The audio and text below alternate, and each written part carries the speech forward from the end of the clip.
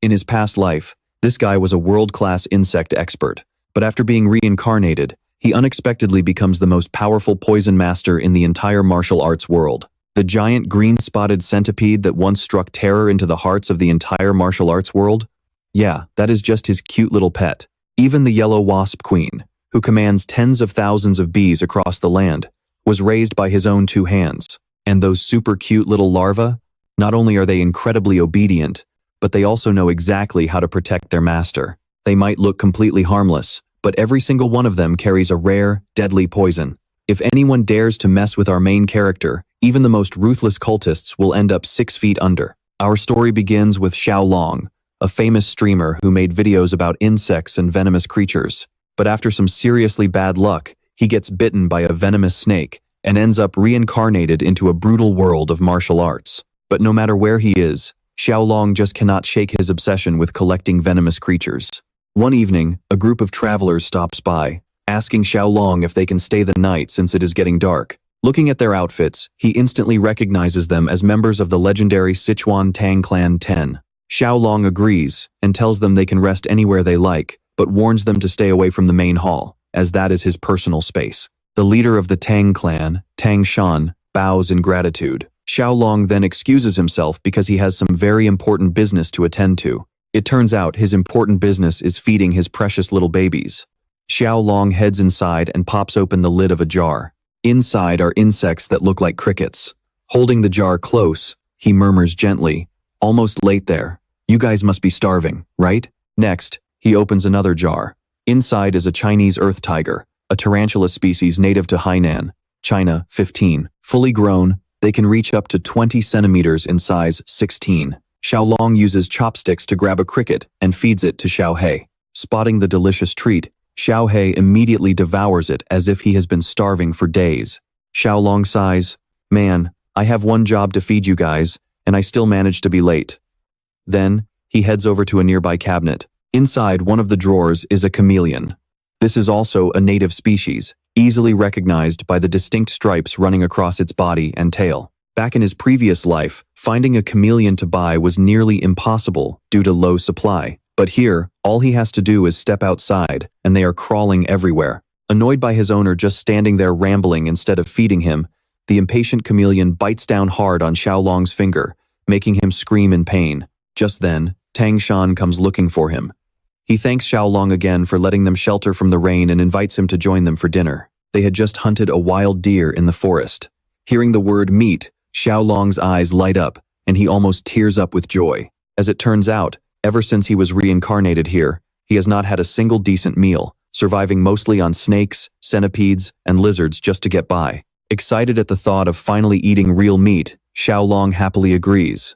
The scene shifts, showing everyone gathered around a blazing campfire, roasting the meat. The mouth-watering aroma of roasted meat fills the air, making Tieu Long drool as he stares at it, completely mesmerized. While waiting for the meat to cook, Tang Shan strikes up a conversation, asking Tieu Long if he lives alone on the mountain and how old he is. Tieu Long replies that he is probably around 14 or 15. Not wanting to reveal too much, he makes up an excuse, saying he suffered a head injury as a child and cannot remember much of his past. He explains that he has lived alone on this mountain since he was a kid, catching snakes and skinning them to sell for a living. After chatting for a bit, the meat is finally ready. Tang Shan's father, Tang Jun, hands him a steaming hot, juicy venison leg. Tieu Long says, "Thank you, elder," and happily takes the leg.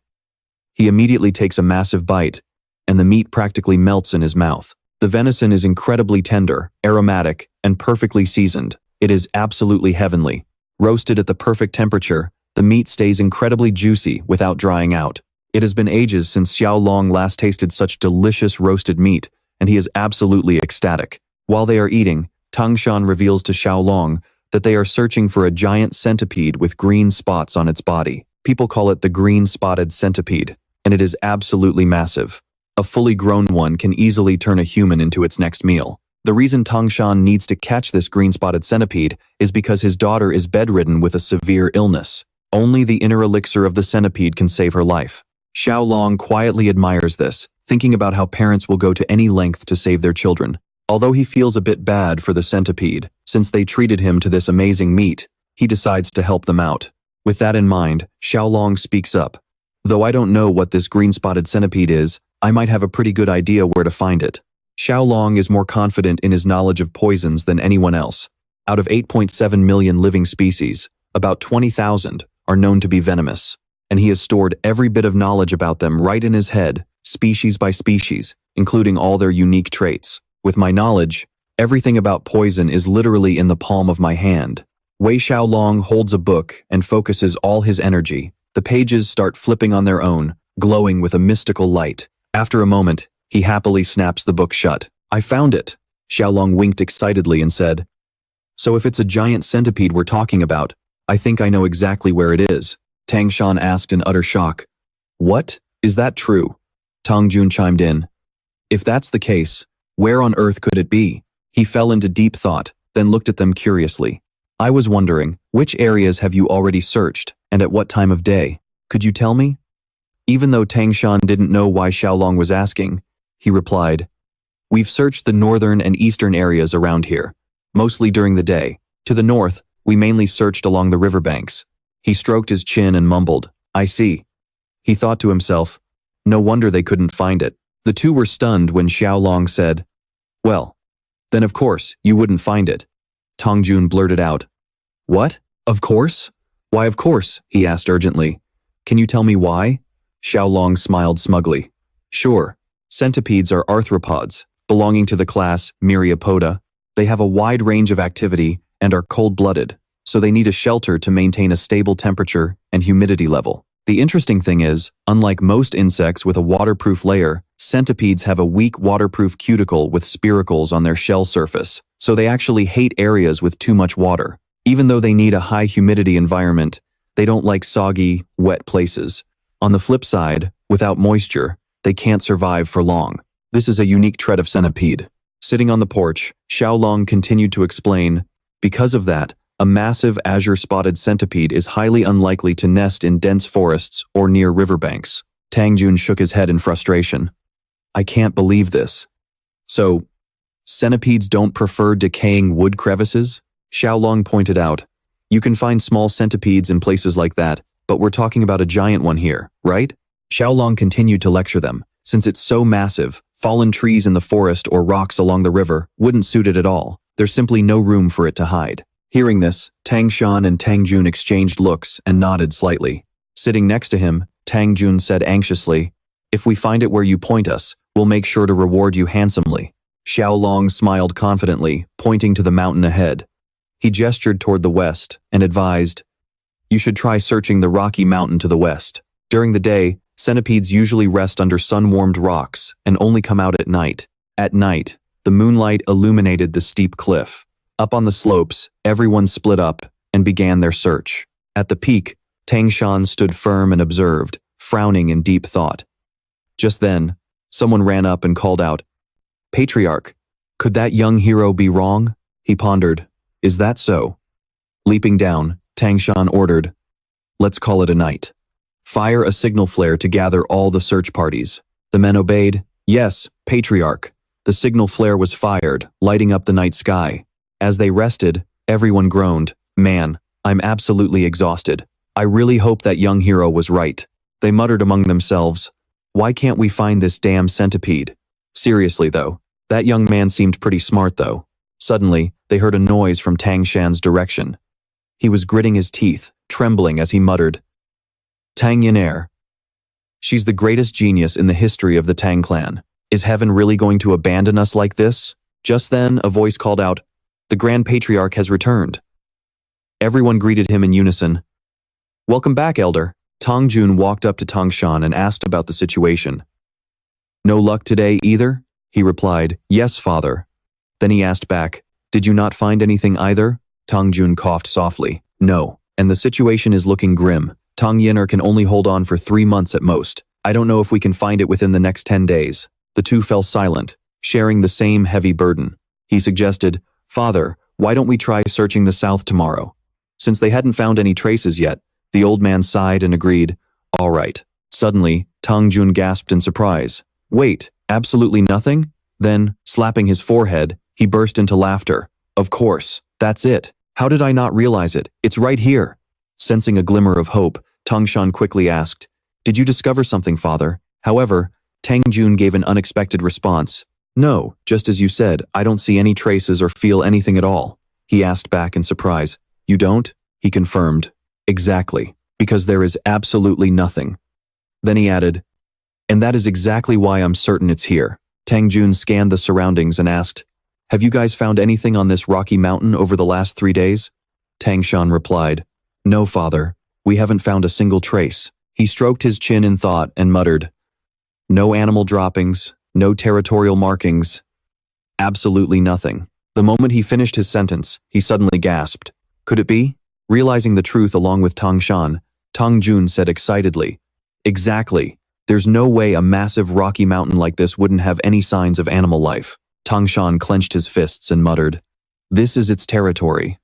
Tang Jun replied with joy, "That's right. That's why every single beast around here has either fled or ended up as prey for the centipede." He patted Duong Sun on the shoulder and reassured him, "The blue-spotted centipede is definitely here. We can finally save Ngan Ni now," he said, biting his lip as if a glimmer of hope had finally appeared. Before he could even finish, the ground shook violently. Everyone panicked and screamed, "What's going on? What on earth is that?" In the chaos, someone accidentally stepped right into the bonfire out of sheer terror. Just then, a massive explosion erupted right from the middle of the crackling flames. Duong Quan and Duong Sun stood frozen, shouting, "What is that?" Suddenly, a razor-sharp pincer burst out and slammed hard onto the ground. The soldiers stammered in absolute terror as dirt and debris rained down on them. The old man's face went completely pale, and he let out a gasp. Rising from the dust, the massive form of the giant blue-spotted centipede slowly came into view. At that exact moment, panic broke out all across the city. Tieu Long sighed lazily. "It's all a total mess now." He stretched out and wondered, just how big is this centipede to have everyone freaking out like this? They said they were just looking for it, so why did they have to tear the whole mountain apart? Tieu Long smirked. Could a centipede really be big enough to swallow me whole? He grinned with excitement, genuinely curious. Later that night, deep in the mountains, a crowd gathered around the carcass of the defeated giant centipede. Duong Quan opened the small wooden box and said, "This is the inner core of the blue-spotted centipede." Tears welled up in everyone's eyes. The old man cleared his throat, trying to hide his overwhelming emotions. With this, Ngan Ni is saved. Battered and bruised, Duong Sun limped over and said, "Father, please take the uninjured warriors and head to Sichuan first." Duong Quan looked puzzled. "What do you mean by that?" Duong Sun gazed into the distance and replied, "A debt of gratitude must be paid, just as a grudge must be settled.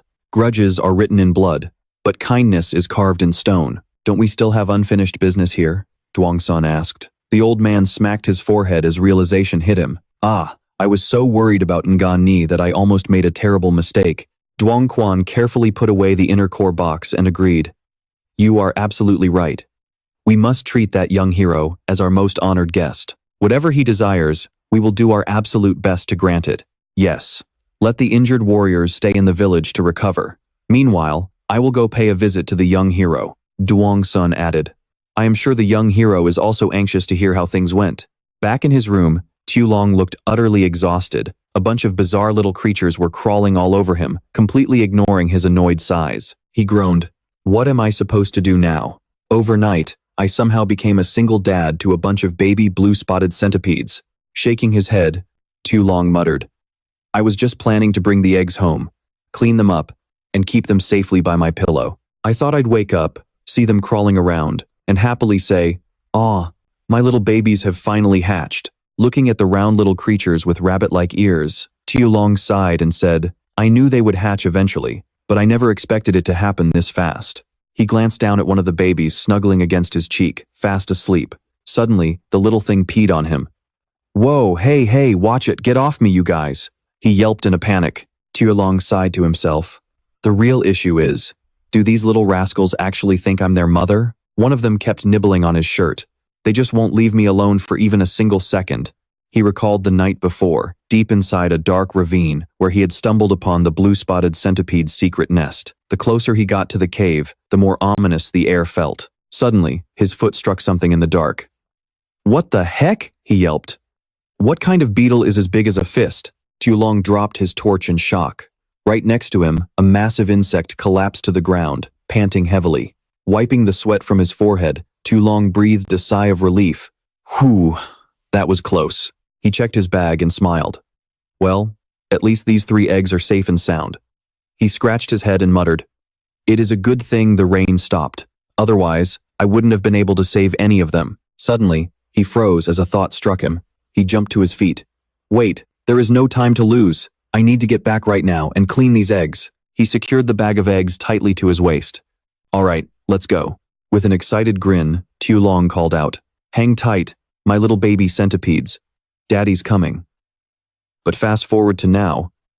With the eggs already hatched, he could only sit there groaning. Even though I didn't get to see a live adult blue-spotted centipede, I guess I'm still pretty lucky to have saved these eggs. The adorable little creatures kept nuzzling against him, making him feel a bit awkward. "Hey," Tieu Long said gently, "are you guys ever planning to let go of me?" The playful little things scurried right down his back. Tieu Long muttered, "I mean, I know you guys don't even need to eat until your second molt, so at least I don't have to worry about finding food for you yet, but having you cling to me like glue is seriously overwhelming." Suddenly, a brilliant idea struck him.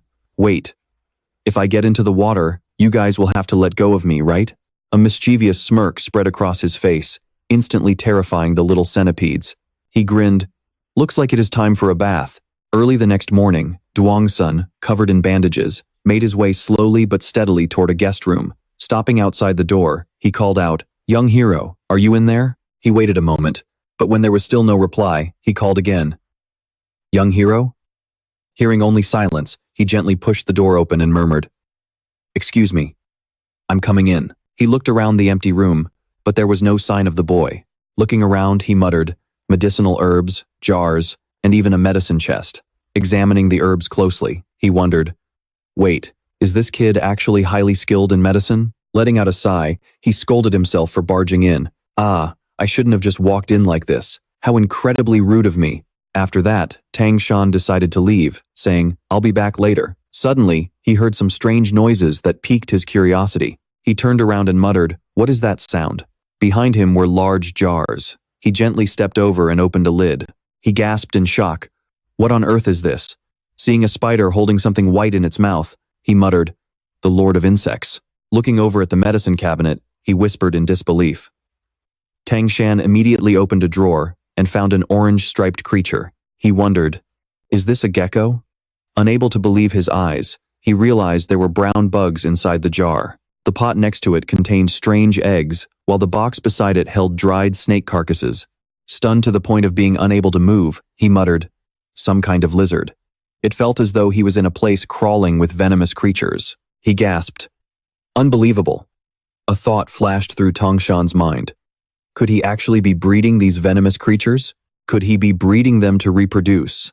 Even the Tang Clan, famous for their poisons, only goes as far as managing and extracting toxins. They would never dream of breeding them like this.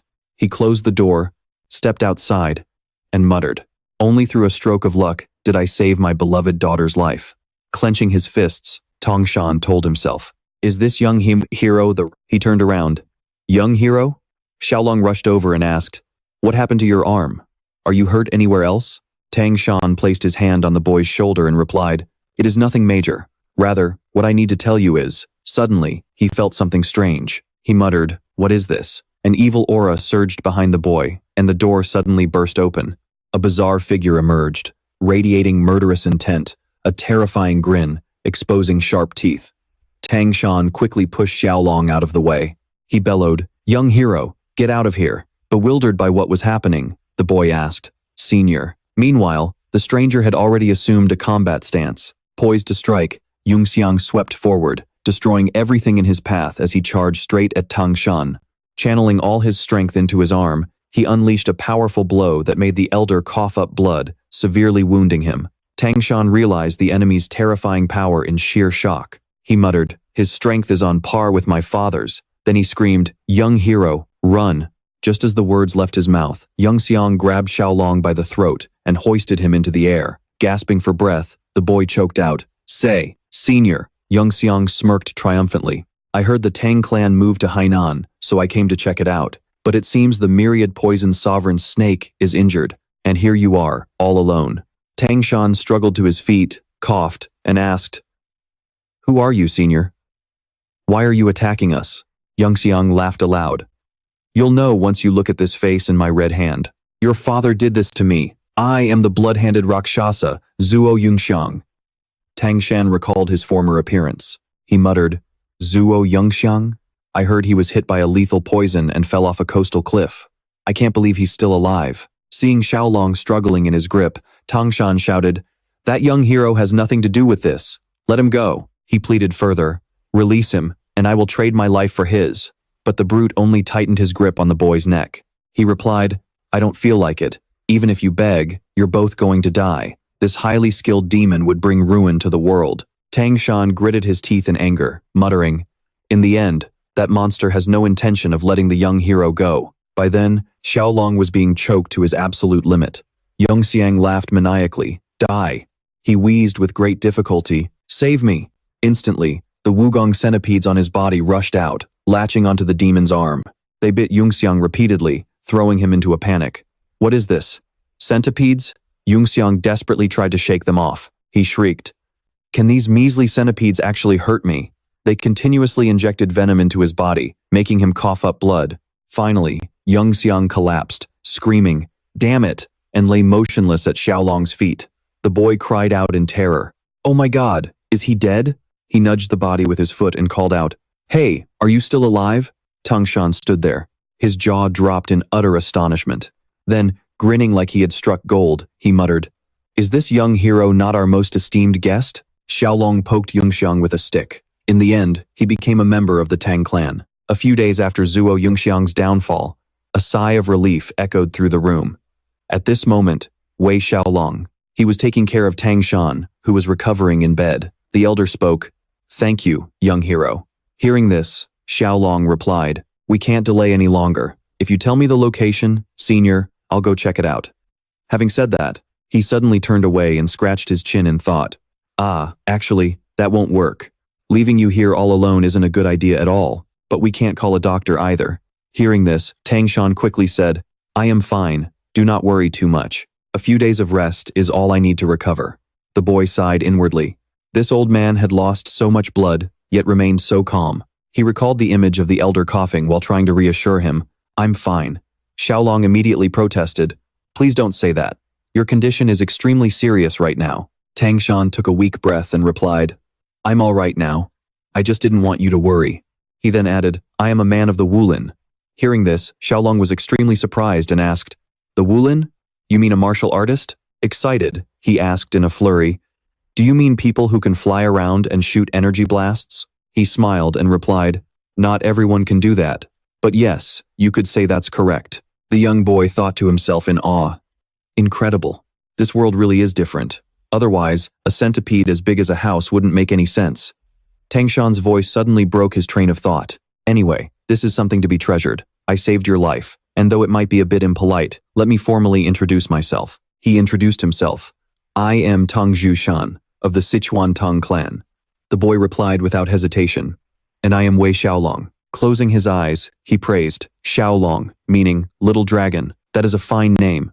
Then, he looked at him and asked, "Besides, there is much I wish to ask you, if you do not mind?" The boy politely replied, "Yes, please go ahead." He inquired, "Could that black, venomous creature be a centipede?" Looking down at the larvae clinging to his body, he poked them gently and confirmed, "Yes, these are the larvae of the blue-banded centipede." Tang Shan was so shocked that he bolted upright and exclaimed, "Did you say you tamed the larvae of the blue-banded centipede?" Startled by his sudden reaction, the boy cried out, "Senior, please lie back down first." Ignoring his plea, the old man pressed on, "Where did you learn to tame them like this?" The boy stammered in reply, "Well, while I was waiting for you, I just saw them." He suddenly cut him off. "Are you telling me you raised these venomous insects yourself?" He hesitated, feeling a bit self-conscious, before speaking up, "It is a rather long story. Would you like to hear it?" Covering his mouth, he cleared his throat. "It is fine, do tell." The boy began, "Then I shall start with the eggs of the blue-banded centipede." And so, the story went. Outside the temple, the silent night seemed to be listening to Xiaolong's tale. After hearing the whole story, Tang Shan asked in astonishment, "Wait, You mean you found the eggs and raised them all on your own? He replied, yes, that's right. I could tell when they were about to hatch. Sweating, the old man thought. Who on earth could know the exact day they would hatch? How is that even possible? The boy said, please wait a moment, senior. With that, Tieu Long opened the cabinet doors, brought out some creatures, and asked, would you like to take a look at this? He held one out, proudly introducing it. This is a common cave lizard. It has yellow stripes on its body and white stripes on its tail. He continued, showcasing another one. And as for this one, I selectively bred the ones with large white stripes on their tails, and the result is these two distinct colors. Tang Clan stared at the creatures in front of him and gasped. Could it be? He shouted. You bred them to have these colors? He happily confirmed. Yes, aren't they beautiful? The old man swallowed hard and asked, then, if you breed those with the strongest venom, could you create an even deadlier species? Slightly caught off guard by the question, his mind began to race. Theoretically, it is possible. After considering it, he said, if we can determine which one has the stronger venom, then absolutely. He hesitated, but that would be difficult. The old man suddenly raised his voice. Did you say it's possible? The boy flinched. Placing his hands on his shoulders, he seriously proposed, you must join my clan. The boy gasped in surprise. Huh? He shouted again, if you join our Tang Clan, we will pass down all of our ultimate martial arts techniques to you without hesitation. Rare herbs, spiritual plants, and any poison you desire will be right at your fingertips. He passionately coaxed him. With your skills, you might even be able to capture or raise one of the 10 great venomous insects of the Central Plains that the Jianghu speaks of. Seeing that still wasn't enough to tempt him, Tang Clan pulled out his trump card. I do not mean to boast, but one of the 3 treasures of the Central Plains is my daughter. Tieu Long hastily cut him off. Wait, he asked. What did you just say? The old man was also taken aback. Then, as if suddenly realizing, he laughed out loud. Ah, you are still young, but you are a man after all, so of course you would react that way. My daughter is indeed one of the 3 treasures of the Central Plains. Seeing that he had misunderstood, the boy cried out, no, that's not what I meant. I didn't mean it in that way. He pictured the 10 great venomous insects the old man had mentioned, clenching his fists as he asked loudly, are the 10 great venomous insects of the Central Plains as formidable as the blue-banded centipede? He emphasized, without a doubt, of course they are. Smirking with pride, he said, the blue-banded centipede is indeed formidable, but it is still a low-level venomous creature. It cannot compare to the 10 great venomous insects of the Central Plains. He went on to describe everything from a centipede as massive as a house to a golden centipede that gleamed like pure gold. He listened in awe, his imagination running wild with every word, but the old man kept going, proving that whatever he was picturing, the reality was far beyond it. Tang Clan let out a soft sigh. It truly was an extraordinary situation. He looked at Tieu Long's bright, enthusiastic face and the 2 larvae crawling inside his shirt, then declared, it seems I have successfully persuaded you. 2 days later, at the temple, the Tang Clan disciples shrieked upon hearing the news. Did you say the blood hand Rakshasa, Jia Yungxiang, has appeared? Tang Clan replied, yes, I was actually very close to being in deep trouble. Who would have thought he was training in seclusion and has now reached a realm almost equal to my father? The disciples stammered in fear. That? One disciple sputtered, unable to form a sentence. In that case. Another disciple spoke up as a thought struck him. Wait, did the family head kill him? Does that mean you have reached the realm of 10,000 poisons? Another disciple immediately cheered. Congratulations. The other disciple chimed in. Oh, congratulations, family head. Tang Clan sighed and shook his head. No, that is not what happened, he continued. I was not the one who killed him. It was this young hero right here. A disciple blurted out in disbelief. This young hero? With that, he turned, grabbed Tieu Long's hands, and shouted to confirm. Is it really you, young hero? The disciples immediately bowed, saying, thank you, young hero, for saving our family head's life. Could you be an ageless, legendary master of the Sichuan Tang Clan? Tieu Long was completely caught off guard by their words. He asked back, huh? What? Ageless what? Tang Clan calmly intervened. Young hero, it seems there is a slight misunderstanding. Could you show me those creatures? After a brief thought, Tieu Long agreed, calling out, come on out, little ones. The disciples stared wide-eyed at the creatures wriggling, trying to poke their heads out from beneath his clothes. The tiny larvae made soft noises as they looked around. Catching a clear view of the larva, a disciple gasped in shock. Oh, aren't those centipedes? So these little guys were the ones that took down the bandit Jia Yongxiang. One of the disciples suddenly cried out in fear. What? Is their venom even safe? Another disciple yelled, unable to hide his admiration. Did you actually tame the blue-banded centipedes? To think such a young hero could be this talented. Tang Shan gently chimed in. That is why I have decided to welcome this young hero into our clan. The disciple cheered excitedly. Whoa, young hero, this is an incredible opportunity for you. Tang Shan spoke up, his voice instantly drawing the attention of the excited crowd. Clenching his fists, he said with a serious expression, It seems we should not delay any longer. Xiao Long asked, Elder, is there something else you are looking for? He remained silent for a moment before speaking solemnly. The blood hand Rakshasa, Jia Yongxiang. The martial art he practiced was the blood hand poison claw, a terrifying demonic technique that requires human blood and marrow to advance to the next level. Xiao Long thought in horror. What kind of messed up demonic art is that? Tang Shan firmly declared, if he left a manual behind, or if he has an apprentice, we must eliminate them to prevent future trouble. We cannot allow such a cruel demonic art to plague the martial arts world ever again. Clenching his fists, he asked, if there are any captives, we must rescue them, mustn't we? The disciples readily agreed. Of course, family head. Turning to Xiao Long, Tang Shan asked, young hero, could you lend us a hand? After all, you are familiar with the terrain of Hainan Island. Xiao Long remained silent, lost in thought, while his little larva crawled closer and made soft noises. He closed his eyes and pondered. Perhaps joining the Tang Clan means taking on a lifelong commitment, but usually, an internship is meant for observing the company culture and evaluating the boss's character, right? So, he cheerfully replied, I understand. Once you are fully recovered, I will do everything I can to assist you. Hearing this, the disciples smiled. Tang Shan praised, you have the right mindset, young hero. Xiao Long flashed a bright smile. Saving lives is a noble cause, of course I should help. Though he put on a humble front, he secretly thought to himself, I need to use this journey to thoroughly investigate the Sichuan Tang Clan. After all, top-tier talent always conducts a reverse interview. 3 days after Elder Tang Shan recovered his health, the group consisting of Tang Shan, Wei Xiao Long, and the disciples set off to search for the hideout of the blood hand Rakshasa, Jia Yongxiang.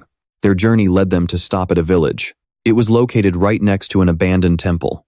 They asked the locals if anyone had gone missing, to which a worried villager replied, Are you talking about missing people? The old man tried to recall and said, Over the past year, 1 or 2 people have vanished in the forest, but it did not happen very often. Tang Shan stroked his beard in deep thought, and the group clasped their hands in gratitude. Speaking on behalf of everyone, Tang Shan said, Thank you, Chief. The old man warmly replied, It is nothing. Being able to help the Tang Clan is truly an honor for me. Then he said, With that, I shall take my leave. The village chief replied, Safe travels. Unfortunately, they could not gather any more clues, and had to continue their journey. Xiao Long wondered, Is this village no different from the others? Tang Shan pondered for a moment before replying. Judging by how he tracked us down and showed himself, I thought he would be hiding somewhere nearby. Finding him will not be easy. Xiao Long also found it strange. How could he leave absolutely no trace behind? As Xiao Long recalled Jia Yongxiang's attack, he asked himself, what did he say back then? Suddenly, a thought struck him, and he blurted out, Elder, do you remember what he said when he first showed up? Tang Shan turned to him and replied, I do not recall it clearly. What about you? He tried to look back on it, thinking, right, I got hit and sent flying at that exact moment. Then he continued, right, which means. Saryong analyzed. He said the Tang Clan has already entered Hainan Island, right? Chilson asked back. Really? And Saryong continued his analysis. If that is the case, it means someone knew about the Tang Clan entering Hainan Island and informed Tak Unyang, right? Chilson nodded. That is highly likely. Saryong excitedly chimed in. Then it is simple. We just need to trace the route they took on Hainan Island. Based on their descriptions, if we use portraits to ask around, we will definitely find them. Chilson and his disciples stared at him in surprise. Chilson smiled and said, I did not even think of that. Brilliant. If the blood hand Rakshasa, Tak Unyang, said that, he must have heard it from someone who crossed paths with us. While Saryong felt a bit embarrassed by the praise, Chilson made his decision. All right, that makes things easy. We move out immediately. They continued their journey to a nearby village, where a heavy, gloomy atmosphere hung over the area. As they entered, Soryong spoke up. Family head, I heard that if there is a port on Hainan Island, it is highly likely this village. Chiel-san took a look around and noted, it seems only women live here. He ordered, let us head in and take a look. Like the young hero said, the women here might not be too hostile towards us. The disciples called out in unison, yes, family head. Inside the village, the residents looked deeply depressed, many of them completely spacing out. Some were just lying in front of their doors, while another villager quietly went about their work. They called out, is anyone here? The villagers' attention was drawn to them as the group walked in. One resident asked, what business do you have in a village of women? Chiol-san was somewhat surprised to see the village chief leading a young girl by the hand, accompanied by two young men. He looked up and introduced himself. I am Tang Chiol-san, the leader of the Sichuan Tang Clan. We have come here for a reason. While they spoke, Soryong quietly observed his surroundings. He could not help but feel that this village completely lacked any signs of life. Even the children had absolutely no energy. A strange thought crossed his mind as he wondered, what is wrong with all of these people? Looking around at the lifeless crowd, he thought, could they have all been poisoned? The village chief spoke up, I do not know anything about any disappearances, because nothing has happened here. His expression turned cold as he snapped, go back. Chiel-san tried to convince him, but it seemed the village's population had already dwindled significantly. The old chief shouted, this is none of your business, go back. Both Chiel-san and Soryong were caught off guard by his hostile attitude. Chiel-san leaned in and whispered, young hero, I heard the people here were supposed to be very friendly. Soryong, equally confused, replied, yeah. But just then, the little girl the chief was leading suddenly collapsed. The old man cried out in panic, Majin, did you collapse again? The old man burst into tears of panic. Oh my God, Majin, no, you are the only family I have left. The old man sobbed in agony, why must even you suffer from this terrible disease? Chiel-san dropped to one knee before the old man and offered, Chief, I know a bit of medicine. May I take a look? The old man asked. Central Plains medicine? Chiel-san replied, yes. While I am no physician, I have some medical knowledge. Could I examine the child? The old man quickly agreed, saying, please, I am counting on you. He then began to explain, actually, a terrible plague broke out in our village some time ago. The children have been dying one by one, and the adults are only growing weaker by the day. Chiel-san placed a comforting hand on the old man's shoulder. I see. Let me examine her first. Tears welled up in the old man's eyes as he said, thank you so much. He then urged them, please, hurry inside. He then shouted to the other villagers, what are you all waiting for? Hurry and bring the doctor and his group inside. The group quickly rushed indoors. As they ran, Soryong asked one of the disciples, Senior, does the family head actually know medicine? The disciple replied, yes, he does. He explained further, our Tang Clan's martial arts are closely tied to handling toxins, so we are quite skilled in pharmacology. Besides, martial arts start with a deep understanding of the human body, which naturally requires a grasp of medicine. A sudden thought crossed Soryong's mind. I used to think they were just a bunch of assassins who specialized in poison. But joining the Sichuan Tang Clan means that besides learning their terrifying, exclusive martial arts, studying medicine actually sounds pretty cool. But then, the disciple added with a somewhat sinister grin, oh, and occasionally, we capture bad guys and test toxins on them just to see how they react. That is also pretty fun. Soryong froze in horror, thinking, wait, is that human experimentation? He immediately imagined Chiel-san and his questionable disciples doing exactly that. He shuddered, thinking to himself, that is a bit too much. They really are terrifying people. The sky remained gloomy as the first light of dawn began to creep into the house. Majin lay there, completely motionless. Her eyes were shut tight, and an unsettling green energy emanated from her body. Chiel-san briefly explained the situation to the village chief. First, I have channeled my inner energy into her to stabilize her breathing. The old man replied, oh, thank you, as he gently stroked Majin's head. He then added sadly, she is my only granddaughter. Please, save her. Chiel-san frowned and asked, her pulse seems highly unstable. How strange. Has her heart been weak ever since she was born? The old man replied, no, the illness only became severe about half. It started last year. Not only my granddaughter, but many others are suffering from this disease, the old man explained. We call it a cursed illness. That is why I told everyone to turn back at the main gate earlier. Tieu Long immediately put the pieces together and exclaimed, so that is why. Tang Clan then said, Chief, first, I will prescribe a good formula to help their hearts. Please help me gather everyone in the village so we can test this medicine. The old man wept with gratitude and sobbed, Thank you so much, sir. He bowed in thanks again, saying, I cannot thank you enough. Tieu Long quietly watched Tang Clan with a gentle smile. As night fell, one of the disciples called out softly, Master. He said, You have worked so hard examining everyone today. Tang Clan replied, Thank you. Jubai then asked, How is everyone doing? He paused to think, then said, It is actually quite strange. He began analyzing their symptoms. Physical weakness, swollen eyes, erratic pulse, and a mild fever. The symptoms vary, but the severely ill ones all have heart issues. Then, suddenly remembering, he asked, What about that young man? Jubai reported, He seemed completely worn out after helping everyone, so he fell asleep. I showed him to a room to rest. The image of his disciples carrying the boy to his room flashed through Tang Clan's mind. The disciple sighed. The young man really did his best.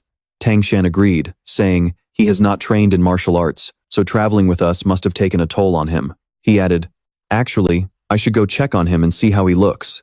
Jubai replied, I will lead the way. The door opened quietly, revealing Tieu Long fast asleep, completely oblivious. Tang Clan did not enter immediately, but stood at the doorway, watching him in silence. Suddenly, he burst into the room and rushed to the bedside. In a flash, his hand came down, slapping the boy hard across the face, making him scream in pain. Tieu Long bolted awake, staring at him with a mix of confusion and anger. He cried out, Elder!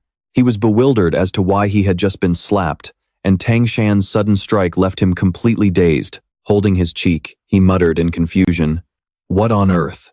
He shrank back against the wall, wondering, What is going on? Elder, that hurt. Tang Clan immediately softened his tone. I am sorry. I was just trying to get a bug that was crawling on your cheek. Tieu Long frowned. A bug? Tang Clan replied quickly. Now hear me out. Looking toward the door, he said, I just wanted to check on you before getting some sleep. Then, Tang Clan pointed and said, There really is one. Suddenly, a bug flew over and landed right on your face. Did you know? He pointed at the insect, his eyes narrowing. Hainan Island is home to many toxic bugs that I do not know much about, making them highly dangerous. That is why I reacted instinctively. Tang Clan held up the insect in his hand and said, Look, this bug is huge. Tieu Long stared at the insect in his hand, completely speechless. Suddenly, he thought to himself, Wait, why is this insect here? He seemed to realize something important. Tieu Long asked, Elder, even though the patients have different symptoms, they all share the same abnormality, do they not? Tang Clan confirmed, Yes, that is right. Do you know what is causing this bizarre illness to spread through the village? Tieu Long pointed at the insect in his hand and said, It is because of this bug right here. Tang Clan gasped in surprise. What? You cannot be serious. This insect belongs to the kissing bug family. They are called that because they usually feed on the blood around the eyes or lips of sleeping people. They are incredibly agile, even faster than mosquitoes, which is why they are also known as vampire bugs or assassin bugs. Tieu Long wiped away the insect's blood with a cloth and said, The bug itself is not toxic, but its abdomen is packed with harmful parasites. He continued, When they bite someone, the person gets infected through their waste. Trypanosomiasis, or Chagas disease, is the illness it causes. This makes them the 7th deadliest creature to humans on the planet. Tieu Long asked the village chief, Are the dogs in the village panting heavily or showing similar symptoms to the people? The village chief gasped in panic. Yes, they are. Could it really be because of this bug? Tieu Long sighed and replied, It is highly likely, but we cannot be absolutely sure.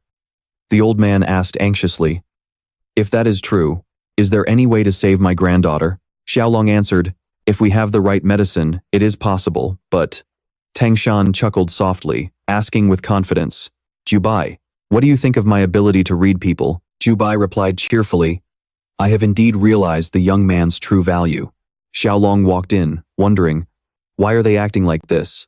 Tang Clan spoke up, Young man, you should join our Sichuan Tang Clan. Tieu Long was stunned and replied, What?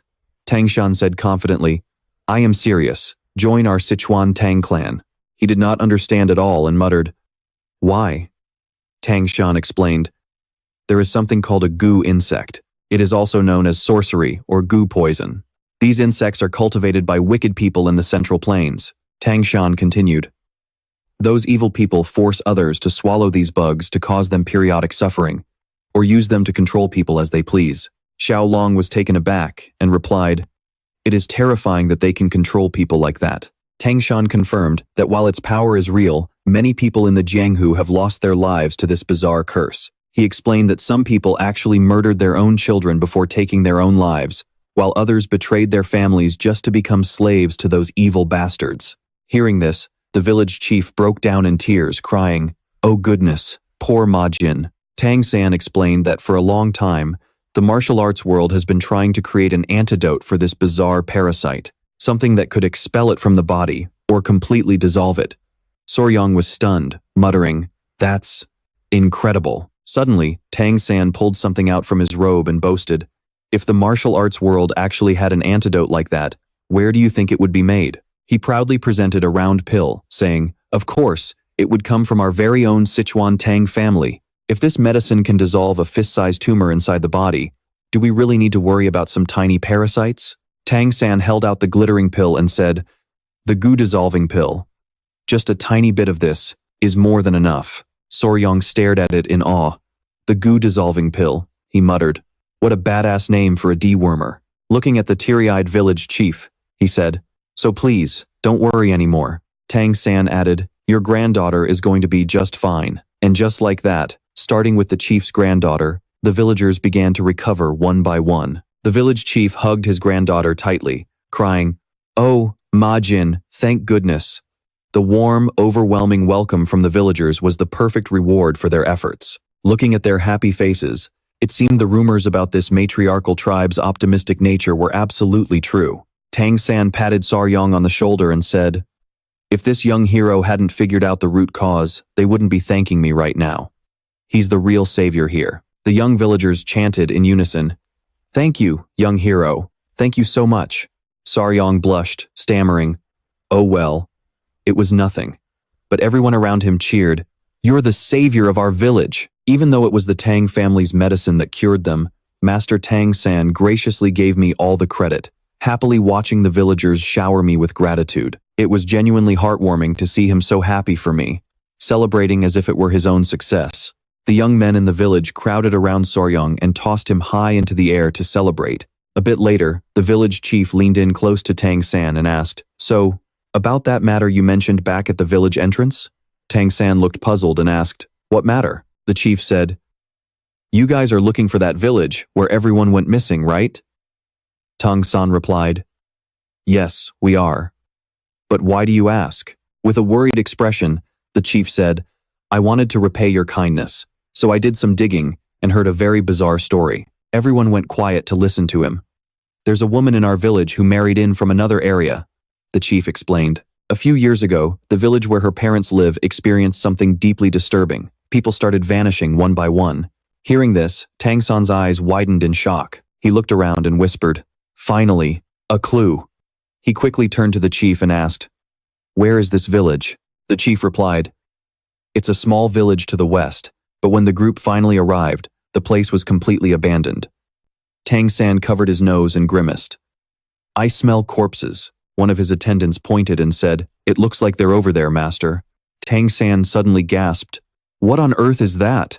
The bodies were piled high. Some were fresh corpses, while others were reduced to skeletal remains. Tang San shuddered. "This is horrific. There's even corpse poison lingering here." It was a toxic vapor coming from the decomposing bodies. A heavily bearded man gasped, "This is spine-chilling. We shouldn't let the young master see this gruesome sight." But Soryong sighed, "Too late. I've already seen it." Suddenly, his eyes caught something. "Wait, what's that over there?" He spotted a set of razor-sharp claws and the beak of a bizarre bird, which was currently swallowing the severed head of a giant snake. Picking up a stone from the ground, Soryong said, "We can't just stand here and let that bird desecrate the dead."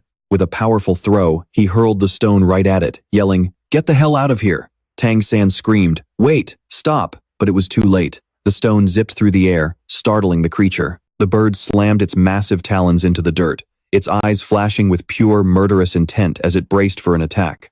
"Hold on. Something is seriously wrong here." The bird spread its wings and launched into the air, radiating an incredibly oppressive aura. Watching the scene unfold, Saryong panicked as a thick black fog swept over the bones, causing them to bubble and dissolve. He gasped, "No way, they're literally melting." Suddenly, a hand clamped tightly over his mouth. Tang San screamed, "Everyone, get back! That's a Zhen bird!" The entire group quickly dropped down, forming a tight defensive circle. Tang San warned, "When it spreads its wings, the Zhen bird brings absolute death to everything in its path. Its beak gleams like bronze and is as sharp as a spearhead, and its body is covered in deep purple feathers." His two attendants listened with grim expressions as Tang San continued. "When it gets angry and spreads its wings, it releases a toxic cloud that poisons and kills every living thing nearby. That's why they call it the Zhen bird."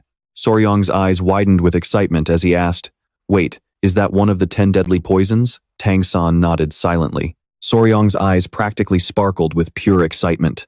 "Oh my god, it is.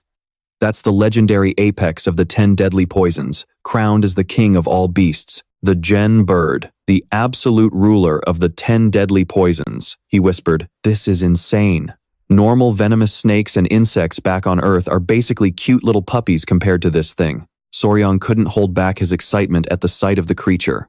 "Wow, watching the Zhen bird soar like that is like a majestic dance of death. It looks like it was lured here by a swarm of venomous snakes."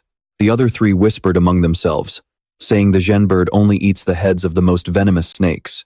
He asked anxiously, "Is that some kind of omen?" He replied, "Most definitely. You could go your entire life without ever laying eyes on a Zhen bird. They are so rare that people only spot them once every 100 years.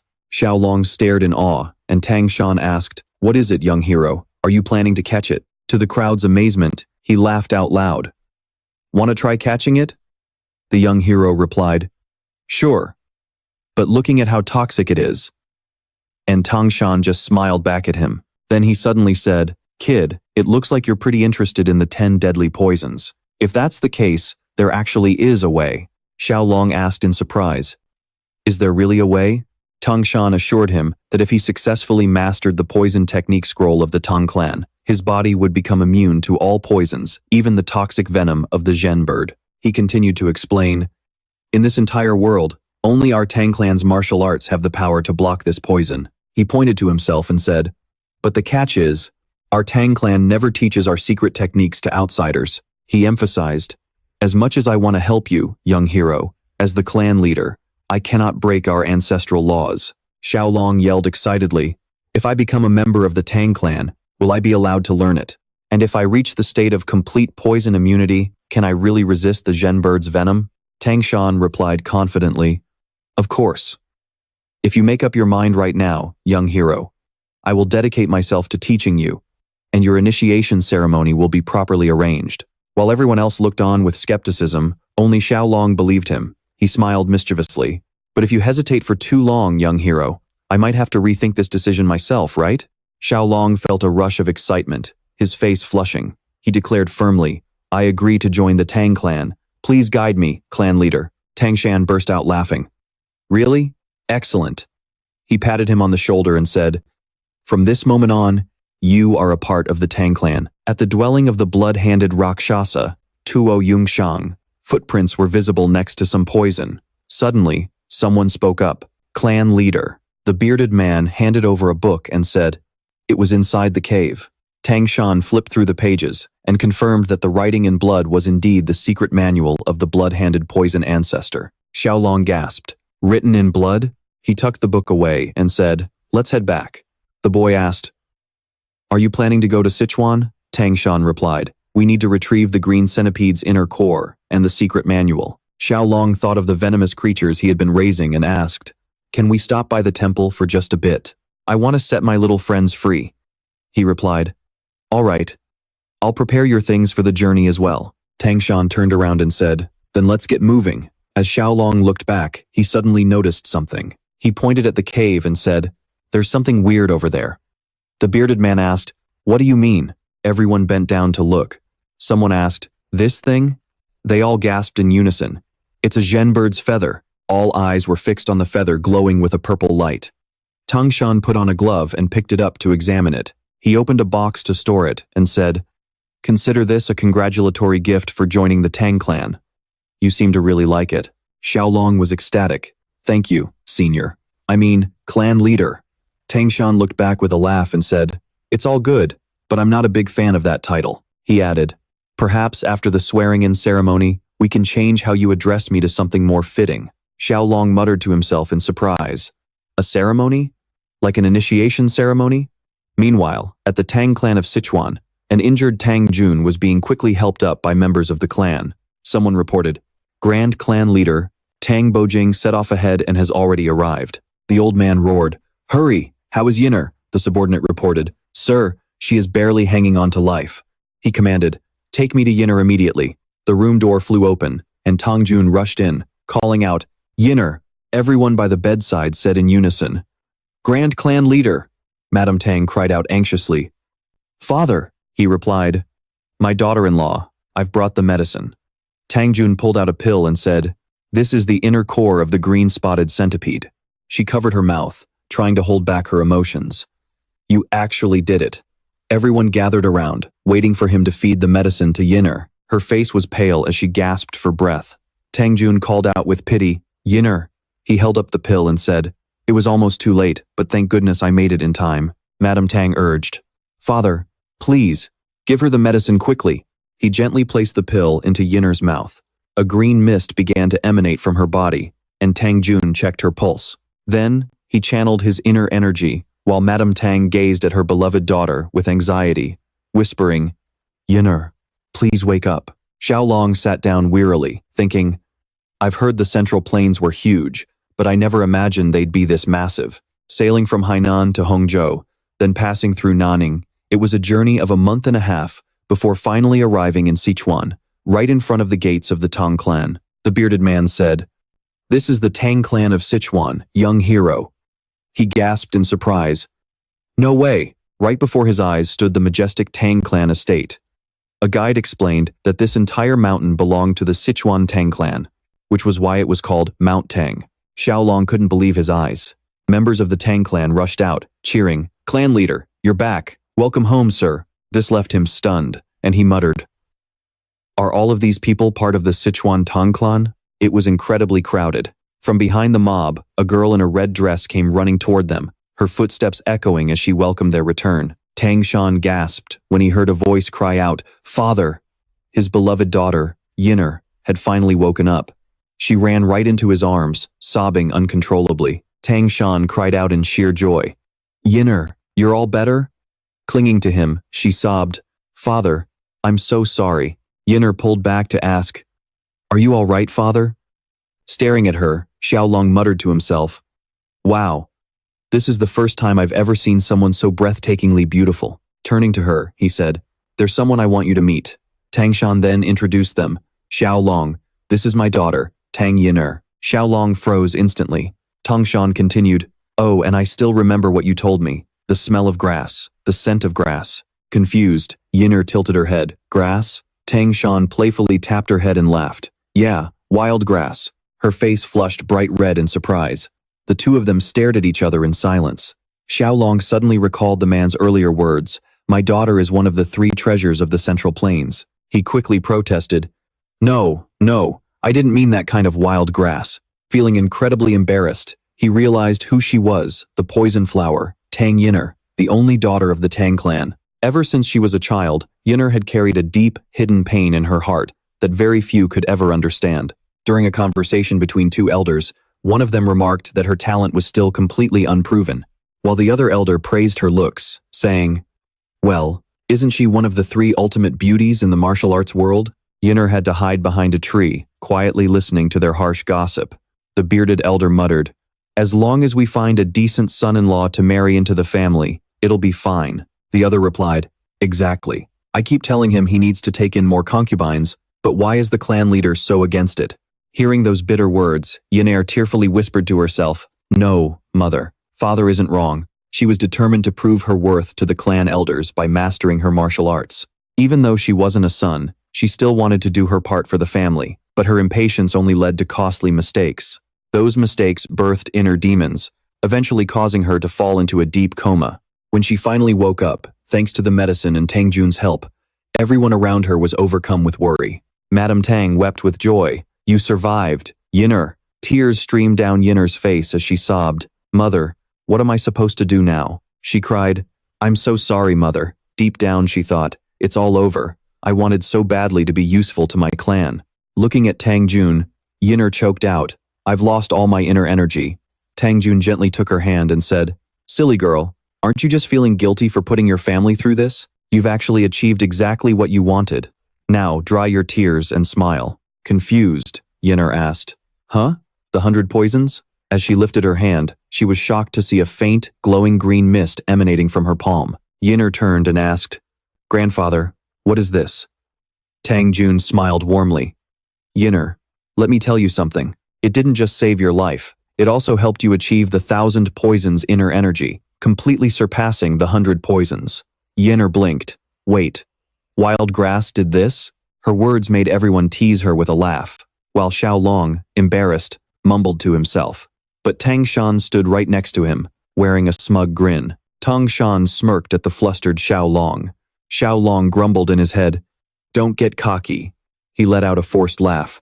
Ah, the clan leader sure has a great sense of humor. It is an absolute honor to meet you, Lady Yinner. He continued. I heard that you were quite ill, so seeing you healthy now is truly wonderful. Yinner responded, Ah, yes, thank you. She then smiled brightly and said, The pleasure is all mine. Introducing herself, she said, I am the poison flower, Tang Yinner. I deeply appreciate you saving my life, young hero.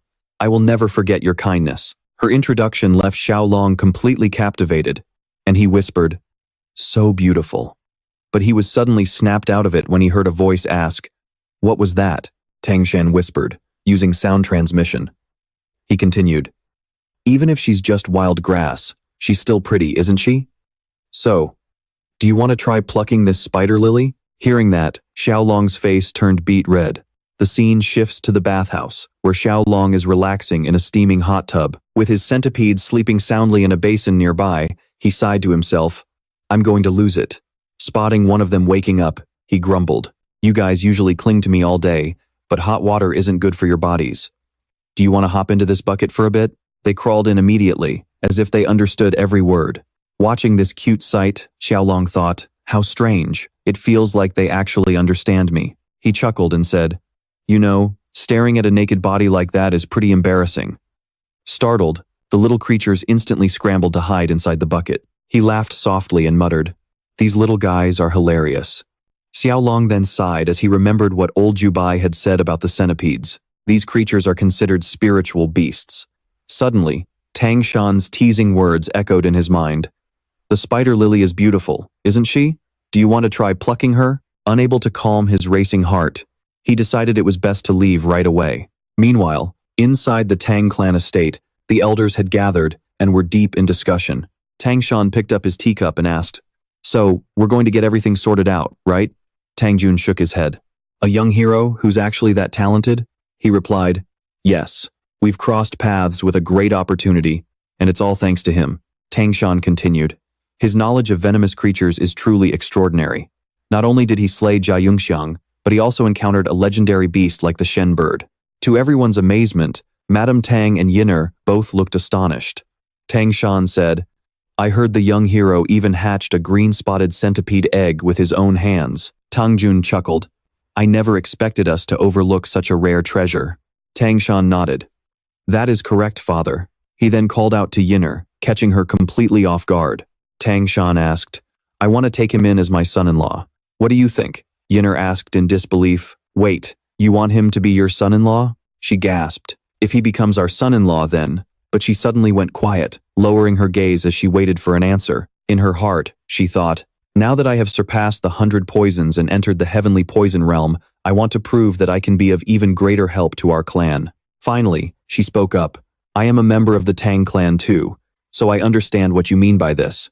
Yinner slammed her hands on the table, raising her voice even as tears welled up in her eyes. She asked, Is this young hero truly worthy of me? I must test him myself. With that, she ran outside, leaving everyone in the room deeply worried. Tang Shan stood up with a bad feeling, silently urging the young hero to be careful. Watching his daughter's departing figure, he muttered, The spider lily is beautiful, but it carries sharp thorns. Now, I can finally aim for the heavenly poison body. If I stop here, I will never be recognized by the clan elders. I will thoroughly investigate his true character. Meanwhile, after finishing his soak, Tieu Long sat outside to cool off. He wondered, what is going on? With a gloomy face, Tieu Long muttered, it seems like I've already made a terrible impression on that young lady from the great clan. Tieu Long gently stroked the green spotted centipede on his chest and wondered, well, what are you guys going to do now? Suddenly, Yin'er called out from behind him, young hero. The sudden shout startled him, making him yelp.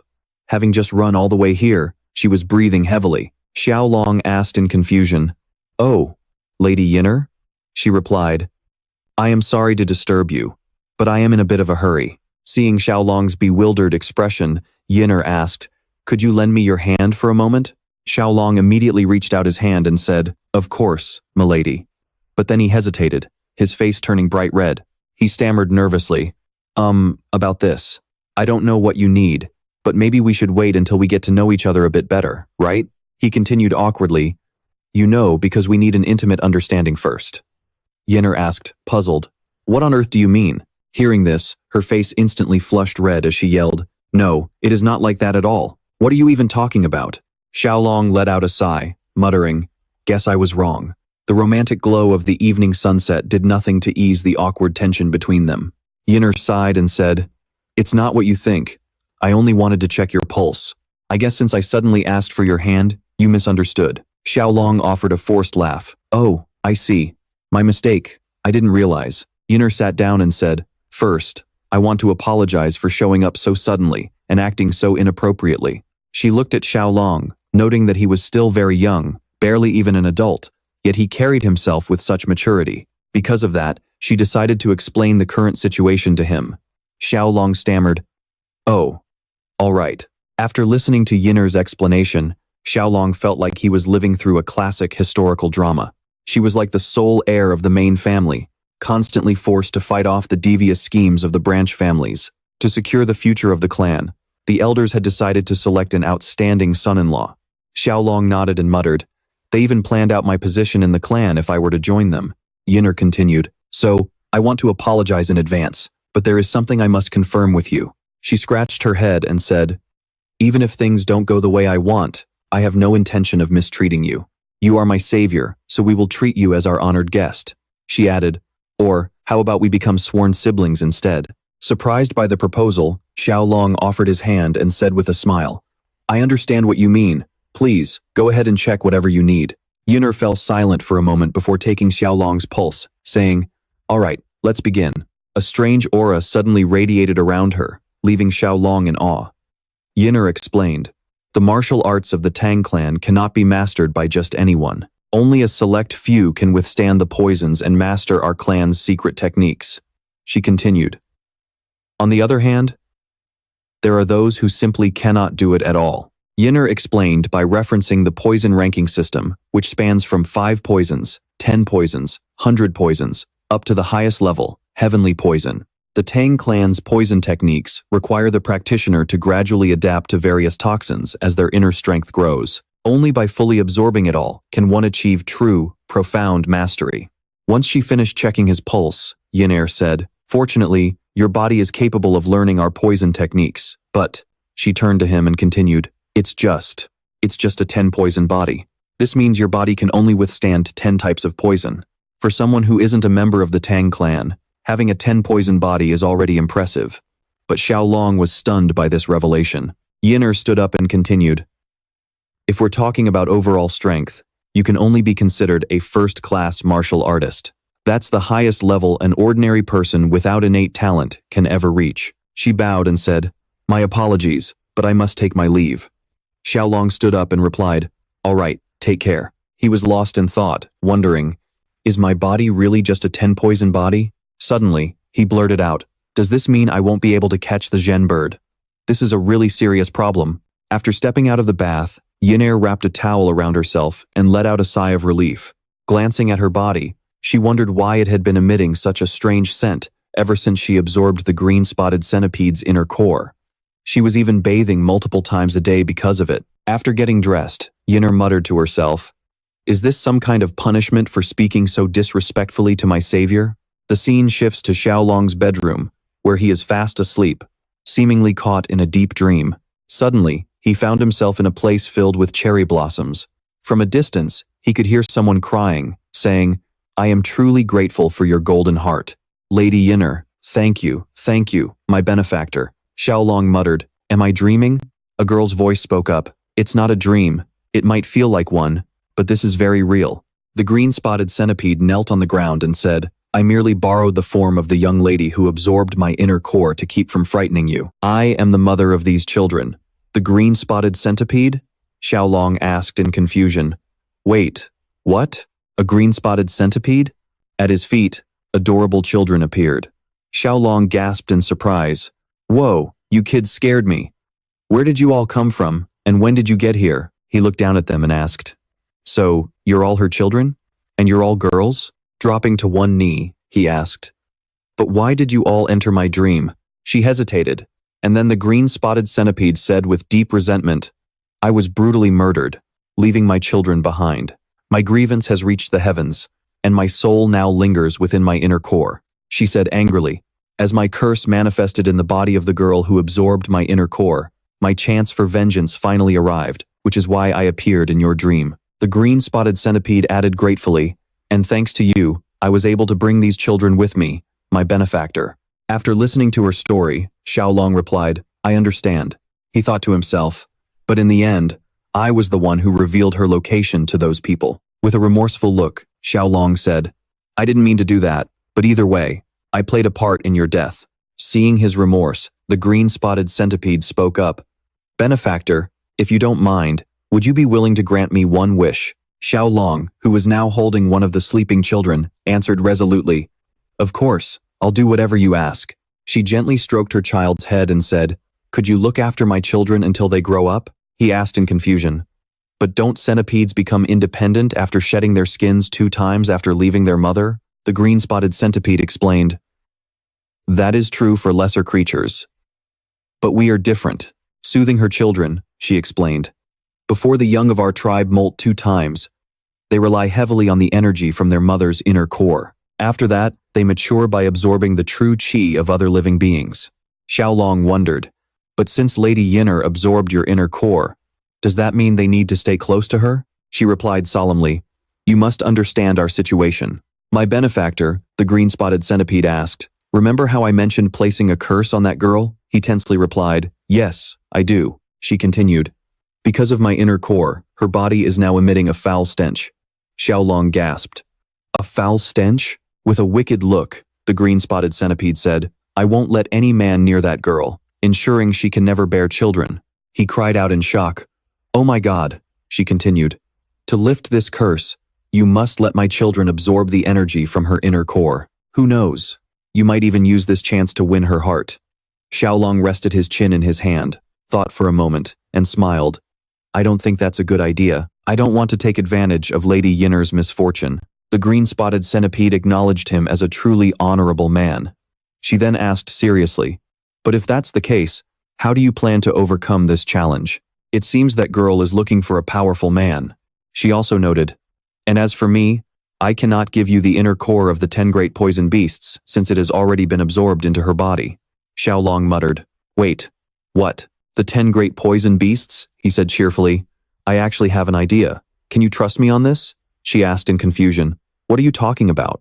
Xiao Long patted the child's head and said, "Just leave it to me. I'm sure we can pull this off."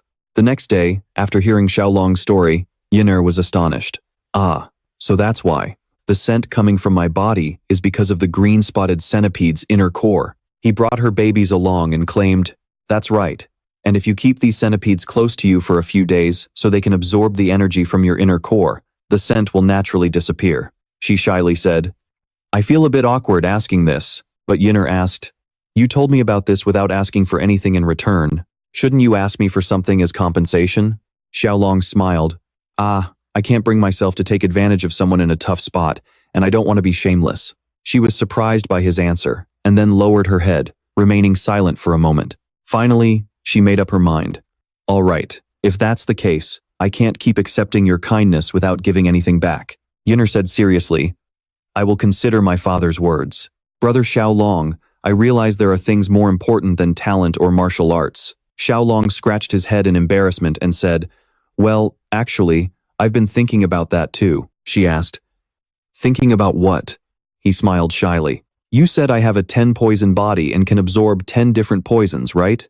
Yinner sighed in confirmation. "Yes, that's right." Xiao Long looked at the little ones and said, "So, if I can absorb 10 poisons, could I take in the venom of the 10 great poison killers of the Central Plains?" Yinner asked curiously. "Using 10 poisons from the 10 great poison killers?" She blushed and muttered, "So, he wants to become the strongest in the world." Ah, it couldn't be. For Tang Yinner, one of the 3 flowers of the Wulin, this was the first time a man had expressed his feelings to her so boldly. The sky seemed gloomy, but rays of sunlight still pierced through the thick clouds, shining down on the outdoor pavilion. The two of them were sitting on the steps, discussing something. Hua En looked confused. She stared at Xiao Long and asked, "Young hero, do you even know what you're saying?" He fell silent under Hua En's gaze for a moment, then scratched his head and laughed sheepishly, playing dumb as he replied, "I don't know." She grew even more impatient with this guy. Turning around, Hua En crossed her arms and said solemnly, "This path is truly full of hardships and trials. It could take 10 years, 20 years, or even a lifetime to pursue." Xiao Long sat beside her with a blank stare, suddenly stammering, Is it really that serious?" Covering her face with both hands, she only let out a soft, embarrassed huff. "All right, young hero Xiao Long, I heard you are only 15. In 3 years, when you come of age, it will be time for our wedding." With an innocent look, Xiao Long listened to Hua En talk about the future, with the shy tone of a young girl. "Over the next 3 years, if you successfully tame one of the 10 legendary poisonous beasts, you will probably gain everyone's absolute trust. So, if everything goes smoothly, the chances of reaching our goal are very high." Blushing with embarrassment, she tapped her fingertips together and stammered, "As for the wedding, I mean." Suddenly, Hua En jumped up and yelled, "Anyway, I'll always support you," startling Xiao Long, who quickly shrank back. After saying that, she didn't look back and rushed outside, only managing to leave behind. "All right, I'm leaving." Xiao Long was left dazed in his seat, only able to blurt out, "Huh?" He quickly called out to her retreating figure, "Lady Hua En." Startled, she turned back and asked, "Don't tell me you have something else to say, young hero." Xiao Long gave an innocent smile, patting the empty spot beside him, looking as if he were radiating the holy light of the Buddhas from the 10 directions, and said, "It's about your treatment. It only takes 2 more hours, so please try to stay a bit longer before you go." His words left Hua En completely frozen, looking as if she were about to crack into pieces. Frustrated by his cluelessness, her body went stiff. She clenched her fists and walked back to her seat, step by step. Her face was bright red with embarrassment, while Xiao Long, assuming she was afraid of the tiny bugs on him, quickly tried to reassure her, "Don't worry, they absolutely won't bite." With that, he turned to the bugs in his hands and called out, "Come on, my babies." They poked their heads up in response. Xiao Long's translation of their words startled Hua En beside him. "You won't listen to Daddy, but you want to go talk to Mommy?" Hearing the cheerful keywords, she repeated them in shock. "Daddy? Mommy?" Hearing that, Xiao Long panicked, his voice rising in frantic denial. No, that's not it at all." In the study, 3 parents sat facing each other, discussing seriously. "It seems the young hero's talent has not yet won our daughter's heart." Tang Jun sternly asked Madame Tang, "Did you see them this morning? There seems to be something going on between them." Hearing this, the old man fell into deep thought, stroking his silver beard as he said softly, "I see." Tang Shan remained silent for a long time. Tang Jun cleared his throat a few times, regaining his composure. Forcing a marriage wouldn't be right. It's best to let their feelings develop naturally. Madame Tang immediately got an idea and turned her gaze to her husband. "Why don't we assign the task of guiding the young hero's martial arts to Hua En? If they spend time together often, feelings might blossom." Tang Jun replied, "That's not a bad idea at all." Hearing this, the clan leader nodded. "Then I'll ask the physician to look into whether we can bestow some favors to get closer to Xiao Long. If there's an opportunity, it might help bring the two of them closer," Duong Sun anxiously pointed out. But Hoa Ingan didn't seem interested in that at all, so her father might be setting his expectations way too high. Crossing his arms with a cold snort, the old man closed his eyes dismissively and muttered, "Let's just give it a shot." With a sigh of resignation, he finally agreed, "I guess we have no choice." Just then, a familiar figure appeared at the door. "Father, your daughter, Hoa Ngan, is here to see you." Her loud call from outside startled the three people in the room, making them murmur, "Hoa Ngan? Why is she here at this hour?" Duongsan quickly composed himself and called out, "Come on in." Without hesitation, she pushed the door open and stepped inside. Seeing her three elders looking so solemn, she gulped in nervous hesitation. Leaning back slightly, Hoa Ngan stammered, "Oh, so everyone is gathered here together." Her sudden awkwardness left the three of them staring at her in sheer confusion. Straightening her posture, she respectfully clasped her hands and said, "I came here because there is something I wish to discuss." "Something to discuss?" Duongsan asked in surprise. Just thinking about what she was about to say made her incredibly flustered. Her face turned bright red, her throat tightened, and she could only stammer, I will do as you instructed, father." Clenching her hands to muster up every bit of courage she had, she blurted it all out in one breath. Duongsan could only let out a stunned, "Oh," his face freezing as his brain struggled to process her words. After a long pause, he asked hesitantly, "The words I said? What do you mean, sweetie?" Madame Duong eagerly pulled her daughter closer. Growing impatient as Hoa Ngan kept stuttering over her words, she couldn't help but jump in. "Could it be that young hero Tieu Long has finally caught your eye?"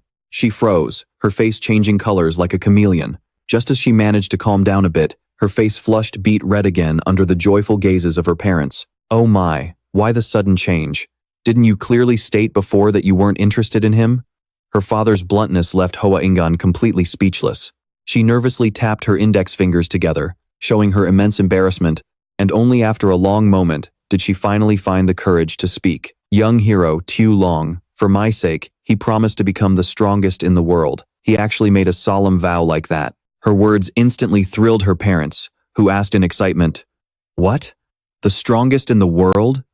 Stroking his short beard, her father said with deep intrigue, "Can you tell us more about that?" Complying with her father's wish, Hoa Ngan honestly explained, "What I mean is, even though my innate talent isn't very outstanding, he swore that for my sake, he would master all 10 deadly poisons.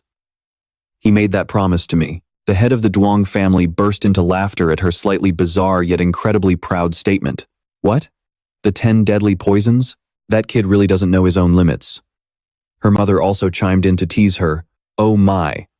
Does such a bold person actually exist in this world?" This made Hoa Ngan's face burn as hot and red as a boiled lobster.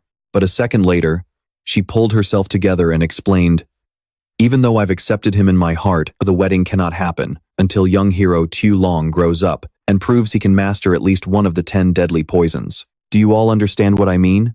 She glanced at the three of them to gauge their reactions. All three elders happily agreed. "He can't even handle just one? If he wants to be my son-in-law, that's the absolute bare minimum," Madame Duong chimed in. But men do tend to be a bit dense about these things, don't they?" Hearing her mother's words, Hoa Ngan suddenly understood and asked, "Should I go and explain it to him again then?" Her mother gently patted her young daughter's head and softly advised, "The truth is, hasn't that young hero realized his proposal has already been accepted?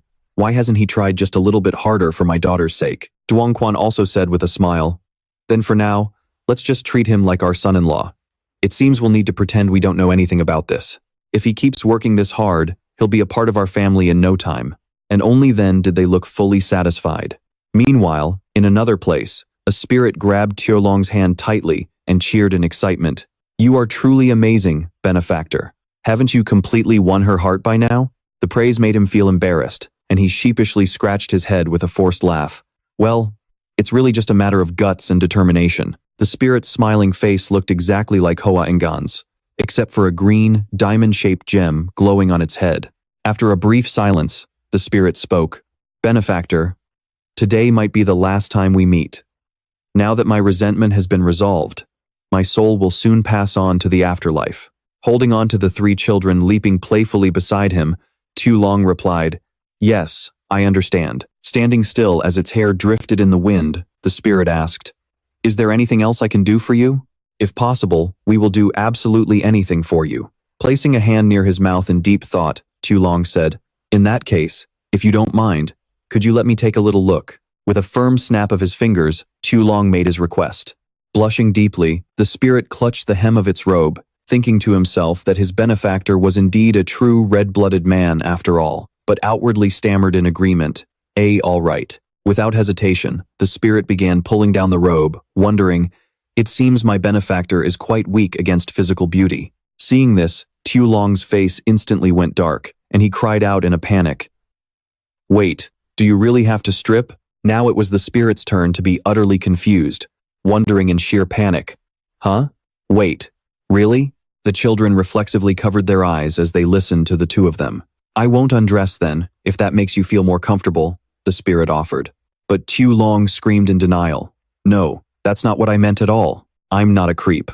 I just wanted to see what the Green Spotted Centipede actually looks like." Terrified of further misunderstandings, he blurted out his actual request, leaving the spirit completely dumbfounded. Only then did she finally realize what Saryong meant.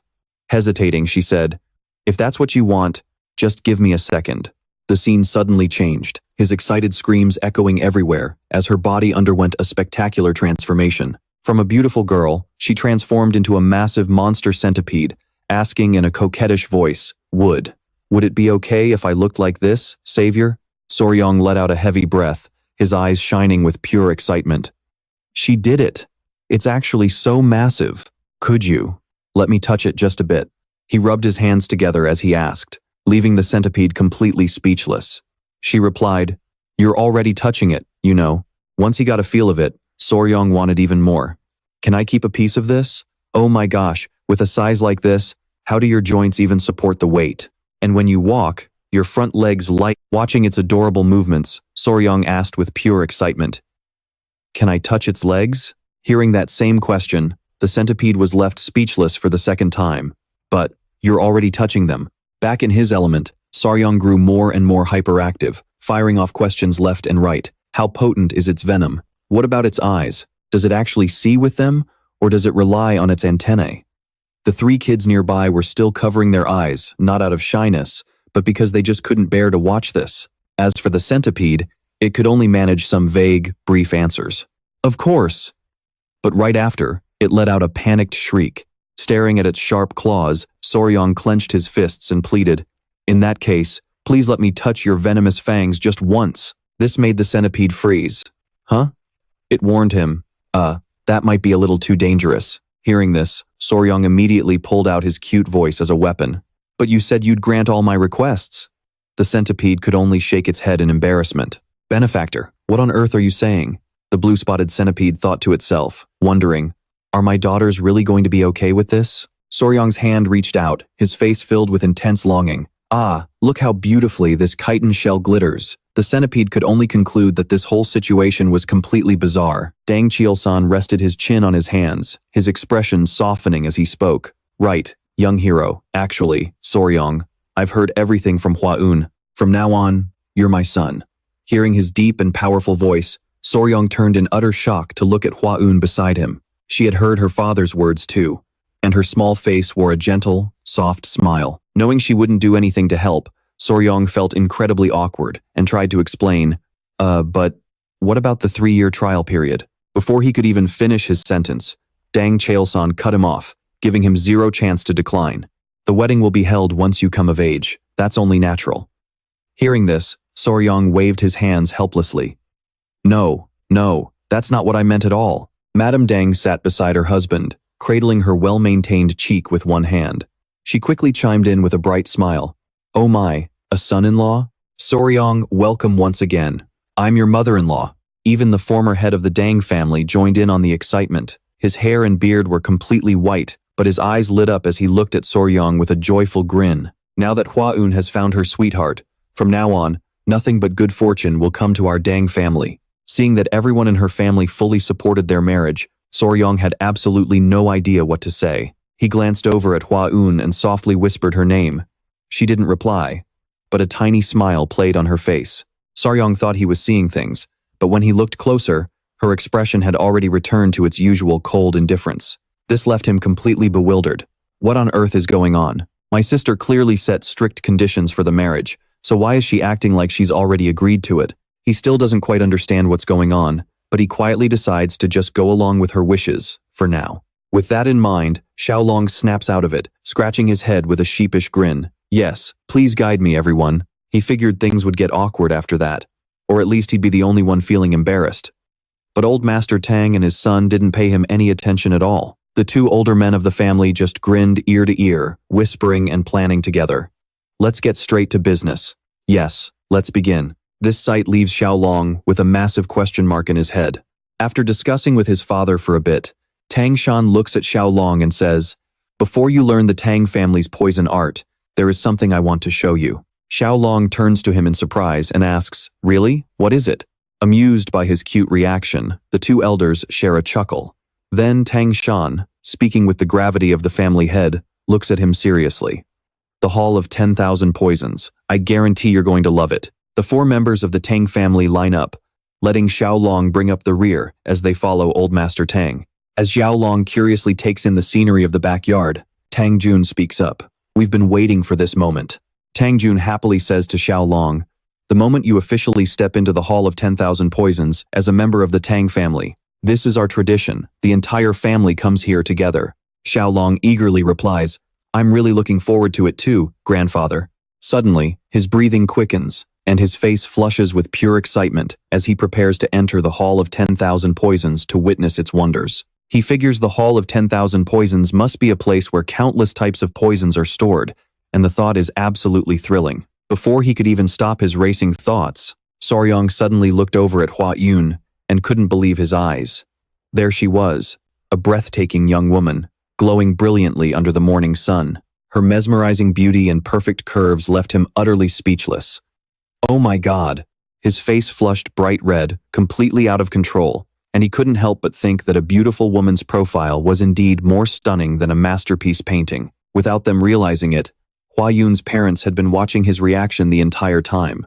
But instead of scolding him like most parents would, they just giggled, absolutely delighted to see their future son-in-law completely swooning over their daughter. Tang Shan suddenly teased, "Staring like that will make my daughter self-conscious, young man. You're part of our family now, so why are you just standing there in a daze? It looks like our son-in-law is completely head over heels for our little Hua Yun." Hua Yun then gently nudged him, saying, "Soryong, you need to watch where you're going." Flustered and embarrassed, Soryong stumbled over his words. A little while later, they arrived in front of a chamber carved into the mountain, guarded by three incredibly burly soldiers. As they drew closer, they recognized Ah Troc and Ah Trao, standing guard with stern faces and bulging muscles. Suddenly, one of the martial artists stepped forward, cupped his hands in respect, and said, "You've arrived, Supreme Patriarch." Tang Jun replied immediately, "I want to show my grandson-in-law the Hall of 10,000 Poisons. Open the doors." The three guards quickly acknowledged the order and signaled their understanding. Soryong looked around in amazement. The security here was far tighter than anything you'd expect in a medieval setting. Upon receiving the command, the head guard barked out the order to open the doors. The other two guards immediately threw their full weight into pushing the colossal gate, straining every muscle just to budge it. One guard muttered to himself, "Opening the doors early today. Are we?" Soryong watched the two giant guards struggling so hard and thought to himself, "Geez, is opening a door really supposed to be that grueling?" By the time the heavy doors were fully swung open, Ah Troc and Ah Trao were panting heavily, drenched in sweat. Once everything was clear, the guard turned and gestured, "Please, enter." Tang Shan quickly nodded to Soryong and said, "Come on, let's head inside." As they stepped through, he explained, "This iron gate is forged from the Kunwu steel of Nanman. Being selected to open it is actually a massive honor." Soryong replied in surprise, "Oh, is that so?" Once everyone was inside, Tang Shan announced proudly, "Well, here we are." Soryong's eyes widened in sheer awe as he looked around. Tang Shan continued, "This is the legendary treasury of the Sichuan Tang Clan, holding every kind of poison imaginable." Tang Jun chimed in to remind him, "This is the Hall of 10,000 Poisons inside the Temple of 10,000 Poisons. Watch your step, and don't touch a single thing." Soryong asked curiously, "So this is the Hall of 10,000 Poisons? Are all these poisons kept in jars and pouches?" Tang Shan quickly replied, "Indeed, we store countless varieties here, such as paralysis poison and sleeping poison." As he spoke, Tang Shan nudged Soryong toward Hua Yun and said, "Hua Yun, dear, why don't you explain things to Soryong? I'm sure our future son-in-law would much prefer hearing it from you." Madame Tang beside him agreed. "That's a wonderful idea." Hua Yun didn't object, though her cheeks flushed slightly as she replied, "Yes, father." With that, She gently pulled Saryong along to show him around the Hall of 10,000 Poisons, saying, "Come on, let me show you the deadliest poisons of the Tang Clan. Let's start with the little gold." She became visibly shyer as she continued to speak. "This is the chi-dispersing poison, something that martial artists must avoid at all costs.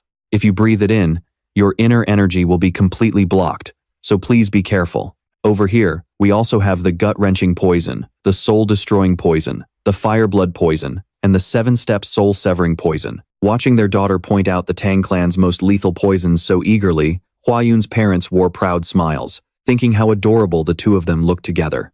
Meanwhile, Hua Yun's expression turned serious as she whispered, "These are all highly lethal, but the most powerful poison in our clan is actually something else entirely." She then placed a tiny bean-like seed into Soryong's hand and said, "Here, hold this, Soryong." Staring at the minuscule seed in his palm, Saryong asked in confusion, "What is this?" Hua Yun explained, "Excluding the venoms from the 10 great venomous beasts, this is currently the deadliest poison in existence." She added, "This is the signature herb of our Tang Clan, the castor bean." At first, Soryong was completely baffled, thinking, a castor bean? But then it hit him.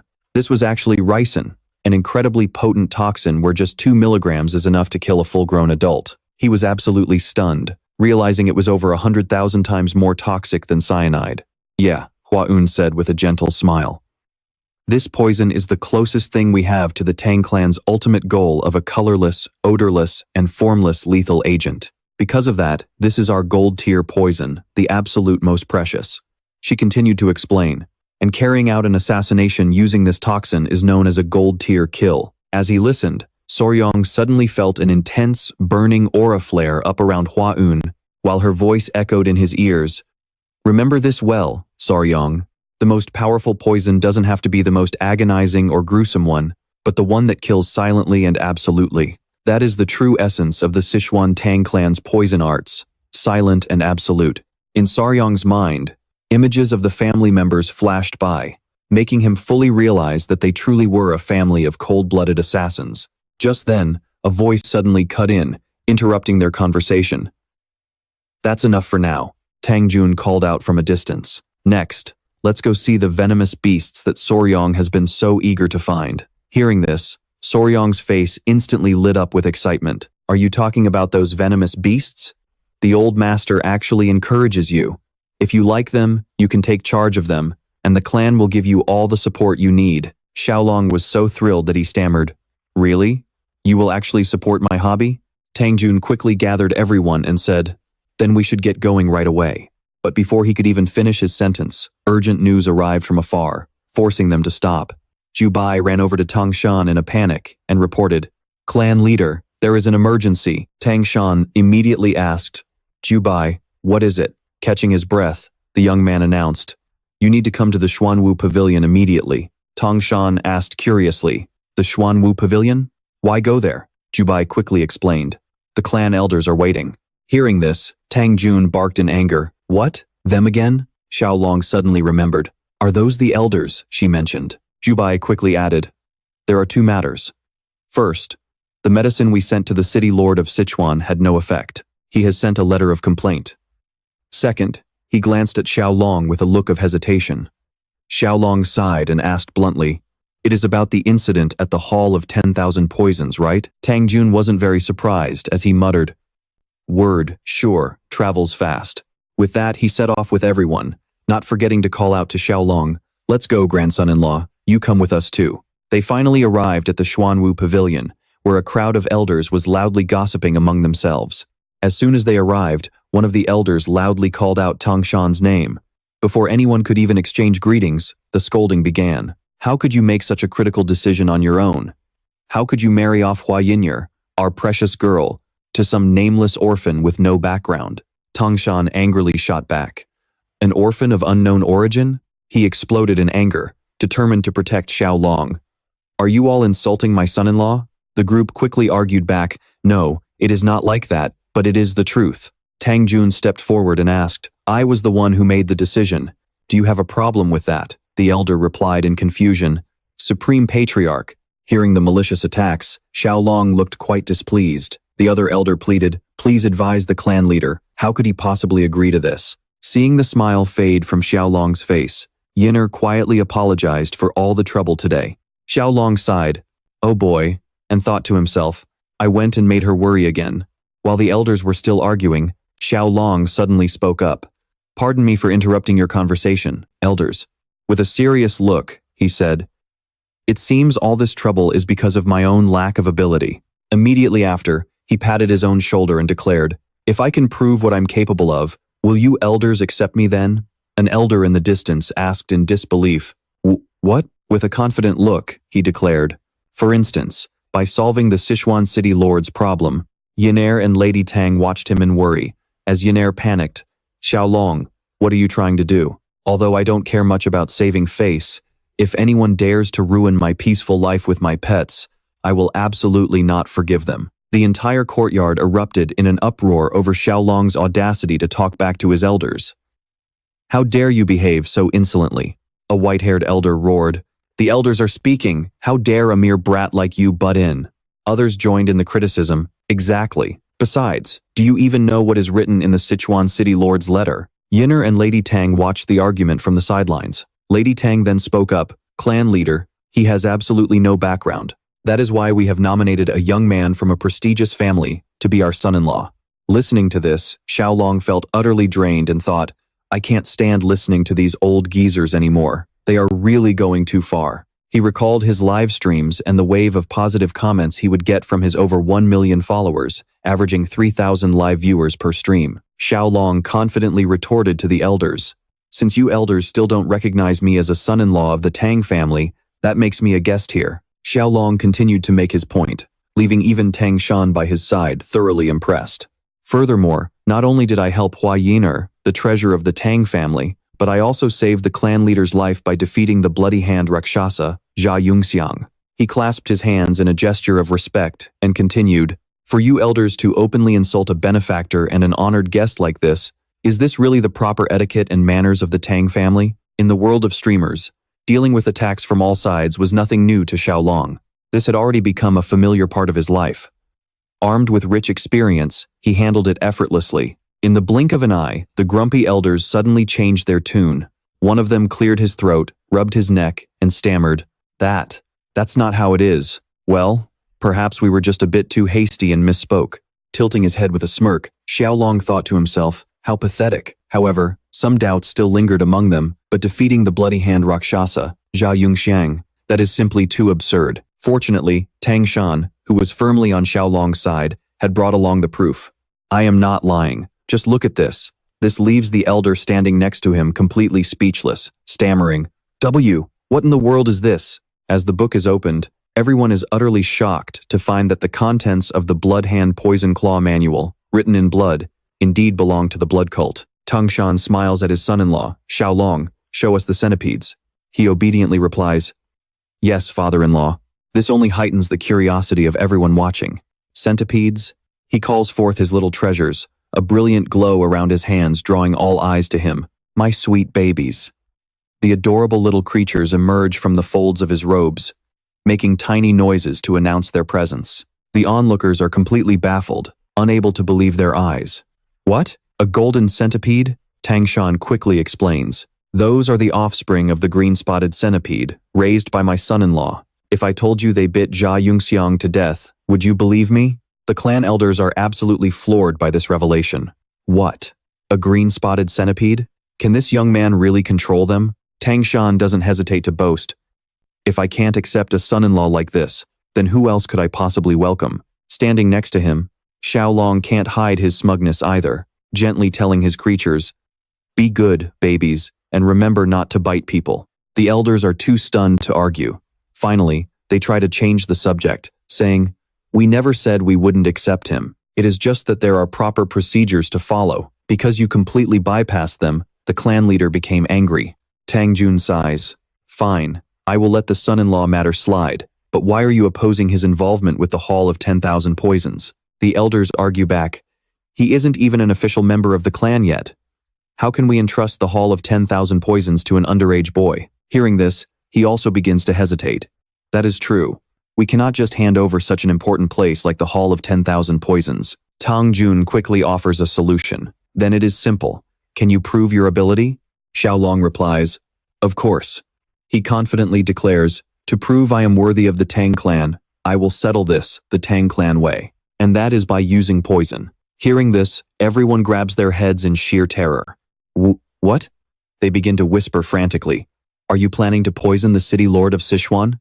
We are talking about delivering medicine, not committing murder. Even Tang Jun and Tang Shan look at him with utter confusion, while he innocently asks, Clan leader, what do you think? In his mind, Tang Jun thinks, they are indeed far too soft. No, our Tang Clan must use poison. The next day arrives, and Xiao Long is training with Tang Jun. He tells him, a challenge is a challenge, but starting today, you will begin learning the Tang Clan's 5 poisons, return to origin art. Hearing this, he cheers with excitement. However, thinking about the training ahead, he asks, is it still just physical training? He replies, your body will naturally adapt to martial arts as you train. Tang Jun continues his lecture. The Tang sect prioritizes practicality, so you will learn things that can be immediately applied in real combat. He presents him with the clan's powerful heirloom weapons. He introduces them one by one. These are hidden weapons, needles, coins, darts, daggers, and even swords and sabers. Although there are many other types of hidden weapons, these 5 are the primary ones. He asks him, do you know which hidden weapon is the easiest to use? He hesitantly replies, probably a dagger or a throwing knife. Tang Jun acknowledges his answer. Correct. So, which one is the hardest to use? Xiao Long looks at a small pouch and answers, maybe sand, because you have to scatter the powder. He nods. Incorrect this time. You are wrong. The hardest to use is the needle. He gasps. Needles? Is it because they are so small and thin that they are hard to throw? He explains. Because you have to remember the exact position where you threw them. It would be better if I demonstrated while explaining. Xiao Long is dumbfounded when he sees Tang Jun pull out a calligraphy brush. He skillfully disassembles the brush piece by piece, and in just a split second, the brush disappears, scattering into countless fragments floating in the air. Xiao Long is in awe as he watches it, light as a feather and pure white. He never would have thought that something so soft could transform into razor-sharp shards raining down onto the ground. Tang Jun folds his arms and watches calmly, while Xiao Long fearfully pulls his feet up.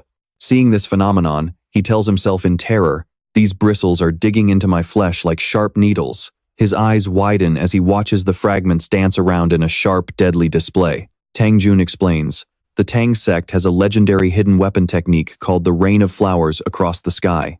It is our ultimate secret art. It blankets the entire surrounding area with hundreds or even thousands of needles. At this point, he feels a chill of terror. You mean I have to fight enemies while the entire area is surrounded by needles like this? In addition, he asks in confusion, if needles are everywhere, won't there be absolutely no place left to step? He nods. Exactly. That is why you must remember their positions perfectly, so you do not end up harming yourself. Xiao Long thinks to himself, oh my goodness. He asks again. So, even the positions of the needles that are deflected by the enemy or fall to the ground must be completely memorized. He nods. Of course. He adds, if you are using the 5 poisons, you must remember at least 100 positions. Even Hua Yin'er could memorize 1,000 positions when she was just a young prodigy. Hearing this, Xiao Long can only click his tongue and let out a long sigh. The scene shifts to the peaceful sky above the mountain peak. The air here is incredibly crisp and fresh and full of energy. However, Soryong was completely exhausted, lying face down on the floor. Hua Un walked over to check on him, asking, Soryong, is this really okay? He greeted Lady Hua Un in return and asked what she was planning to do, to which she quickly replied, I heard you were going to catch some bumblebees, so I prepared everything just in case, but if you don't need it. Soryong quickly cut her off. It's fine. I was actually planning to wait, but with this, I can catch them myself. Surprised, she asked. Wait? You're gonna wait for the bumblebees? Soryong continued. You'll understand once we get there. While Hua Un was still dazed, saying, Is that so? Soryong spoke to her again. By the way, do you know where the bumblebee's nest is? She replied, I actually found one nearby. We can head over right now, she asked curiously. But you've already read the letter from the Lord of Sichuan, right? Soryong confirmed. Yes, of course. Hearing that, she asked again. You're still quite young, Soryong, so I was a bit worried. Do you really understand what is written in that letter? He replied, Of course, my lady.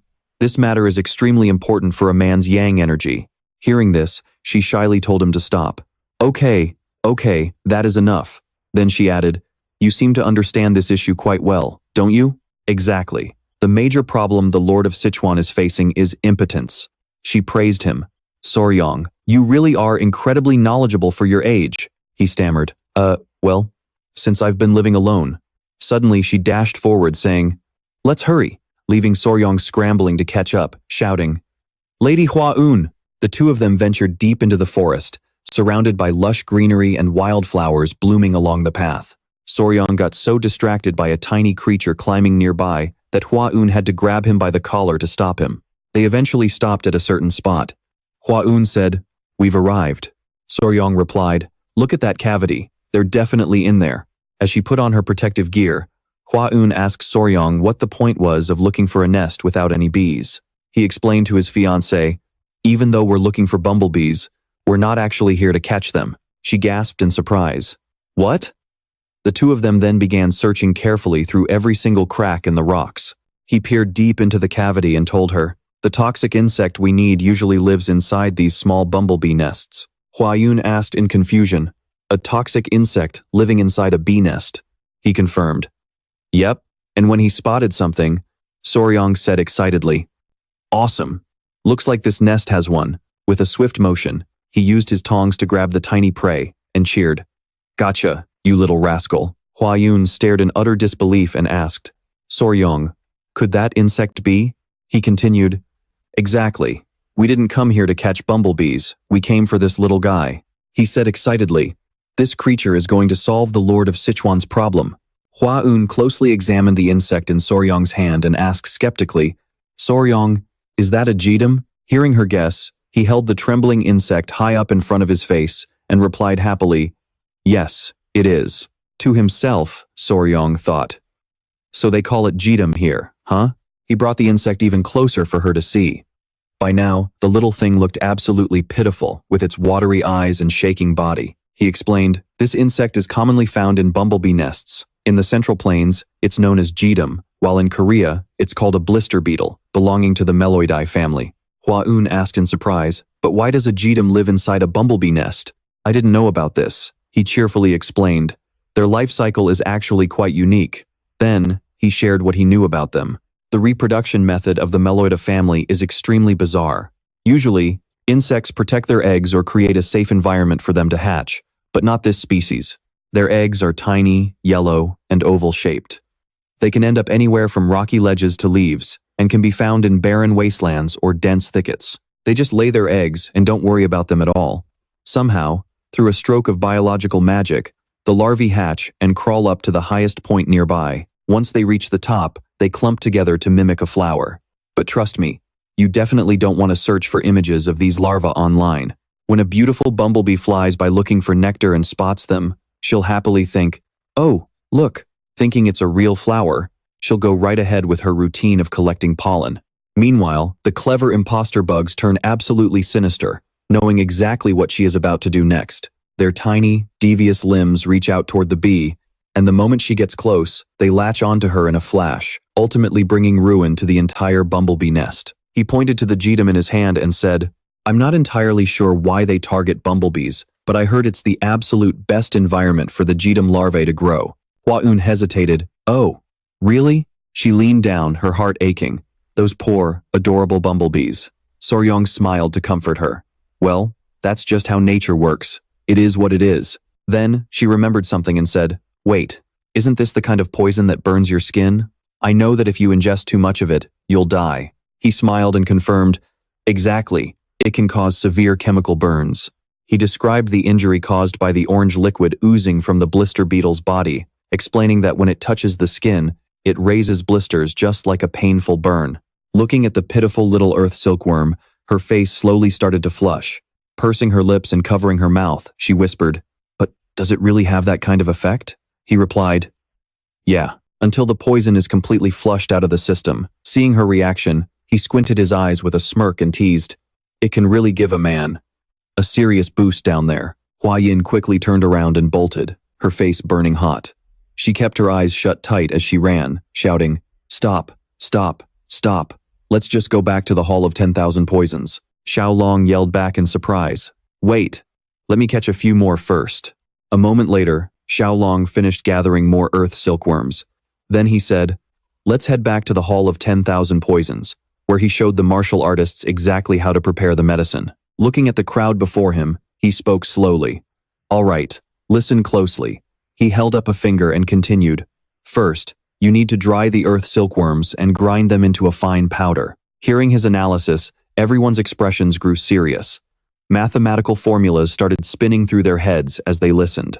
If anyone consumes 3 fen, which is equivalent to 11.75 milligrams of the poison, it will absolutely be life-threatening. For every jinn, which is 3.75 kilograms of body weight, consuming 3/10 of a fen, or 1.25 milligrams of the poison, will kill half of the people who take it. He looked at everyone and concluded, so, we must prepare the medicine in doses of exactly 1/10 of a fen, which is 0.375 milligrams. That's roughly equivalent to 10 drops of water, or 0.351 milliliters. After finishing his explanation, he asked, does everyone get it now? Everyone stood there in stunned silence, their minds reeling. My brain is about to explode, they all thought. The leading man pulled down his face mask and spoke slowly. Your explanation was incredibly clear, and your math is brilliant. Emphasizing each word, he said, we will definitely succeed. He cheerfully replied, great. Haha, I'm counting on you all. That night, under the full moon, a voice echoed from a brightly lit room. Who would have thought earth silkworms could actually do something like that? After hearing his granddaughter recount their earth silkworm hunt and the events in the medicine room, her grandfather mused, it seems I should also reevaluate the poisons currently held by the Tang Clan. Hua Yin obediently replied, yes, grandfather, I think so too. He softly coughed into his hand before continuing. So, is he still that good at math? Hua Yin replied, yes. He divided 1 fen into 10 parts and said it was equivalent to the weight of 10 drops of water. At that, his expression grew incredibly serious. He gently rubbed his thumb and index finger together, murmuring in a low voice, incredible. Recalling the boy's youthful appearance, he furrowed his brow. He continued, I thought I knew everything there was to know about poisons, but that boy has completely blown me away. The more I learn about him, the more I realize what a priceless treasure he is to our Tang family. Suddenly, he turned to his granddaughter and asked with a curious look, so, do you find yourself liking him a bit more than you did at first? Hua Yin. She awkwardly stammered, gee, grandfather. Her face turned a soft shade of pink, and she couldn't even bring herself to look him in the eye. Clenching her fists and bringing her hand to her mouth to hide her embarrassment, she softly murmured, I just feel like I was way too hasty at first. Now, I just feel really guilty about it. Closing his eyes as if reading her mind, her grandfather gently advised, all right, that's enough. Just make sure to behave yourself from now on. Then, he asked, but how are we going to test the effectiveness of this medicine? Hearing this, she froze, her eyes widening in surprise.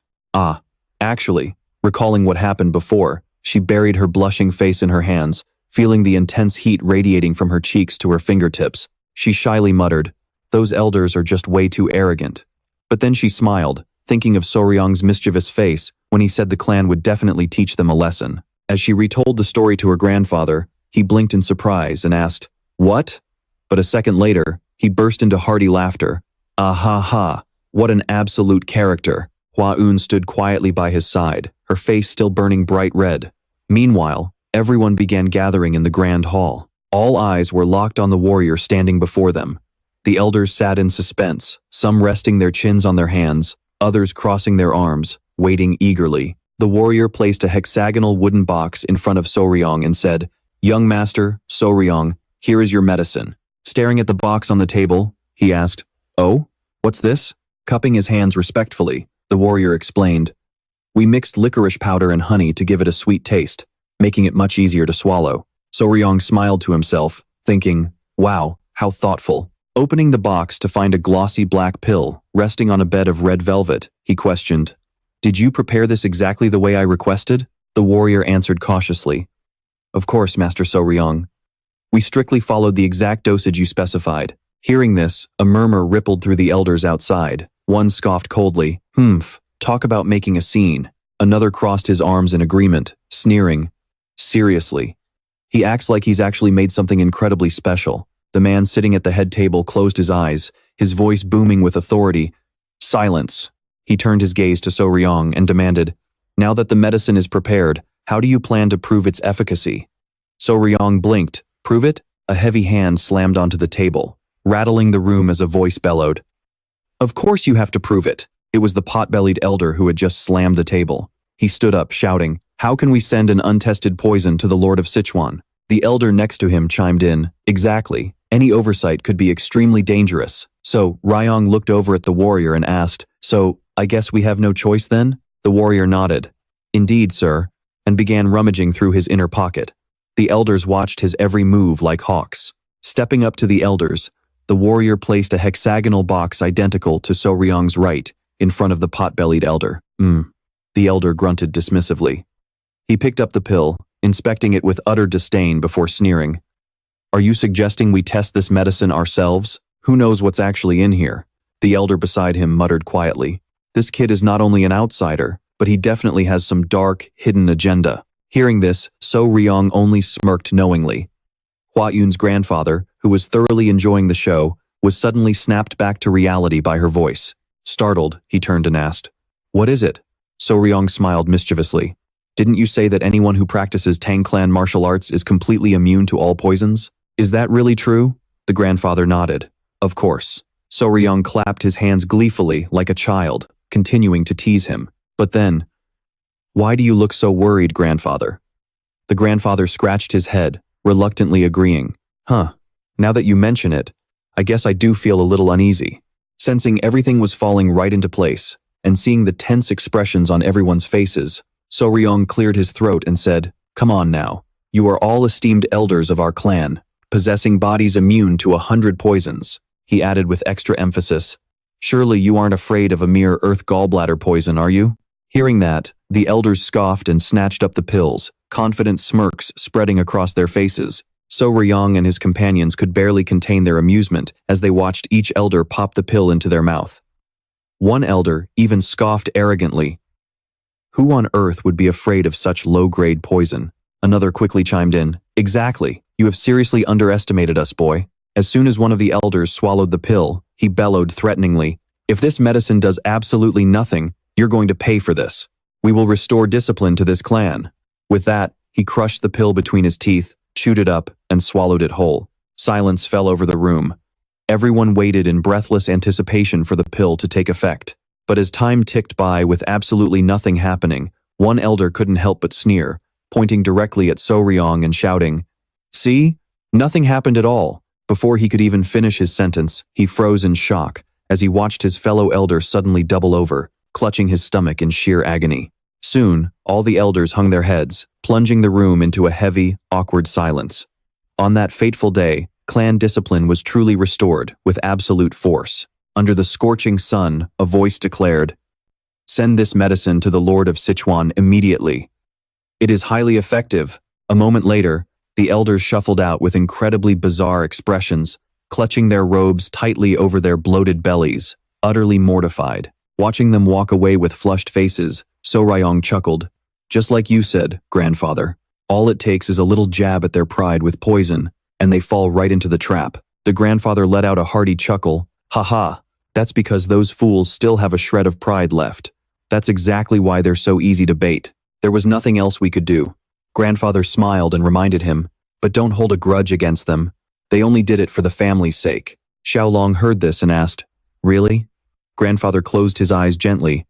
After all, we're all family. He obediently replied, I understand.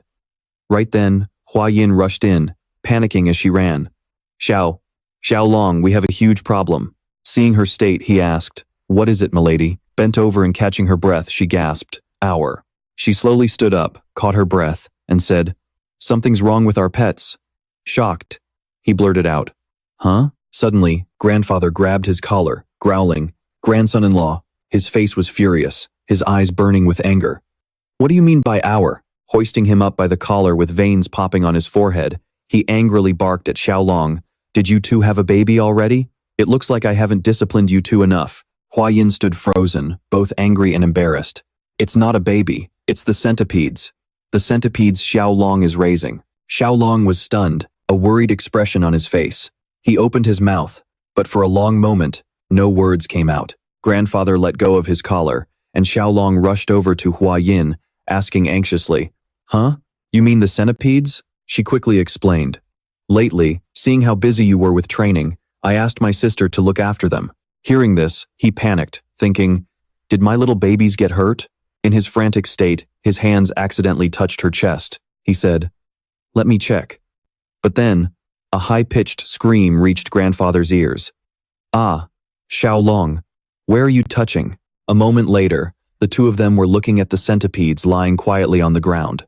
Ignoring the bright red handprint on his cheek, he whispered, "So, you're saying they suddenly stopped moving?" Hua Yin clenched her fists and said, "They were fine all morning. I just hope they aren't sick or in pain." He looked at the cute little faces of the centipedes on the ground and observed, "Their color seems transparent, and their outer shells look a bit strange." Suddenly, his eyes lit up as a thought struck him. "Wait, is this?" Then he smiled in relief and said, "Lady Hua Yin, there's no need to worry. Watching the centipedes slowly wriggle," he explained, "they're just shedding their skin, just like snakes. As they grow, they need to molt. This must be that time." Hua Yin's grandfather asked in surprise, "Shedding their skin?" Leaning against the edge of the enclosure, he nodded, "That's right." Suddenly, one of the centipedes rubbed its head against the ground, making a rustling sound. Hua Yin quickly cried out, "Tieu Long, look!" A centipede with a fresh, bright orange skin slowly crawled out of its old shell, poking its head out first. As the centipede completely freed itself from the old skin, the old man remarked in sheer amazement, "Oh, how fascinating." Hua Yin, who was watching intently, suddenly gasped, "Tieu Long, the other two are about to shed their skin as well." Another centipede slowly slid out of its shell. Its new, soft orange skin made it look so cute you just wanted to touch it. The last one also gently cast off its old coat, slowly wiggling its body. Seeing all three of them lying peacefully on the ground, he said happily, "They've all finished shedding." Hua Yin's eyes sparkled as she looked at them. "They seem a lot bigger than before." She turned to Tieu Long and asked, "What are their names?" He paused, thinking, "Names?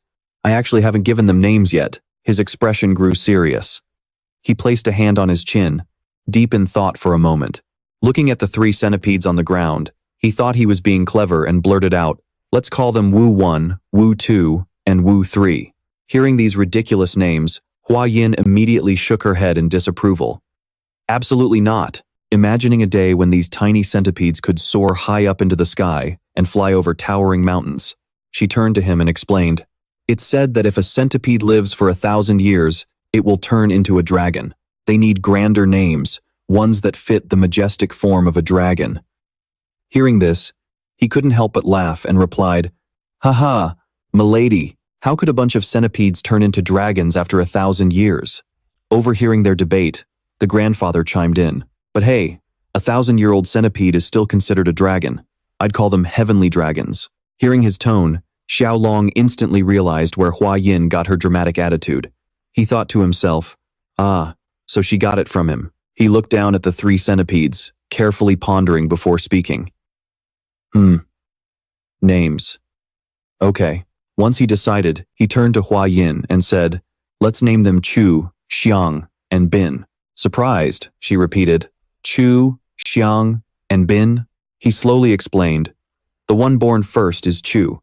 The second one looks like a female, so I named her Xiang, which means fragrance. The third one has a glossy shell, so I call him Bin." Hua Yin stared intently at the three, slowly repeating the names he had just given. Chu, Xiang, Bin. The three of them enthusiastically watched the centipedes. She said softly, "Usually, a child's name is given by their father, right?" And so, the three little centipedes got their new names. Tieu Long walked down the street, his staggering footsteps drawing curious stares from the people around him. As he walked, he thought, "Another day has passed, and these centipedes are clinging to me again. It's so exhausting." He sat down next to a shipping crate by the roadside, letting out a heavy sigh. Feeling his undershirt slightly damp, he thought to himself, "It seems my body isn't completely dry yet, but at least I can move." He sighed again. "Man, this still feels a bit uncomfortable." Suddenly, the centipedes wriggled out from under his shirt. One of them rubbed its head against his cheek, making a happy squeaking sound. He couldn't help but smile. He thought to himself, "Man, you guys have gotten so much heavier. The biggest change is definitely your size." Lying flat on a shipping crate, he stared up at the sky, his cheek already chafed and red from rubbing against the rough wood. The centipede beside him let out a soft chirp, as if trying to comfort him and apologize for being so heavy. Another one chimed in with a little squeak. With a sigh, he reminisced. At first, they were only as small as a little sausage, but now, they're as thick as my whole arm. He felt a wave of joy watching them grow, feeling every single movement they made right next to him, and thought to himself, my little centipedes must find my waist too cramped now. They've got no choice but to cling to my arms and waist. Suddenly, a loud laugh rang in his ears. "Ha, look at that. I told you I was right." He sat straight up, looking toward the sound, and saw two men, one tall, one short, walking down the street. The shorter guy, who had a mole on his face, was holding a small red pouch and grinning at the man next to him, just as expected of the Sichuan Tang Clan. "We need to keep a close eye on them," the man on the right agreed. "Let's move." He gently patted the head of one of the centipedes clinging to him while hearing that loud laugh again. "Man, making money is so easy. Ha." He watched them walk away, wondering in surprise, "What's going on over there?" Looking up, he noticed that it was a truly beautiful day, with fluffy white clouds drifting lazily across the sky. Inside the Sichuan Tang Clan estate, everything looked normal, and the atmosphere was incredibly peaceful. The family head cleared his throat and said, "Hai Long, this is indeed wonderful news." He looked at Xiao Long and asked, "Didn't you guys just deliver your homemade medicine to the city lord of Sichuan?" The boy nodded and replied, "Yes, we did." Thinking of the city lord's chubby, plump figure crying tears of joy, he gave a big thumbs up and announced, "I heard that the medicine worked wonders for him. Because of that, the city lord has sent a massive reward along with his deepest gratitude." Both of them were thrilled to hear this, and he happily asked, "Really? That's amazing." Hua Yin's father laughed heartily. "You've barely become my son-in-law, yet you're already bringing in so much profit. You've truly done so much for me." He gave an embarrassed smile and scratched his head. "Ha, it's really nothing." Suddenly, the older man's expression turned serious, and he spoke slowly. Stroking his beard, he looked straight at him and said, "Because of that, I am giving you a spiritual elixir, whether you humbly try to refuse it or not." Startled, he asked, "A spiritual elixir? What do you mean?" In his mind, he recalled what the father had mentioned before. He had previously mentioned that a spiritual elixir could boost one's internal energy. Hua Yin chimed in, "Father, what kind of elixir is it?" He replied, "It's nothing too grand." He looked at them both and said, word by word, "The honey of the golden-haired wasp king." Xiao Long immediately thought of honey-gathering bees and mused, "Wasp honey? So, just honey? I heard that to become a top master, internal energy is crucial, so I'll take it." With that thought, he happily said aloud, "Thank you, father-in-law." Hua Yin's face suddenly tensed up, losing all signs of joy. She spoke up, "Father." With a completely flat, unimpressed tone, she asked, "You promised him a reward, and all you're giving him is some honey?" Seeing his daughter's reaction, her father got flustered and stammered, "Well, about that." But before he could finish, she grabbed Xiao Long's hand and yelled in frustration. What Xiao Long did this time cannot be brushed off so easily. Even though the golden-haired wasp king is a mid-tier venomous insect, its honey is the lowest-grade pill among all spiritual medicines. You can't be cheap with Xiao Long's reward. He achieved something great. Frowning, she demanded a better reward for him. At the very least, it should be an elixir that boosts his internal energy by 1 whole year. Her father lowered his head, his voice dropping as he tried to defend himself. Even if it's just that, the cost to refine it is not cheap at all. Hearing this, she clenched her fists, her eyes burning like fire as she gritted her teeth. Compared to the effort Xiao Long put in, that's practically dirt cheap. On the other side, her father avoided her gaze and coughed awkwardly, thinking to himself, "A daughter grown is truly like spilled water." Xiao Long broke the awkward silence, looking at him and asking, "Father-in-law, what exactly is the golden-haired wasp king?" He turned back and cleared his throat. Ahem. He pictured a massive golden beehive hanging from a tree branch. While imagining the busy bees flying back and forth gathering nectar, he explained, "The golden-haired wasp king is a mid-tier venomous insect that lives deep in the forest. It looks like a giant bee, about the size of a small dog. Based on experience, consuming its honey can boost your internal energy by 2 months. However, what really caught Xiao Long's attention was the size of the golden-haired wasp king. His eyes lit up, and he asked with pure excitement, It's as big as a puppy? That is so cool. Seeing him so thrilled, Hua Yin pinched his cheek to stop him. Xiao Long, hold on a second. I'm still trying to be angry here. Her father spoke up again, looking a bit awkward. Hua Yin, dear, that's not what I meant. I just thought Xiao Long would want to track down the golden-haired wasp king himself, which is why I chose this. Hearing that, he gasped in surprise, thinking, directly? He quickly stood up and asked excitedly, Father-in-law, do you mean you want me to go and find the golden-haired wasp king myself? The older man nodded in confirmation. That is correct. His breathing quickened, and his face flushed with pure excitement. He thought to himself, harvesting honey directly? Back when I was a YouTuber, I did that all the time.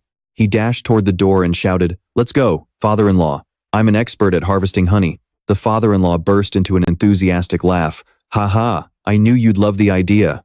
Hua Yin let out a heavy sigh as she watched the two of them dash off, their voices still echoing in her ears. Xiao Long asked curiously, So, what does the golden-haired wasp king actually look like? Her father replied coldly, Well, of course, it looks like a bee. After leaving the Sichuan Tang Clan, their journey to harvest the honey began. On the way, he thought to himself, since my future father-in-law provided this valuable information, there shouldn't be any competition. But when they arrived, he saw two groups of people having a massive, loud argument. A scarred man shouted, We got here first, so the golden-haired bee king's honey belongs to us. The guy in black fiercely fired back, What? We bought this information legally, so it's ours. Hearing this, Xiao Long's group was shocked. Huh? The scarred guy's side questioned. Wait, you bought the info too? We bought it too. Did you buy it from some guy with messy hair and a huge mole on his face? The man in black couldn't hide his shock. How did you know that? Either way, we're not backing down. Xiao Long's expression suddenly froze. He thought back to the two people he saw on the road and wondered, could it be them? Xiao Long finally realized those scoundrels had sold the information to others. Hua Yin's father, listening to their argument, was now trembling with pure rage. Clenching his fists and biting his lip, he cursed under his breath. Those absolute bastards! How dare you insult the Sichuan Tang Clan like this? He roared. Everyone whipped around toward the voice, shock written all over their faces as one of them panicked. What? The Sichuan Tang Clan? Xiao Long felt a wave of dread. His plan to harvest the honey was about to go completely down the drain. He recalled the warning Hua Yin's father had given him before they set off. Xiao Long, this is your first time out, so you must be extremely careful. And never forget that you are a member of the Tang Clan. He had replied politely, Yes, sir. Her father then looked at the men standing at attention below and said seriously, Take them with you. You need to learn how to lead people. Xiao Long had asked in surprise, Wait, you want me to lead them? He glanced at Hua Yin, hesitating. But Lady Hua Yin, cutting him off, the older man laughed out loud. Haha, you silly boy. Hua Yin is already yours. You two are partners. Hearing this, Xiao Long blushed red and stammered, Partners? Hua Yin smiled warmly, encouraging him. You'll do great, Xiao Long. I'll be right there to help you, too, she added, making him even more flustered.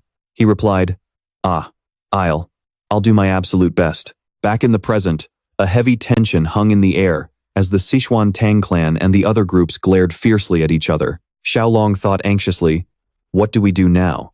Turning to the man beside him, Poison Blood Squad leader, Yue Jiang, he asked, How should we handle this? Should we share a portion with them? Yue Jiang rubbed his chin and lowered his voice. Share? How? He crossed his arms tightly, clearly disapproving. Who do they think they are to expect the Sichuan Tang Clan to share anything with them? Hua Yin agreed. She had no idea who these guys were, but they certainly had a lot of nerve. She glared at the opposing group, her eyes flashing with murderous intent as she muttered, They actually dared to leak information that the Sichuan Tang Clan bought. Hearing her voice, the leader of the other group recognized her and gasped in shock. The poison flower, Yue Hui, the man behind him cried out in terror. A direct descendant of the Tang Clan's poison flowers, is here? The leader immediately cupped his hands, gritting his teeth as he calculated his odds. He bowed and said, Our Feng Yun sect had no idea this involved the Sichuan Tang Clan. We will take our leave. Seeing his sudden retreat, the bystanders were utterly stunned. Realizing the danger, they quickly followed suit, cupping their hands and bowing. Our Yunhu sect will also withdraw. Another guy cursed in frustration. Damn it, this isn't over. Before backing away, watching them flee as if they had seen a ghost, Xiao Long asked in disbelief, They're just running away like that?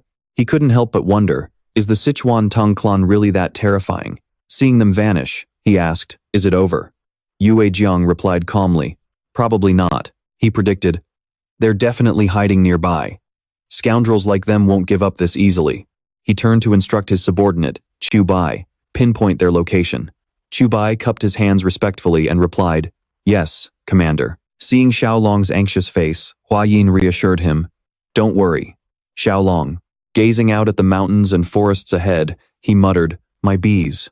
Currently, Hua Yin, Xiao Long, and Yue Jiang were hiding behind a large boulder. In front of them stood a massive tree with large hollows in its trunk, where several giant bees were buzzing around. Upon closer inspection, the bees were striped with black and yellow, covered in thick, fluffy hair. The swarm constantly flew in and out of the tree trunk, their buzzing wings echoing through the air. Xiao Long gasped, that's the golden-haired bee king. Hua Yin marveled, this is my first time seeing one. It's huge, he said happily. Isn't it super cute? Hua Yin nodded in agreement.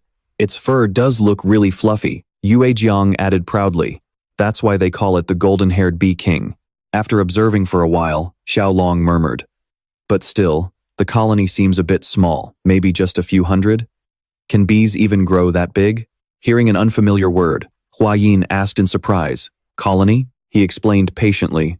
Ah, it's just a term for a whole group of bees.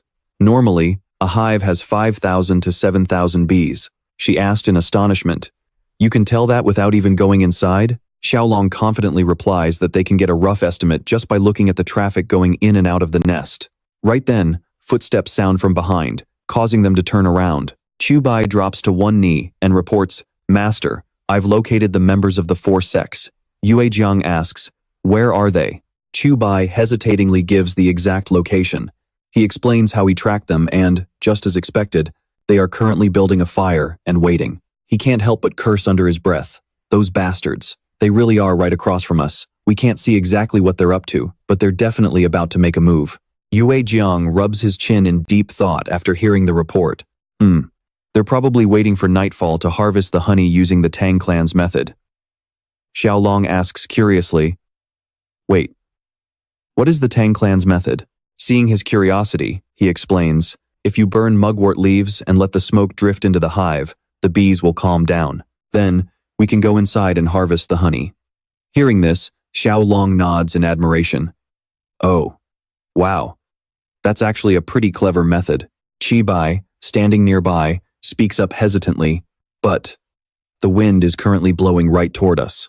Everyone looks up and realizes the wind is blowing exactly how Chu Bai described, causing them to gasp in unison. While everyone is still worrying, Xiao Long suddenly smacks his fist into his palm and shouts excitedly, I've got it. Chi Bai quickly asks, did you come up with a plan, sir? With a slight flush of excitement on his face, Xiao Long shares his idea. If the wind is blowing toward us, that means we can mask our scent. Hua Yin thinks about it for a moment and replies, that's true. Xiao Long jumps to his feet, looks toward the base of the tree, and shouts, then I'll be right back. Hearing this, Hua Yin cries out in panic, Xiao Long. Seeing him dash off, she quickly grabs his clothes to hold him back. No, Xiao Long. The Golden Wasp King is a mid-tier venomous creature. It's extremely dangerous. Instead of being scared, he looks even more determined. Just once. I'll just try to touch it and come right back. Suddenly, a massive boulder rolls right in front of them, making both of them shriek in terror. The boulder keeps rolling toward the Golden Wasp King's nest and finally comes to a stop. Terrified, they both stare at the scene in front of them. Xiao Long asks in a trembling whisper, huh? Swarms of bees quickly pour out of the tree trunk, radiating pure malice. Hua Yin grabs him tightly and drags him in the opposite direction, yelling in panic, we need to run, now. Xiao Long, with his neck squeezed tight, gasps out, ugh. The once peaceful forest suddenly descends into absolute chaos, and tension fills the air. High above, a thick fog drifts lazily as the sky slowly darkens into dusk. Xiao Long sits cross-legged on a rock, sighing gloomily. Man, is there really no way? He closes his eyes, trying to calm down and organize his thoughts. They need to go against the wind to build a fire, but he's trapped right between the 4 sects and the bees. Thinking about those bees with their fluffy, cloud-like hair, he presses his lips together and thinks, the Golden Wasp King is probably different from the bees I know. Opening his eyes, He rubs his chin. Remembering how Hua Yin had grabbed him to escape earlier, sends a shiver down his spine. Even from 30 meters away, you could feel the vibration of their wings. Regular hornets aren't usually like that. Suddenly, a voice calls out from behind. Tieu Long, come over here. He turns around to see Hua Yin and happily says, Ah, Miss Hua Yin. She's brought along several centipedes. 2 are resting on her shoulders, while she holds another one in both hands, presenting it to him. She says cheerfully, It looks like they finished eating. They kept flying around, so I brought them over here. Watching the centipedes squeak repeatedly, he says gratefully, Thank you so much, Miss Hua Yin. The centipedes fly onto him. Tieu Long says gently, They've calmed down a lot. Hua Yin sits down next to him. Even though neither of them says a word, a warm atmosphere settles between them. After a long silence, Hua Yin turns to him, breaking the quiet. Did you find out anything else? He replies hesitantly, I just want to observe a bit more. She immediately says apologetically, I'm sorry for constantly rushing you, Tieu Long. Take your time to think. There's no need to rush. Hearing this, he feels the pressure mounting. He just smiles silently, thinking to himself, Ha, she definitely is rushing me. Suddenly, Hua Yin looks ahead and gasps, Tieu Long, look over there. By the base of the tree. In the distance, under the tree, 2 monkeys are fighting while a swarm of bees circles near the roots. A chaotic noise fills the air. She says, Are those monkeys? Are they fighting? He thinks in shock. Monkeys? One monkey raises its limbs to threaten its opponent, screeching aggressively. The other monkey refuses to back down, confronting it with equal ferocity. Watching the scene, Hua Yin covers her mouth and gasps, Oh my goodness, they must be absolutely furious. Tieu Long just watches silently, when a sudden scent wafts past his nose. He calls out, Miss Hua Yin. Looking around, he says, I think I smell something. Sensing that the scent is coming from the golden wasp king's nest, he cautiously deduces. Wait, could this scent be? His face suddenly darkens as a realization hits him. Could it be pheromones? He quickly points toward the base of the tree and shouts in a panic, Miss Hua Yin, we need to get away. The bees are about to go wild. They got mad and stormed over here. Even though Hua Yin had no idea what was happening, she still nodded. Huh? Okay, I got it. She quickly stood up, pulled him into her arms, and bolted just like before, leaving Soryong a bit stunned by her lightning-fast reflexes. Just as the 2 of them leaped into the air to escape, a massive explosion erupted from the ground, sending dirt and rocks flying everywhere. Hua Yin held him tight as they landed, sliding across the ground. Suddenly, she froze, a look of pure shock washing over her face as she stared at the scene before them. A swarm of bees was surging out like a raging storm. One of the 2 monkeys was completely torn to pieces, while the other let out weak, dying groans. Massive gashes showing bare bone appeared on the monkey's arm, and the bees happily swarmed in to feast on it. Seeing the 2 monkeys turned into a feast for the bees, Hua Yin couldn't help but gasp in terror. That was a close call. Soryong nodded in agreement. Yeah, no kidding. She turned to him and asked curiously, But Soryong, how did you know the golden-furred king bees were going to attack? You told me to get out of the way before we even heard them. Recalling the scent coming from the tree trunk, he stammered, Oh well, it was because of the smell. She pressed further, What smell? Hua Yin thought for a moment and said, Now that I think about it, there was a scent like night-closing magnolia. He was stunned to hear that name. Looking at her now calm face, he thought to himself, Wait, could Hua Yin actually have the ability to distinguish pheromones? To double-check, he asked if she recognized the scent from earlier. Hua Yin smiled and replied, Oh, of course I do. She continued, The scent from earlier is just like the night-closing magnolia. Before she could even finish her sentence, he lunged forward, grabbed her by the shoulders, and yelled in excitement, That's it! That's exactly it! Hua Yin blushed and gasped. Ah, Soryong, you're a bit too excited. He buried his face in her shoulder, crying tears of relief, feeling incredibly close to her. Her face turned bright red, even though she had no idea why he was crying. The centipedes hiding inside his robes poked their heads out. Soryong looked up from her chest and smiled. I've figured it out. A way to wipe out all 4 sects and secure that honey. Under the bright moonlight of a quiet night, everyone gathered around the campfires, each group grilling their own food while sentries kept a watchful eye on their surroundings. One man threw his head back and guzzled his wine, his face flushed red from the alcohol, while taking in the mouth-watering aroma of grilled fish. After swallowing, he wiped his mouth and burst out laughing. Ha ha, now that is some good stuff. The guy sitting across from him leaned in and asked curiously, "So, when do you think we're going to get that honey?" The man pondered for a moment and replied, "To be honest, I'm not really sure. 3 days ago, they were running all over the place, but now they're suddenly quiet. I'm guessing they're up to something." A scarred man chimed in, "Yeah, you're probably right." Suddenly, he asked, "Wait, is a beehive really worth that much money?" The other replied, "Are you seriously asking that? Have you been living under a rock your whole life? If that beeswax belongs to the imperial family, it is incredibly valuable. Only royalty uses it. They will only collect the honey and throw away the hive, which means the rest of the hive will be ours." Thinking about that, he smirked deviously. "And if they fail, heh." The other guy rubbed his hands together, mimicking his sly laugh. Heh. Remembering the girl with the sharp, cold gaze, he whispered, "But we still have to worry about that poison flower, one of the 3 flowers of the martial world. We need to be careful not to let her cause any trouble." Thinking about her beauty, he chuckled. "But seriously, she's not bad at all. That body of hers." Haha. The guy opposite him licked his lips, looking absolutely ravenous. "Just thinking about it makes me itch all over." Another man joked, "Hey, who knows? Maybe one of us will end up becoming their son-in-law." An obnoxious voice piped up, "Oh, absolutely. Since they saved our lives, they'll just have to repay us, won't they?" Suddenly, a strange scent began to drift through the air, causing him to freeze and grunt in confusion. The crowd slowly stood up, muttering among themselves, "Where is this scent coming from? Could it be some kind of poisonous flower? Haha, it's gotta be." Its scent is incredibly sweet and intoxicating. But as it drew closer, everyone's faces instantly paled with shock, their jaws dropping. "Huh? What on earth is that?" Out of nowhere, someone recognized it and screamed, "It's the queen bee! The queen bee has led her swarm to launch an all-out attack. So we should head in now, shouldn't we?" Leading the way through the thick grass, Soryong shouted in excitement, "Let's go get that queen bee's honey." In his hands, he held something wrapped tightly in cloth. The 3 of them began moving forward cautiously. Arriving in front of the tree trunk, they stared into the dark hollow, looking a bit hesitant. Wolfgang tried to steady his nerves and cleared his throat. Soryong, this doesn't look safe. Let me go first and lead the way." One by one, the 3 of them stepped inside.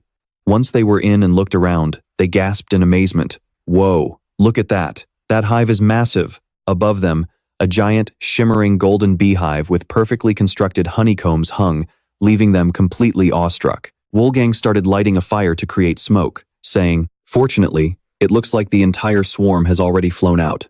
Soryong heard a strange sound, glanced over, and muttered in suspicion, "Huh? What's going on?" Wolfgang, unable to believe his eyes, strained to get a closer look, his voice tight with anxiety. "There's no honey?" It made no sense. The honeycombs were completely empty. Hua-un asked seriously, "Could it be that not a single bee is left?" Just like Soryong said, this is unprecedented. It's so bizarre. Soryong suddenly realized something even more suspicious. There wasn't a single egg inside this hive. Nguyen asked, "Does that have something to do with why the hive has no honey?" He boldly shared his theory. Maybe the swarm prepared to move a long time ago, so they swallowed all their honey reserves to carry it with them. He continued, "Probably because they sensed humans nearby." Hoanangan sighed. So that explains it. To back up his theory, he walked over to a nearby hive, took a closer look, and added, "Exactly.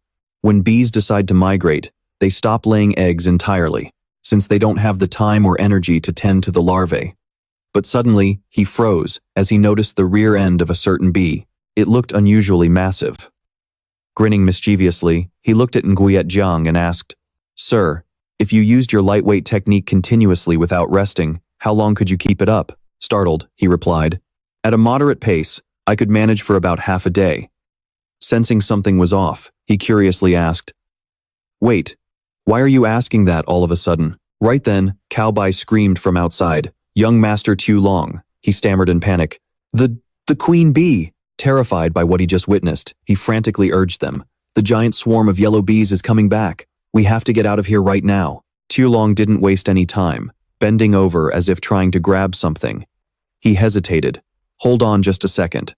Nguyen immediately yelled, "We have to go, young Master Tieu Long. Just leave it." Seeing how slow he was, Hoangan grabbed his collar and urged, "Tieu Long, move it." Cowbai pleaded from the door, "Hurry, please." Tieu Long scrambled to catch up, clutching something tightly against his chest. Under the bright, glowing moonlight, the three of them finally made it back to their squad, completely out of breath and exhausted. Whoosh! A person nearby sighed in relief. Man, that was a close call. Hoengan gasped. Thank goodness we got out of there before they returned. Just then, the creature hidden inside Tieu Long's clothes poked its head out for a breath of fresh air. Hoengan gasped in shock. Tieu Long, what on earth is that in your shirt? He grinned and held up a massive bee. It is the queen. Since there was no honey left in the hive, I figured I would just bring the honeymaker herself. Nguyen Jiang shrieked in terror. The queen bee? Staring at the giant insect that was actually trying to look cute, Hoa Engan stuttered, Young Master Tieu Long. You didn't. Suddenly, both Nguyen Jiang and Hoa Engan went completely pale. Right then, the bee in his hand let out a high-pitched, squeaky cry. Bew! Bew! Completely unfazed, Tieu Long casually added. You know, the swarm is probably going to realize their queen is missing pretty soon and hunt us down.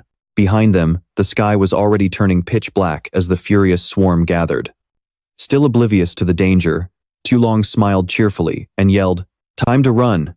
And just like that, a desperate life-or-death chase began. Clutching the queen bee, the group bolted in absolute panic. The terrifying buzz from behind grew into a deafening roar.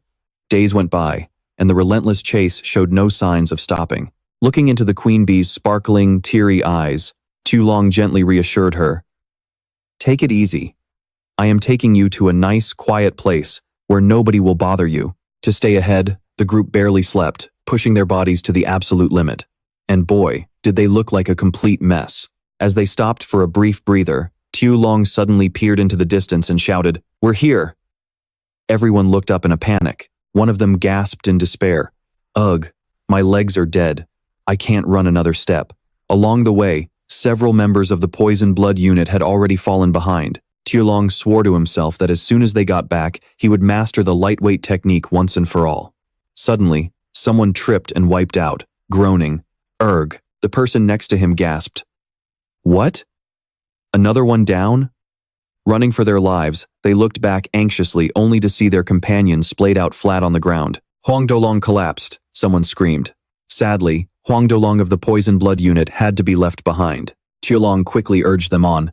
Everyone, use your movement techniques and push forward.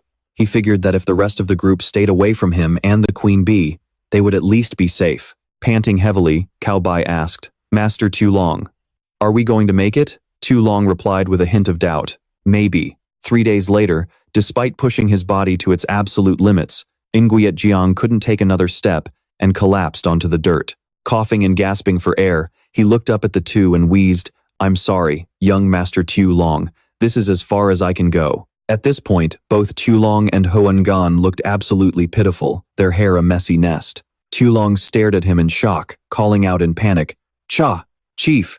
Hoengan fell silent for a moment before offering, Tieu Long, let me carry you on my back. Hearing this, he shyly declined. Lady Hoa Engan, there is no need. I can walk on my own. Out of nowhere, Hoa Engan rubbed her face with both hands. Shaking off her exhaustion, she forced herself to perk up, flashing him a determined smile as she said, I can do this. A member of the Tang family never gives up, no matter what. Meanwhile, at the front gates of the Tang estate, two neatly dressed, armed guards stood firmly on duty. Hearing footsteps approaching in the distance, they squinted and muttered in confusion. Huh? As the figures drew closer, one of the guards gasped in shock. Oh, the young lady has returned. Both of them looked utterly haggard, with dark circles under their eyes from severe sleep deprivation. Tieu Long was barely keeping his feet under him as he supported Hoa Engan. The guard rubbed his eyes, completely dumbfounded. Is that really the young lady? The entire Tang estate erupted into chaos. Instantly, they fired off a signal flare to summon every direct family member immediately. Hearing the loud blast of the signal flare, the Grand Patriarch and the family head quickly flung open their doors. They urgently ordered a signal flare to be fired to summon the entire direct family. Hearing the signal, the Grand Patriarch and the family head quickly rushed outside. The family head asked anxiously, Is there something serious? Someone immediately reported, Lady Hoa Engan has returned. Upon seeing the family head, he saw his exhausted daughter being supported by the servants, while Tieu Long stood anxiously by her side. Both of them looked like an absolute wreck. The family head couldn't believe his eyes and asked, Really? He pulled his daughter into a tight embrace and cried out in anguish, "Tieu Long, what is the meaning of this?" He quickly fell to his knees, stammering, "Please calm down, father-in-law. Lady Hoengan is just exhausted after 10 days of non-stop Lightfoot travel." As if remembering something, his voice turned serious. "But now is not the time to talk about this. We must head to the training ground immediately." Hearing this, the Grand Patriarch asked in surprise, "What? Why the training ground?" He didn't answer right away, but reached into his shirt to pull something out. He held up the queen bee with both hands for everyone to see and announced, "This is the queen of the golden-haired bee king. Before long, the other bees will swarm here. We must get to the ancient tree at the training ground right away." Unable to hold back, the Grand Patriarch burst into laughter. "Ha ha ha, this kid is indeed full of promise. He will surely achieve great things in the future." Meanwhile, the head of the Tang family didn't look too pleased. He demanded, "What? Weren't you supposed to just get some honey? But you brought back the queen bee instead?" Without giving him a chance to answer, the Grand Patriarch grabbed him by the shoulder and said, "All right, let's go," making him cry out in surprise. "Huh?" Using Lightfoot, he grabbed Tieu Long and leaped into the air, making him panic and shout, "Oh my God!" Meanwhile, the people on the ground quickly shielded their faces from the dust and wind. Tieu Long felt dizzy as he was carried soaring through the air. Suddenly, he let out a panicked scream. "Ah!" The Grand Patriarch glanced at him with concern and asked, "What's wrong?" Seeing a familiar, dense, dark yellow swarm in the distance, he hurriedly reported, "Old Master, the bees are swarming in." Hearing this, he remained calm. That many? Did you bring the entire swarm with you?" With that, he accelerated. "It's right ahead, let's move fast." The sudden burst of speed made him gasp in shock. Ah!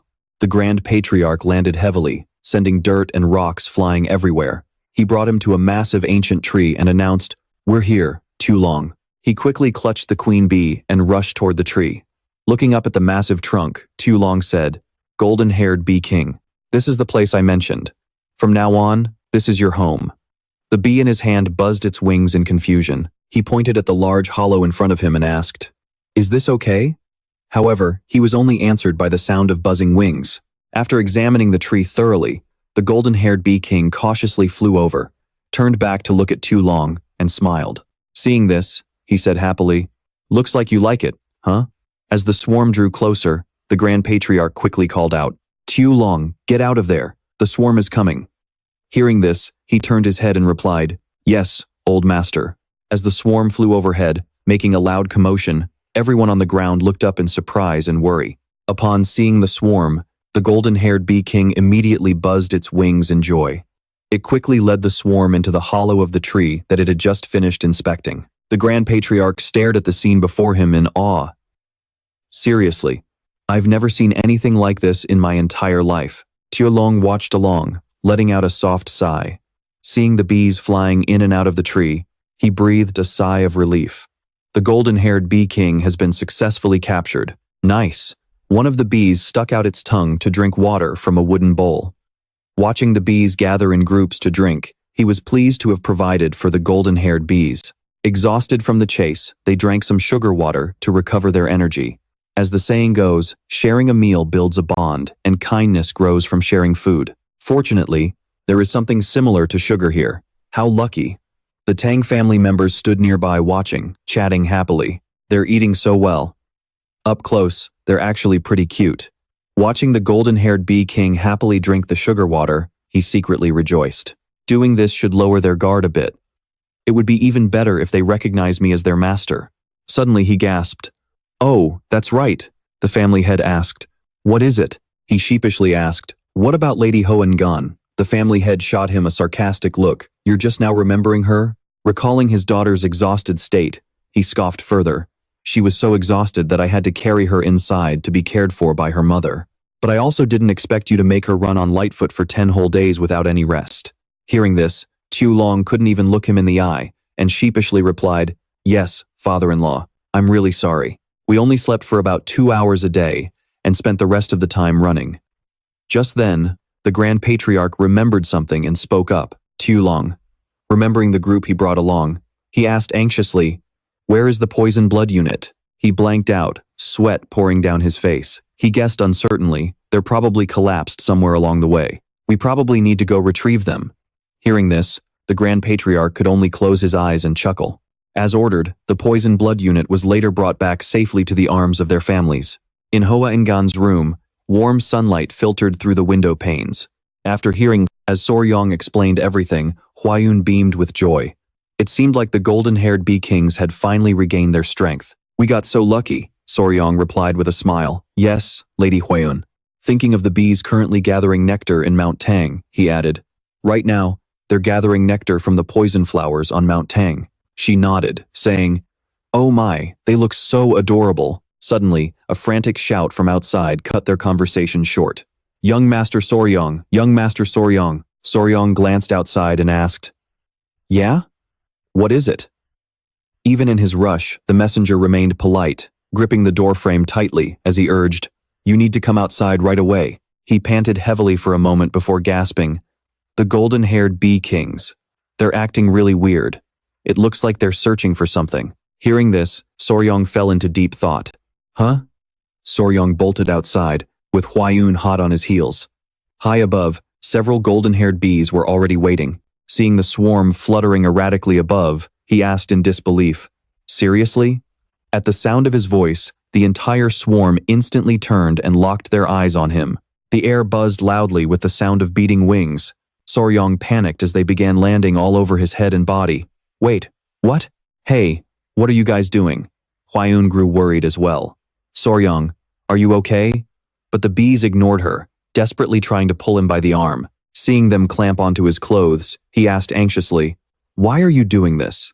Suddenly, his feet slowly lifted off the ground, leaving him with nothing but a helpless, bitter smile. The people on the ground could only stare up in amazement as Soryong was carried further and further away by the swarm. Hwayun gasped, shouting after him, Soryong. The bees dragged him toward a massive, ancient tree and gently set him down. With the roaring hum of wings still ringing in his ears, he stumbled onto the ground and muttered, Huh?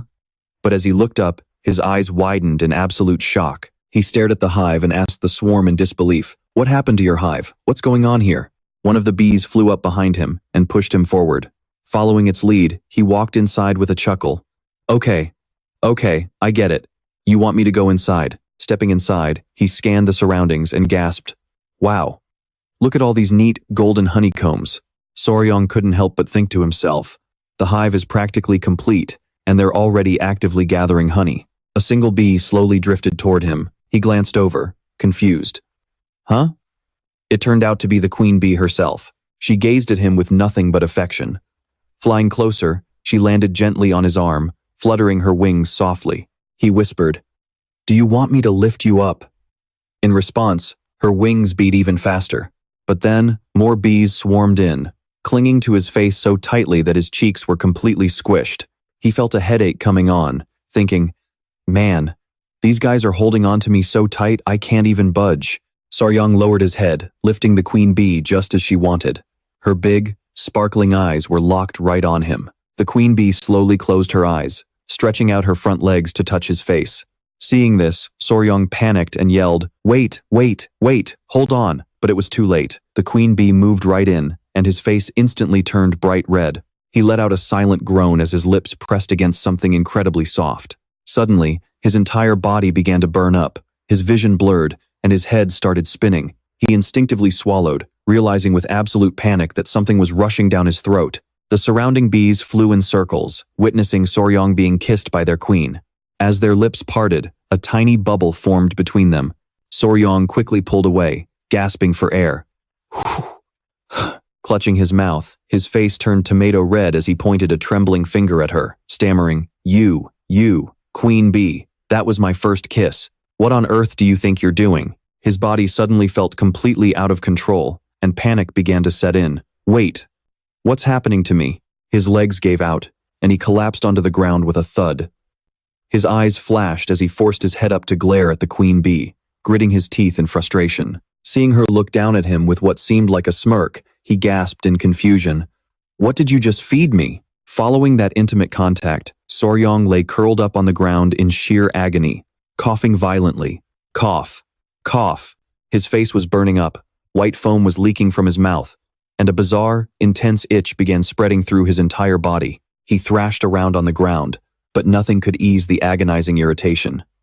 His vision grew blurry as fluids ran uncontrollably from his nose and mouth.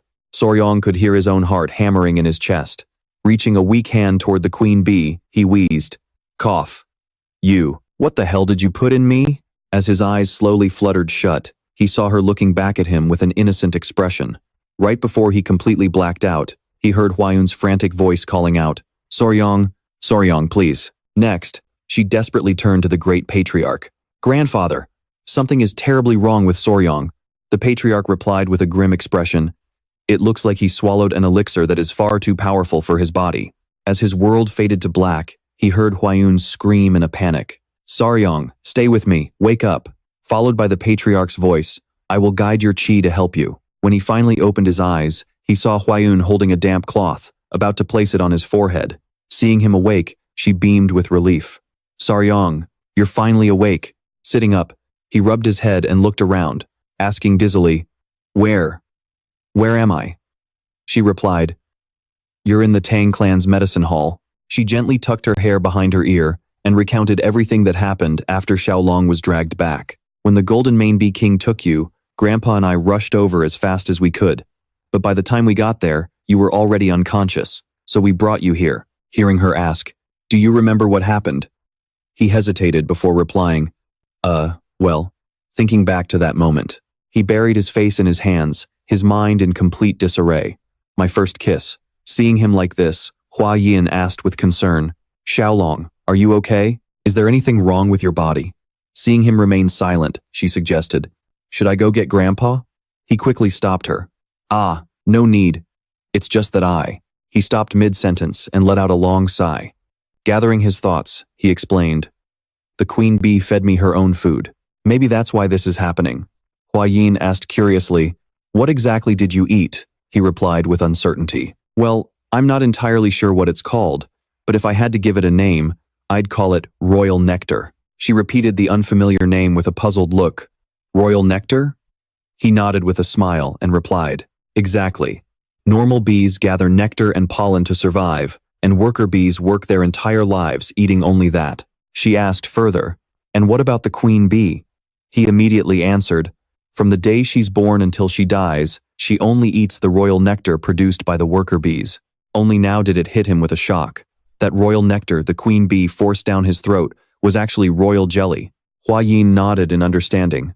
"Ah, I see.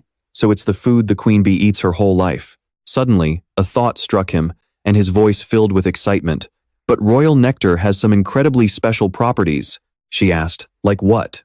He enthusiastically replied, "Normally, worker bees only live for a little over a month, but because the queen bee eats royal nectar, she can live 60 times longer." "Seriously? 60 times?" Astonished, she tried to calm him down. "Tieu Long, please, calm down." Her face flushed, and she let out a soft cough to hide her embarrassment. She said, So that's how it is. That explains everything." She then brought up the internal cultivation technique Tieu Long had learned. It was the 5 poisons returning to source art. Since it was only a basic technique, he shouldn't have been able to absorb all the energy from such a powerful elixir. Hua Yin sighed in relief. But since the honey of the Golden Mane Bee King is normally worth 2 months of cultivation, could Tieu Long have actually gained 60 times that effect? Does that mean you've gained 10 years of internal energy? Hearing her congratulate him on this miraculous encounter, he was left utterly stunned. He was speechless. When it came to his internal energy, Hua Yin suddenly hesitated. Raising a handkerchief to hide her blushing face, she murmured, "Also, you might want to look in the silver mirror. It seems the royal nectar has other side effects." Hearing this, his eyes widened in surprise as he repeated her words. "Other effects?" Tieu Long gently touched his face and wondered, "A silver mirror?" Sure enough, when he looked at his reflection, he placed a hand on his cheek and muttered softly, "Something is definitely off." It slowly started to click. Does royal jelly really do this? What happened to the country bumpkin from Hainan? Tieu Long traced his cheek with his finger, amazed at how his features had become so much more delicate. His skin was also incredibly soft, almost like a woman's. As a terrifying thought crossed his mind, cold sweat began to bead on his forehead. His face flushed so red that he forgot to take his finger off his cheek, imagining himself as a girl. In his mind, she smiled brightly and introduced herself. "Hi there, I'm Wei Xiaoling." Panicking, he grabbed his head and cried out, "Is this really what happens when you eat royal jelly?" He quickly looked down, hands trembling as he fumbled to loosen his belt, holding his breath in absolute silence. He needed to check if his little brother was still there. After confirming, he collapsed onto the floor, staring up at the ceiling with a massive sigh of relief. Thank goodness, it was still exactly where it was supposed to be. He recalled what Hua Yin had said. If her grandfather hadn't guided his chaotic energy, things could have ended horribly. He realized he should probably thank them properly. He had almost lost his life but was saved just in time. Xiao Long walked down the familiar path, but he couldn't help but feel uneasy as everyone kept staring at him. Seeing the local girls giggling at him, he wondered if his heightened senses from his new internal energy were making him overly sensitive to their gazes. He bolted like his life depended on it, telling himself, "I need to get out of here first," leaving the girls' giggles fading in the distance. Outside the dining hall of the Sichuan Tang Clan, which was actually called Sichuan House, Xiao Long stood by the door, hesitating to enter and only peeking inside. Inside, the table was loaded with delicious dishes, looking and smelling absolutely perfect. Everyone was already seated, and the servants were bringing out the food course by course. As the madame turned her head, she spotted him. After taking a good look, she gasped, "Oh my, doesn't my son-in-law look exceptionally dashing today?" She then asked, "Are you feeling any better?" Xiao Long bowed and clasped his hands respectfully, replying, "Yes, mother-in-law. I'm sorry for causing you so much worry." She clapped her hands happily. "Don't worry about it. We should be celebrating such a miraculous encounter." With that, she turned to tease her daughter. "My goodness, look at his skin. Hua Yin is going to absolutely love this." This made Hua Yin's face turn bright red with embarrassment. "Oh, mother," she stammered, trying to change the subject. "Xiao Long, please, sit down." Amidst the madame's cheerful laughter, he softly replied, "Yes, ma'am." Everyone took their seats to eat. The servants were bringing out the final dishes. As the servant poured the tea, the patriarch asked with concern, "Xiao Long, is your body feeling any better?" He nodded obediently and replied, "Yes, father-in-law. I am sorry for causing you so much worry." Then, he respectfully continued, "Thank you, grandfather. I heard that you personally examined my body." The Grand Patriarch smiled and said, "It is wonderful that you had such a rare opportunity." The Patriarch interjected, "So, why don't you tell us what happened now? I already heard about the Bee King's royal jelly from Hua Yin. What exactly happened?" He did not even know where to start. Habitually touching his face, he began, "Well, the thing is." Remembering his first kiss, he closed his eyes and said, "Perhaps the Golden Bee Queen was so pleased with her new hive that she wanted to repay me. As a result, I was dragged to the nest and suddenly fed the Bee King's royal jelly." Then he cheerfully concluded, "I think everything that happened stems from this." The lady covered her mouth and gasped, "How incredibly strange." Meanwhile, the Grand Patriarch exclaimed, "Oh, even a poisonous insect of that class knows how to repay a favor?" He then suggested, "Could we possibly find more of this Bee King's royal jelly? If we can, it would be extremely beneficial for our Tang Clan." The Patriarch added, "The honey of the Golden Bee King is already very useful. If it is the Bee King's royal jelly, it would undoubtedly be of immense help." The lady, on the other hand, was more interested in the beauty-enhancing properties of the jelly and asked excitedly, "Son-in-law, can we find more of that Bee King's royal jelly?" Seeing everyone's eyes fixed on him, he cleared his throat with a soft cough. Hua Yin also turned to him and asked, "Oh, that's right. Xiao Long, can we get more of it?" He closed his eyes and nodded slightly. "Yeah. But inside," he thought, "if they were just ordinary bees, one would need to build separate queen cells, called queen cups, and utilize worker bees to harvest the royal jelly." Remembering the image of himself running away in terror from the swarm of bees, he could not help but think, "Young Master Xiao Long, this seems far from reality." He wondered, "If I try this with the highly intelligent Golden Bee King, I'm afraid I'll end up being turned into a human honeycomb." Thinking about the innocent form of the bee queen, he fell into deep thought. The royal jelly is normally produced to nourish larvae, but the bee queen fed me directly. I wonder if there is a difference in this substance. After 1 minute of silence, he spoke up. "To be honest, that is probably not possible." Hearing this, the Grand Patriarch immediately asked, "Not possible? What is the reason?" The lady also quickly asked, "Son-in-law, why not?" He replied, "Even if it can be consumed, who would actually dare to eat it?" At this, the Patriarch began to speculate. "Huh? Is it because it tastes bad? Or does it have a strange smell? He gently shook his head. No, it is not that. Then, he dropped a bombshell of an answer. That bee king's royal jelly is secreted from the mouth of the bee queen. It seems it must be directly transferred from her. To avoid any misunderstanding, he further explained, it is basically like kissing, requiring mouth-to-mouth contact. The bee queen's substance has to enter your mouth to be transferred. The Grand Patriarch's jaw dropped in sheer shock and confusion. What? Contact with the bee queen? The lady was also dumbfounded. Huh? What does that even mean? The Patriarch could only sigh as his hopes died. Well, it looks like we can't get any more of it then, unless it is Tieu Long, who is loved by the Golden Bee King. Anyone else is out of the question. Suddenly, the sound of chopsticks dropping onto the table caught everyone's attention. Hua Yin did not look at him, but asked in a low voice, mouth-to-mouth contact? She quickly used her delicate hand to cover her mouth in shock, her eyes darting sideways to scrutinize him. Brother Tieu Long, did you lock lips with that Golden Bee King? Under the silent, fading night, a lonely crescent moon hung high above, casting its pale silver light down upon the world. A hand covered in crisscrossing scars with bulging veins belonged to none other than the renowned martial arts alliance leader, Fist King Zhou Zhongshui. At this moment, his mind was an absolute mess, his thoughts tangled in 100 different directions, on the verge of exploding. The wooden door creaked open, and a graceful, elegant figure stepped inside, like a goddess descending to earth. On her delicate oval face was a small, shy beauty mark.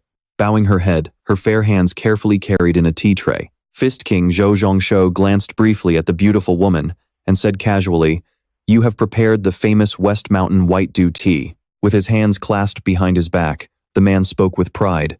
Ah, the rich taste of home is truly unforgettable. As she gently poured the tea, the beauty replied softly, "Yes, this is the finest West Mountain White Dew tea, a famous specialty of our Nanchang." Hearing this, the Fist King nodded slightly and said warmly, "Thank you, my lady. I will certainly savor this cup of tea to the fullest." Standing beside him, the beautiful woman watched his every move, with sparkling, attentive eyes. The Fist King raised the teacup to his lips, parting them slightly to take a sip. Right at that moment, an urgent, frantic voice echoed from outside. "Reporting to the Alliance Leader, your subordinate, strategist Zhuge Hu, has an urgent matter to report." That anxious tone made the Fist King pause. He quickly set the teacup down and spoke with authority. "Not asleep at this hour? What is it now? Come in, Zhuge Hu." A handsome and agile young man stepped inside. He cupped his hands in a respectful salute, his tone carrying a hint of apology. "Reporting to the Alliance Leader, please forgive my rudeness for disturbing you at such a late hour." With that, he hastily reported the situation. "We have just received urgent intel from our spy network in Sichuan. Believing it to be a matter of grave importance, I rushed here to report to you immediately." "My lord." The Fist King calmly waved his hand and replied, "It is fine. If the strategist has come in person, it must indeed be critical. Speak freely." Zhuge Hu stepped forward, reaching deep into his sleeve. He finally pulled out a parchment scroll, placed it on the table, and reported solemnly, "The blood-hand Rakshasa, Zhuo Yunyang, has met his end." Upon hearing this shocking news, the Tang Clan has already recovered his head, along with his notorious blood-hand poison palm manual. The Fist King could not hold back his fury and slammed his hand down on the table. As his jade teacup shattered into pieces, he roared in fury. "What?" His hand trembled violently from the sheer force of the slam. Gritting his teeth, the Fist King demanded, "The blood-hand poison palm. How could they recover such a bizarre and sinister art? And how did they get Zhuo Yunyang's head?" Zhuge Hu quickly bowed and replied, "Alliance Leader, some time ago, Zhuo Yunyang suffered a fatal blow from the sovereign of myriad poisons, and vanished without a trace. Later, he drifted all the way to Hainan and lived in seclusion to heal his wounds." As if suddenly remembering something intriguing, Zhuge Hu added with excitement, "And there is an incredibly thrilling twist to this whole ordeal. According to our latest reports, that great demon Zhuo Yunyang was actually defeated by a young hero teaming up with a mysterious poison user of unknown origin." The Fist King frowned in surprise, asking skeptically, "What did you say? A young hero and a poison user?" Zhuge Hu sat down casually across from the Fist King, fanning himself with his feather fan as he continued with a mysterious look. "It might sound like a far-fetched story filled with unexpected twists, but it is actually a highly captivating tale that you will surely want to follow closely, Alliance Leader." The beauty standing quietly in the room listened to Zhuge Hu's endless talking, unable to help but feel a spark of curiosity. Meanwhile, back at the main hall of the Sichuan Tang Clan, every single elder from the main and branch families has gathered. After listening to the subordinate's report, a white-haired elder nodded in agreement. It is indeed true. Family head. Another hot-tempered elder roared in anger. So someone actually had the audacity to sell out our Tang Clan's classified secrets to outside forces? Another elder chimed in. Unbelievable. To think someone would dare to drag our Tang Clan's reputation through the mud like this. Noticing that everyone's attitude was completely different this time, Tieu Long turned to Hua Yin and whispered, "Huh? My father-in-law isn't throwing a massive tantrum at me today?" Hua Yin giggled at his question. Of course not. Seeing Tieu Long's bewildered look, she explained in more detail, when the family's reputation is threatened, even the elders of the branch families won't sit idly by. Besides, whatever happens inside is just a family squabble. The Tang family head closed his eyes, lost in thought, before making his decision. I have already dispatched the beggars sect to verify their info. We should get a reply soon. I plan to personally make a trip to Yangchuan Prefecture. The elder asked anxiously, "So, how do you plan to handle them, family head?" The family head had already worked it all out, laying out his plan step by step.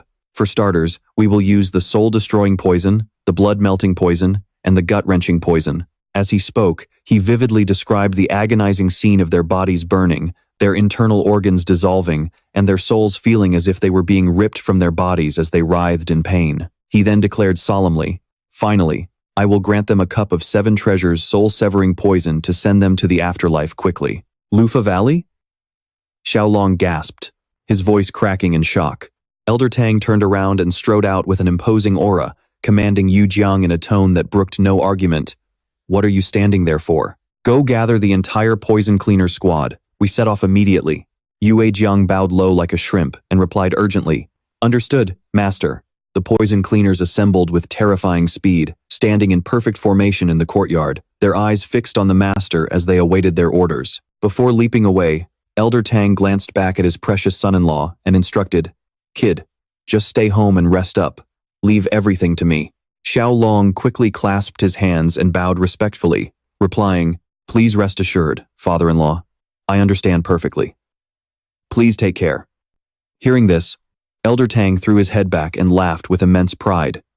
"Take care? Ha ha ha, those pests are the ones who should be careful. Just wait until I rain down hundreds of thousands of retributions and tens of thousands of punishments upon them." With that, he led his imposing squad and swiftly departed from the Tang estate.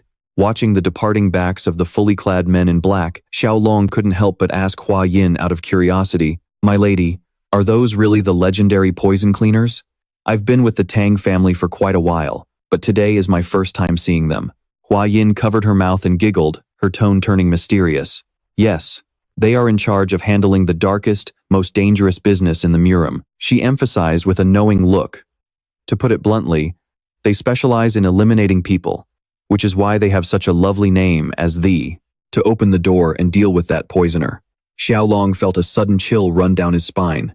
He thought to himself, "Is it really just a simple danger? I'm afraid it's far worse than that." Just then, a suspicious cough came from behind him. Cough, cough.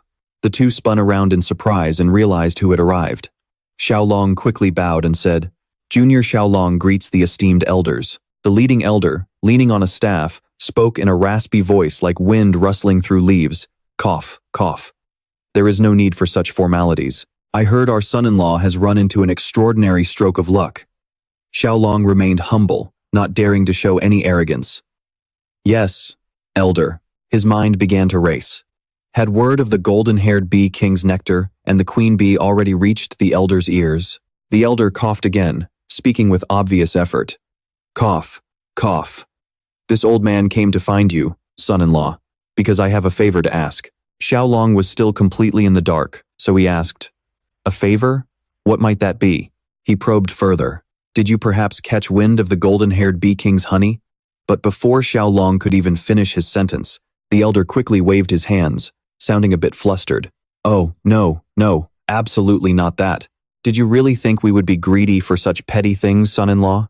The elder standing behind chimed in, putting on a righteous act. "Exactly, exactly. All spiritual medicines and treasures in this world belong to those destined to find them. How could we force it?" Seeing the two elders beating around the bush and refusing to get to the point, Tieu Long grew even more suspicious. So he decided to ask directly, "Then what is it exactly?" The two elders exchanged awkward glances, as if they found it hard to speak up. After clearing his throat to muster some courage, the leading elder stepped closer to Tieu Long. He gently patted Tieu Long's shoulder with his thin hand, wearing a mysterious and unpredictable look. With his face slightly red, he leaned in and whispered in Tieu Long's ear, as if terrified of being overheard. "Lean in a bit. Don't you have that pill called the Jitan pill, son-in-law? I heard you refined it yourself, so the decision is entirely yours." Cough, cough. At this point, Tieu Long finally put two and two together. He let out a long, knowing ah. Then, he pulled out 3 glossy Jitan pills, gently tossing them in his hand with a half-smile. "Haha, I am also trying my best to fit in with the Tang Clan. Everything is still so new to me. If you elders could look out for me a little, then this small matter is really nothing at all." Right then, Grandmaster Tang walked out from the inner hall. Seeing this incredibly harmonious scene, he couldn't help but ask, "What are you all doing gathered here, making a racket like a crowded market?" His majestic voice boomed, instantly freezing the laughing crowd in their tracks like stone statues. About 5 seconds later, the elder who had reached out to take the pills choked on his own spit, letting out a pathetic wheeze. Everyone around him quickly rushed over. One patted his back while another held his shoulders, desperately trying to defuse the situation. "We were just chatting and bonding with our son-in-law, that's all." Seeing this, Grandmaster Tang finally nodded in satisfaction and laughed out loud. "Ha ha, ha ha. It looks like you all have finally recognized Tieu Long's true worth." Watching this tag team act from the side, Hua Yin broke into a cold sweat that completely drenched his back. The elders kept nodding and bowing, repeatedly agreeing, "Of course, Grandmaster, you are absolutely right." Suddenly, a panicked voice cried out from afar. "Grandmaster, report, a major emergency. This is bad, very bad." Grandmaster Tang spun around and demanded majestically, "What happened to make you panic as if someone died? Speak." Not daring to delay, the messenger quickly reported, "My lord, Grandmaster, the city lord of Sichuan. The Sichuan city lord is on his deathbed, hanging on by a mere thread." Hearing this, everyone's faces turned pale with absolute horror. The elder from before couldn't help but gasp, "What? The city lord of Sichuan?" Tieu Long quickly pressed, "Did the city lord strictly follow my instructions regarding the dosage and usage?" The messenger hesitated for a moment, realizing he couldn't hide the truth any longer. So he confessed, "Well, actually, after seeing the miraculous effects of the spiritual medicine, the Sichuan city lord took in several more concubines and took it upon himself to multiply the recommended dosage by several times." Hearing this, cold sweat poured off Tieu Long like rain as he screamed internally, "Oh my God, what a reckless fool." Grandmaster Tang got a splitting headache and rubbed his temples, his voice filled with utter helplessness. "Fine, fine. This old man must rush over there immediately." Before flying off, he didn't forget to instruct Tieu Long, "Tieu Long, you are the only man left in the Tang Clan right now. Take good care of the women, understood?" Tieu Long obediently replied, "Yes, grandfather, I will keep that in mind." Grandmaster Tang immediately channeled his Lightfoot technique, transforming into a flash of green light and vanishing from the Tang Clan in the blink of an eye. Tieu Long watched Grandmaster Tang's rushing figure, his heart filled with anxiety. He couldn't help but wonder, what on earth could make Grandmaster Tang panic like that? As dusk fell, the main hall of the Tang Clan was brightly lit. Hua Yun sat beside Soryong, asking him gently, "Soryong, how is your training with the 10 poison double core technique going? Have you made any progress?" Soryong hesitated, replying with a lack of confidence. "Well, compared to the beginning, it's not as confusing and difficult anymore." In his head, he compared the two. If the 5 poison core, return technique feels like a massive current of energy constantly circulating inside my body, then the 10 poison double core is like having 2 energy currents running at the same time, just like a twin-cylinder engine. Hearing this, Hua Yun couldn't hide her excitement as she announced, "It sounds like you've already built up a basic immunity to common poisons." She eagerly continued, "Plus, you can now channel your energy directly outward, or even infuse it into objects." Surprised and full of doubt, Soryong asked, "Really? Is it actually that powerful?" After a brief internal struggle, he braced himself, pursed his lips, and said, "All right, let me give it a shot." With determination in his eyes, Soryong stared straight at the wooden training dummy in front of him and slowly stood up. He gently pinched a throwing dagger between his index finger and thumb, then focused with absolute concentration, his entire being aligning as one with the weapon. Chanting the mantra in his head, he channeled his internal energy from left to right, driving the two energy currents to gradually spin in perfect sync. Soon, a faint blue aura began to ripple beneath his feet, quickly spreading and wrapping around his entire body. Soryang slowly opened his eyes, his pupils shimmering with a mysterious, faint blue light. He muttered to himself, "Once this energy fully fills my meridians and muscles." The instant the sound of rushing wind echoed in his mind, he planted one foot firmly on the ground, pushed off hard with his other foot, and hurled the throwing dagger at the dummy with terrifying speed. Clad in a sharp blue aura, the dagger tore through the air like a streak of shooting light. With a thunderous boom, the dagger slammed perfectly into the center of the dummy's abdomen, ripping the fabric to shreds as it scattered like snowflakes. "Lady Hua-un, I did it! I broke through!" The young boy's joyful voice echoed, shattering the quiet atmosphere. In response to his shout, Hua-un smiled, her eyes curving like crescent moons. "Soryang, you really are a genius. You successfully infused your inner energy into a throwing dagger." Deep in the shadows nearby, a group of men dressed in black were utterly terrified. Their eyes wide with shock, they watched as the dagger tore through the wind, pierced the bullseye of the wooden target, and embedded itself deep into the solid stone wall. They exchanged terrified glances, whispering to one another, "Did we blow our cover?" One of them muttered, his voice trembling, "We have to silence them." The man next to him quickly disagreed, "No, it's just a coincidence." Another, tightly clutching a sheepskin manual, lowered his voice to a barely audible whisper, "It's just a copy anyway. But now that the Bloodhand Poison Palm is in our hands, our mission is complete. We need to slip back to headquarters before things get out of hand." He couldn't help but smirk smugly, his voice raspy like a croaking crow. "Ha ha, those fools of the Tang Clan. Their security is a joke. It was too easy for me to sneak in and snatch their treasure." Suddenly, a strange scent wafted past, making him frown in confusion. He let out a soft huff, whispering a warning to his comrades. "Do you smell that?" There's a bizarre, sweet, heavy scent in the air. The group began looking around frantically, trying to find where the smell was coming from. As they looked up, they nearly lost their minds. A giant hornet was staring down at them with glowing, fiery eyes, its aggressive face looking ready to eat them alive. The loud buzzing roared like thunder, carrying a wave of deadly intent. In the pitch-black night, a blood-curdling shriek pierced the silence of the training grounds. Soryang gasped in surprise. "What was that?" Hua-un's eyes went as sharp as a hawk's as she stared toward the sound, speculating, "Looks like we have some uninvited guests." Behind the ancient trees near the targets, a group of black-clad men scrambled into view, looking as terrified as if they'd seen a ghost, screaming in unison, "Ah, why is there a giant killer hornet here?" Their bizarre clothes and suspicious behavior immediately convinced Hua-un that these were intruders. Worried for the Tang Clan's safety, Hua-un didn't hesitate for a second. She channeled her energy and leaped toward the enemy. She didn't forget to shout back to her companion, "Soryang, what are you waiting for? Move." Soryang called out anxiously after her, "Lady Hua-un, be careful." Seeing how bad things were, the leader of the intruders lost his mind and screamed to his men, "Retreat! Retreat!" Another guy, who had just been stung on the ear by the hornet, was screaming in agony, "Get this damn thing off me! Help! Help me! Cowards!" His two cold-blooded comrades didn't even look back as they pushed their martial arts to the limit, running for their lives. Hua-un moved as fast as lightning, closing the distance as she yelled coldly, "Stop right there."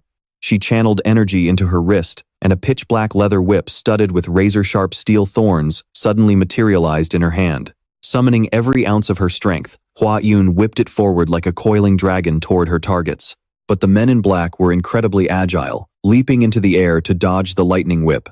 This left Hua-un completely stunned. She thought to herself, "They actually dodged my black dragon descent whip?" Meanwhile, the assassin who had been stung knew he could not escape. He decided to fight to the death to stall her, launching a desperate counterattack. He roared like a wild beast, swinging his sword straight at Hua-un. "Die!" he screamed. Standing outside the fight, Tieu Long could only yell out a warning. "Lady Hua-un, watch out. Please be careful." His voice was laced with pure anxiety. The assassin swung his sword like a maniac, completely ignoring the wasp that was still ruthlessly clinging to him. But Hua-un was a martial arts master after all. Firmly gripping both ends of her spiked whip, she easily deflected his lethal strike. She gave him a look of pure contempt. Then, in a flash, she counterattacked, lashing her spiked whip like a bolt of lightning right at his face, leaving him frozen in sheer terror. Without giving him a second to breathe, she unleashed a barrage of whip strikes, each lash cutting through the air with razor-sharp force. Only then did the wasp finally let go of the miserable assassin, circling once before, soaring back up into the sky. Seeing the assassin lying motionless on the ground like a dead dog, Tieu Long rushed over to Hoa Ngan. "Lady Hoa Ngan, are you okay? You're not hurt, are you? Big sis?" Hoa Ngan calmly pulled back her spiked whip and replied nonchalantly, "I'm fine, don't worry about me." Suddenly, the assassin writhed on the ground, let out a painful groan, and took his final breath. Black smoke began to billow from his body, his mouth hanging wide open like a fish out of water. Terrified, Tieu Long stammered, "Who is this guy? Is he dead?" He couldn't help but curse in his head. "Oh my God, what kind of freak show is this?" Hoa Ngan leaned down, closely examining the audacious intruder who dared to break into the Tang Clan estate. Noticing his corpse-pale skin and other bizarre symptoms, she said with absolute certainty, "He bit down on a poison pill to kill himself. He must have been hiding a massive secret." Torches and lanterns across the Tang Clan estate lit up the night like broad daylight as alarm bells chimed frantically. "Intruders, catch them alive." After gathering her elite squad, Hoa Ngan issued a stern command: "Split up and pursue them immediately. Do not let them escape. Tieu Long, you and Kubai, captain of the blood poison squad, are with me." In the dead of night, deep within a dense bamboo forest, torches flickered like fireflies, flaring up and dying down. Shouts echoed through the trees. "Catch them! Get them!"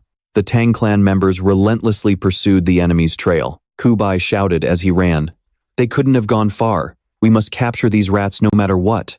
Feeling like they were moving way too slow, Tieu Long glanced at the golden armored centipedes inside his spatial pouch. He resolved, "Time to roll out, my jet engines."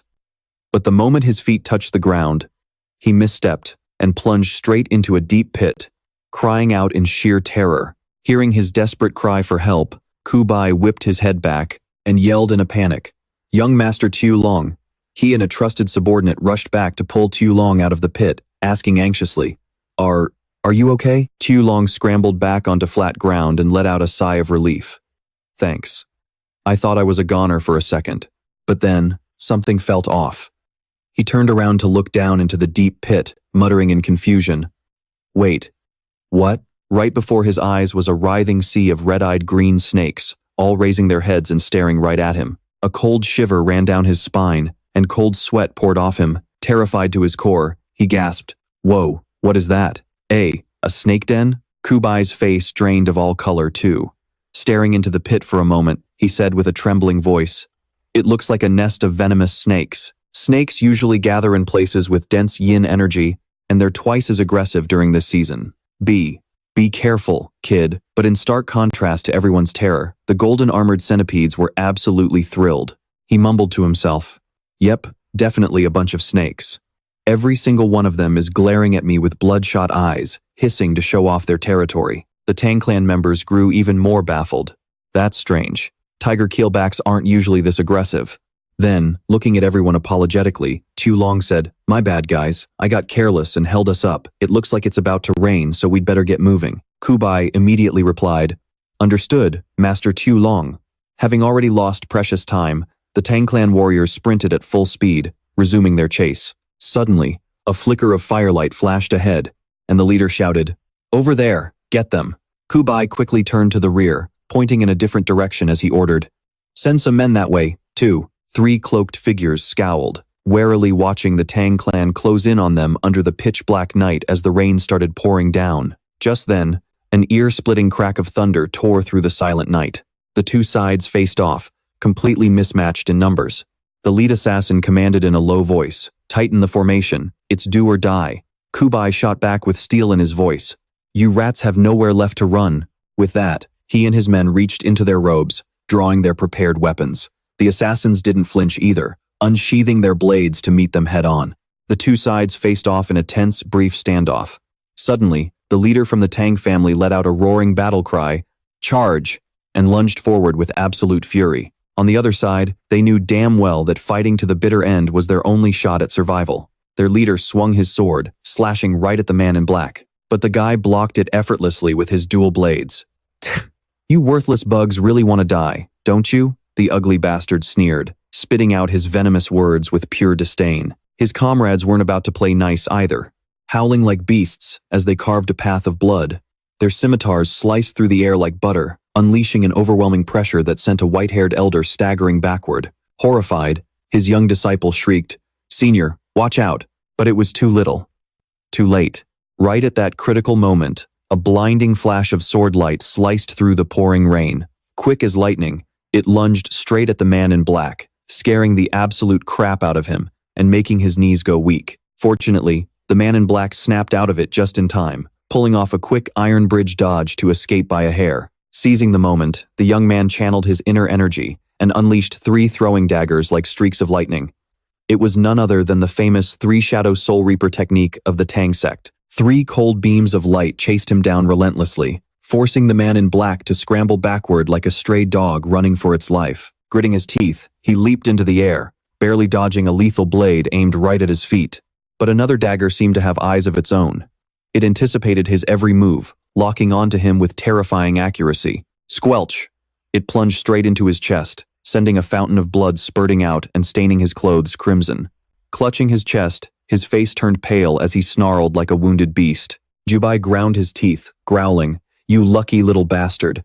His eyes turned into icy daggers as he glared at his opponent, hissing with pure bitterness, "Consider yourself lucky today. If it weren't for the heavy rain washing the poison off your daggers, you'd be dead by now." Right then, a creepy, eerie voice echoed through the air, sending shivers down everyone's spines. What a lively gathering of pathetic insects. On high alert, Jubai barked out, "Who's there? Show yourself." A figure descended from the sky with terrifying power, shattering an elephant-sized boulder into 100 pieces with a single strike. It was a hideous old man, with a face like a demon, his blood-red eyes glowing with a chilling, sinister light. Feeling an overwhelming pressure heavy enough to crush a mountain, Jubai's face went pale. He quickly screamed to his allies, "This is bad. A powerhouse is here. Retreat now." Meanwhile, the old man's body glowed with a faint, bloody aura as he let out a raspy, bizarre laugh. Before his creepy laughter even faded, he looked down at the dying man in black and demanded, "Did you get the item?" The man quickly pulled a worn-out book from his robes, offering it up with trembling hands like a sacred treasure. "My lord, it's just a copy from the Tang sect." Watching the drama unfold from a safe distance, Tieu Long gasped and turned his head, suddenly remembering the solemn warning of the Grand Patriarch. Only the most wicked would ever seek this out. Pale with fear, the boy gasped, "Wait, could that be?" His mind raced in absolute terror as he thought, "Oh no, is that a copy of that cursed book I accidentally read before? That thing is toxic as hell." He frantically yelled to warn the fighter ahead, "Jubai, look out. That's the manual for the blood-hand poison palm." Just hearing the name was a bad omen. Jubai's face fell instantly, and cold sweat drenched his body. "What? A copy of that vile technique?" Gritting his teeth, his face twisted in disgust. "Damn it, you sick, twisted bastards." Seeing the old man's casual indifference, Jubai lost his temper and barked right at his face. What kind of freak actually craves such a vile demonic martial art anyway? Why don't you show your face and tell me who you are, you coward? Completely ignoring the insults thrown his way, the old man flipped through the pages with a smug smirk. "Just as I thought. Since it's a copy, it only has the moves and lacks the deeper cultivation secrets. But regardless, this is more than enough." After scanning a few pages, he casually closed the book and ordered the injured man in black, "Shui Rong, I give you permission to unleash the ultimate technique of our blood cult. It might be a bit rushed, but this is a once-in-a-lifetime opportunity to announce our return. The mighty blood cult is invincible." It turned out the man in black was named Shu Rong. Hearing his leader's ruthless order, he quickly cupped his hands and bowed, replying firmly, "As you command, cult leader." He then lowered his hand, aiming directly at another black-clothed man lying face down on the ground, whose fate was unknown. Suddenly, blood began to erupt from the fallen man's body, filling the air with a sickening metallic stench that spread in every direction. Witnessing this horrifying sight, Tieu Long's eyes went wide. Clutching his head, he screamed at the top of his lungs, "Oh my God, what the hell is that?" Jubai watched in sheer disbelief, muttering under his breath. Dense energy was swirling in Shui Rong's hand as the surrounding blood slowly pooled into his palm. "Is he?" Actually draining the blood of the living? Glang. With a sharp metallic ring, the poison-coated blood sword fell onto the cold ground. He clutched his wound, which was already healing thanks to his sinister magic. The old geezer sneered with utter contempt. Hey, not bad. You actually have a decent eye, kid. A horrifying red bloody aura gathered around his hand, which was tipped with long, razor-sharp claws. He bragged arrogantly, "Listen up, I am none other than the Blood Sect Elder, the Blood Eagle Claw, Chu Jene." What a ridiculously long and extra name. It literally sounded like a neighbor's puppy. Meanwhile, the old man stared at Tieu Long, sizing him up from head to toe. "You look absolutely delicious, kid. Very good, very good." He rubbed his hands together, his mouth full of sharp teeth dripping with nasty drool. He licked his lips greedily like a hungry ghost that hadn't eaten in centuries. "It's been way too long since I've tasted the blood essence of someone with a spiritual root like yours. It must be so incredibly sweet." Amidst the pouring, torrential rain, both sides stared warily at each other. The tension was at an all-time high. Chu Jene stuffed the secret manual into his robes and arrogantly ordered Shui Ying, the black-clothed assassin who was stumbling back to his feet, "Grab that brat for me. Nothing restores my energy like a youngster's blood essence. Ha ha ha." Shui Ying immediately bowed, loudly obeying his master's order. With murderous intent radiating from them, the two of them charged toward the Sichuan Tang Clan. Jubai panicked and shrieked at the top of his lungs. "Quickly deploy the 5 Poisons Fire Annihilation formation. Do not let that old thief touch a single hair on Master Tieu Long." Chu Jene activated his void step movement technique. Smirking like a creepy centipede, he laughed. "Ha ha ha. Just try to stop me, you pathetic ants." With his body radiating a scorching heat like a furnace, he soared into the air like a hawk. Down below, an earth-shattering explosion went off, followed by panicked screams echoing everywhere. Tieu Long quickly covered his head to dodge the rocks flying past his ears, dripping with sweat. An urgent voice echoed in his ears, shouting, "Master Tieu Long, get away from there. It's too dangerous." Suddenly, Shui Ying appeared behind him like a ghost, grabbing the boy's neck in a tight chokehold. Tieu Long gasped in shock, his eyes wide. A chilling, bloodthirsty look gleamed in his eyes as Shui Ying spat out each word with cold malice. "Go to sleep, kid. Looks like the elder has his eyes on your blood essence. Your luck has officially run out." "Ha." Tieu Long's face turned completely pale as he gasped for air, struggling to breathe. At death's door, the boy gritted his teeth and whispered under his breath, "My little babies, get him." Instantly, a swarm of glowing golden centipedes poured out of his body like a disturbed beehive, lunging at the black-clothed assassin with terrifying speed. Obeying Tieu Long's command to bite him to death, the lead centipede bit down hard on the enemy's hand. It screeched angrily, sounding ready to tear him apart. Shui Ying stared at the strange golden bug on his hand, completely baffled. A centipede? What the hell is this thing? While he was still standing there dazed, trying to process what was happening, a razor-sharp dagger sliced through the air and stabbed straight into his head with a sickening thud, sending blood splattering everywhere. Before he could react, a massive, earth-shattering force struck Shui Ying, blasting him backward like a rag doll. Tieu Long quickly shielded his eyes from the blinding light, squeezing them shut. He only dared to slowly turn his head when he heard a familiar voice calling out to him through the pouring rain. Standing there was the beautiful, fairy-like Hua Yin, leading a powerful group toward him. Right behind her were Yue Jiang and the stern-faced Grand Elder. Overjoyed, the boy jumped up and down, yelling, "Sister Hua Yin, you finally came to save me." Hua Yin and Yue Jiang's faces turned dead serious as they took in the chaotic, terrifying scene before them. Shrouded in a pitch-black mist like a demonic yaksha, Chu Jene was absolutely decimating the Tang Clan forces with zero effort. Hua Yin immediately demanded, "The 5 Poisons Fire Annihilation formation? What on earth is going on here?" Hearing her voice, Jubai whipped around, his sharp eyes locking onto Hua Yin as he yelled, "My lady, there is no time to explain." He quickly warned her in a panicked voice, "My lady, we have a massive problem. That old blood sect elder had the audacity to launch a surprise attack on our estate." Hua Yin's eyes went wide with shock as she gasped, "What? The blood sect?" Realizing how dire the situation was, she fiercely commanded, "Everyone, focus on reinforcing Vice Captain Jubai." Yue Jiang immediately acknowledged the order, shouting without a second's delay, "Right away, my lady." Meanwhile, the sinister-eyed old elder stroked his goatee and sneered in a low, gravelly voice, So that little girl, is the one who defeated the Blood Hand Poison Eagle, Zhuo Yunyang. His face twisted into a demonic, grotesque grin as he licked his dry lips. Mockery dripping from his voice, he scoffed. The Blood Hand Poison Eagle, what a legendary title, only to end up being total trash. To think he got completely crippled by a bunch of tiny centipedes, how absolutely pathetic. Yue Jiang roared back with thunderous fury. Shut your damn mouth. Today, this place will be your grave. But Chu Zhenei didn't care about the threat at all. He just threw his head back. The old man let out a crazed, arrogant laugh, his screeching voice piercing like a demonic wail that shattered everyone's eardrums. Haha, is that so? Let's see who's the one getting buried here today. The ground began to shake violently, as if a massive earthquake was tearing the earth apart. He frantically cast his dark magic, causing the chaotic, pitch-black demonic energy to surge wildly, growing so thick it was suffocating. His already thinning hair stood straight up like a lion's mane, as his eerie, deep voice echoed through the area. Let me see what you worthless insects can actually do. Deep in the woods, Tieu Long was carefully wrapping a bandage around his wounded arm, whispering softly, "Just hang in there a little longer." He grit his teeth and pulled the knot tight, a sudden wave of intense dread washing over him. The situation was literally hanging by a thread.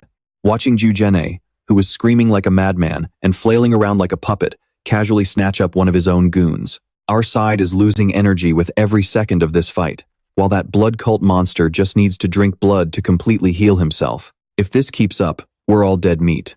While Tieu Long was still lost in thought, a figure shot past him like a falling star, slamming hard into an ancient tree with a loud crash. Tieu Long gasped in sheer horror, and quickly spun around to see Hua Yin grinding her teeth, her delicate brow furrowed in agonizing pain as she tried to endure the excruciating toll on her body. His voice filled with panic. He cried out, "Lady Hua Yin!" But before she could answer, she suddenly coughed up a thick stream of warm, fresh blood. Frantic, he grabbed her frail shoulders, his voice cracking with worry and helplessness. "Lady Hua Yin, are you okay?" Trying to reassure him, Hua Yin squeezed out a weak smile on her pale face and muttered, I'm fine." With trembling, slender hands, she clasped Tieu Long's hands tightly, looking directly into his eyes with absolute resolve, and said softly, "Tieu Long." Despite being utterly exhausted and pale, she spoke with a desperate, pleading tone. "You need to go back to the clan and bring reinforcements right away. As we are right now, we're simply no match for these monsters." Tieu Long scowled so hard his eyebrows knitted together, cursing bitterly in his head. Damn it all. Watching Chu Zhenei continue his rampage with utter arrogance, Tieu Long felt a wave of sheer frustration at how useless he was. In a fight like this, I'm nothing but dead weight. Completely useless. Realizing the situation was turning catastrophic, Captain Yue Jiang quickly turned around and said in a tragic, determined voice, "Lord Tieu Long, please, for the sake of the family, for the entire Sichuan Tang Clan, you must leave immediately and get help." The great elder chimed in, his raspy voice filled with absolute resolve. "We will hold them off here with our lives. Go, now. There's no time left." Hearing their pleas, Tieu Long fell silent, a storm of conflicted emotions raging inside him, torn over what to do. After what felt like an eternity, he finally managed to force out a response. I understand. I'll do everything I can to get back as fast as possible." Yet, a lingering doubt still gnawed at him. "But my movement technique is still so weak. Can I really pull this off?" Upon hearing this, Hua Yin suddenly threw her arms around him, whispering words of encouragement. "You can do this. I know you can.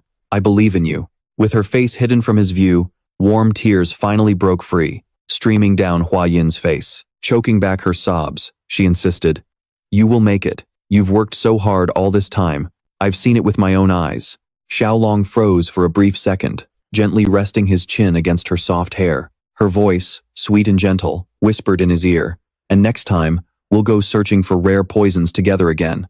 I haven't forgotten our promise." Reluctantly pulling away, Hua Yin gripped his broad shoulders, instructing him with utmost seriousness, "Tieu Long, everything depends on you." With that, she spun around and dashed back toward the smoke-filled battlefield. Tieu Long was left standing there in a daze, staring at her brave silhouette. His expression turned completely blank. Then, snapping out of it, he muttered to himself, "Damn it, I can't waste another second." Gritting his teeth, he spun around and bolted in the opposite direction, determined to complete this life-or-death mission. The splashing of his footsteps echoed through the silent night as he trudged through the water. He was panting heavily, his sweat mixing with the freezing rain. Due to absolute exhaustion and stress, he failed to notice a jagged pebble right in front of him and tripped, losing his balance and face-planting hard into the mud. His strong frame lay sprawled across the wet ground, completely covered in filth. He lay there motionless, as if he didn't have a single ounce of strength left to stand. His centipedes began crawling out of his clothes one after another, letting out worried squeaking sounds that resembled a crying baby. Tieu Long pushed himself up, his head spinning. This is pathetic. How did I get so useless? He thought. He poked the chubby cheek of the lead centipede, filled with self-blame as he realized, even if I push my internal energy to the absolute limit to run, it'll still take me at least half a day to reach the clan's estate. To make matters worse, almost all the top masters of the clan had already left on other missions. Even if I called for backup, they'd never make it in time. By then, my body would already be cold. He looked up at the pitch-black night sky, where a relentless downpour lashed against his pale face. The icy rain soaked into his skin, surprisingly clearing his mind a bit. Gradually, the truth dawned on him. They must have sent him away on purpose just to save him. It felt like a heavy sledgehammer striking his head. His eyes widened in absolute shock. Why? Why me? Clenching his fists, a storm of questions swirled in his mind like rolling thunder. Is it because I'm the youngest? Because I'm the weakest? Is that why they're protecting me? Is this what they call the chivalrous spirit of the martial world? What am I to them, anyway? He recalled the warm, gentle face of the clan head as he made the announcement before everyone. From this day onward, you are officially a member of our Tang Clan. The clan head's voice still echoed in his ears as he mumbled those two critical words, family. He stared blankly at his open palm, whispering to himself, I've never actually stopped to think about what family really means. I always thought I was never truly a part of the Sichuan Tang Clan. Memories flashed through his mind like a slow-motion film. The smiling faces of his clan members appeared vividly before his eyes, one after another. But they all saw me as family, while I was the only one shutting myself out due to my own insecurities. Though anxiety still lingered on his face, his lips curved into a bitter smile. He softly asked himself, his voice laced with self-mockery, how can an assassin clan be so incredibly warm and full of humanity? It's honestly bizarre. Tieu Long forced his body to stand up. A look of fierce, unprecedented determination washed over his handsome face. Looking down at the tiny centipedes gathered around his feet, he said gently, let's go. It's time to rescue your wives. As if understanding him, they chirped happily in unison. With that, Tieu Long shot forward like a swift arrow, moving at an incredibly shocking speed. Tieu Long clenched his hands into fists, telling himself, I want to save them. I have to find a way. I must do this.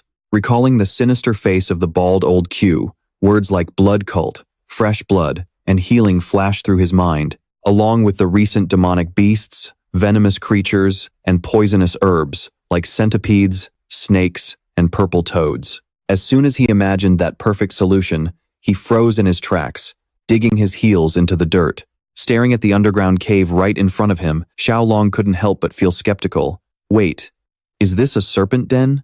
Sure enough, a cluster of red-eyed snakes was squirming all over each other inside. The big boss centipede on Tieu Long's shoulder suddenly flinched, chirping frantically. He quickly lowered his head, gently stroking it to calm it down. Be a good boy. It'll all be over in just a bit. With that, he gently set the half-asleep centipede on the ground. Seeing their big brother dozing off, the two smaller centipedes started chirping along excitedly. Tieu Long spun around and lunged straight toward the cave, which reeked of snakes, leaving the centipedes behind to chirp in utter confusion. The venomous snakes inside raised their heads, staring eagerly at the figure at the entrance. Tieu Long kept a straight face, confidently declaring, a real hero always does things differently. According to ancient secret texts, this species, known as the willow blood snake, or more commonly, the red-necked keelback, is undeniably one of the most notoriously venomous snakes out there. Right now, Tieu Long stood frozen inside the serpent cave as countless venomous snakes coiled tightly around his limbs. Unlike other venomous snakes that have massive fangs at the front of their mouths, this species has tiny fangs located deep inside their jaws, making it a bit trickier for them to inject their venom. But when it comes to toxicity, this is definitely the ultimate boss of all land-based venomous snakes in East Asia. Tieu Long braced himself to endure the sharp teeth tearing into his flesh, chanting under his breath, "That's it, bite harder, my sweethearts. With the supreme internal martial arts of the Tang Clan protecting my body, I should be completely fine. The centipedes poked their heads down from above, chirping anxiously in worry. Hearing them, Tieu Long reassured them, "Don't worry guys, no problem, I'll show off for you in just a second." With that, he glanced down, and his body suddenly froze once more. His arms were now covered in countless snakebite marks, and the surrounding flesh was starting to turn a deep red. He nodded in thought. This much should be enough. Scanning the cave one last time, Tieu Long muttered to himself, "Time to make a run for it." Lost in his own thoughts, he didn't notice a snake stealthily coiling around his neck, and a strange sensation washed over him as the snake's grip grew tighter and tighter. Only then did Tieu Long snap out of his daze, completely horrified. Wait, what in the world is this? He looked down, staring at the swarm of snakes wrapping around his feet, as if trying to strangle him. Stared down by countless hungry eyes, Tieu Long's jaw dropped in sheer terror. Oh great, I'm completely screwed. This whole situation is absolutely mind-boggling. Even though he knew he had to keep his cool as much as possible, he couldn't help but curse under his breath. But it's game over now. This move definitely wasn't in the script. Suddenly, a swarm of centipedes leaped down from above, landing right on top of Tieu Long's head. The snake around his neck was immediately headbutted to the ground by two centipedes, making way for these two uninvited guests. Seeing them looking so incredibly thrilled, Tieu Long asked skeptically, who are you guys?" The snake that had just been knocked to the ground stared at the centipedes, raising its head and hissing aggressively, trying to act tough. The centipede on Tieu Long's head glared back with pure malice. A split second later, it leaped down and bit down hard right on the snake's throat, and as a little bonus, it slammed the snake onto the ground like brushing off dirt, keeping its jaws locked around the snake's body and thrashing it around to show who's boss. Its sheer dominance kept the other creatures from daring to attack Tieu Long again. Breaking into a cold sweat, Tieu Long stuttered in shock. Bin? You're that centipede named Bin." Hearing its name, Bin raised its head and chirped happily. "Good job, Bin." After that fierce showdown, the snakes were now completely frozen, too terrified to make a move. Tieu Long patted its head and muttered, "You guys were worried about your dad, weren't you?" Yeah, thanks a lot, guys." With the centipede named Bin resting comfortably on his head, Tieu Long chuckled and said to them, "Awesome. Let's head back home, kids." Meanwhile, over where Hua Yin was, the rain continued to pour down heavily as she panted, completely exhausted. Watching the old villain Tieu Long drain the blood of yet another victim, Hua Yin couldn't help but panic. If this kept up, they were all finished. Yue Jiang was being choked in a vice-like grip by the old man. A sickening, sadistic grin spread across Tieu Long's face as he thought to himself, "This is too easy.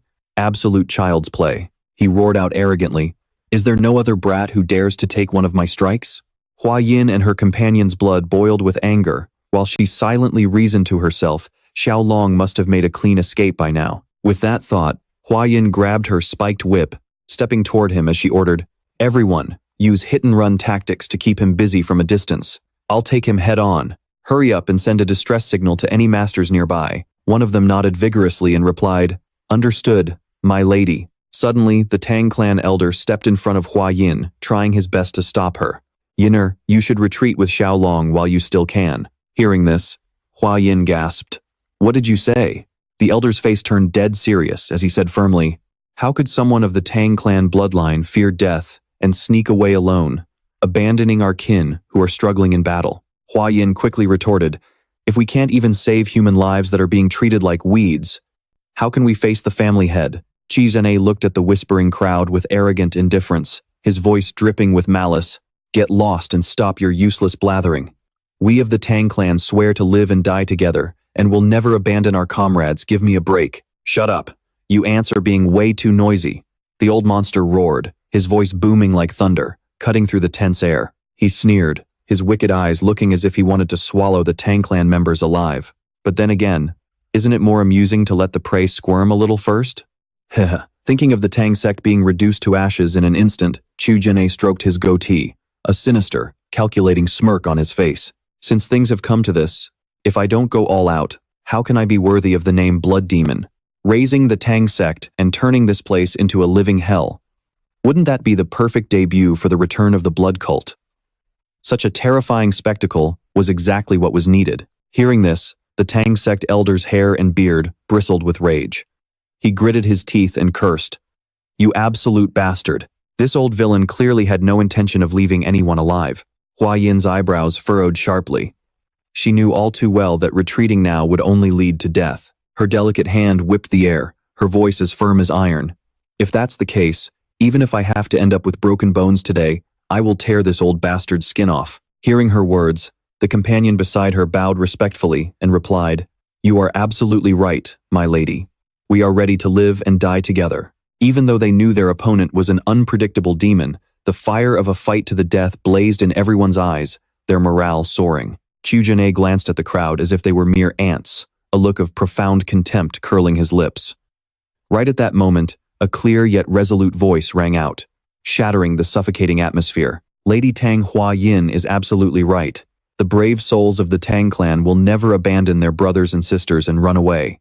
Hearing this, Hua Yin was completely stunned, her eyes wide and jaw dropped. There stood Tieu Long.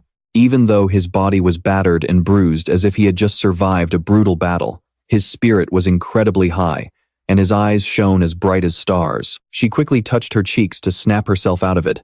Finding her voice, she stammered in shock. Tieu Long, why did you come back? Her heart was racing like 1,000 wild horses, filled with endless anxiety. Tieu Long closed his eyes, gently stroking the centipedes crawling on his skin as he calmly explained his sudden arrival. You once said, Brother, we of the Tang family are born to protect those we love. With that, the young man ripped off his shirt without a second thought, tossing it aside like a useless burden. As the clothes hit the ground, his shredded physique was revealed, muscles rippling like a hidden dragon beneath his sun-kissed skin. Exuding a suffocating aura, he already had a brilliant plan in mind. Tieu Long declared proudly, And I, Tieu Long, am also a son of the Tang family. Instantly, he gripped his twin blades, kicked off the ground with explosive force, and launched himself like a speeding arrow straight at Tieu Long. The old monster sneered at the charging teen, his smug composure completely unshaken, as if looking at a pathetic ant, struggling in vain. Seeing this, Hua Yin shrieked in horror. Tieu Long, don't be reckless. Tieu Long sneered, cackling. I spared your pathetic life out of mercy, yet you're stupid enough to run straight into my trap? You're literally begging for death, you idiot. Tieu Long leaped high into the air, slashing his twin blades with the ferocity of a wild beast as his roar shook the entire cavern. Watching this, Hua Yin's heart skipped a beat as she screamed, Tieu Long! Tieu Long flicked his sleeve, sending a blast of invisible energy that snatched the boy into the air like a helpless puppy. Demonic black mist surged from his other hand as the old monster grinned wickedly. His vile voice echoed, Oh? Voluntarily offering up your blood essence? Heh. I love it when my food delivers itself. With a sick twist of his lips, he rammed his palm straight into Tieu Long's stomach. Let me see how sweet a young boy's blood tastes. Tieu Long desperately raised his hands to block, but Tieu Long's dagger-sharp claws clamped down on his wrists like a vice. The old monster's grip was so crushing that Tieu Long groaned in sheer agony. He laughed triumphantly. What a fool. Did you forget that blood also flows through your arms? Instantly, the fresh blood from Tieu Long's hands began to float into the air, drawn in by the villain's dark magic. Feeling the life force being violently ripped from his body, Tieu Long gritted his teeth and let out a painful roar. Hua Yin screamed in panic, Save him! Someone save Master Tieu Long! Watching the young man's blood mist swirl in the air, Tieu Long cackled maniacally. Mwahaha. Yes, this sweetness is incredible. It's been ages since I tasted blood essence this pure. This is absolute perfection. Drunk on power, the old monster drifted back down to the ground, stomping his foot so hard the earth shattered, sending rocks flying everywhere. Sparks flew in all directions as he roared, unleashing his ultimate move, the blood wheel. Instantly, the surrounding air turned boiling hot. A violent shockwave blasted the Tang sect members away like autumn leaves. Hua Yin rushed over to catch Tieu Long's battered body, crying out in agony. Tieu Long, Tieu Long sneered mockingly. You ants are so annoying, buzzing around and throwing hidden weapons like flies. But thanks to this brainless brat, I can wipe you all out in one clean sweep. Meanwhile, Hua Yin shook Tieu Long desperately, sobbing uncontrollably. Tieu Long, please wake up, open your eyes. Tieu Long declared arrogantly. Don't worry. I'll make sure your death is quick, painless, and merciful. Terrified, Hua Yin pulled Xiao Long close to her chest, crying out in despair, "No, I won't let you."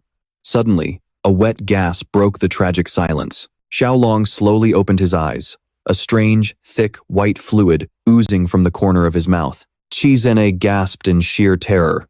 You bastard. What did you do to me?" Looking down, he realized his hair and beard were falling out like dead leaves, and he shrieked, This is gong-dispersing poison." The old monster began to shake violently, his voice cracking with absolute horror. "No, this can't be happening. How is this possible? How could my barrier be breached by a mere gong-dispersing poison?" Clutching his head in pure panic, he screamed, "This defies all logic. What kind of freak are you?" A sinister smile played on Xiao Long's lips. He rasped weakly, "You want to know who I am?" Pointing a trembling finger at Qi Zhen'e, his voice suddenly boomed like thunder. "I am your worst nightmare." Feeling his strength rapidly draining, Qi Zhen'e gasped, "What? My worst nightmare?" But things weren't looking good for Xiao Long either. His vision was blurring as his consciousness began to slip away. Pale as a corpse and drenched in cold sweat, Qi Zhen'e stammered, What kind of dark sorcery is this?" Then it hit him. Ever since he absorbed that kid's blood to fuel his power, his own blood had stopped obeying him. His own power was turning against him. He tried to stomp his foot, but there was no strength left in him. His legs felt like jelly. "The blood cult," he whimpered. "The world was practically in my grasp." Slipping and sliding on the dirt, the old monster roared in denial. "I can't fall here, not like this. So, not a single one of you can leave this place, huh?" Suddenly, his face twisted into a savage sneer as Qi Zhen'e shrieked like a maniac. "Die, just die, all of you." Hua Yin stayed on high alert, tightening her grip on her leather whip. With a sudden crack, she swung it like a coiled dragon, lashing it fiercely right at him. The whip wrapped tightly around the old monster's throat. Hua Yin's eyes widened in sheer shock, unable to believe her own eyes. Seeing how weakly Qi Zhen'e was struggling, she thought in disbelief. Did that actually work? Was it really that easy? How could a powerful demon like him fail to dodge an attack like this? The old monster writhed in a hopeless struggle, drenched in sweat. Gritting his teeth, Qi Zhen'e spat in fury. "You filthy brat, just swallowing you makes me sick to my stomach. What the hell did you do to my bloodline?" He yanked violently at the whip, roaring like a madman. "I'm going to slaughter every last one of you worthless ants. The blood cult will rise again and rule the entire world." Pulling back on the whip with all her might, Hua Yin screamed, "Shut your mouth, just die." With a sickening slice, she tore right into him. Gu Jinok's head severed from his neck and rolled onto the ground, his voice cutting off right as he muttered the words blood cult. Seeing the old monster's head roll away, everyone froze like statues. Gu Pei asked in utter disbelief, Did I actually win? Our Lady just took the life of a blood cult elder with a single strike." Lady Hua Yun stood there, completely speechless. Her eyes widened in shock as she turned to So Ryong, stammering, So Ryong, what on earth? What just happened?" The only response she got was a voice as weak as a thread, whispering, "Hua Yun, save me." Sweat was pouring off the young man like rain, and he was foaming at the mouth as he gasped out, I think I need an antidote. I was bitten by a tiger keelback." Hearing this, Hua Yun almost lost her mind and cried out in panic, A tiger keelback? What the hell is going on here?" By the time So Ryong finally regained consciousness, he slowly blinked his eyes open, only to find himself lying sprawled across a bed. With a thin trail of drool still clinging to the corner of his mouth, he let out a weird yelp, "Ah." Seeing him wake up, the Grand Patriarch of the Tang Clan quickly chimed in, "Your body is still incredibly weak, so don't do anything reckless." Hua Yun's voice was also filled with deep worry. "So Ryong, be a good boy and just stay still." The moment So Ryong tried to budge even a little, a bone-shattering pain surged through him, making him groan, "Oh, my goodness. Ow." Only then did he realize he was completely shirtless, lying flat on his stomach. He could faintly feel warm, gentle fingers tracing across his spine, which immediately sent a wave of panic and confusion through his mind. What kind of crazy situation is this now? Hua Yun finally let out a sigh of relief, though her tone carried a hint of scolding. "It's a miracle you're even awake." The Grand Patriarch of the Tang Clan calmly added, "Do you have any idea that you've been completely out cold for 10 whole days?" Hearing that, So Ryong gasped in shock and stammered, 10 days? Sitting beside him, Hua Yun began to explain everything that had happened. Before you passed out, thank goodness you showed up out of nowhere like a guardian angel. That's the only reason we managed to slay that demon. Afterward, everyone scrambled like a swarm of bees to rush you back to the clan for treatment. Just thinking about that moment still made her shiver with fear.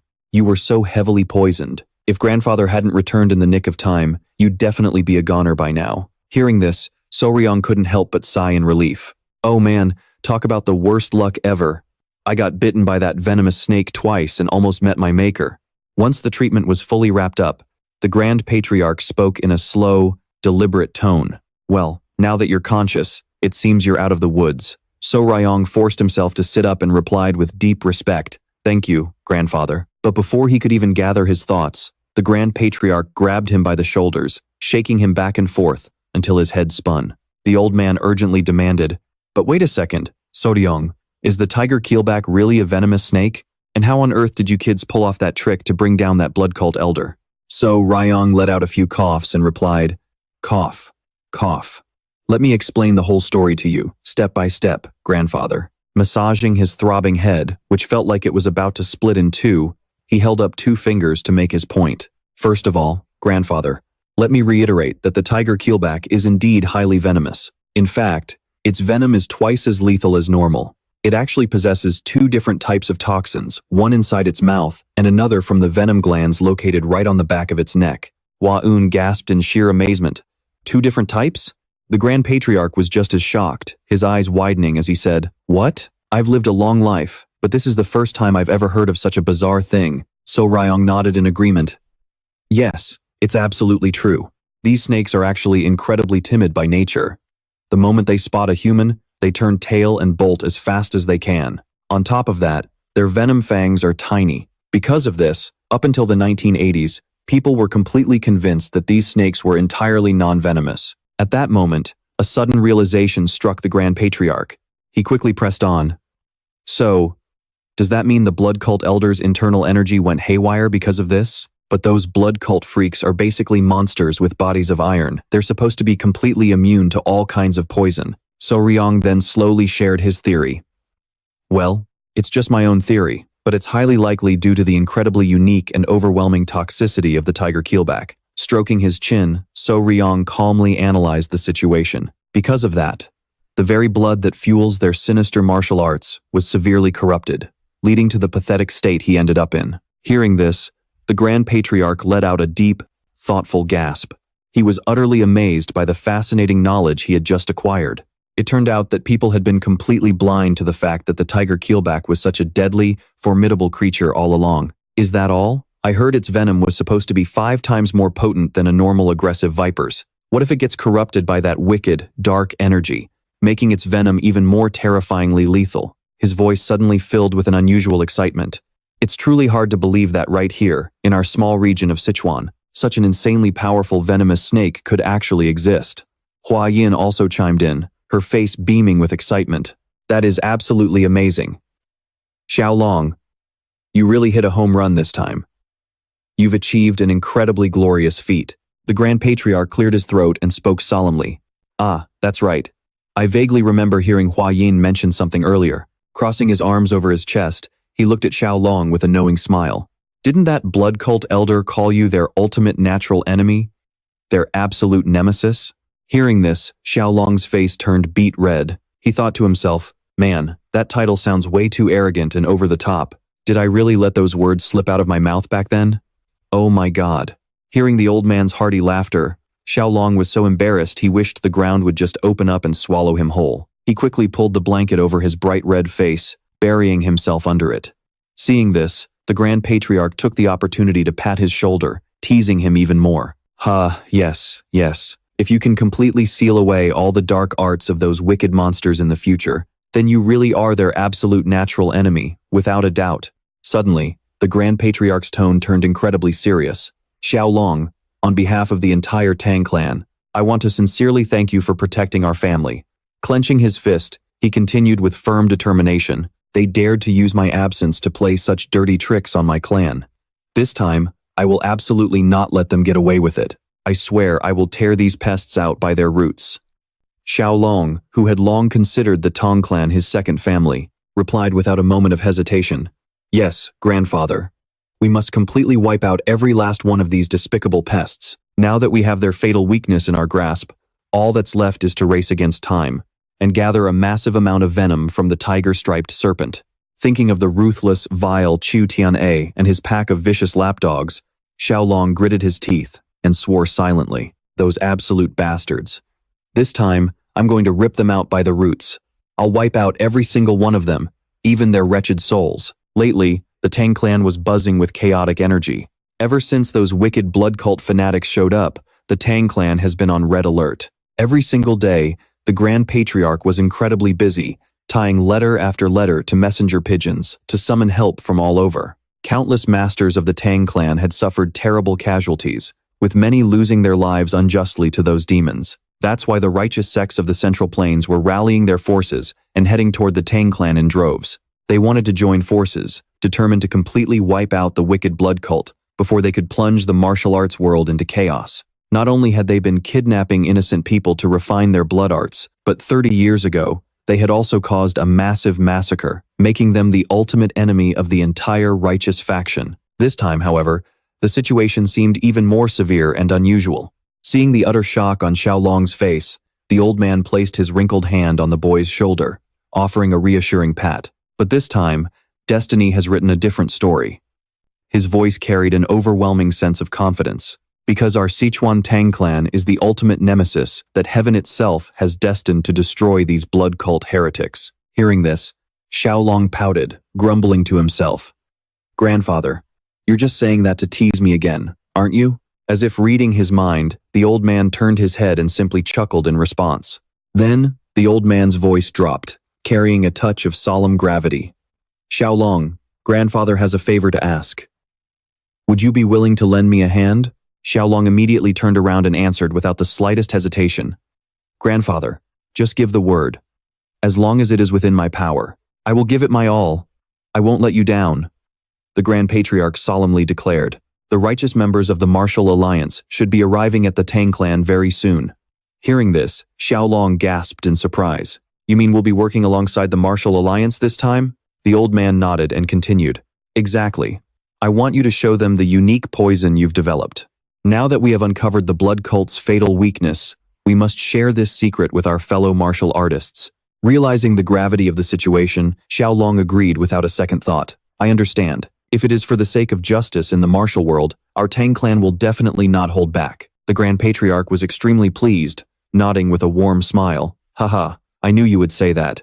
With that, the old man, continuing, he said, By the way, Xiao Long, grandfather has some good news for you. Surprised, Xiao Long asked, Oh, I wonder what that could be, grandfather. The Grand Patriarch led Xiao Long to a secret location, then said mysteriously, The reconstruction of the Hall of 10,000 Poisons is finally complete. From now on, you will officially be in charge of it. Xiao Long's voice carried a hint of disbelief as he asked in shock, Huh? Is this really true, grandfather? Xiao Long's eyes lit up instantly, his heart overflowing with joy. Finally, this day had come. The old man then dropped another bombshell. Just as you wished, I have also prepared a specialized poison chamber for you to breed your venomous creatures. To successfully raise the world-famous tiger-coiled wandering serpent, you naturally need the perfect environment. Filled with immense gratitude, Xiao Long couldn't help but exclaim, Oh, thank you so much, grandfather. I am deeply grateful for your kindness. Watching the messenger crane vanish into the horizon, the old man smiled and murmured, Just remember that you are doing this for the sake of the entire martial arts world. Put your heart into it, and don't let me down. Xiao Long smiled and replied, I understand, grandfather. I definitely won't let you down. Afterward, Xiao Long followed the Grand Patriarch's directions to the location. A grand and magnificent sight unfolded before him, leaving him completely breathless. Walking beside him was Lady Hua Yin, a devastatingly beautiful young woman. After a brief thought, Xiao Long named the place the Poison Garden, signifying a sanctuary for cultivating all kinds of poisons. Confused, Lady Hua Yin asked, The Poison Garden? Xiao Long smiled and explained, This place was built to gather rare beasts and collect every single poisonous species in the Central Plains. Still a bit skeptical, Hua Yin pressed on. So, you're saying you want to collect every venomous creature in the world? Xiao Long's tone turned dead serious. Of course. Eventually, I even want to collect the 10 great poisons of the Central Plains. After all, I did make a promise to you, Lady Huayin." At his words, Huayin's face instantly flushed like the sunset. Covering her mouth shyly, she murmured, "Well, I will be cheering you on." Just then, she noticed a crowd gathering in the distance. She quickly ran toward them, calling out, "Look, it seems like a lot of people are gathering over there. Let's go check it out." Tieu Long hurriedly called after her, "Wait, Lady Huayin, hold on." As they approached, a massive man stood waiting with his arms crossed, speaking with an arrogant tone. "Oh? Has our young master finally arrived?" Surprised to recognize him, Tieu Long asked, "Are you perhaps the former Vice Hall Master?" The large man let out a hearty laugh. "Indeed, it is I, Tang Jubai of the Poison Squad. Greetings, young master." Still skeptical, Tieu Long asked, "The Poison Squad? What is that?" Tang Jubai nodded. "Correct. This is a brand new unit established by the Patriarch under his orders. From this day on, we will be your loyal assistants, helping you locate and cultivate venomous beasts. We place ourselves entirely under your command, young master." Tieu Long stared at the crowd behind them in amazement, his face flushing with excitement. Envisioning his bright future, Tieu Long thought to himself in pure delight. They even provided handlers for the beasts? The clan is truly sparing no expense to groom me. This is going to be a major turning point in achieving my ultimate dream. The scene shifts as the messenger crane delivers the secret letter to its destination. A woman dressed in snow-white robes gently unrolled the letter with her delicate hands, reading every line with utmost care. After scanning the message, she softly chanted a Buddhist prayer, Amitabha. Has the demonic blood cult resurfaced in the martial world? Looking up at the vast blue sky, she let out a gentle sigh. Just as the Central Plains is enjoying peace and prosperity, I fear a storm of blood and slaughter is about to unleash once more. Meanwhile, on the main road, Chu Zhongshui's group continued their cautious journey. The white-haired elder turned back to announce, "Strategist, we are almost there. We can stop at the Tang Clan manor to rest today." Zhugehu let out a sigh of relief. He could finally escape the misery of sleeping under the stars. What a blessing. Remembering Chu Zhongshui's grim expression, Zhughao thought to himself, "I must bring back some valuable information this time. If we can uncover even a single clue about the wicked blood cult, then this journey won't be in vain." Finally, the party arrived at the gates of the manor. The white-haired elder called out, "We have finally made it to the Tang Clan manor." Seeing the group approach, several Tang Clan guards quickly stepped forward and asked, "May we ask if you are the esteemed guests from the righteous Wulin Alliance?" Zhugehu nodded. "Indeed. I am Zhugehu, the strategist of the Wulin Alliance." The guards bowed deeply in respect. "We thank you, esteemed masters, for traveling such a long way to visit the Tang Clan. Please wait just a moment." Another guard quickly ran inside to report their arrival. Suddenly, the guard from before lowered his voice. "Strategist, please wait a moment." With a serious look, he leaned in and cautioned, "Before you enter the Tang Clan manor, but there are a few things we must be extremely careful about." Zhugehu asked curiously, "Things we need to look out for? May I ask what they are?" The white-haired elder speculated. Could the Tang family have established a sacred sword-lowering boundary? According to legend, a sword-lowering boundary is an inviolable, sacred ground before the gates of major sects. Any pilgrim coming to pay respects must surrender their weapons to show absolute reverence. The gate guard stammered, his voice trembling slightly. "This might shock you all, but please, hear me out. Even the tiniest bug, you absolutely must not harm it while you are here at the Tang family." Zhughao was stunned and asked skeptically, "Has the entire Tang family converted to Buddhism?" The guard emphasized once more, his tone solemn, "You will understand once you step inside, but please, engrave this deeply into your hearts." Zhugehu could only let out a puzzled murmur. "Oh?" Tieu Long and Hua Yun clasped their hands and bowed in unison, their voices echoing, "Greetings, military strategist of the Alliance. It is an honor to welcome you." Zhugehu smiled and returned the gesture politely. "Lady Hua Yun, it has been a long time." Hua Yun smiled softly and replied, "Yes, it has been exactly 1 year since we met at the martial arts conference." Zhugehu inquired further, "So, where is Elder Tang Shenjun right now?" She lowered her head slightly, her voice tinged with apology. "Grandfather has left the estate to scour the land for traces of the blood sect. Please forgive our humble welcome." Zhugehu quickly waved his hand, dismissing any formality. "Not at all, not at all. Monitoring the situation in the Murim is a matter of great importance. There is no need to be so formal. Then, his gaze fell upon the person standing next to Hua-un.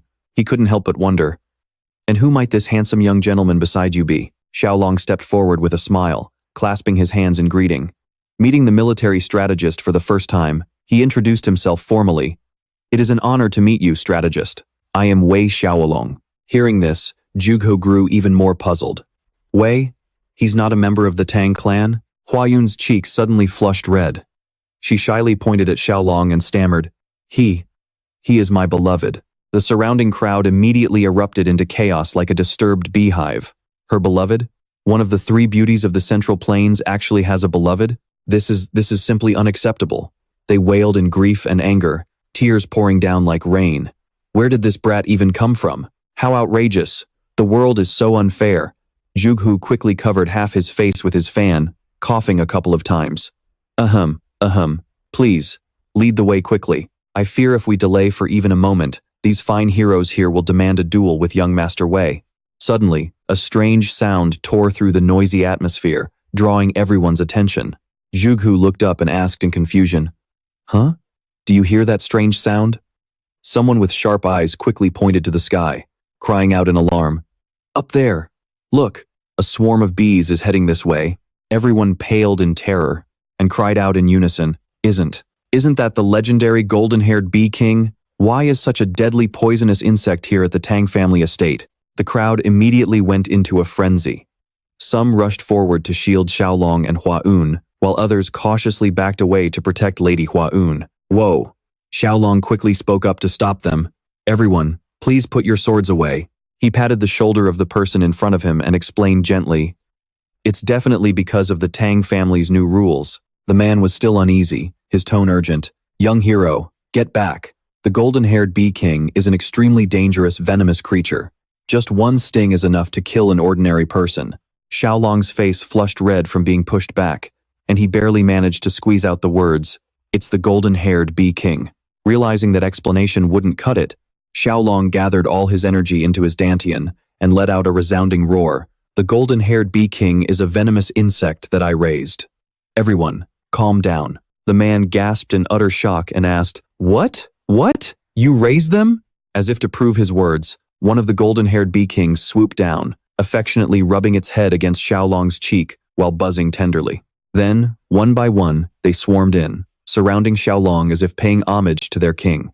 Tieu Long gently caressed them, asking softly, Did you little guys come to find me? I guess that makes sense, since I've been in secluded training for a while. Then, he warned them in a stern voice. Hey, I'm warning you. Don't you dare spray any venom on our distinguished guests. The man stood there in a daze, thinking to himself, He's actually treating the golden-haired bee king like a child? The tense, fired-up atmosphere among the young martial artists instantly deflated like a popped balloon. After that terrifying interlude, the crowd followed Hua-un into the guest hall. As Zhuge walked, he fell deep into thought. I really didn't expect this guy to be Lady Tang Hua-un's companion. Even though he's an outsider, it looks like he can already be considered a son-in-law of the Tang family. Suddenly, a loud commotion echoed from ahead. Zhuge let out a puzzled grunt. A burly man pointed at a large glass jar and shouted, Wouldn't a venomous insect like this be way more fitting for the Tang family? The young woman beside him immediately lifted a gecko in protest. What are you talking about? Look at it. It's shining as brightly as jade. Talk about a tight spot. Zhuge rubbed his temples, a massive headache coming on, as he groaned to himself. What on earth is it this time? He quickly pulled Saryong's arm and asked curiously, Young Master Saryong, why is that group of martial artists crowding around such a bizarre creature? Saryong followed his gaze, took a look, and let out a soft, ah. After getting the full story, he explained, They have all been affected by the companion venomous insect bond. Zhuge grew even more confused and pressed, A companion venomous insect bond? Don't tell me they broke some kind of clan rule? Saryong frowned, stroking his chin thoughtfully. Breaking rules? Well, you could say that. Actually, this whole thing started a few days ago. In the pitch-black night, Hua-un stood nearby, giving instructions. Right there, feel your inner chi flow, and push it out. Saryong gesticulated excitedly and asked, Ah, is it like this?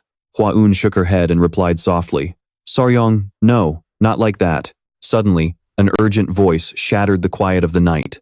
Hero Saryong, Gu Pei led two of his subordinates over. All three bowed low, looking incredibly troubled. Seeing this, Soryong asked curiously, "Senior Gu Pei, what's wrong?" Gu Pei hesitated, his voice trembling slightly.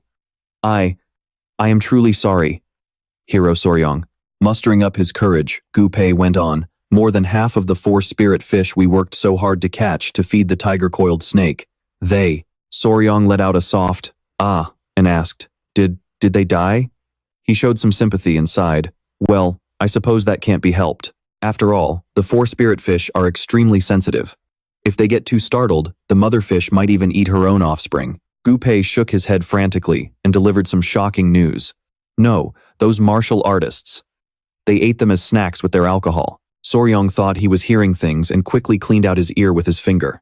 Gu Pei repeated, emphasizing that they had eaten them as bar snacks. Hit by a bolt from the blue, Soryong's jaw dropped as he asked in utter shock. "What? What did you say? No way. You're saying they actually ate the 4 spirit fish as snacks with their drinks? Why on earth would they eat them?" Hua Un explained softly. "Sanji Ren is a specialty dish from Henan. They usually dip the live baby fish in sauce and eat them right up." Soryong stood there, frozen like a statue, his face turning pale. Gu Pei bowed deeply once more. Sincerely apologizing to Hero Soryong, Hua Un added, "A few of them are from Henan. When they were in the poisonous insect pavilion, they said they missed the taste of home, so they just went ahead and ate them. That's pretty much what happened." Soryong stood dazed, screaming on the inside. "The baby 4 spirit fish I went through hell to catch to feed the tiger-coiled snake, eaten by those guys? I absolutely cannot let this happen again. We have to cherish and protect these creatures we're supposed to be raising." With a trace of childishness still on his face, Soryong solemnly declared, "Because of that, from now on, every expert of the Tang Clan must bond closely with a venomous creature." Zhuge Hu, the wise strategist, nodded in understanding. "So that's what happened. No wonder the poison energy in this place is so thick." Falling into deep thought, Zhuge Hu kept his eyes locked on the young boy beside him, thinking to himself, "This kid has an extraordinary aura. He is definitely no ordinary boy." In the quiet room, 3 towering figures gathered around a stone table like pillars of the clan. The solemn supreme head, Soryong, was being playful, and Zhuge Hu was lost in thought, a heavy, tense atmosphere filling the space around them. After hearing the whole story, the supreme head let out a heavy, helpless sigh. Who would have thought things would turn out like this? Zhuge Hu burst into a hearty laugh, his laughter echoing like a ringing bell. "I knew it.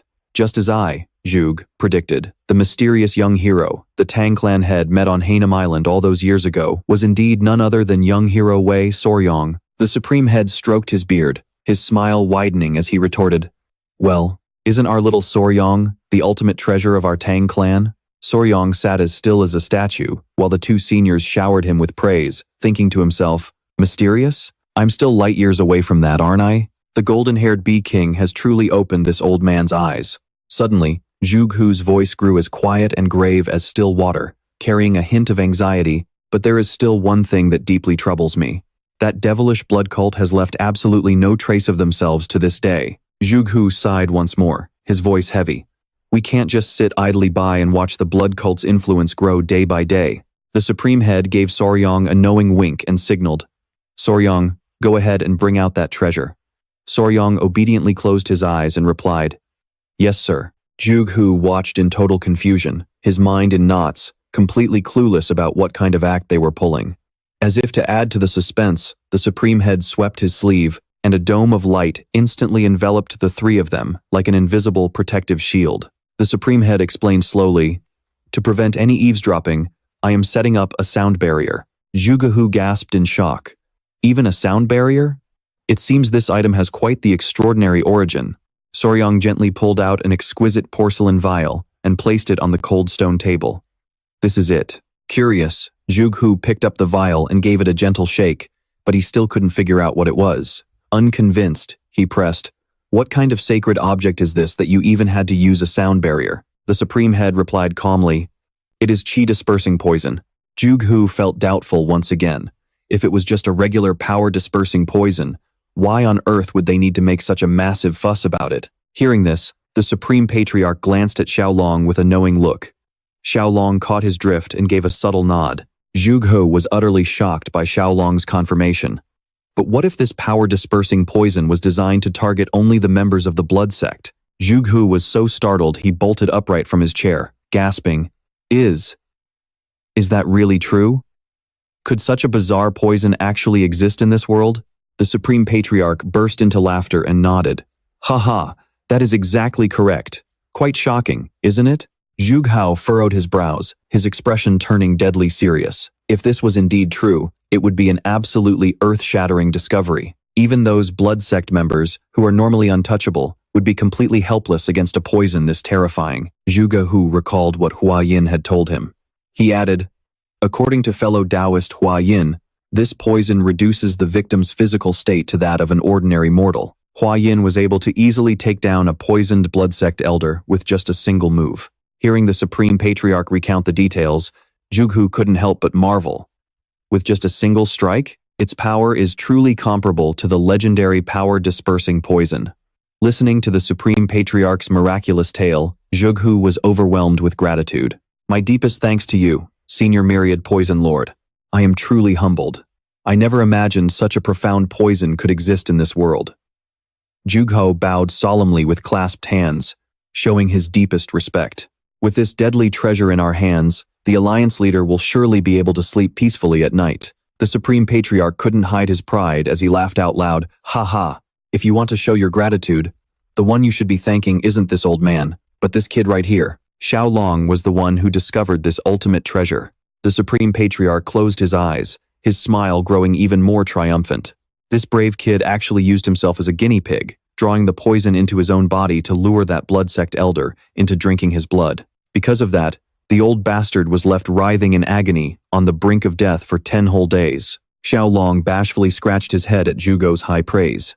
Oh wow, I didn't expect to be held in such high regard. Suddenly, Zhuge patted Xiao Long's shoulder, startling him. Huh? Senior, you flatter me too much. Zhuge spoke in a solemn tone, his eyes full of determination. Young hero Wei, just say the word, and I, Zhuge, will do everything in my power to make it happen. If you have any wish at all, I will personally present it to the Alliance leader. Hearing this, Xiao Long fell into deep thought for a moment before speaking up hesitantly.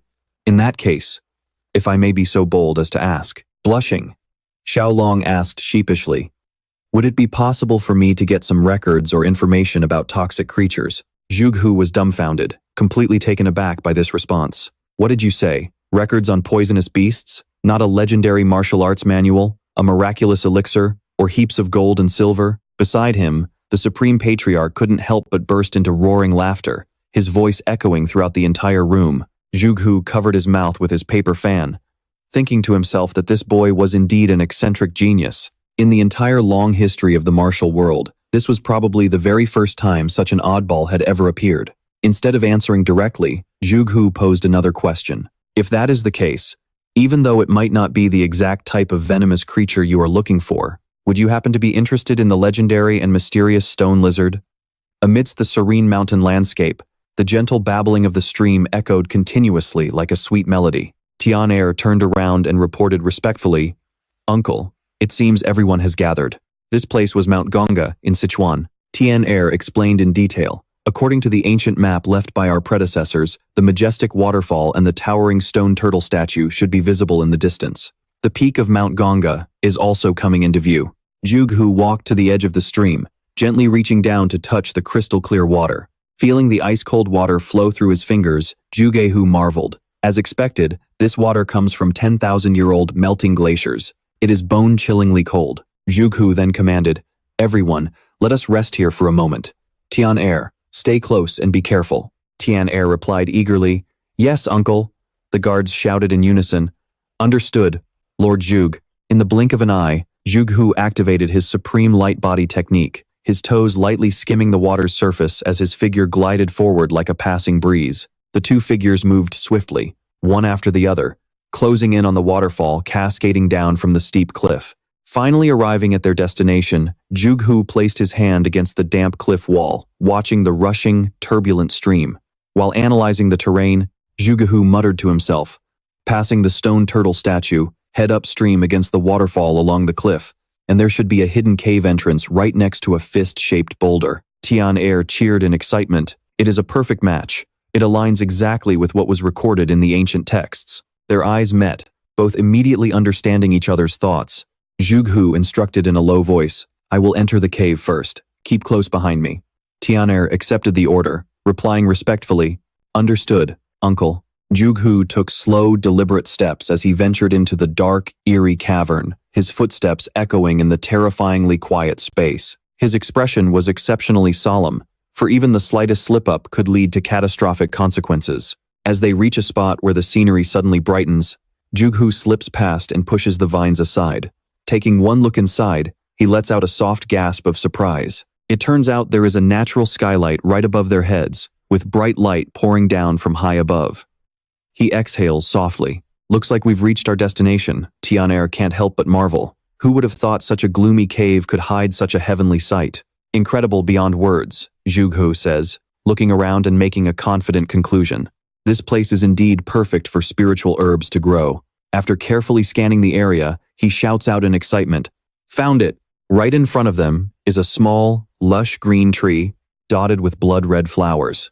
The spiritual energy is so dense that just breathing it in feels incredibly refreshing. This is the famous 100-year snow ginseng, a spiritual herb that thrives on absorbing chilling energy. Tian is equally thrilled. Now, all that's left is the trade. Trading this 100-year snow ginseng for the precious black Heeshou Wu of the Nangong family. Zhuge nods in agreement. Exactly.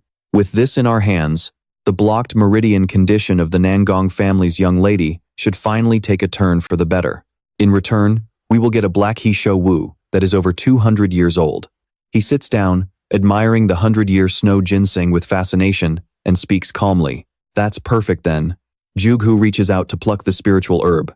Suddenly, a sharp, swooshing sound cuts through the air next to his ear, freezing him in his tracks. A strange object is rushing toward him at a terrifying speed. He is shocked as something shoots out from a dark crevice in the rocks. That strange object flies toward his elbow as fast as lightning. Tian quickly asks in concern, "Uncle, are you hurt?" Zhuge looks at the object moving like a flash of lightning, leaving a trail of pure white snowflakes wherever it passes, and quickly shouts a warning, "I'm fine, watch out. This thing is eerily fast."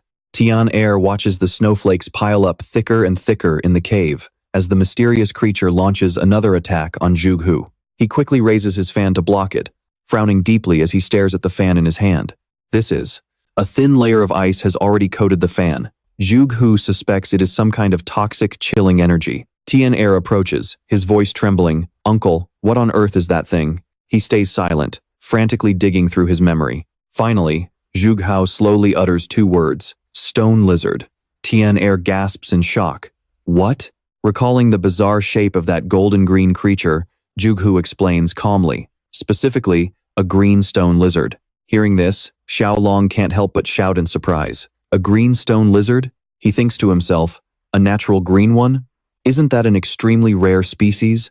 The Grand Patriarch asks curiously, "Lizards are usually harmless, so what's the big deal?" Tieu Long's eyes instantly light up like high beams. He even starts drooling, showing an incredibly obsessed look as he bursts into laughter.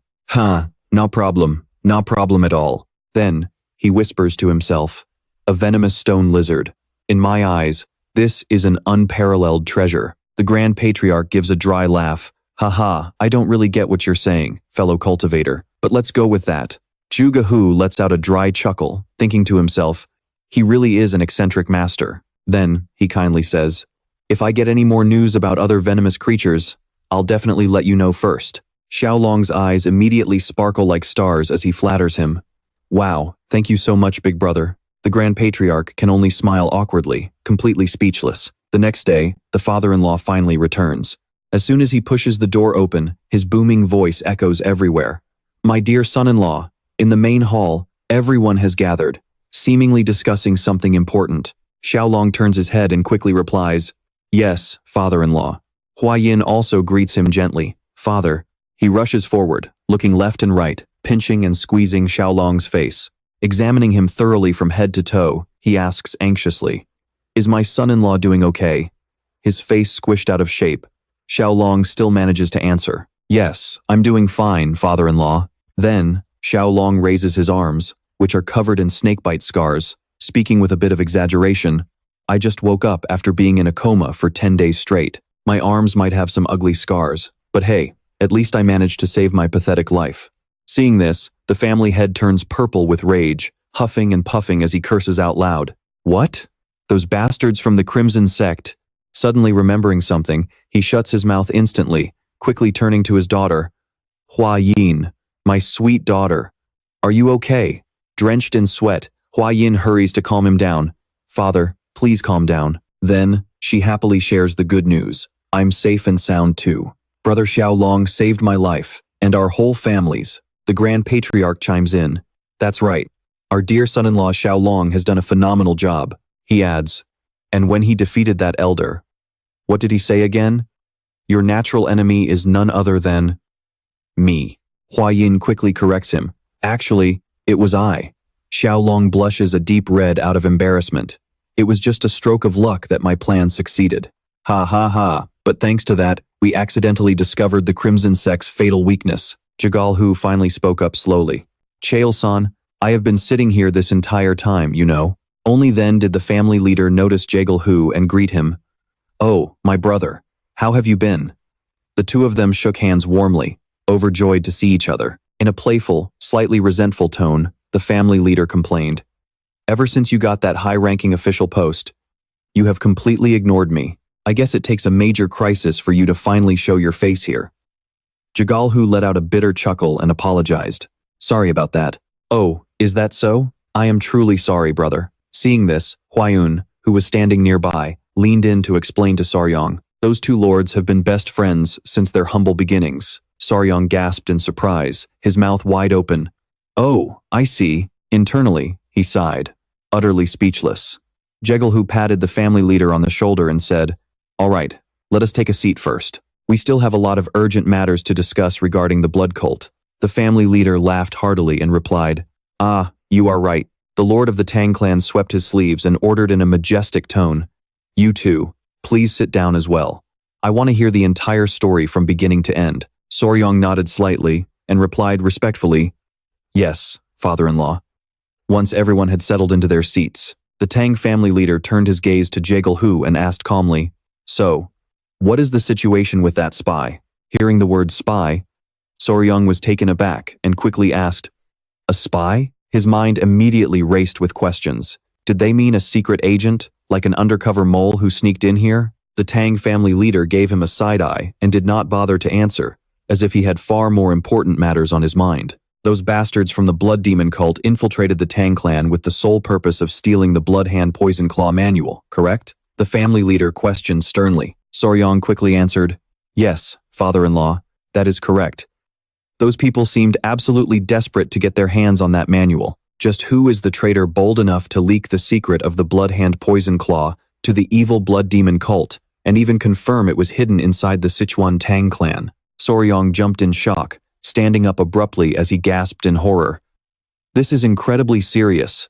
Could there be someone within our own family, or among the Tang Clan disciples who is colluding with the blood cult and betraying the sect? The tense, heavy atmosphere vanished in an instant, leaving everyone in the room utterly dumbfounded, staring at each other in silence. Jagal Hu put his arm around the man next to him and laughed, teasing, Brother Chael-san, it looks like you need to properly educate this foolish son-in-law of yours. Since he is still a newcomer, it is totally understandable that his brain is a bit slow to catch on. The Tang family leader could only stroke his long white beard and chuckle awkwardly, trying to salvage whatever pride he had left. Meanwhile, Saryong stood frozen in place, stiff as a board, screaming internally, Am I seriously the only alien in this room? Breaking the awkward silence, Huayun explained gently, Saryong, it is absolutely impossible for there to be a mole inside our Tang family. Still skeptical, Saryong quickly asked, Is that really true? The Tang family leader then explained the situation in full detail. Even when hiring a simple servant, we thoroughly investigate their family background going back 3 generations. Only after making sure there are absolutely no issues do we bring their entire family into the Tang Clan, he stated with absolute certainty. When their wives, children, and entire families are bound to the Tang Clan, who would ever dare to play spy for an outsider? Hearing this, Saryong wanted to roll his eyes, thinking, Do they really control people to such a twisted extent? Yet, despite being this insanely careful, the information still managed to leak out, A cold sweat broke out all over his body. Then who on earth is that cursed spy? The scene shifts to another location. A woman was being choked by Ju Jung-hak, lifted high into the air like a helpless chick. Her face contorted as she struggled to breathe. Saliva kept dripping from her mouth, and her bloodshot eyes pleaded for mercy. Ju Jung-hak gritted his teeth furiously. He glared at her, with eyes burning with pure hatred. The truth is out. It turns out you are actually a mole inside the Murim Alliance. Jaegal-hu raised an eyebrow slightly and said in a low voice, "In the Murim Alliance, those who know about this can be counted on one hand. It seems the alliance leader caught the right traitor, while everything was slowly drawing to a close. At the gates of the Sichuan Tang family, an uninvited guest arrived, shattering the peaceful silence. The man held his head high, arrogantly shouting at the gate guards, 'We have finally arrived at the Tang family,' traveling all the way from distant Hebei to the very gates of the Tang Clan, without even using Lightfoot techniques. He truly has a strange, yet amusing taste." Just as he finished speaking, he slammed a heavy fist against his own chest, making a deep, echoing thud like rumbling thunder, showing off his massive, solid muscles. He declared boastfully, his voice echoing in all directions, "Go report to the Tang family leader immediately. Paing Muhuan of the Paing clan has graced this place with his presence." He pounded his chest, laughing heartily. Then he demanded the guards to inform their leader, "Pang Mokwan of the Pang family is here." Suddenly, a signal arrow shot up into the sky. Seeing the signal, Soryong and Huayun rushed toward the main gate, drawing the attention of everyone around. Everyone was surprised and curious, wondering what on earth was happening. "Should we go out and welcome them?" Xiao Long asked.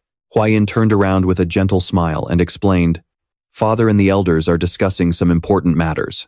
Her eyes shone with trust, and with a hint of blush, she continued, "You're the future son-in-law of the Tang family, you know. Have a little more confidence." Hearing that only made Xiao Long feel even more anxious. Xiao Long walked up to the main gate and opened it with a smile, telling himself they were probably just guests from another family, and there was nothing to fear. But unlike him, the guard beside him was already pale with terror. The moment the gate opened, Xiao Long came face to face with Peng Muin and his men. They all stared down at him with such intense, stern looks that Xiao Long couldn't help but shiver. Even Peng Muin looked surprised. He looked a bit puzzled, putting his hands on his hips, but smiled warmly the moment he spotted Huayun. She clasped her hands in a respectful bow, greeting the head of the Peng clan. "Ha ha, it's been a while," Peng Muin laughed. "The last time I saw you, you were still just a little girl. You've grown so much, I almost didn't recognize you." Huayun closed her eyes and offered a slightly strained smile. "Wasn't that just last year?" Realizing how fast time flies, Peng Muin's gaze turned serious again as he locked his eyes onto Xiao Long. "And who is this kid?" Feeling the heavy gaze of the clan leader, cold sweat poured down Xiao Long like a waterfall. Seeing him completely drenched in sweat, Huayun felt a bit embarrassed too. Xiao Long quickly bowed to Peng Muin and introduced himself. "I am Xiao Long, the son-in-law of the Tang family." Peng Muin stared intently at the young man, stroking his chin in deep thought. Out of nowhere, he pinched Xiao Long's cheek and asked with curiosity, "So you're Huayun's fiancé?" Startled by the sudden physical contact, Xiao Long froze in a panic. Huayun covered her mouth with her hand, smiling as she nodded in confirmation. Instantly, Peng Muin's eyes sharpened. Xiao Long broke into another sweat, nervously looking away. Peng Muin's attention was completely locked on the boy. He brought his hand under Xiao Long's chin, examining him with an intense gaze. Without a single second of hesitation, he suddenly reached down and grabbed his crotch. Xiao Long's face instantly flushed as red as a tomato. "Standing right. I was wondering if you were too young, but looking at the energy downstairs, you're already a real man." Xiao Long panted, staring blankly at Peng Muin before looking over at Huayun, completely clueless about what had just happened. Peng Muin placed his hand on Xiao Long's head, gave a confident thumbs up, and laughed. "Not bad. In a few years, this kid is definitely going to be extraordinary." Huayun flushed bright red, quickly turning away to cover her face. She suddenly remembered that the Peng clan never cared for formalities or annoying etiquette, which explained their leader's very unique way of sizing people up. Peng Muin clapped his hand onto Xiao Long's shoulder and started to smile. His subordinates also stared at the boy in shock, thinking to themselves that he was truly something special. One of them even rested his chin in his hand, leaning down to curiously peek at the boy's private area. Xiao Long's eyes filled with confusion. He looked away, feeling a bit awkward, but then reasoned with himself that this was probably just their style, a way of showing respect between men. With that in mind, He looked back at Peng Muon with bright, happy eyes and smiled, thanking him for the compliment. Peng Muon burst into roaring laughter, thinking to himself that this kid was a far cry from the useless, spoiled brats of other noble clans. He slapped Xiao Long hard on the back and introduced himself. I am Peng Muon, leader of the Tang Clan. The slap was so hard it almost knocked Xiao Long off his feet. He bowed in return and said, Welcome to the Tang sect, everyone. As they spoke, Hua Yin stood nearby, breaking out in a cold sweat. Finally, she spoke up. Master Peng, I have a question. Catching Peng Muon's attention, he turned to her with curiosity and asked, Oh? What is it? Her eyes widened with curiosity as she asked, You traveled all this way to help the Tang family, but how did you get here so quickly? Hearing this, Peng Muon's expression turned serious. The truth was, they hadn't come to help. He asked, Is the Tang sect in trouble? With a look of pure surprise, he scanned Xiao Long from head to toe and asked, What happened? Cold sweat beaded on Hua Yin's forehead, completely thrown off by Peng Muon's sudden arrival. Seeing her reaction, Xiao Long started to panic as well. A short while later, once they returned to the manor, Peng Muon was visibly shocked to hear about the appearance of the blood cult. Once everyone settled down around the tea table and the atmosphere quieted, Hua Yin informed them that the blood cult forces had been completely wiped out. Peng Muon rested his chin on his hand, studying her closely before letting out a soft sigh, feeling a bit annoyed at himself for not arriving sooner. Sitting beside him, Zhu Gohu just smiled in silence. The clan leader then spoke up, breaking the quiet. I wonder what brings you here, Brother Peng.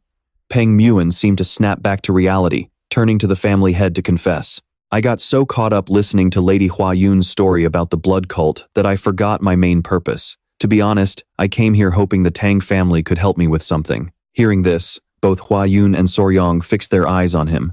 The family head also looked surprised. His curiosity piqued. Curious and intrigued, he asked, Please, Brother Peng, feel free to speak your mind. He covered his mouth, turned toward the door, and spoke in a serious tone to signal his subordinate.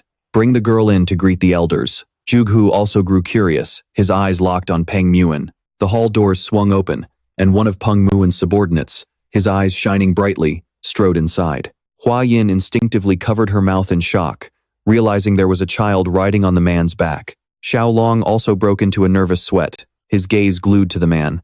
The man approached the table, reached behind his cloak, and said, Young lady, please come down and greet the elders of the Sichuan Tang Clan. Immediately, a sleepy voice mumbled from behind him, I'm still so sleepy.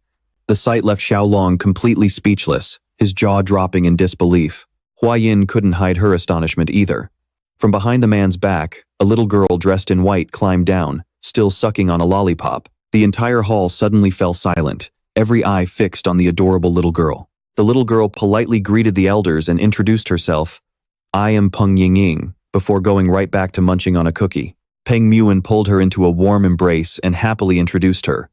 This is my precious daughter. The introduction left both Xiao Long and Hua Yin completely stunned. Hua Yin's eyes widened in admiration, thinking the father and daughter looked like carbon copies of each other, while Xiao Long's mouth was still hanging wide open. Seeing this, Peng Muon couldn't help but chuckle and explained, Everyone reacts like that because we look so much alike. He patted his daughter's head, his voice suddenly turning serious. The reason I came to the Tang Clan this time is actually because of her. While the little girl kept happily eating her cookie, he placed a hand on her shoulder. My daughter hasn't been feeling well lately. I was hoping the clan leader could take a look at her. The clan leader's expression turned grave as he asked, Are you saying your daughter is ill, Brother Peng? Xiao Long's eyes immediately locked onto the girl. He couldn't help but feel surprised that such a lively child could be sick. Looking closer, he felt as if a strange, subtle energy was radiating from her body. That night, Xiao Long tossed and turned in bed, ignoring the tiny centipedes crawling all over him. He had heard all of Peng Yingying's symptoms and analyzed them thoroughly, but he still couldn't pinpoint the cause. Closing his eyes, he mindlessly stroked one of his small centipedes. He recalled their conversation from a few hours ago, when Yingying was sitting on the chair, while everyone else watched her with solemn, heavy expressions. Peng Muon had explained that his daughter would occasionally experience shortness of breath, develop red rashes, and even lose consciousness out of nowhere. Yet, just moments later, she would wake up as if nothing had happened. His face was a mixture of anger and absolute helplessness. I've searched everywhere and even brought in disciples from the medical sect to examine her, but they all insisted she's perfectly healthy. One of them even suggested something so absurd, I nearly beat him to death. What was that absurd suggestion? The clan leader asked. Peng Muin replied, they suspected she was being poisoned on purpose, but there is absolutely no one in the Peng family who would ever do such a thing. Hearing this, Xiao Long's eyes widened in shock, while Hua Yin's expression hardened. After checking Ying Ying's pulse, the clan leader stood up and concluded that it was indeed poison, and most likely an inside job within the Peng family. Peng Muin was stunned, frantically shaking his head and swearing that no one in his clan could ever be so heartless. He held his head, refusing to discuss it further, unable to bear the thought of suspecting his own family. Zhuge Hu nodded in agreement. Nothing is clear yet, so we shouldn't jump to conclusions. Poisoning isn't always a malicious act by someone else. The clan leader's gaze remained fixed on the little girl, who was still blissfully munching on her treats. He decided to arrange a private courtyard for them in the guest house, asking them to stay so he could monitor her condition and determine whether it was poison or some rare illness. Overflowing with gratitude, Peng Muin thanked the clan leader, agreeing to leave his daughter in his care for a while. Back in the present, an image of the little girl constantly eating sweets flashed across Xiao Long's mind. No matter how he looked at it, the symptoms seemed a lot like sugar overload. He realized an abnormal amount of sugar was building up inside her body. He sat up abruptly, deep in thought, wondering if this condition could actually trigger red rashes. With such obvious symptoms, it should have been much easier to diagnose. Right then, a frantic knocking echoed at his door. His eyes went wide as a panicked voice called out from outside. We have a major emergency. Xiao Long quickly swung the door open and asked, what's wrong? The anxious maid stammered, Lady Peng Yingying has collapsed. Shocked by the news, Xiao Long threw on his coat and rushed over to Peng Muin's quarters. When he arrived, he found Hua Yin and the Peng family's subordinates already gathered there, their faces filled with anxiety. Ying Ying was completely unresponsive, her face flushed and her breathing labored, cradled in her panicked father's arms. Hua Yin quickly explained to him that the girl had suddenly collapsed while sitting in the pavilion. The clan leader noted in a low voice, since she collapsed here as well, we can temporarily rule out the possibility of a spy within the Peng family. Hearing this, Peng Muin clenched his fists tightly. His mind was in complete disarray, utterly lost as to what was happening to his daughter. Then, without a single moment of hesitation, he threw a devastating punch right into his own jaw, leaving the man standing behind him completely dumbfounded. The blow was so powerful that one of his teeth flew right out. Peng Muin closed his eyes, a bitter smile gracing his lips. He blamed himself for doubting his own people, even if it was just for a split second. Now, he was absolutely certain that if Ying Ying ever fainted again, there had to be some other reason behind it. Seeing this, one of his subordinates couldn't hold back his emotions, covering his face as he began to sob. Meanwhile, Soryong stood there with his mouth agape, completely stunned to see Peng Muin's tooth flying through the air. Peng Muin's subordinates then started punching themselves in the face, consumed by guilt for failing to protect the young lady and letting her faint right before their eyes. Every single one of them blamed themselves, claiming their failure was unforgivable. The Tang Clan leader watched in sheer shock, his mouth wide open, before quickly waving his hands to signal them to stop. Soryong clasped his hands together and raised his voice, urging everyone to calm down. At his words, those bruised and battered men actually stopped, turning their gaze all at once toward Soryong. Soryong raised a single finger, a confident smile on his face, and explained that there was a way to uncover the true cause of her illness and prove that everyone in the room was innocent. Once and for all, there would be no more doubt. Peng Muin and the Tang Clan leader immediately locked their eyes on Soryong, their gazes filled with intense curiosity. Soryong casually sat down next to Peng Muin and stared right into his eyes. Caught off guard by the intense gaze, Peng Muin's eyes widened in surprise. That was when Soryong calmly explained that, as a first step, they needed to strip off all of Lady Peng Yingying's clothes. The moment those words left his mouth, both the Tang Clan leader and Hua Yin froze like statues, while Peng Muin's eyes flared with pure rage. The Tang Clan leader was completely dumbfounded by Soryong's blunt request. Peng Muin glared back, utterly confused and furious, and snarled, demanding to know what the boy had just said. As for Soryong, he was completely clueless about their extreme reaction. This wasn't what he expected at all. So, he innocently repeated that they really needed to strip Ying Ying of all her clothes. But before he could even finish his sentence, Peng Muin furiously lunged forward and grabbed him tightly by the collar. Soryong gasped in terror, realizing Peng Muin had totally misconstrued his intentions and thought he was trying to do something inappropriate to his daughter. The man's eyes were practically bloodshot with rage. Face pale with fear, Soryong stammered, "Wait, wait, just here." Realizing his little centipede was ready to strike, Soryong quickly ordered it to hide again. He could feel Peng Muen's composure slipping away, and things were starting to look very bad. The clan leader, pale as a ghost, frantically tried to stop him, explaining that his son-in-law must have a good reason for saying that. Huayun also spoke up anxiously, begging Lord Peng to at least hear Soryong out. But his grip on the poor boy's collar only tightened. Soryong could only close his eyes and give a forced, awkward smile. Peng Muen glared at him, seething with rage, though there was a hint of confusion in his eyes. Despite her panic, Huayun tried to force a smile, speaking up to defend Soryong and saying he was a good person. After a brief standoff, Peng Muen finally let Soryong go. This kid had actually dared to make a suggestion that involved touching his daughter's body, and she wasn't even of age yet, so he decided to hear what kind of explanation the boy could possibly have. As soon as he was released, Soryong gasped for air, feeling a massive wave of relief. Sitting on the floor opposite Peng Muen, he said in a serious voice, "Please, just calm down and hear me out." Peng Muen crossed his arms and closed his eyes, showing he was willing to hear him out.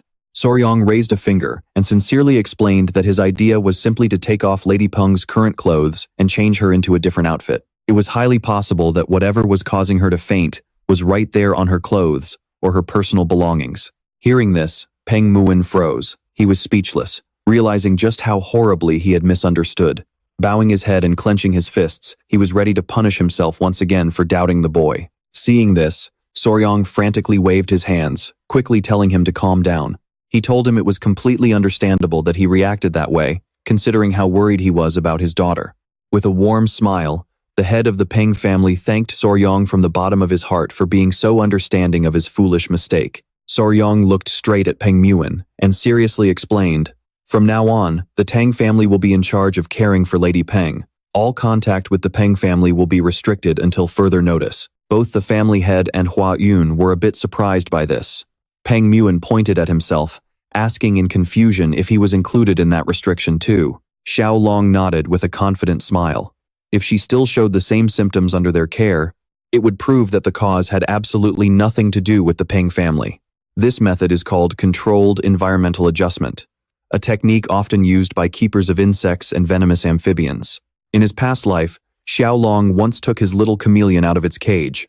He wished the chameleon could talk to him, to tell him if it needed a little more vitamin D in its food.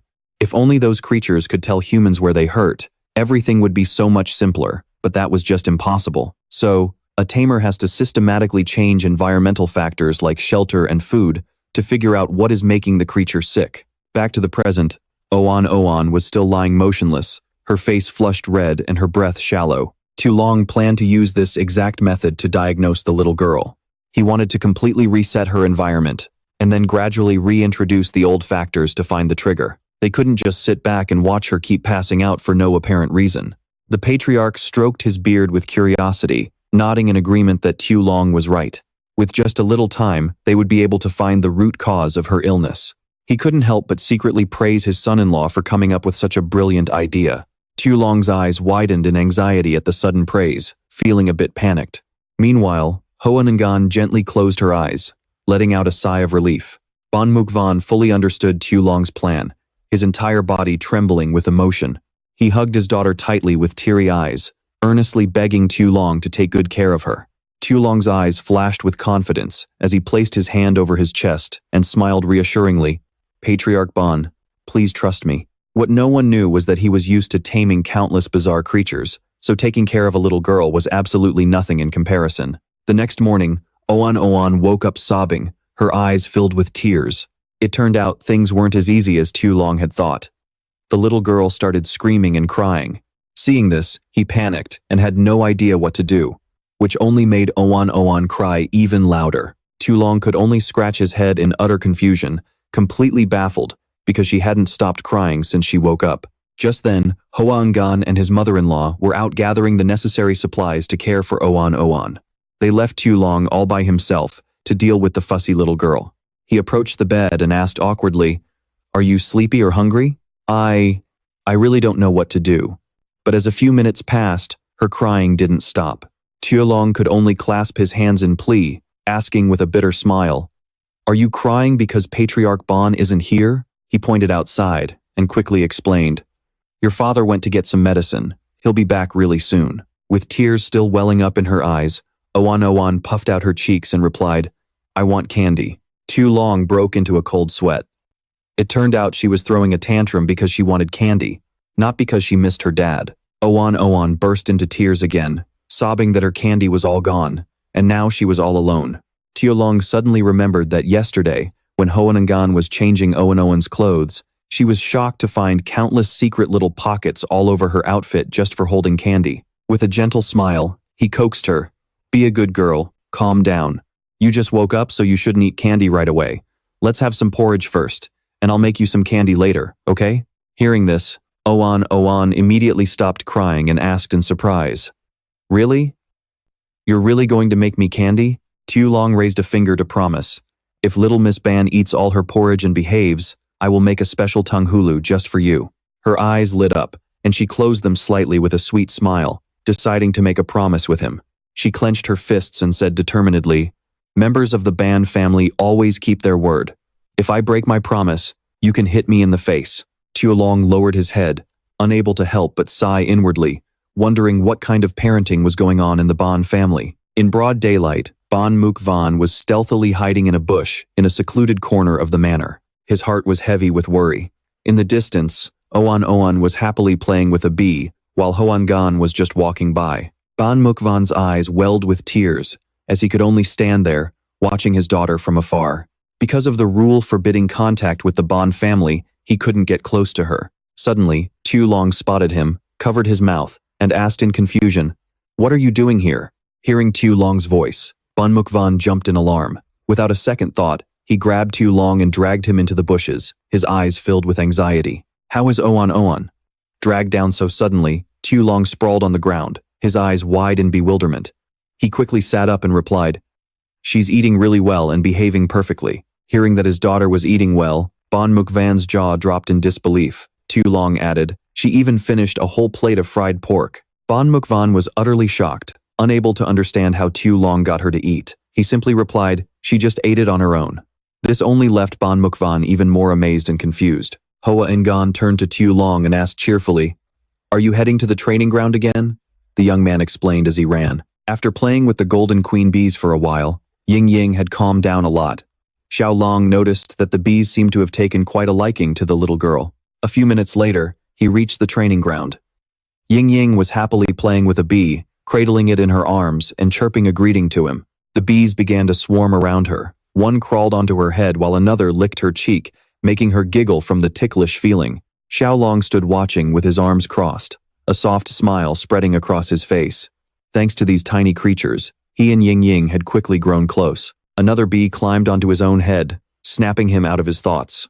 He realized these golden queen bees adored Ying Ying, simply because she had spilled sugar syrup all over herself while eating sweets. "Don't tell me they think she is food," he thought to himself.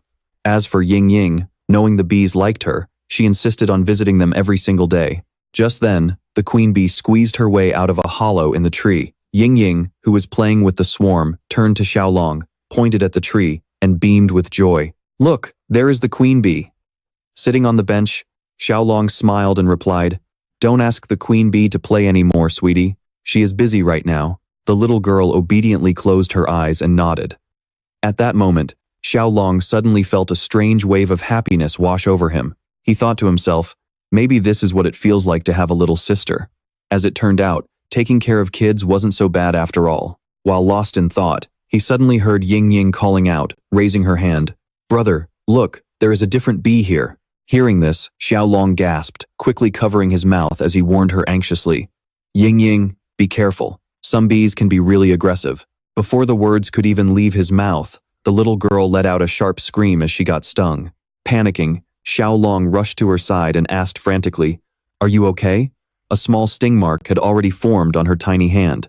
Xiao Long said worriedly, "You have to be more careful. Come on, let's head to the medical hall first." Ying Ying stared innocently at the sting on her hand. She mumbled, "It doesn't look too bad." But Xiao Long quickly grabbed her hand, insisting they get some medicine on it just in case. Bee venom can be really dangerous sometimes. Ying Ying nodded sadly, closing her eyes. Right at that moment, Xiao Long realized something was terribly wrong. Ying Ying began to gasp for air, her face turning bright red, and her entire body shivering with cold.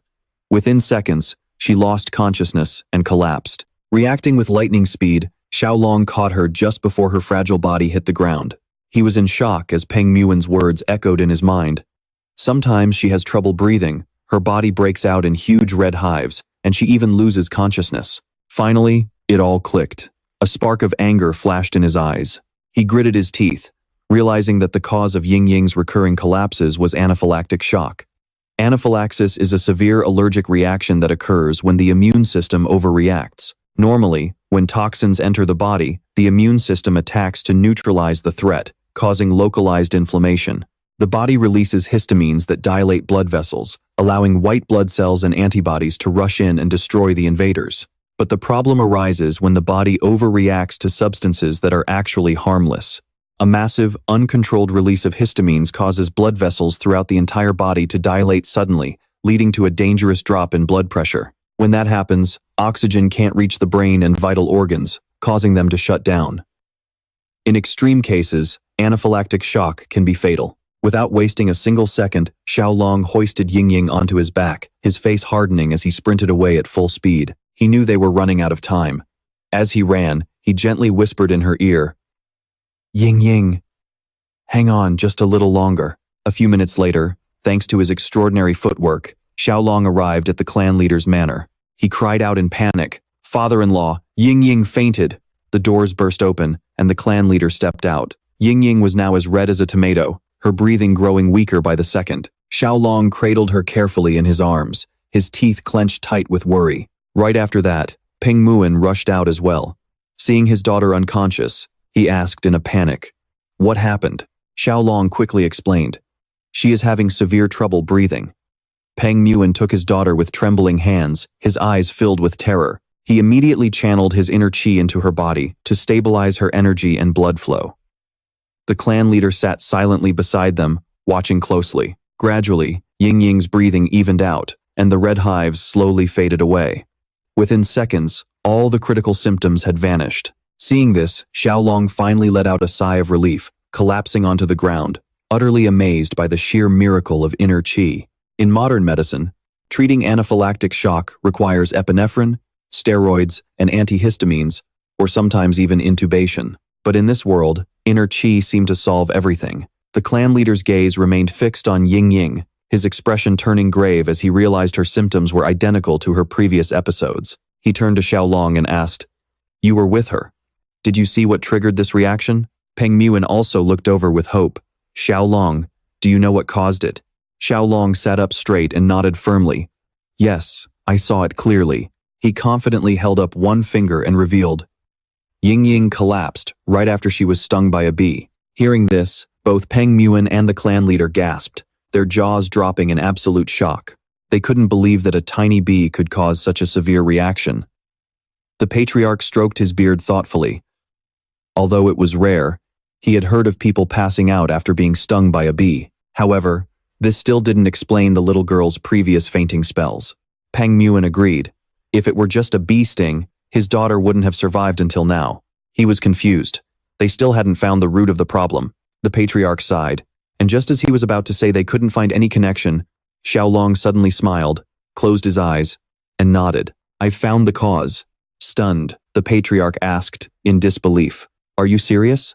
Xiao Long smiled confidently. "Yes, Ying Ying's bee sting is exactly what helped me discover the real cause." Peng Muen was so shocked he was speechless, and quickly urged him, "Hurry up and explain." Xiao Long nodded, preparing to give a detailed explanation. Peng Muen's face broke into a nervous sweat, while the patriarch narrowed his eyes in suspicion. Xiao Long turned his gaze to Ying Ying. He closed his eyes, smiled, and said something that stunned everyone. "First, we need to take off her clothes." As twilight fell, Hua Yin closed the bedroom door. She turned around, her sincere gaze confirming that everything was exactly as Xiao Long had said. At first glance, the rashes on the girl's body weren't easy to spot, but looking closely, you could see the old marks fading, while a few new ones were appearing. Standing behind her was Xiao Long, who had a bump on his head, along with the family head and Peng Muen. The family head crossed his arms, a satisfied smile playing on his lips. As for Pang Muin, his eyes shone with joy, silently admitting that Xiao Long was absolutely right. Just then, the mistress cracked the door open and stepped in, giving everyone a stern look to keep quiet since the young miss hadn't woken up yet. Everyone nodded quietly. Pang Muin raised his fist to his mouth and cleared his throat. He admitted that everything was indeed as Xiao Long had said. Besides the rash, there were other marks as well. Xiao Long, still sporting the bump on his head, quietly watched him with eyes heavy with sadness and confusion. Pang Muin spoke up, asking, "Why has my daughter been fainting all this time?" "It's bee venom poisoning," Xiao Long stated firmly. Pang Muin frowned in confusion. He remembered clearly that the family head had insisted this wasn't the cause. Besides, how could a bee sting go unnoticed? The courtyard of the Pang family estate was entirely paved with stone, without a single flower. Where would a bee even come from? He questioned the basis of Xiao Long's conclusion. Xiao Long silently admitted that Pang Muin had a point. An ordinary sting would indeed be very noticeable. But he had no doubts because the girl's symptoms perfectly matched anaphylactic shock caused by bee venom. Gradually, he opened his eyes, his pupils lighting up as his mind functioned like a massive library filled with books on venomous creatures. His gaze became incredibly serious. He knew that what he needed to find was another creature with venom similar to a bee's, containing melittin or peptides that cause swelling and breathing difficulties. His train of thought took him to a temperate forest in Hebei province, China. A few venomous creatures came to mind: the white-lipped pit viper, the Chinese scorpion, the Chinese red ant, and the red-breasted ant. Xiao Long tapped his chin gently, deciding to rule out snakes and scorpions.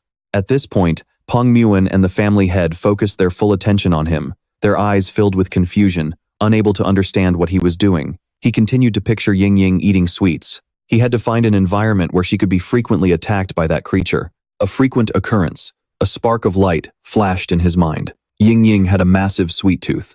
He remembered she had a secret pocket hidden in her clothes to store sweets. His lips curled into a smile as he finally found the key. He reaffirmed firmly, his voice steady, "It is definitely bee venom. Please trust me." Hua Yin looked at him, her eyes still clouded with confusion. Pang Muin, somewhat frustrated, repeated that there were absolutely no bees in the Pang family mansion. Xiao Long turned to them, smiling confidently. People of the Tang Clan should know that venom doesn't affect everyone the same way.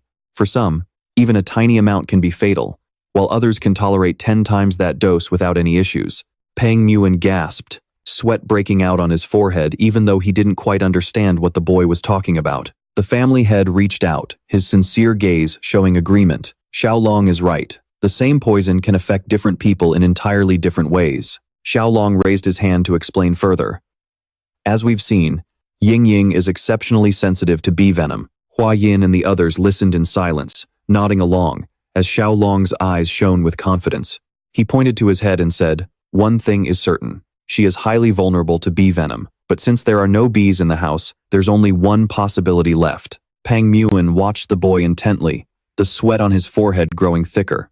Somewhere in the manor, a queen bee lay on the ground, looking gently at another bee beside her. The culprit was indeed a bee, but a very special kind of bee. Night had fallen. A few hours later, Xiao Long was squatting by some rocks. Hua Yin held a torch to light up the surroundings, while the family head stood behind them, watching the young man with highly skeptical eyes. "Are you sure it's here?" Pang Muin asked curiously. Xiao Long smiled, his eyes gleaming with confidence. "This is definitely the place." Then, he turned to Hua Yin. "Can you bring the lantern a little closer, dear?" Hua Yin nodded, curiously moving the light closer. Xiao Long placed a piece of candy on the ground. Before long, a few tiny ants crawled out from the cracks in the rocks and swarmed around it. Suddenly, one of the ants attacked another. The victim seemed to be crying out for help. Using a pair of chopsticks, Xiao Long snatched the aggressive ant in a flash. With a determined look, he declared, "This guy right here is the culprit." Pang Muin and the other family heads immediately focused all their attention on the ant. They were stunned, because this creature was clearly an ant, not a bee. "Take a close look, everyone," Xiao Long said.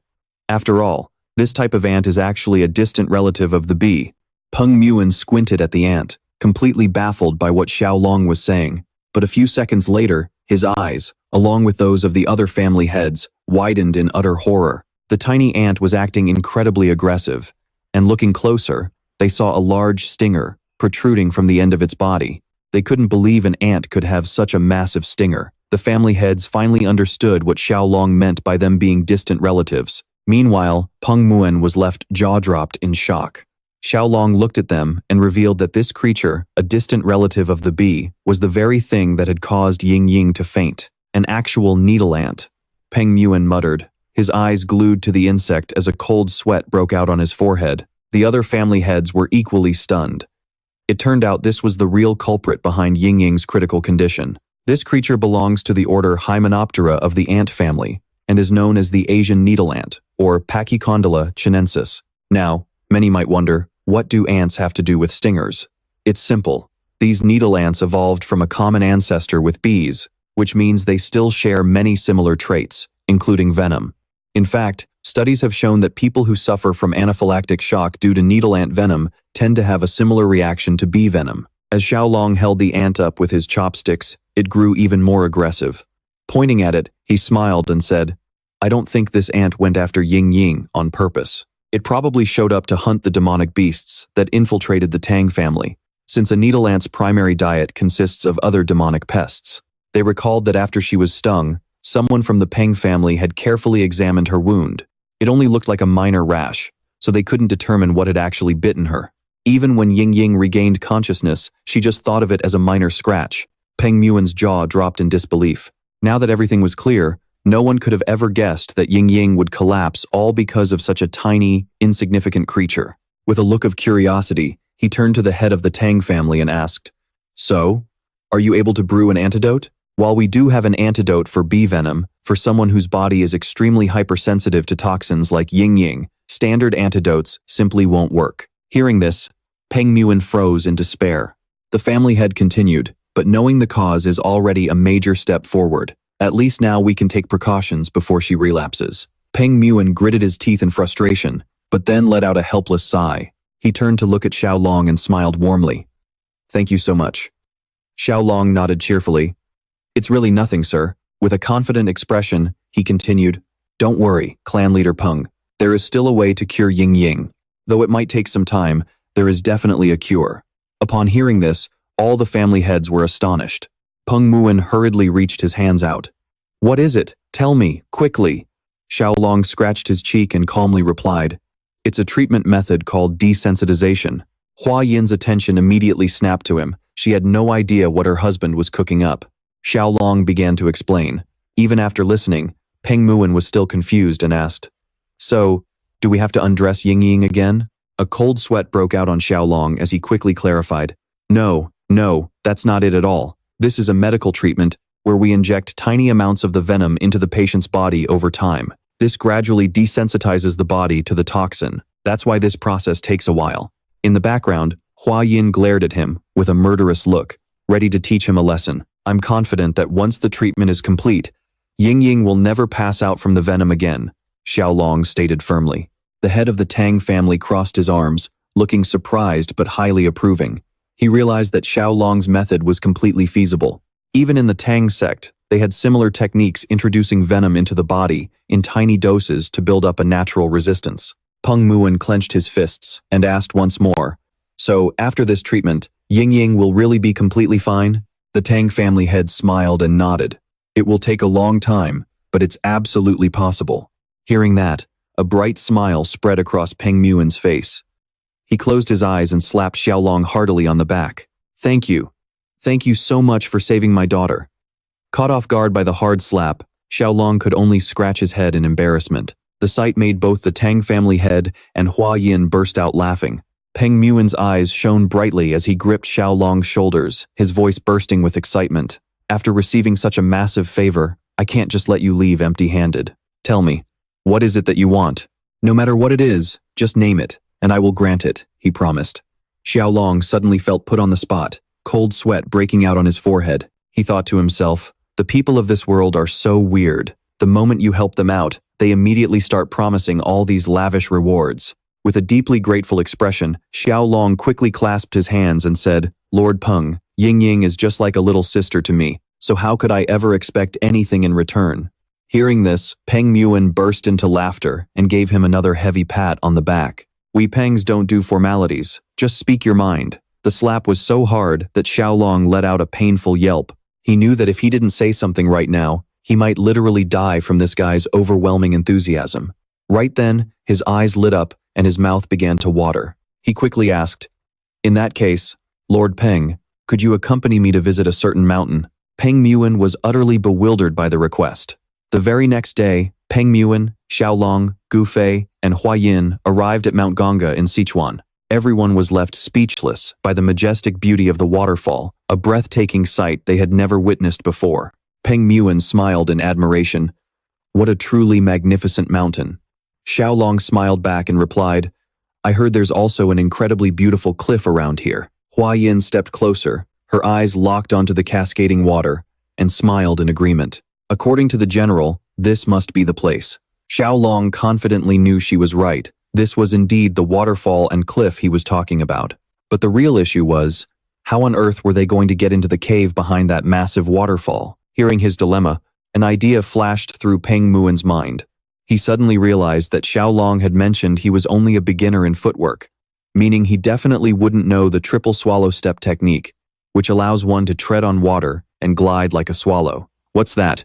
Xiao Long asked, his curiosity piqued. Peng Muin offered a brief smile, but it quickly faded, replaced by a mischievous glint in his eyes. He suddenly grabbed Xiao Long by the collar, lifting him high into the air. "Explaining is too tedious. Let me show you firsthand." Xiao Long's eyes widened in sheer terror, sweat pouring down his face. Nearby, Hua Yin gasped, covering her mouth in shock. Summoning his strength, Peng Muin threw Xiao Long straight toward the roaring waterfall. Hua Yin let out a panicked scream. Xiao Long landed right near the waterfall, and before he could even catch his breath, Peng Muin was already standing right in front of him. Resting his hands on his hips, he laughed heartily. "Well, look at you, your reflexes are pretty sharp after all." Xiao Long collapsed to his knees, silently cursing that this guy was an absolute lunatic. Hua Yin rushed over immediately, asking if he was okay with deep concern. She helped Xiao Long sit up, and as she looked ahead, she noticed what appeared to be a cave entrance hidden behind the roaring sheet of white water. Xiao Long was equally amazed. An entrance hidden behind a waterfall was incredibly mysterious. Peng Muin's eyes gleamed with excitement, and he decided it was time to see what lay inside. A few minutes later, the group stepped into the cavern. The sight inside left both Xiao Long and Hua Yin stunned. There was an incredibly eerie vibe to the place. He made an observation, and Hua Yin nodded in agreement. Before them lay small rocks covered in brilliantly glowing crystals, yet the surrounding vegetation was entirely withered and dead. The interior of the cave was completely different from what they had imagined. Xiao Long knelt beside the crystals, observing them closely.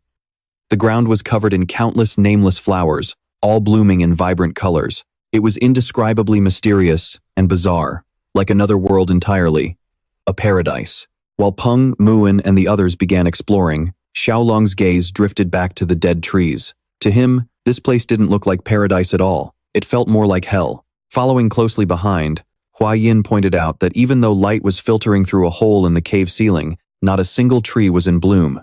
Instead, they were all withered and decayed. Peng Muin deduced that a divine beast was altering the surrounding environment.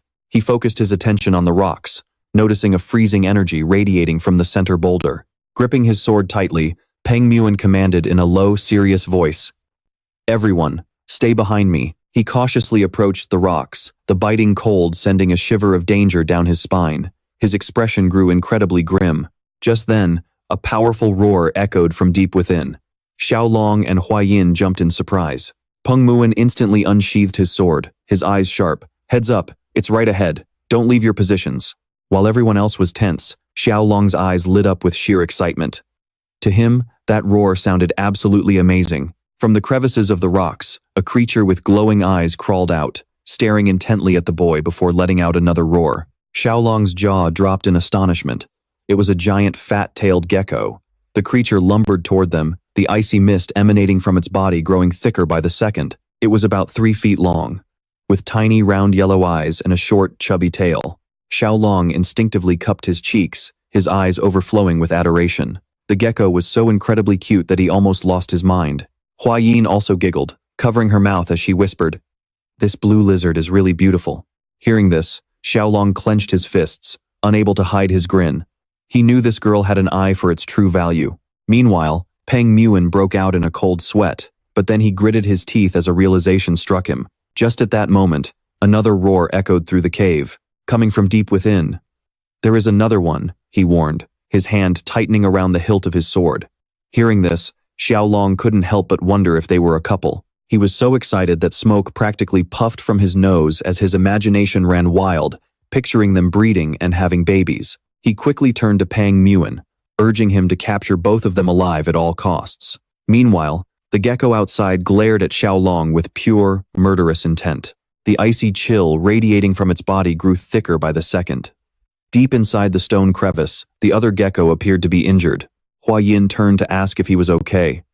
Tieu Long's eyes turned serious as his entire focus locked onto the inside of the crevice. He had only caught a faint, blurry glimmer of light, but he was absolutely sure of one thing. His eyes remained glued to the gecko inside, and with a voice full of worry, he whispered, "I think it might not even be breathing anymore." The gecko outside roared in anger once more, guarding the entrance without taking a single step back. Tieu Long decided to leave the monitoring to Captain Gu Fei. If anything happened, he was to report to him immediately. Gu Fei, who was hiding nearby, forced a smile and replied, "Just leave it to me. If it does anything unusual, I'll let you know right away." With that, Tieu Long led everyone out of the cave. They decided to temporarily retreat. As night fell, they built a campfire near a waterfall. Hua Yin and Pang Muin looked over at Tieu Long, who was standing pensively near the cave entrance. They knew nothing about the habits of these creatures, and any reckless move could harm the one that was already injured. While the centipedes played around her, Hua Yin tucked a strand of hair behind her ear and gently called out to him to come down for dinner. In that moment, Tieu Long couldn't help but picture Hua Yin as his wife, preparing a warm dinner just for him. His face flushed red, and a sweet feeling washed over him. By the campfire, Pang Muin sat on a log and asked curiously, "Any progress?" Tieu Long sat down next to Hua Yin, thought for a moment, and replied, "The gecko inside hasn't moved a single inch." Pang Muin nodded, his expression turning serious. "When I checked, it didn't budge either. Not even a bit.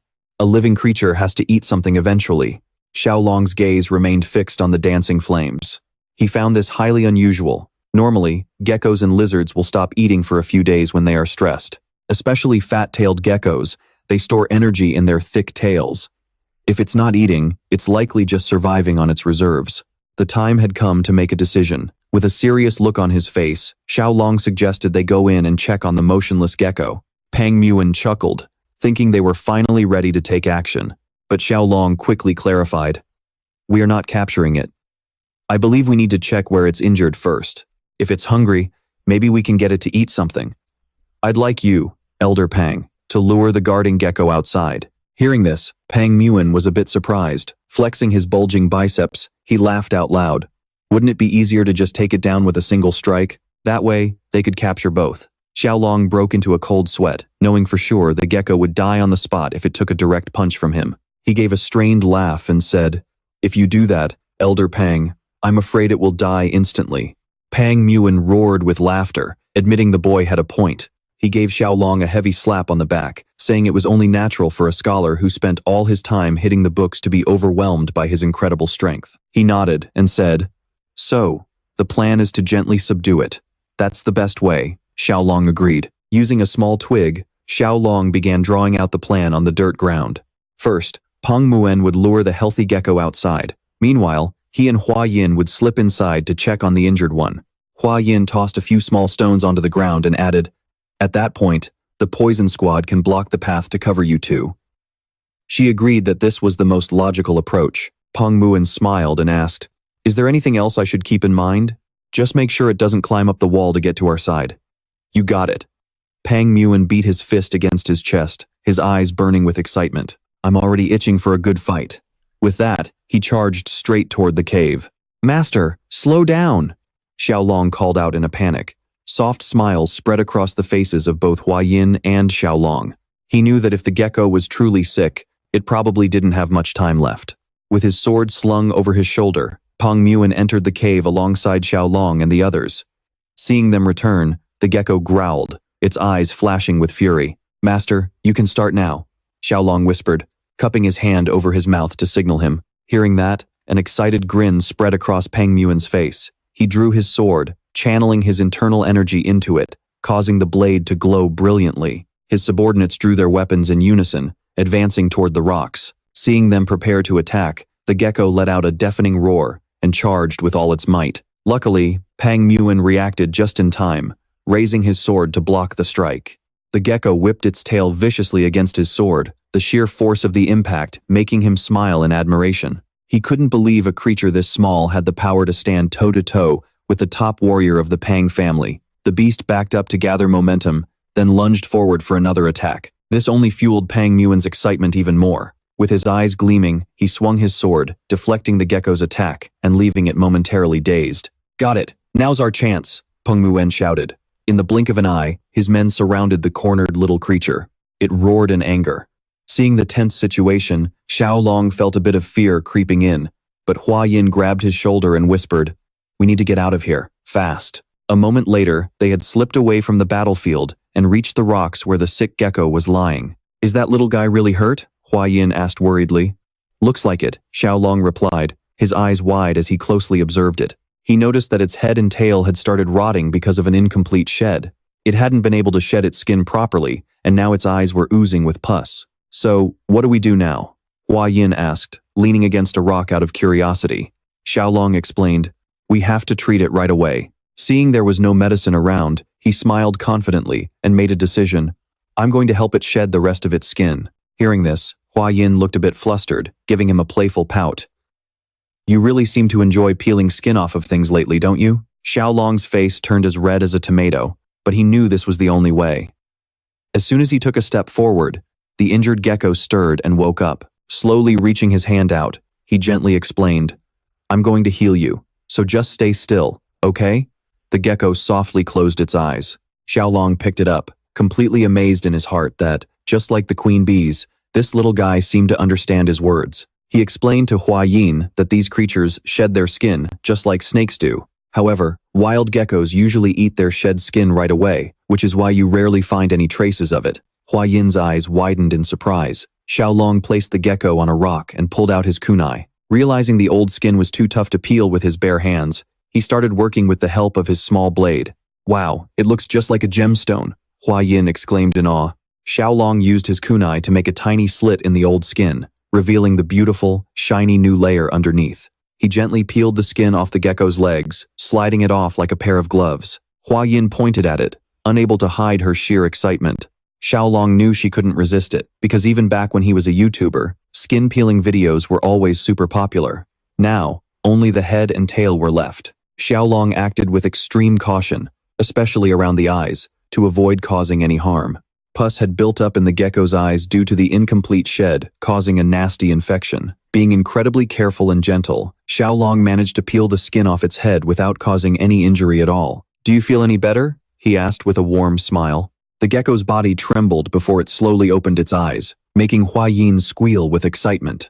However, Xiao Long kept staring at it, his face filled with deep thought. "Is something wrong?" Hua Yin asked. "Yeah," he admitted honestly. "I'm not sure what to do about its tail." Sweating bullets, he knew that to stop the rot from spreading, he would have to cut the tail off, but in its current weakened state, doing so might actually kill it. Right at that moment, Peng Muin shouted from a distance, "Xiao Long, look out." Hearing this, he and Hua Yin immediately went on high alert. We let the other gecko slip away. Suddenly, the healthy gecko appeared right behind them, its eyes burning with hatred. Panicking, Xiao Long raised his hands to gesture, "Whoa, calm down, just calm down." Holding up his kunai while cradling the injured gecko in his other arm, he quickly explained, "I'm just trying to help your friend here." The creature's gaze locked onto the kunai, filled with brief surprise and confusion. But seeing the weapon only made it angrier, and it let out a fierce roar. A blast of intense freezing air erupted from its body, forcing Xiao Long back. It's completely lost its temper, he realized in terror. The gecko leaped into the air. Instantly, Hua Yin rushed forward to shield Xiao Long, shouting in panic, "Watch out!" Without a second thought, she pushed him out of the way. The furious gecko crashed onto the ground with terrifying force. Fortunately, they both managed to escape just in time. Xiao Long tumbled backward onto the ground, still tightly clutching the injured gecko. The other gecko locked its eyes on them, roaring in absolute rage. Xiao Long reached his hand out toward it, his face pale with fear. "Wait," he urged. "This isn't what it looks like." Xiao Long locked eyes with the male gecko, trying to calm it down. "It's not what you think. Just relax, okay?" Just then, The female gecko in Xiaolong's hands suddenly started making strange noises, leaving him completely bewildered. The male gecko, eyes still blazing with fury, was about to pounce, but it suddenly froze, a look of surprise washing over its face. The two geckos began communicating with each other, and they couldn't help but let out soft, low chirps that sounded almost like chuckling. The sight left Xiaolong's jaw on the floor. Right at that moment, Peng Muan and his men rushed back into the cave. Seeing the scene before him, he asked anxiously, "Xiaolong, are you all right?" Gripping his sword tightly, he admitted, "This gecko is incredibly fierce and agile. I can't believe it managed to slip right past us." The moment it saw Peng Muan's sword, the male gecko bared its teeth and growled aggressively. Just before things escalated, Xiaolong stepped between them, raising his hand as he said firmly, "Patriarch Peng, please wait a moment." With a confident smile, he turned to Peng Muan and said, "I'm okay. Please step back a bit. I'm going to try talking to it." Peng Muan was utterly bewildered, having no idea what Xiaolong was planning to do. "Do you really think it can understand human speech?" he asked. Xiaolong looked at the gecko with trust and replied, "It actually seems to understand to some extent. I don't think it'll attack us anymore." He turned to Hua Yin. "Sister, could you grab some dry grass?" Still confused, she nodded anyway. She and another helper quickly gathered dry grass near the boulders. A moment later, they finished weaving a soft nest for the female gecko. Xiaolong and Hua Yin sat down right next to it. He spoke softly to the male gecko. "Don't worry, I don't mean any harm to your mate. I'm just going to help her peel off those stuck scales and clear whatever is covering her eyes. Go ahead and keep licking her eyes for a bit longer." The male gecko crept closer, curiously licking the female's eyes. Xiaolong crossed his arms and said, "Now, there's only one more problem left." Hearing this, both geckos and Hua Yin turned their gaze toward him. "Her eyes will heal, but the problem is that half of her tail has already gone necrotic. I don't think licking it is going to help." The male gecko looked at his mate's tail, then turned to Xiaolong and nodded in agreement. Xiaolong made a scissor motion with his fingers and said firmly, "We're going to have to cut it off."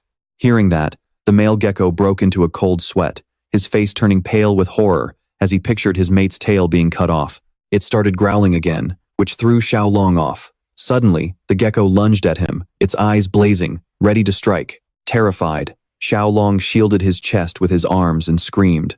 A few hours later, Peng Muan's men had set up a campfire inside the cave. Xiaolong and Hua Yin sat on a boulder while she gently dabbed a special ointment onto his cheek. Xiaolong sighed, still feeling sour. "I was just trying to help, and it still bit me." Hua Yin gently scolded him, "Keep still, or you're going to end up with a scar." Standing nearby with his arms crossed, Peng Muan burst out laughing. "Now you're finally starting to look like a real man," he said. "After all, you've got yourself a glorious battle scar." At that, Hua Yin shot him a look so sharp, it made even a battle-hardened veteran like him shiver. Xiaolong felt relieved that the misunderstanding was finally cleared up. Meanwhile, the little centipedes crawled all over Hua Yin, playing happily. Seeing how they didn't sense any hostility, he realized the gecko never actually intended to hurt him in the first place. Right then, Gu Fei appeared and said, "This creature has something to tell you." Xiaolong gave a wry smile, touched his cheek, and asked, "Are you ready?" The gecko nodded. Xiaolong stood up, promising to do his best. But first, he wanted to ask it something. He raised one finger. "What do you usually eat? If we're going to chop that tail off, your mate is going to need some highly nutritious food to recover quickly." Hearing this, the gecko took a few small hops, turned around, and began to lead the way. Xiaolong quickly followed. After moving a few meters, the gecko stopped next to a small plant. It plucked the plant out of the ground with its mouth and offered it to Xiaolong. As the boy held the small plant, Peng Muan and Hua Yin gathered around curiously to take a closer look. Hua Yin asked, "Can you let me take a look at that?" Xiaolong handed it over right away. After examining it carefully, she said, "Even though it's weak, I can feel a spiritual aura radiating from it. I'm certain this is a sprout of the spiritual herb that once grew in this cave." Xiaolong took the sprout back, completely amazed. Peng Muan's expression turned serious as he said, "I've heard about this. It's said that spiritual herbs always grow wherever spiritual beasts make their home." Looking at the centipedes sleeping on the rocks, Hua Yin speculated, "If that's the case, these little guys probably survived by absorbing the herb's spiritual energy." Xiaolong clenched his fists, realizing that if the spiritual herbs were completely dug up, it spelled absolute disaster for these creatures. In a panic, he tried to replant the herb, but Peng Muin stopped him. "It's no use, kid." He placed a hand on his shoulder and explained, "Once human hands touch a spiritual herb, it will never take root again." The gecko must have known this, which is why it dug it up to show us. Even if you replant it, it won't survive. His words left Xiao Long utterly devastated. Images flashed through Xiao Long's mind of Zhuge Hu ruthlessly ripping the spiritual herbs from the cave, leaving the baby geckos to cry miserably. Tears welled up in his eyes at the sheer cruelty of humans. Just then, Peng Muin curiously asked Gu Fei the name of the herb that used to grow here. Gu Fei quietly studied him for a moment before replying, "It's called ice ginseng." Peng Muin went quiet, lost in thought, before a massive grin spread across his face. "Well then," he said, "all we need to do is find something that gives off the exact same kind of energy as the ice ginseng." At that, Xiao Long leaped to his feet, his eyes lighting up with hope. "Does something like that actually exist?" Peng Muin nodded with a smile. "It's called ice jade. Just like ice ginseng, it contains the pure essence of cold energy."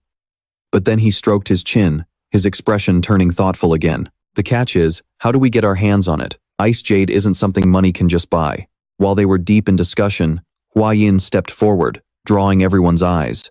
She said seriously, "If you two are looking for ice jade, I actually know someone who has it." Her words were like a sudden ray of light, putting identical, intrigued smiles on the faces of both Xiao Long and Peng Muin. "This is definitely great news." Xiao Long eagerly approached and asked who had the ice jade. Flustered by his sudden intensity, Hua Yin waved her hands in a panic and said, "Please, calm down." She broke into a sweat, completely at a loss for words. Seeing her so flustered, both Xiao Long and Bai Muin were utterly confused. Hua Yin swallowed hard, rubbing her chin before honestly confessing that it was another wild grass. Hearing this bizarre answer, Xiao Long's jaw dropped in disbelief, while Bai Muin became even more bewildered. Hua Yin let out a heavy sigh, her expression turning dead serious. Xiao Long looked on in dread, completely lost as to what was going on. Then, it suddenly clicked. In this world, girls were sometimes compared to wild grass. He couldn't help but facepalm and sigh, wondering why his father-in-law had to speak in such a cryptic way. Bai Muin crossed his arms and asked bluntly, "So, who is this other wild grass with the ice jade?"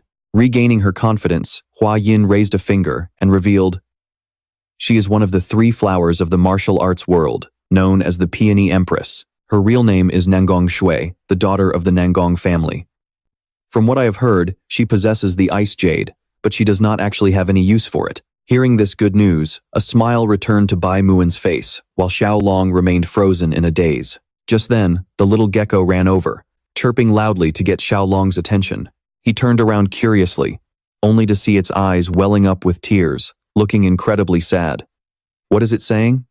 Hua Yin asked. "It is begging us to hurry up and save its friend," Xiao Long replied. He gestured with his hand, deciding to put their conversation on hold until he finished treating the gecko. Hua Yin nodded in agreement. Xiao Long peeked through the crevice in the rocks and saw the injured gecko fast asleep.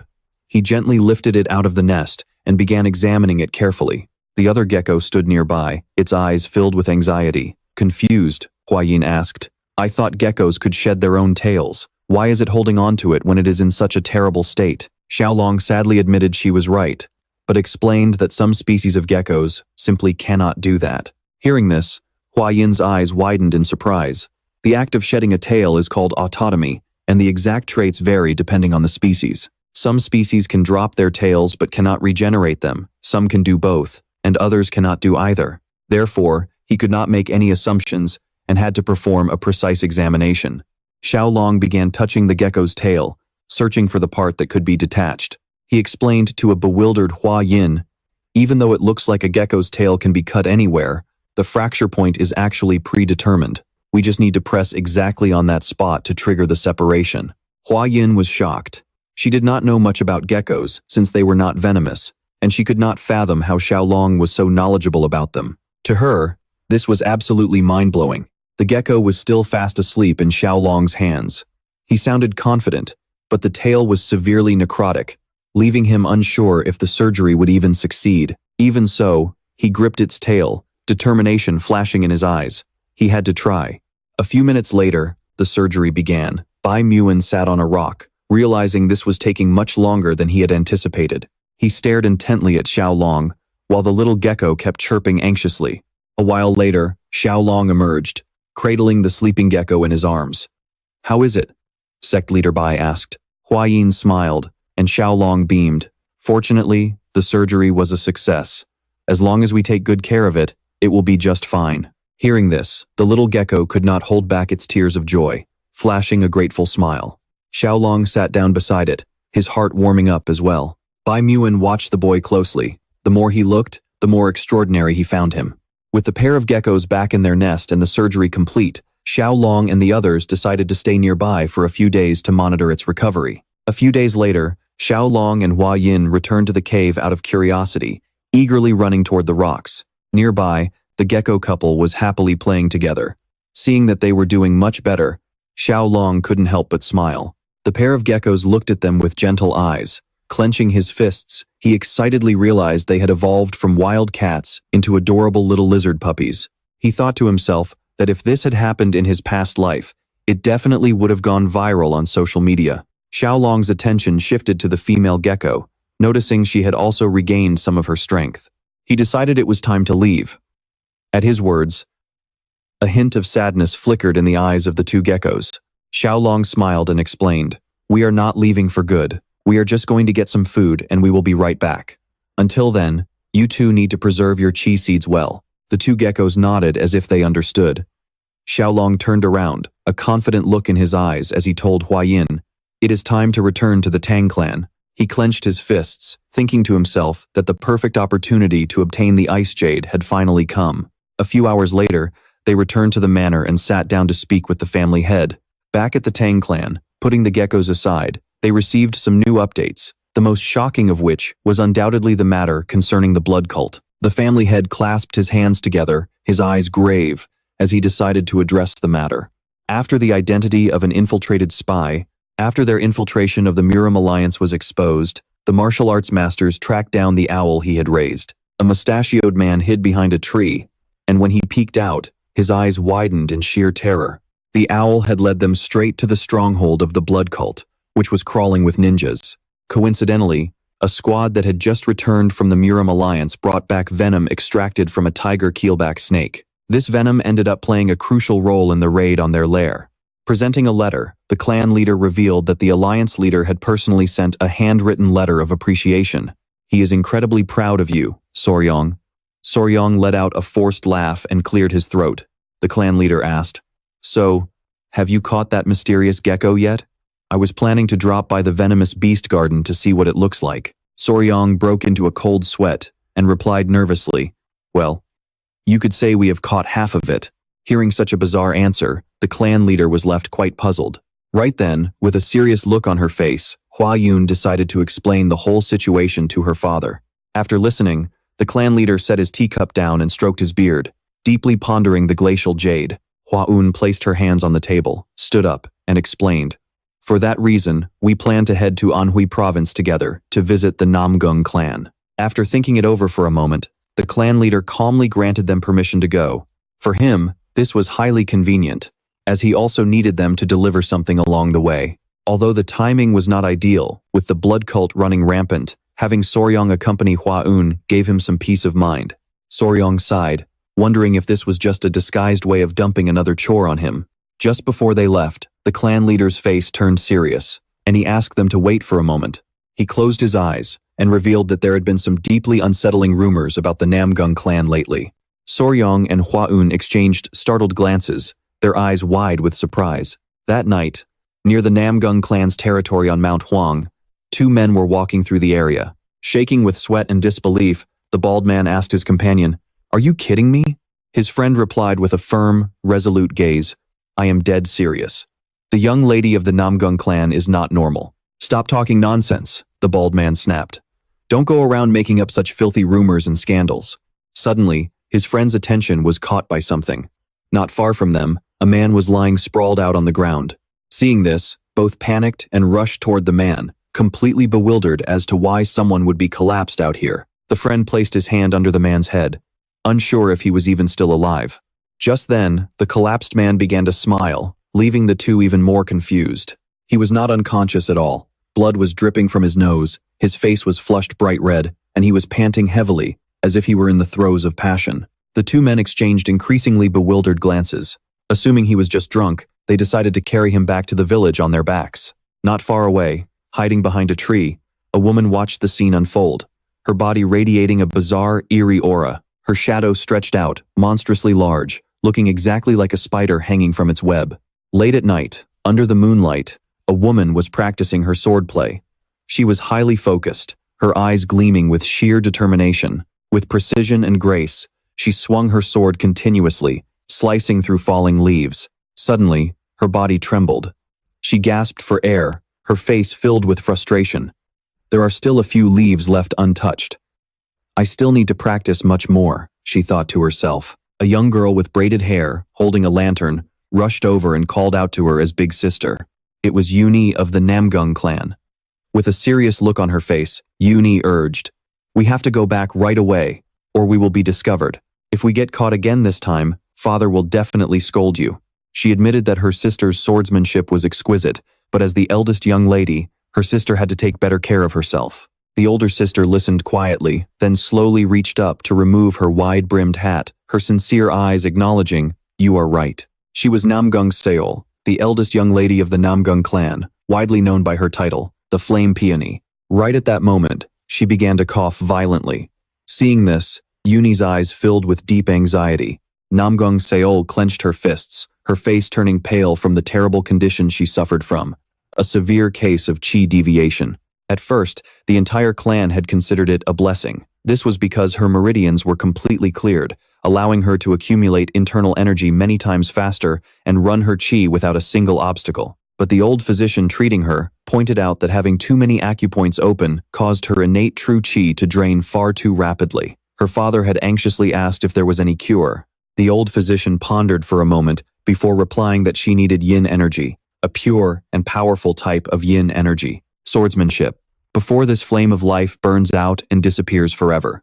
On a vast stretch of the Yangtze River, a boat was gliding along, carrying Tieu Long, Hua Yin, and Gu Fei. Gu Fei suddenly pointed at the water and cried out, "Tieu Long, look, a baiji dolphin." Hearing this, Tieu Long was completely stunned. That was the Yangtze River dolphin, a creature thought to have gone extinct. The dolphin breached the water and played happily.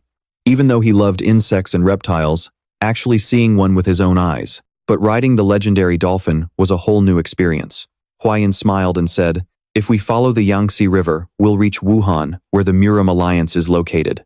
Soryang smiled back and replied, "According to my father-in-law's orders, we need to stop in Wuhan to deliver the red-necked snake venom. After that, we can disembark at Anyang, which is a much safer area." Huayan happily noted that at this rate, they would arrive much sooner than expected. Seeing her smile, Soryang sat down next to her, his expression suddenly turning serious. "There's one thing that keeps bugging me," Soryang confessed. Curiously, Huayin asked, "What is it?" He replied, "If the cold jade is really that precious, the Namgung family won't just hand it over easily. That thought keeps running through my head." She chuckled and told him to just trust her, explaining, "The cold jade has a very specific use for the young lady of the Namgung family. She absolutely needs it. But the funny thing is, you can't actually eat cold jade." She pointed at Soryang, her voice full of confidence. "But what we have is edible. So, they'll definitely be willing to trade the cold jade for it." Soryang reached into his shirt to touch his chest and nodded in agreement. She wasn't wrong, but he still worried whether this cold jade would be safe for his little lizards. He remembered they were cold-blooded creatures that naturally hated freezing things. He just couldn't feel at ease feeding them something he didn't fully understand. With a serious look, he asked Huayin, "You mentioned earlier that the cold jade contains cold qi, but what exactly is cold qi anyway? I've heard of yin and yang qi before, but it's still all a blur to me." Huayin turned to him, her eyes sparkling with delight. Raising a finger, she smiled and began explaining its importance in martial arts cultivation, warning him, "You'd better listen closely and remember this. Yin qi is the energy that creates yin fire. It's a heavy, sinking energy that gathers in low, hollow places. Generally, yin qi suppresses life. Anything dark, cold, or terrifying has a yin attribute. So, the cold yin qi you asked about is simply a type of yin qi." Soryang's eyes widened, and he came to a simple conclusion. "Man, so yin qi is just bad news." "Not at all," Huayin clarified.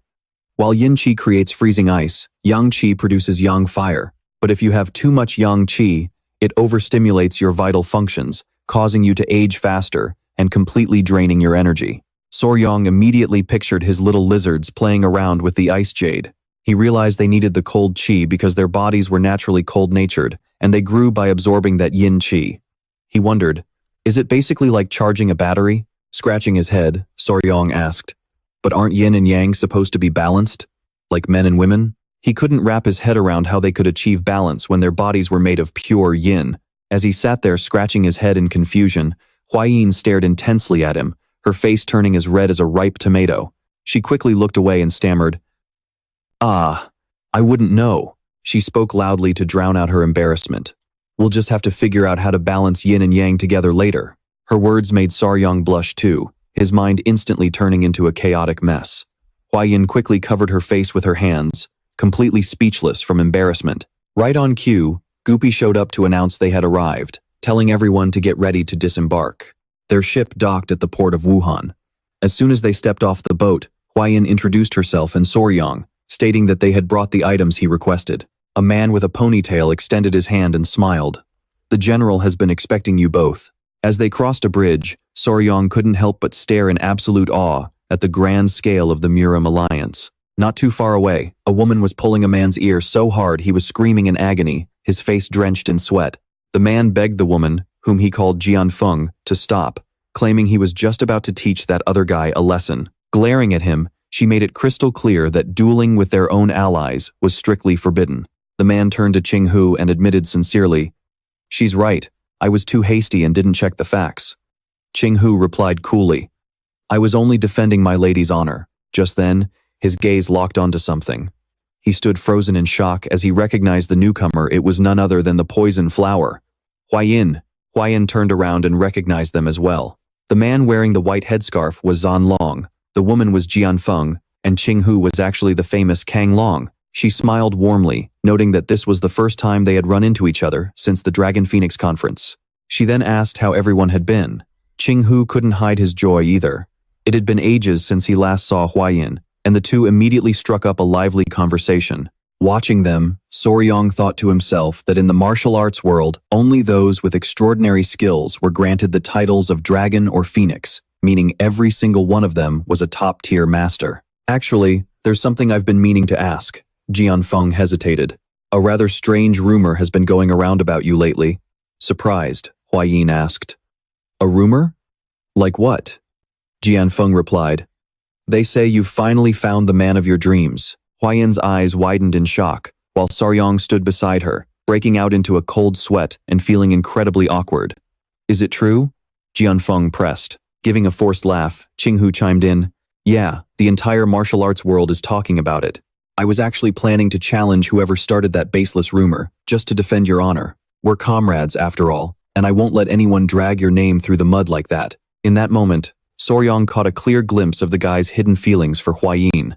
Huayin quickly looked away, firmly insisting the rumor was fake. Qinghu was furious, ready to find whoever started the gossip and give them a good beating. But Huayin stepped forward, determined to set the record straight herself. She grabbed Xiaolong's hand, leaving him a bit flustered. Then, she proudly announced, "I don't have a crush, I have a fiancé," and introduced Xiaolong to everyone. Everyone was stunned. Jianfeng noticed that Xiaolong was still very young, so Huayin offered a sheepish smile, apologizing, and saying she should have introduced him to them sooner. After the introductions, as soon as Xiaolong looked up, he met Chenghu's murderous glare. He marched over and asked, "Your name is Xiaolong, right?" Xiaolong answered nervously. Suddenly, Chenghu dropped to one knee right in front of him. This completely shocked everyone. He introduced himself as Yang Chenghu, the blue dragon of the Yang family. Xiaolong broke out in a cold sweat. Then, with a furious expression, Chenghu looked up and yelled, "A duel! I, Yang Chenghu, challenge you to a duel." Jianfeng and Jianlong let out a sigh, disappointed by Chenghu's childish behavior. Sweat pouring down his face, Xiaolong asked, "Are you really challenging me?" "That's right, a one-on-one duel," Chenghu replied. His eyes flared with rage. Instantly, Jianfeng grabbed him by the collar and yanked him back. Huayin was also furious, demanding to know what Chenghu was doing. "Why are you suddenly demanding a duel?" Jianfeng glared at Chenghu, telling him to stop acting like a fool and get serious. Xiao Long was utterly bewildered, unable to believe he was being challenged to a fight the very second they met. He couldn't understand why he kept running into such weird people. Right then, a figure dressed in white approached and asked why they were making such a racket. It was none other than the strategist, Zhuge Hu. Xiao Long quickly closed his eyes and bowed respectfully to the strategist.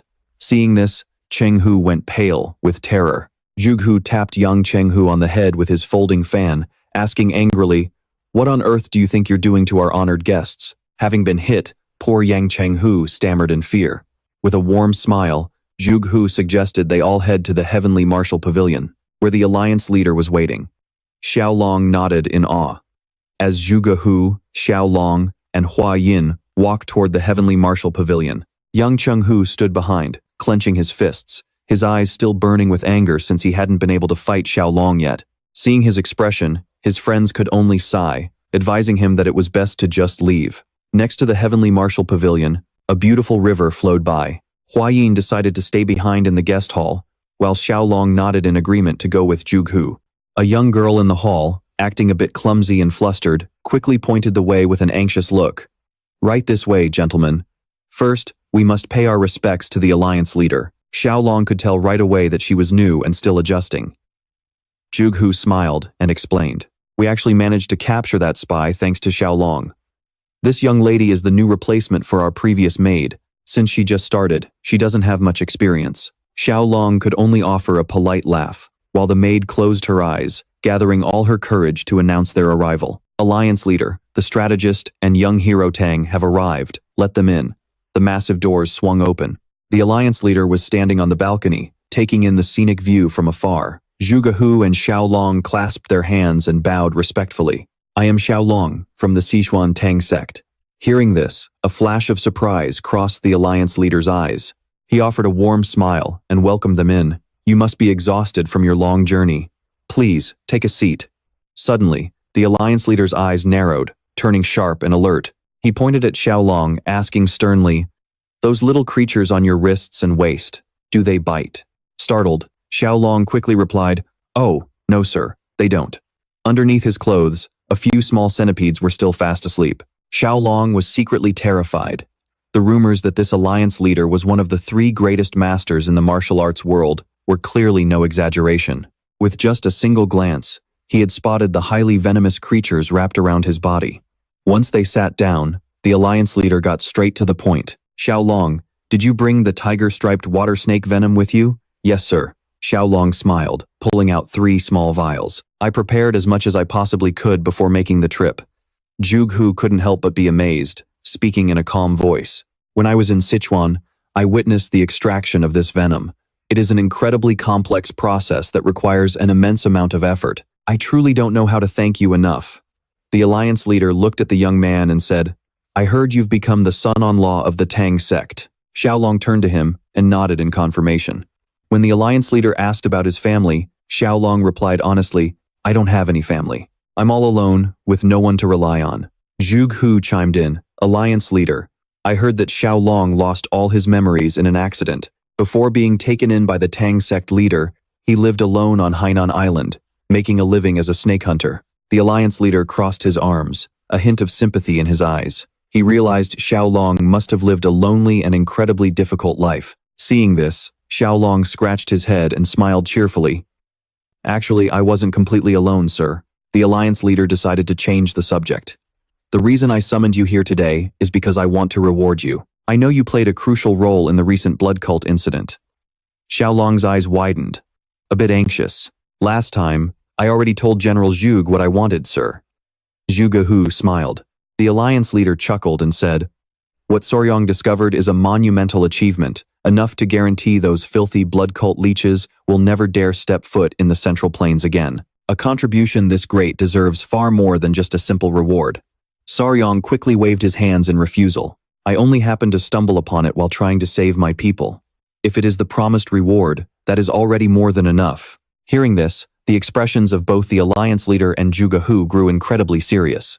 The Alliance leader rested his hands on the table and asked, "You just happened to find it while saving your own people?" He stood up, crossed his arms, and couldn't help but smile. "Now I see why you felt so familiar to me. It's because we're so alike." Seeing Soryong's confusion, the alliance leader explained, I'm not talking about looks. His eyes turned sharp and cold, filled with a deep, lingering pain. I lost my entire clan and the woman I loved to those blood cult bastards. I struggled, doing absolutely everything I could, just to save the single surviving member of my family. And on that path, I achieved enlightenment and reached the absolute peak of martial arts. The alliance leader looked straight at Soryong. I heard you lunged at a blood cult elder while poisoned, all to save the people of the Tang Clan. Yes, that's true, Soryong replied. A warm smile spread across the alliance leader's face. 30 years ago, I did the exact same thing. He walked towards Soryong, looking majestic, but his voice held a deep sense of empathy. Back then, I also threw myself into deadly danger, with nothing but despair in my heart. He placed his hand on the young man's shoulder, making him a bit flustered. As a reward, the alliance leader smiled and said, I've decided to teach you my ultimate martial art, the iron chest technique. Both Soryong and Jughu froze, their jaws dropping in utter shock. The alliance leader laughed out loud. I've never taken a single disciple. When I die, this technique would have died with me. I have no intention of becoming your master, so the Tang Clan doesn't need to worry. Jughu leaped to his feet, breaking out in a cold sweat. Soryong stood there with his mouth wide open, completely stunned and breaking into a cold sweat. Thank you from the bottom of my heart, alliance leader. I swear I will never disgrace your name. Hearing that, a gentle and satisfied smile appeared on the alliance leader's face. As night fell, Soryong was taking a stroll, tightly clutching a thick manual. This was the martial art personally gifted to him by the martial arts alliance leader, a secret he could only share with the elders of his clan for now. He knew that if word of this got out, he would immediately become a prime target for the blood cult. Thinking about sharing this amazing news with Hua-un, he quickened his pace back to the guest hall. Right then, a deep, raspy voice called out, telling him to stop. Soryong turned around out of curiosity and couldn't help but shiver when he saw young Seong-ho standing there. With a hostile glare fixed on him, Seong-ho took a step forward, his voice heavy with tension. I heard you pass the Heavenly Martial Pavilion. I'm here to get an answer regarding our duel. Soryong was internally amazed by how incredibly persistent this guy was. Seong-ho continued, I want to know if you're actually worthy of Hua-un. Prove it to me. Soryong replied anxiously, a duel is extremely dangerous. Seong-ho pointed at his spear and explained, don't worry, I'll remove the spearhead. Soryong's eyes suddenly grew razor sharp as he replied, I'm only worried because I'm afraid you might die. Silence hung in the air for a few minutes. Neither of them blinked as they stared each other down. Soryong's words had completely added fuel to the fire. In a rage, Seong-ho grabbed Soryong by the collar and roared, what did you just say? But right then, something started squirming inside Soryong's robes. Seong-ho froze in confusion. Suddenly, 3 little centipedes crawled out from Soryong's robes, ready to fight to the death against anyone who dared lay a hand on their dad. Soryong quickly grabbed the centipede's back and yelled, no, don't bite him. Seong-ho, who was so arrogant just a second ago, collapsed onto the ground in sheer terror, his face pale and sweat pouring down like rain. Soryong casually walked over and smiled, saying, see, I told you it was dangerous. He squatted down right in front of Seong-ho. That only made the guy tremble even more. With glowing eyes and a smug expression, Soryong made it crystal clear, I've already spared you once. Seong-ho gasped for air, realizing Soryong wasn't joking at all. If he hadn't stopped those centipedes, he really would have died. Soryong stood up, his gaze turning razor sharp. In young Seong-ho's eyes, Soryong looked like an absolute monster. Are you okay? Soryong asked. Right at that moment, Hua-un's voice rang out from behind. What are you two doing here? Soryong jumped at the sound of her voice. Hua-un walked up, her eyes flashing with a cold glare. Seong-ho, were you trying to hurt Soryong? Soryong quickly placed a hand on Seong-ho's shoulder, giving a forced laugh as he tried to explain. It's just a little misunderstanding. I got lost after leaving the pavilion, but luckily Seong-ho showed up and helped me find my way. Hua-un remained quiet, her gaze still full of suspicion. She noticed the centipedes on Soryong were acting quite restless. Seeing this, Soryong quickly placed a little centipede on Seong-ho's head and added, after chatting, I wanted to show them to him, so I asked him to release a bit of killing intent to test their reaction. I had no idea it would turn out like this. We were just joking around. Thunho chimed in quickly, despite still being flustered. He stood up, threw his arm around Tieu Long's shoulder, and laughed out loud. Exactly. Tieu Long is totally right. Hoenengan's eyes were still full of suspicion. but she decided not to press the matter any further. She thanked Than Ho and said it was time to head back. Tieu Long nodded furiously and quickly took the lead. Than Ho breathed a massive sigh of relief, realizing he had barely escaped a major disaster. Once Tieu Long had walked a short distance ahead, he turned back with a smirk, including this time, "I've saved your neck twice now." With that, he and Hoangan walked away, leaving Than Ho standing there utterly dumbfounded, with absolutely no clue what had just happened. The next morning, once the boats had docked and Tieu Long's group was preparing to leave, Hoangan bowed to say goodbye to Than Ho and the others. "We have some business to attend to, so we must be off. Thank you all so much for looking after us." Tram Long also warned both of them to take care of themselves. Right before they departed, Kiem Phuong called out to Tieu Long, "Please, wait a moment." She then placed a hand on Than Ho's shoulder, giving him a subtle sign. The arrogant young man from yesterday was now bowing his head deeply before Tieu Long, his eyes filled with sincerity. Kiem Phuong then spoke up. "I heard about what Than Ho did. Thank you for your generosity." Tieu Long was caught a bit off guard, while Than Ho scratched his head, sheepishly offering his own thanks. He explained that after talking with Kiem Phuong last night, he realized just how foolish he had been. He clenched his fists, his eyes welling up with tears. "I'm truly humbled by your kindness. I acted so terribly, yet you still protected me. You're the one who truly deserves Hoangan. Please take good care of her from now on." Tieu Long smiled as he bid them farewell. He knew they would cross paths again at the Dragon Phoenix tournament, so there was no need to turn a potential friend into an enemy. As their boat slowly pulled away from the dock, Than Ho and the others smiled and waved goodbye. The sky was clear and blue, with flocks of birds soaring through the air. Late that night, at an inn at the foot of Mount Hoang, Tieu Long and the others sat down for a meal after a long day of travel. They had left Wuhan and finally arrived in Angqing. Kofi suggested they stay the night, as it was already late and Mount Hoang was notoriously rugged. Traveling to the Nam Kung family estate would still take another half a day. Hearing this, everyone agreed and decided to spend the night at the inn.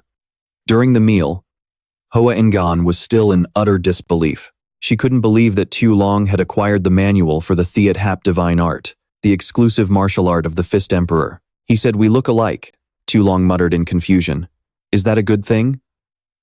Hoa Ngan nodded firmly. Even though they say training in the TAMES divine art is incredibly painful, once you master it, you can even block sword chi. It is the signature technique of the Fist Emperor himself. Some even say it's on par with Shaolin's indestructible Vajra divine art. And since it's an external martial art, it won't conflict with your internal energy. You won't have any trouble learning it. Tieu Long was left completely speechless. To be virtually invulnerable to blades and spears, he knew he had just acquired an earth-shattering cultivation technique. Hoa Ngan offered with a gentle smile, "I'll help you train. Word has it that the first Fist Emperor used to whip his own body every morning. I can do that for you." Tieu Long's jaw dropped at the mention of whipping. Hoa Ngan clenched her fist determinedly. "That's right. Hardening your skin with a whip is part of the training." An image of Hoa Ngan in a maid outfit holding a whip suddenly flashed through Tieu Long's mind, and he couldn't help but blush. Just then, an elderly man approached and asked if they were planning to climb Mount Hoang Thien. Tieu Long turned around in curiosity, while Hoa Ngan nodded. She asked why he was wondering.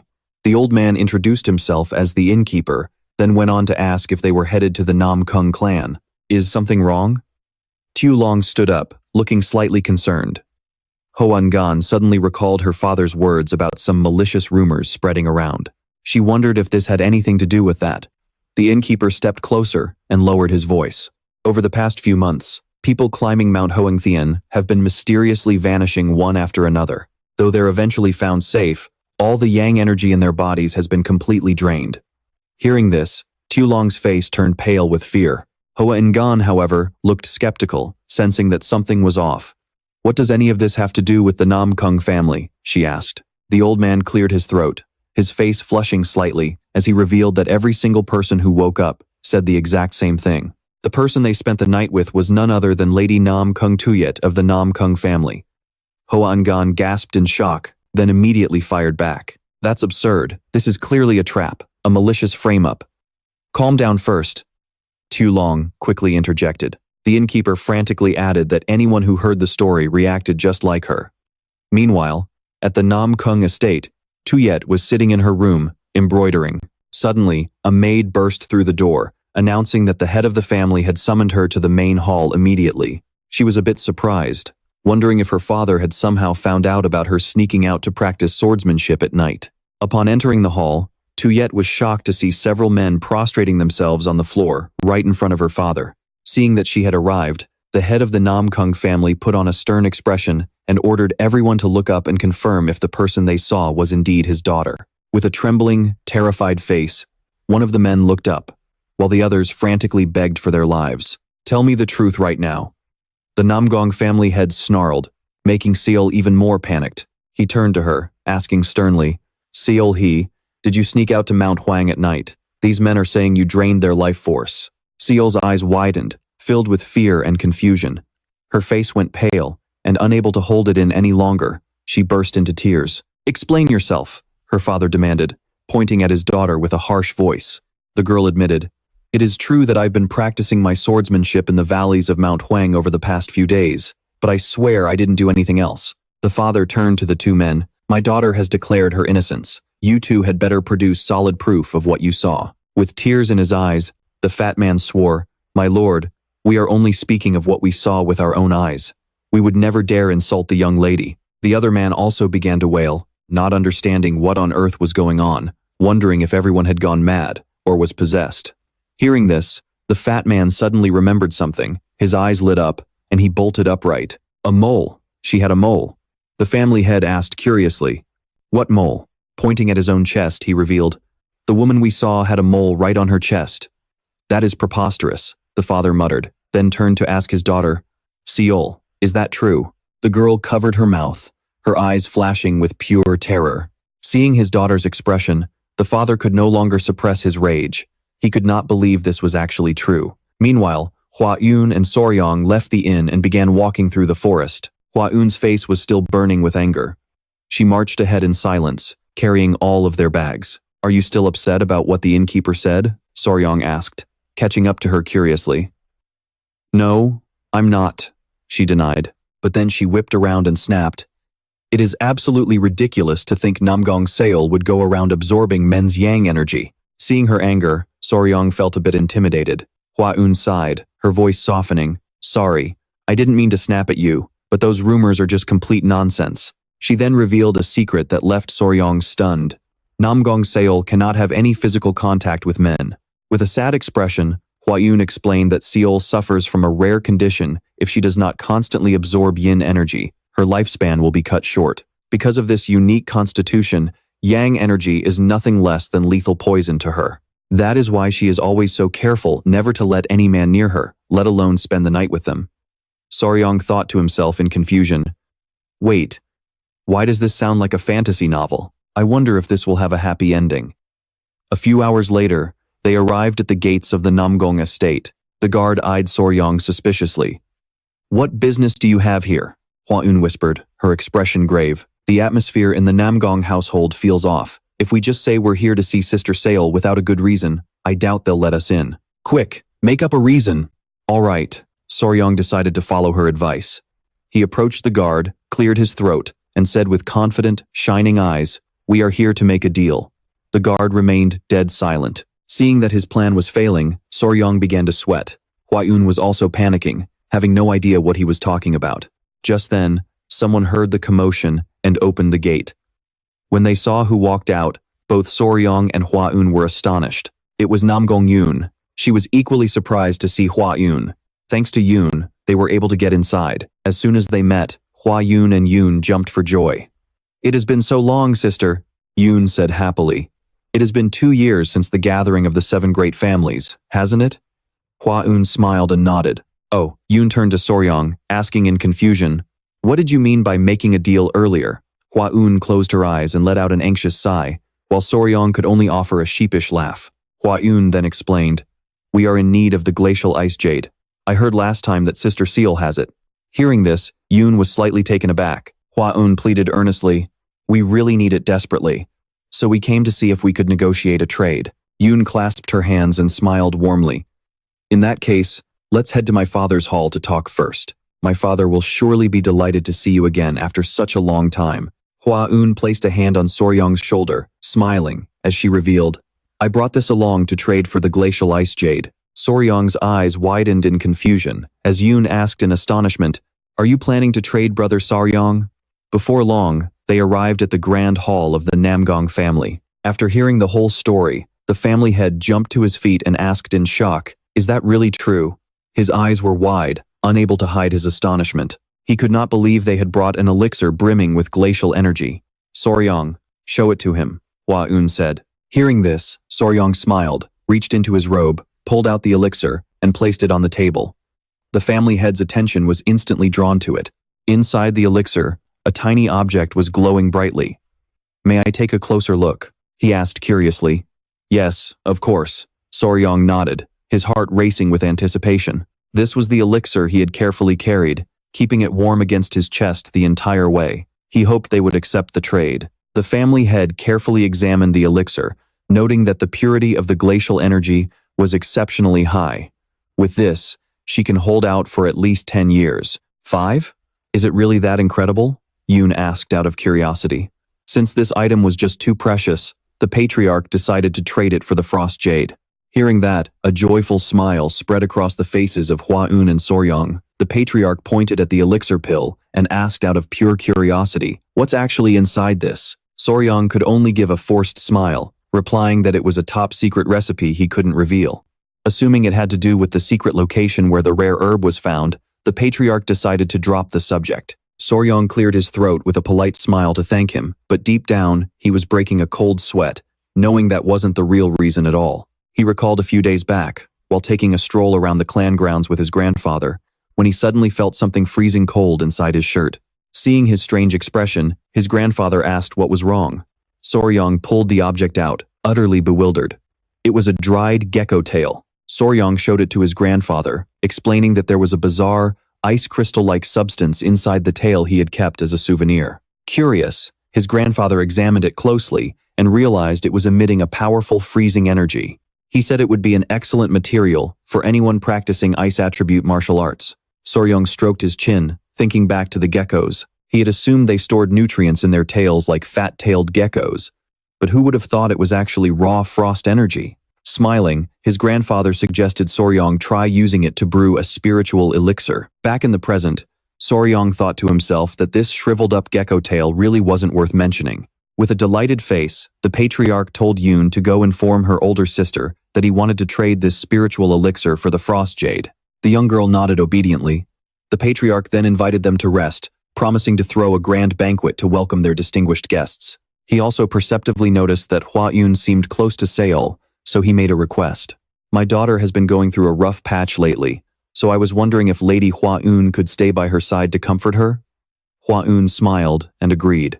They stood up and were led to the guest house by Yoon. On the way, Yoon said cheerfully, "It's all thanks to you, Sister Hua-un, that my father is in such a good mood. We've all been living in fear for the past few days." Hua-un curiously asked about Seol's situation, as she had heard some rumors near Mount Huangchan. Yoon's eyes instantly filled with sorrow. "I didn't expect you to know about that, sister. I don't believe Sister Seol would ever do such a thing. But because we couldn't find any clues, she was locked up and forced to use a cinnabar mark to prove her innocence." Hua-un was stunned to hear this, while Soryong was completely bewildered. Hua-un explained to him that a cinnabar mark is what ancient women used to prove their purity. They would keep a gecko in a jar, feeding it cinnabar until its entire body turned bright red. Then, they'd grind it into powder and apply it to a woman's body. If she remained pure, that red spot could never be washed away. Soryong listened in utter disbelief, thinking to himself indignantly, verifying purity is a job for a mythical Qilin, not some random gecko. Just then, they arrived at the place where Seol was staying. Not too far away, she was sitting quietly, the red cinnabar spot still clearly visible on her arm. Hua-un smiled and called out a greeting. Seeing her, Seol was taken aback, and Yoon quickly explained that they had brought a spiritual elixir filled with frost energy, which their father wanted to trade for the frost jade. Yoon handed the elixir to Seol. The moment she touched it, she was astonished to feel an immense wave of freezing energy radiating from it. She thanked them and pulled out the frost jade to make the trade. Soryong examined the jade closely, unable to hide his satisfied smile. Suddenly, Seol let out a heavy sigh of sorrow. Hua-un said sincerely, "I've heard those rumors, and I don't believe you would ever do such a thing, so don't lose heart." Seol replied sadly, But there were so many eyewitnesses, and they even knew exactly where my mole was. A spark suddenly flashed in Saryong's eyes. This was clearly a mysterious case, right up his alley. In his past life, he was known as the Sherlock of mystery games. He smiled and asked Seal, "Sister, did you ever take a bath alone in a pond or a river at night?" Seal stared at him blankly, while Hua-un calmly chimed in, "So you want to know who was peeping on her?" Saryong's jaw dropped as he realized his mind had been read instantly. Seal shook her head, replying that she had never bathed outdoors, and since everyone in the village was like family, they had no reason to slander her. Yoon scoffed. "See? Your guess was completely wrong." Saryong couldn't believe he had failed so miserably, collapsing onto the ground in sheer despair. Right at that moment, Hua-un suddenly smiled, clasped her hands together, and declared, "I've cracked this mystery. In my opinion, there's only one logical explanation for this." Everyone's eyes immediately locked onto her, filled with a mix of confusion and curiosity. Hua-un paused for a brief moment, and then, with eyes gleaming with absolute confidence, she dropped a bombshell. "The culprit is a ghost." Both Yoon and Seal froze, sweat beads forming on their foreheads. Hua-un nodded in firm confirmation. Saryong, on the other hand, was just bewildered. He had expected Hua-un to deliver some profound logical deduction, not suddenly start blabbing about ghosts and ghouls. He stroked his chin and pondered. Recalling the time he encountered the ghost of the blue-spotted centipede after it died, he realized this theory might not be completely absurd after all. "Have you touched or done anything unusual recently?" Saryong reached his hand out and asked Seal, like, for example, consuming a spiritual beast's core. Seal fell into deep thought before replying seriously. "Recently, I did touch an acorn, and also a tree branch."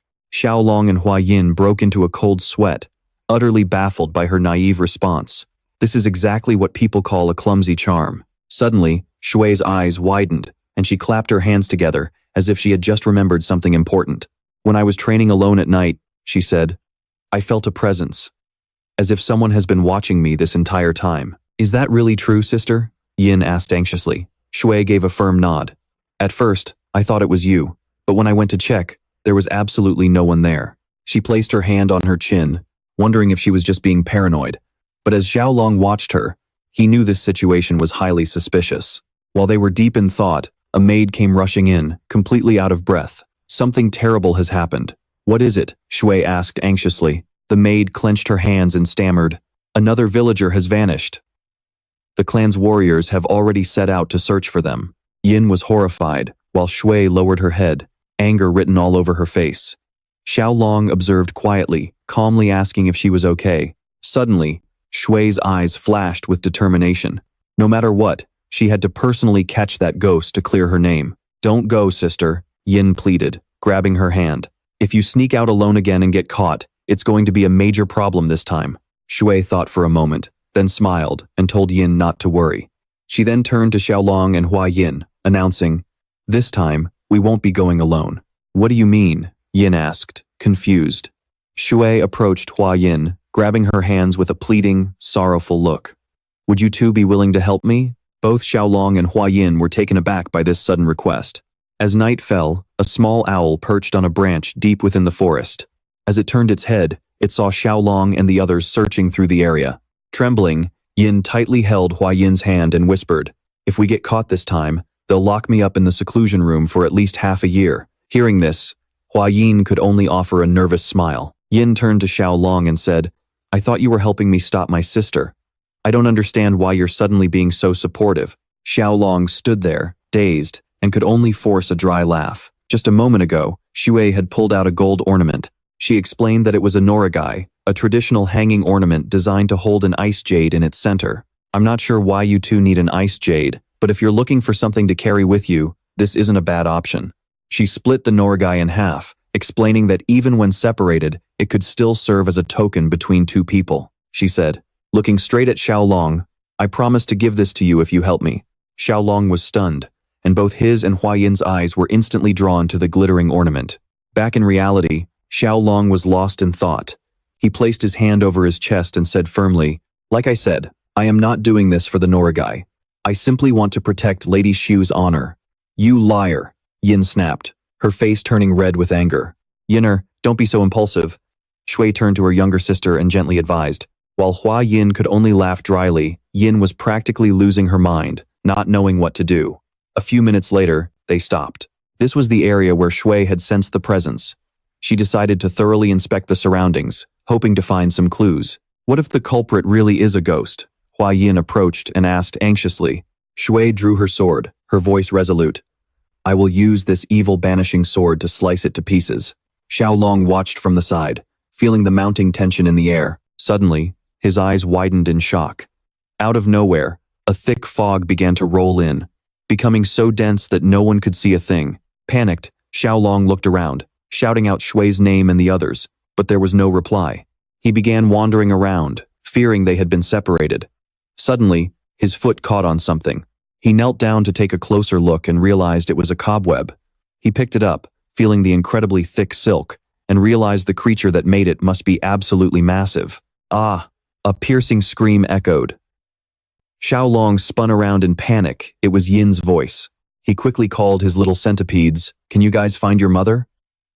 As if understanding his command, the tiny creatures leaped off him and quickly scurried away. He tasked them with protecting Hua Yin while he bolted through the forest, realizing they were being drawn deeper and deeper inside. He couldn't understand why there were so many spiderwebs. Panting heavily, facts about spiders suddenly flashed through his mind. Spiders are divided into two types: stationary spiders and wandering spiders. Stationary spiders spin webs and stay in one place, while wandering spiders are constantly on the move. Yet, this entire forest was covered in webs spun all over the ground. There was no way any normal spider would spin webs like this. He knew this was no ordinary spider. A crimson mist enveloped everything. As the mist slowly dispersed, Xiao Long, wearing a serious expression, decided he had to find Yin and the others immediately. A few seconds later, he stopped in his tracks. The trees in front of him were tangled in a thick mess of spider webs. He stood there, completely bewildered by what was happening. Suddenly, he heard Yin's voice. He looked up and froze in absolute shock. Complete silence. She was wrapped in a sticky silk cocoon, bound tightly to a tree. Xiao Long turned around in horror, only to find a woman sitting on top of a giant spider. She was smiling, her eyes gleaming with malice. It was none other than Nangang Shui. With eyes flashing with wickedness, Shui let out a sinister smile. Xiao Long froze on the spot, unable to believe his eyes. The entire area was covered in webs, spun by a type of ground spider he had never seen before. It wove its silk on the ground rather than in the air. Xiao Long gritted his teeth, glaring at the figure riding the massive spider. Finally, it hit him the being before him, wearing Nangang Shui's face, was actually a disguised spider demon. He watched as it deliberately let its collar slip, exposing a seductive shoulder to lure him in, and realized this must be some kind of predatory evolution. Xiao Long couldn't help but blush, thinking to himself, "You don't even have to do that. I'm already totally spellbound." Just then, Yun regained consciousness and struggled to break free from the webbing. She glared at Xiao Long in anger, unable to believe he had walked right into the trap too. Without a shred of hesitation, Xiao Long walked toward the spider demon. Seeing this, a triumphant smirk spread across its face. With a look of pure infatuation, Xiao Long gasped, "You're so beautiful."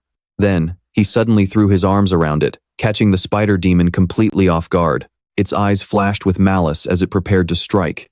But at that exact moment, Xiao Long gave the command. In the blink of an eye, a tiny centipede darted out from his sleeve, sinking its fangs deep into the spider demon's neck. It threw its head back and shrieked in agony. Xiao Long jumped back, and the little centipede quickly scurried back to him. Teary-eyed, the spider demon reached its hand out toward Xiao Long as if begging for help.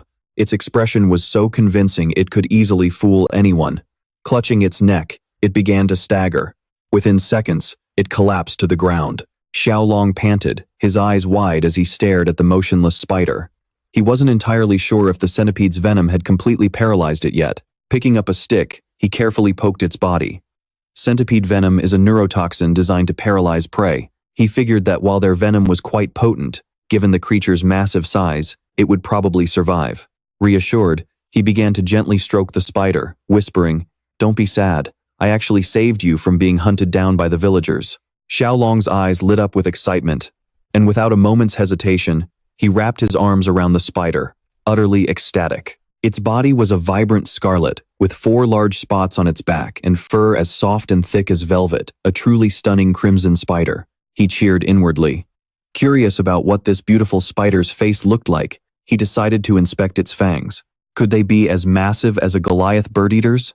Intrigued, he flipped the spider over to check its underbelly. Just then, a figure dashed in out of nowhere, accompanied by an angry shout.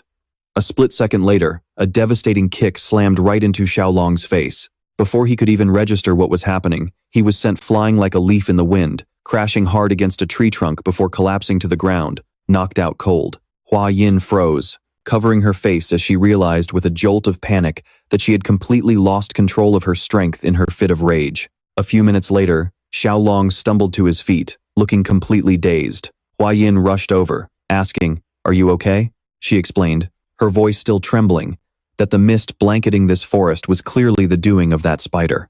Inhaling it drives a man's desires wild, acting like an aphrodisiac. I breathed some in myself and felt incredibly strange, so I had to use my inner chi to purge it from my body before coming to find you.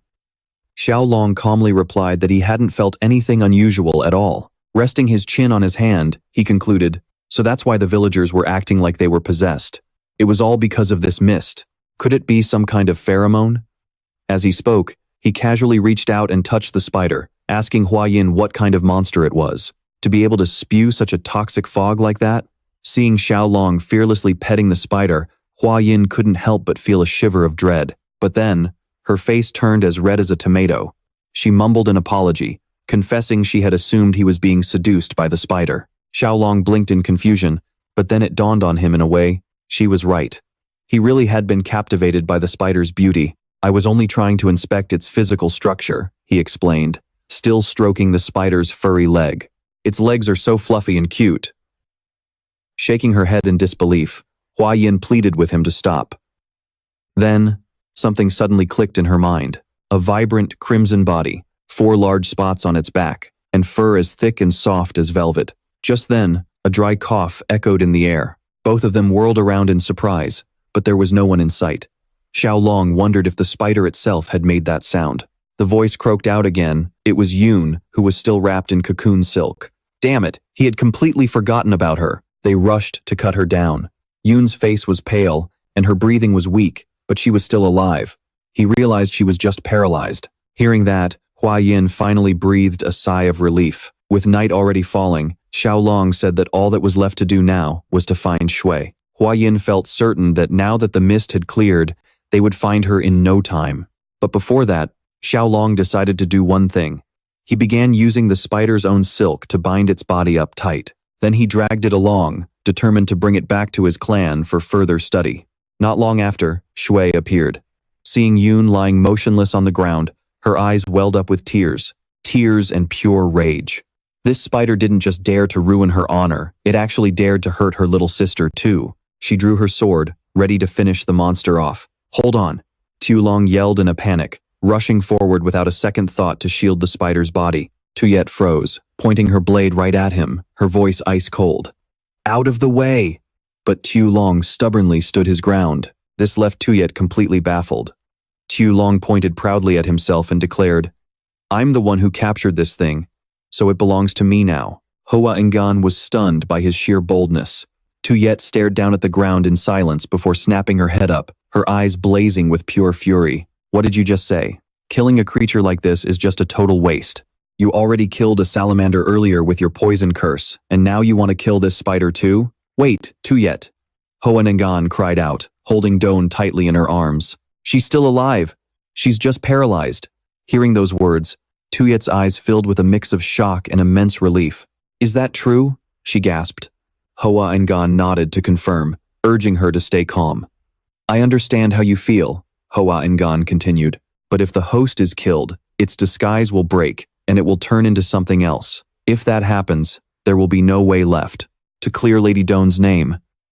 She looked down at the spider, her voice turning grave. Please, think about this. If you bring this spider back to show your family, your name will be cleared. On top of that, Tieu Long was the one who caught it, found the elixir, and saved Lady Doan's life. He's the one who helped prove your innocence, so you shouldn't just recklessly swing your sword like this. Both Tieu Long and Tuyet were stunned by Hoa Ngan's sharp reasoning. Tuyet let out a heavy sigh, fell into deep thought for a moment, and finally sheathed her sword. She turned to him. "I'm sorry, Tieu Long. Please forgive me. I didn't think about how much you were trying to help me." Tieu Long quickly waved it off, saying it was no big deal. He smiled and flashed a thumbs up to Hoang-gan, quietly admiring how she kept her cool and thought things through in such a high-pressure situation. Looking closely at the spider, Tieu asked Tieu Long what he planned to do with it. He explained that he wanted to spare its life and bring it back to the Tang sect. Then, without thinking, he reached out and patted Tieu's head, saying warmly, "You really are cute." Tieu froze, her face instantly flushing as red as a tomato. Completely misinterpreting his words, she started playing with her fingers and stammered, But you already have Lady Hoang-gan." Hoang-gan let out a tired sigh and explained, "Tieu Long didn't mean you. He was saying the spider itself is cute. Look, it's bright red, has soft fuzz, and possesses such unique abilities. That's why he thinks it's adorable." Hearing this, Tieu's eyes filled with a sudden wave of creeped-out dread. Tieu Long, who was busy petting the giant spider, turned to them with a confused look. He asked what they were talking about, but both girls quickly changed the subject. By dawn the next day, Namgung-don was safely escorted back to the clan. Everyone was absolutely shocked to see such a massive spider. The Namgung patriarch drew his sword in a panic, furious to learn that this very creature had stolen his daughter's face and brought shame upon their clan. Tieu Long quickly stepped in to stop him, explaining that the misunderstanding was now resolved and the rumors would soon be cleared up. Hearing this, the patriarch forced himself to calm down. Tieu Long couldn't help but notice how similar he and Tieu were. Well, they were father and daughter, after all. The patriarch reached his hand out, declaring that this act had essentially saved the lives and honor of both his daughters. He assured them that the Namgung clan would never forget this debt of gratitude. Because of that, they would honor any request he had. Tieu Long smiled, pointing right at the spider. "Like I said before, I'll be taking this guest along with me." The patriarch didn't object, but admitted there was one thing bothering him. He looked in awe at the creature, which was still holding Tieu's form. He reasoned that since it could steal his daughter's face, it could surely mimic anyone else too. So, he asked that it at least change into a different shape. He never wanted to go through the pain of doubting his own daughter ever again. Tieu Long stroked his chin in thought. He totally got it. Even though he now owned the creature, there was still the issue of image copyright to deal with. He was just wondering what to do when, out of nowhere, things outside descended into complete chaos. He rushed over to Ko-Fi to ask what was going on. "The crowd is getting extremely worked up," Ko-Fi reported. 3 old elders showed up looking absolutely furious, yelling and calling the spider a wicked beast that dared to steal their young lady's form. They demanded to know why it hadn't been killed yet. Ko-Fi sternly held up his hand, warning them to watch their mouths. "This guest was captured by our clan. Do you dare insult our clan's property?"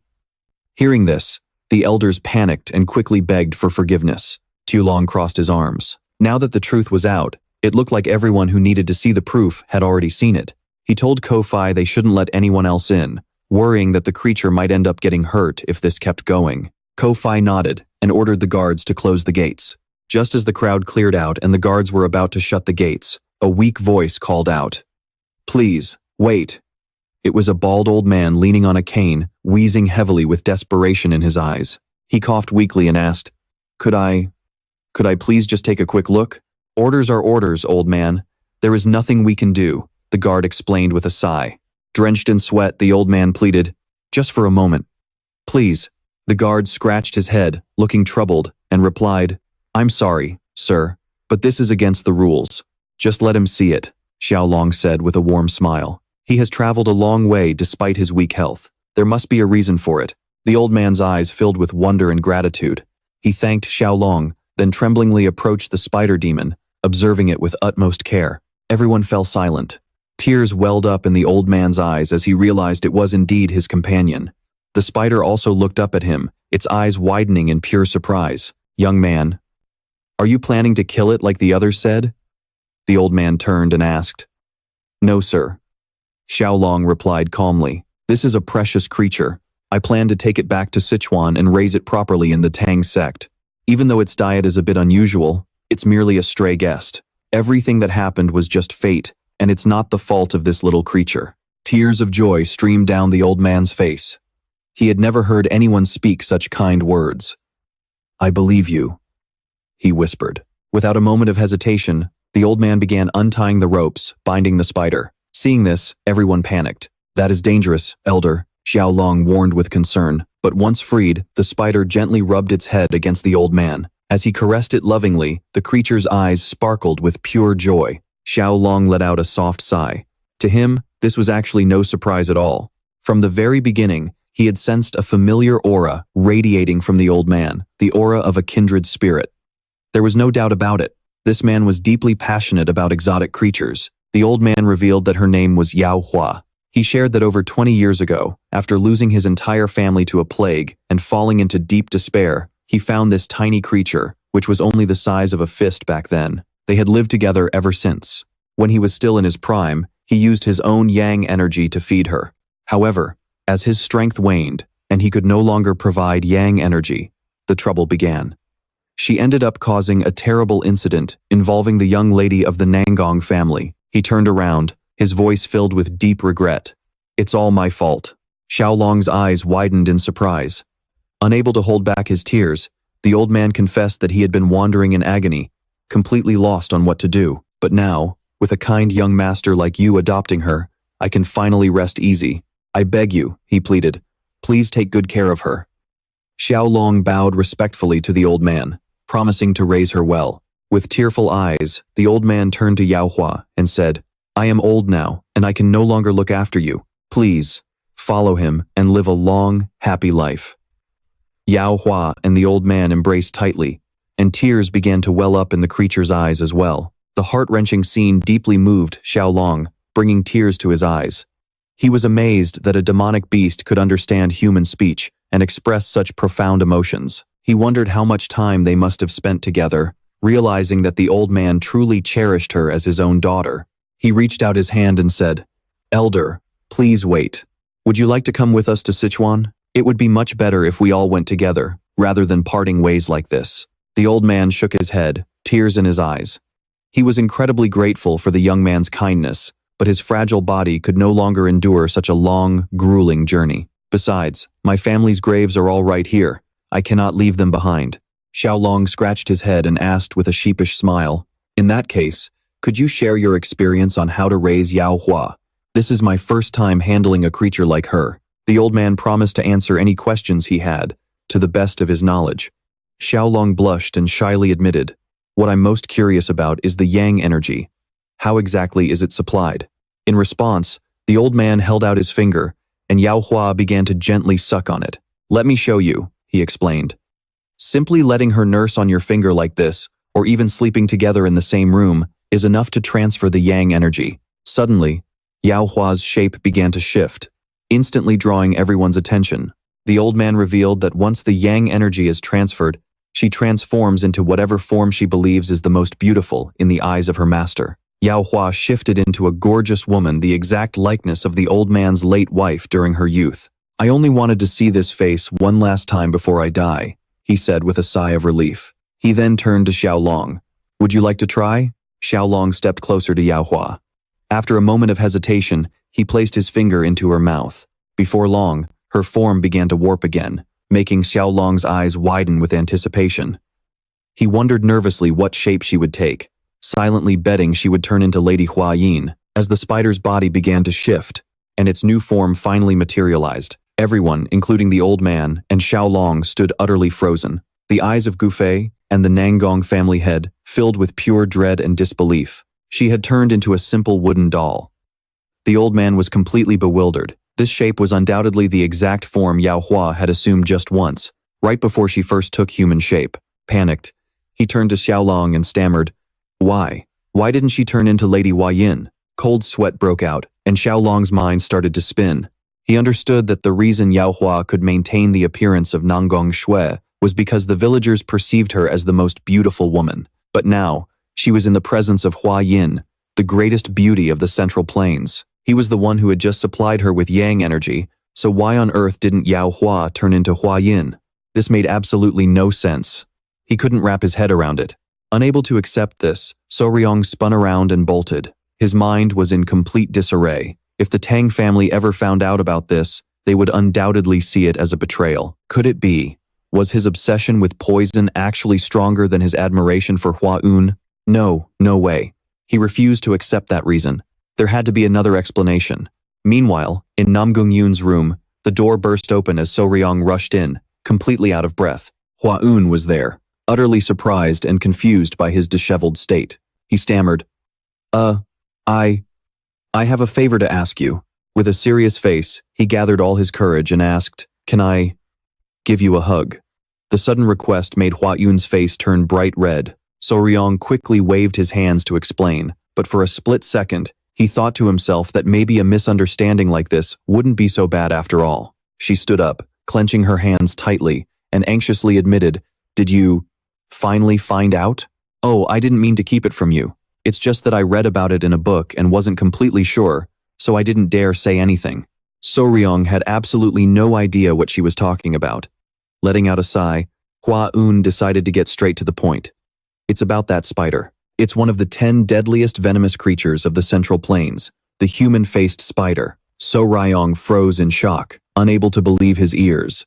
Yowa, the creature he had been pampering, was actually a human-faced spider, an Inmyeonjiju, one of the 10 most notorious venomous beasts. Wearing an embarrassed expression, Hua Un twiddled her fingers and said, "I swear I never meant to deceive you.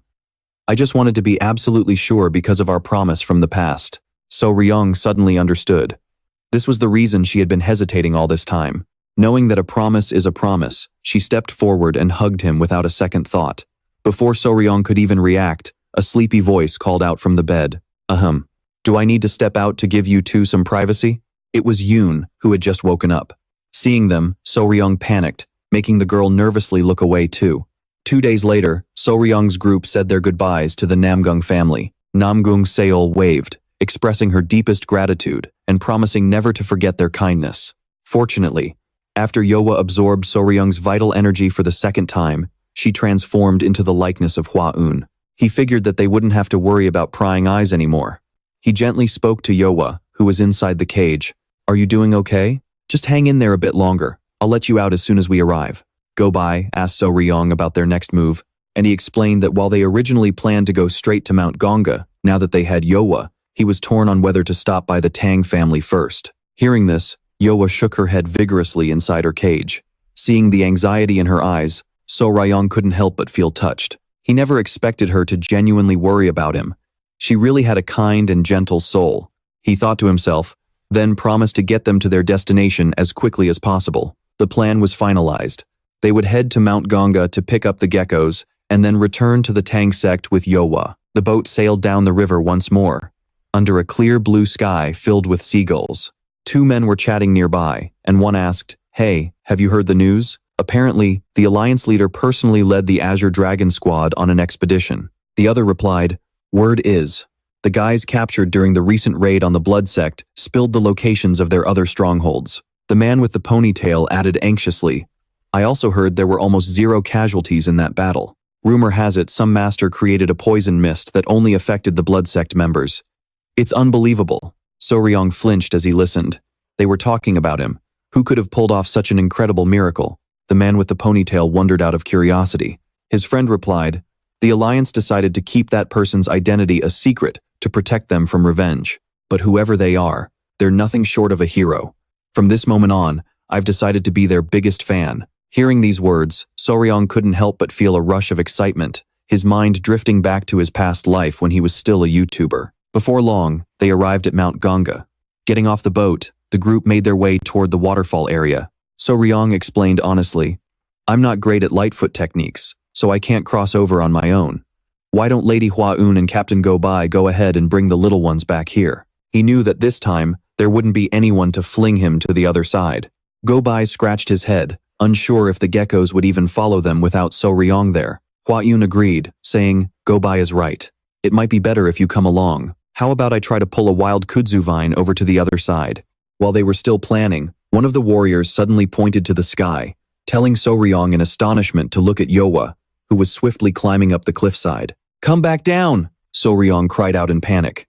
Right at that moment, the spider decided to show off. She shot out a thread of silk, executed a beautiful jump that soared right over So Ryong's head, and landed gracefully in front of them. Everyone stood there, dumbfounded.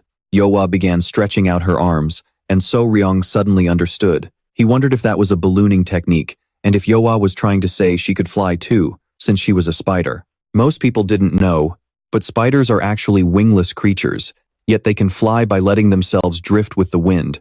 They can travel dozens, or even hundreds of miles this way. This phenomenon is called ballooning. Sometimes, when you're walking down the street and suddenly feel like you've walked into a stray spiderweb floating in the air, that's actually a trace of this very technique. Xiao Long's eyes widened in surprise when he realized Yaohua could balloon too, and a brilliant idea instantly flashed in his mind. A moment later, Yaohua grabbed Xiao Long, leaped into the air, and used her ballooning technique. They safely made it to the other side of the waterfall. Thrilled that his plan worked, Xiao Long couldn't help but hug Yaohua tightly, exclaiming, "You're amazing. How are you so ridiculously versatile?" Hua Yin walked over, looking visibly uncomfortable. "Since Yaohua has my exact appearance right now, this whole situation makes me feel like you're hugging me. It's a little weird." Hearing this, a flustered Xiao Long quickly let go of Yaohua. He told them to wait there for a moment and headed into the cave alone. Sunlight streamed through a gap in the ceiling, illuminating the pair of geckos right in front of Xiao Long. He smiled, catching their attention. The geckos turned around, looking a bit surprised to see him. They leaped up in excitement as Xiao Long ran toward them, anxiously asking if they were okay and if they were hurt anywhere. The geckos began affectionately licking his face, making him beam. He realized they had gotten much sweeter while he was away, and he was thrilled to see them looking so healthy. Holding out the Han Jade, he promised to take good care of them if they came with him. The geckos stared intently at the jade and smiled. Xiao Long decided to name them, calling the female Shui and the male Bing. Cradling them in his arms, he said, "It's time to head to your new home." And just like that, Shu and Bing officially became part of the family. It was already dark by the time they arrived back at the Tang sect manor. The guards were stunned to see Xiao Long, Gu Fei, Hua Yin, and another Hua Yin. Looking closer, they realized she was actually a spider, and they couldn't fathom why this creature had the exact appearance of Lady Hua Yin. Xiao Long cleared his throat and proudly declared, "Go, inform the elders that the proud official son-in-law of the Tang sect has returned." He paused, then corrected himself. "Wait, tell them that I captured. Actually, scratch that, tell them I brought back one of the 10 legendary venomous creatures." Hearing the 10 legendary venomous creatures, the guards gasped in shock and rushed to report it. They shot a signal flare into the sky, announcing Xiao Long's return. Before long, the sect leader, his wife, the Grand Elder, and all the clan elders came rushing toward him. The Grand Elder, remembering that Xiao Long had only gone out to find food for the geckos, skeptically asked why on earth he had brought back a spider. "Xiao Long, where exactly did you go and what did you do?" the sect leader questioned. The sect leader and his wife stared in utter shock. This spider looked exactly like their daughter. With a playful smile, Xiao Long explained, "We just happened to run into her while passing by the Nangong family estate." This explanation left the elders completely baffled. In all their lives, they had never heard of anyone just stumbling upon one of the 10 legendary venomous creatures, let alone capturing a human-faced spider, which was notorious for its extreme ferocity. With a proud expression, the great elder spoke up. "Xiao Long always does the extraordinary. Now that's a true son-in-law of the Tang family." The sect leader burst into laughter, declaring, "From this day forward, Xiao Long is officially our son-in-law." Hua Yin's mother smiled and added, "And now, the promise between Xiao Long and Hua Yin has been fulfilled." Xiao Long's jaw dropped in shock, wondering how she could possibly know about that, while Hua Yin could only blush in embarrassment. "That's not what matters. What really matters is that you're part of the family now." The great elder looked at Xiao Long with a calm gaze.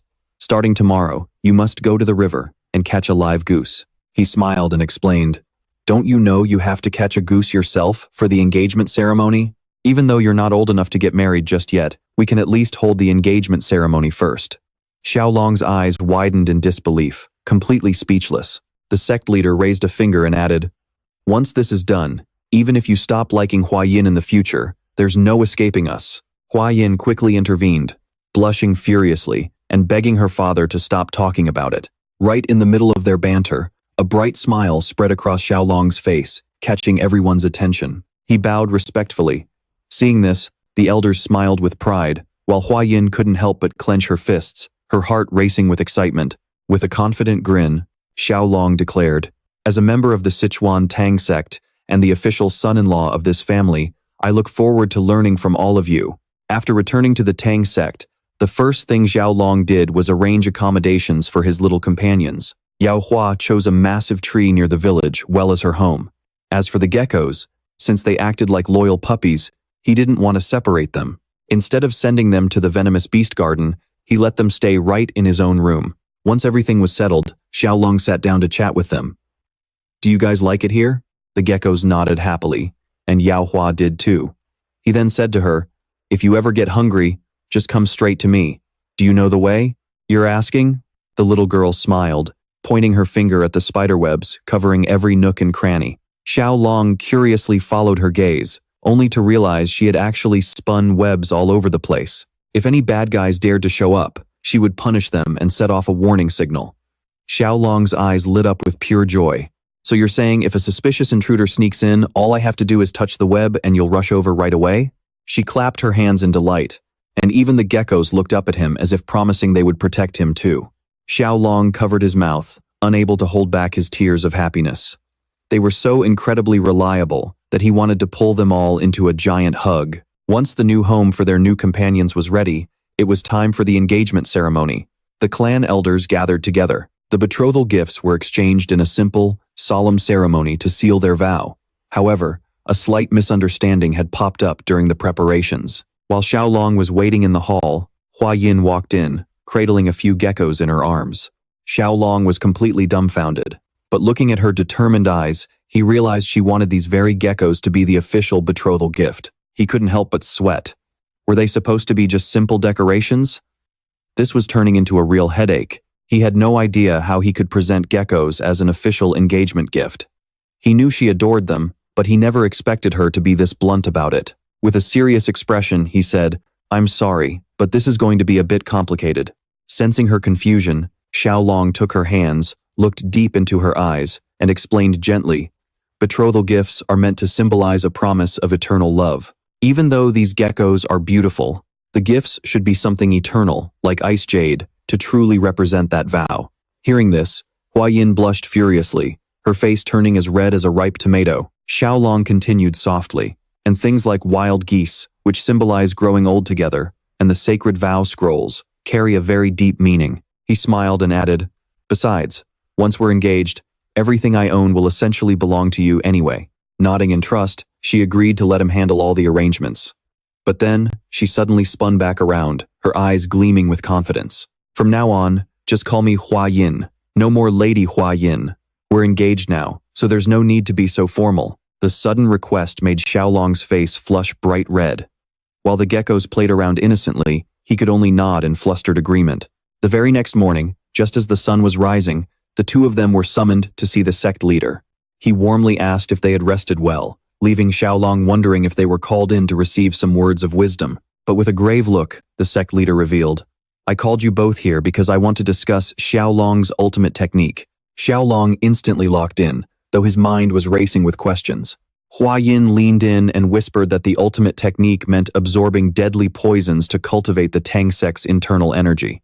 Xiao Long immediately realized she was talking about the 10 poison physique. The Grand Sect leader smiled and said, it's a great thing that you brought back the human-faced spider.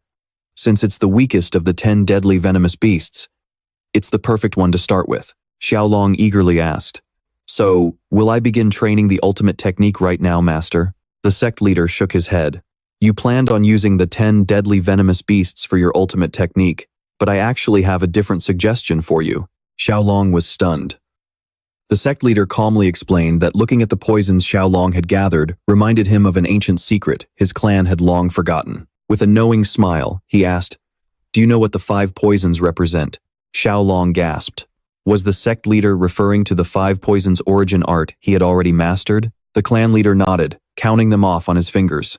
The centipede, the lizard, the scorpion, the snake, and the toad. He explained that these 5 venomous creatures form the very foundation of the 5 poisons origin art.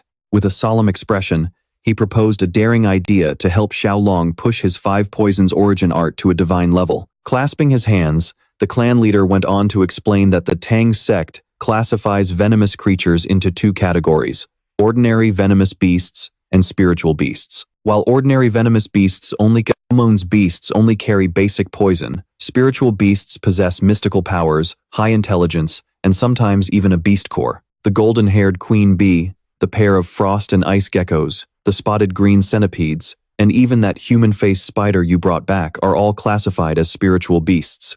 The former clan leader chuckled and explained, "The regular 5 poisons origin art is limited because it only absorbs the poison of ordinary beasts. However, its original form, the true 5 poisons origin art, can actually absorb the venom of spiritual beasts." He pointed out that with the green centipedes and the pair of geckos, he already possessed 2 of the 5 required spiritual beasts. If you can track down the venom of a spiritual grade snake, scorpion, and toad, you will satisfy all the conditions to master the true 5 poisons divine art, Tieu Long asked in surprise.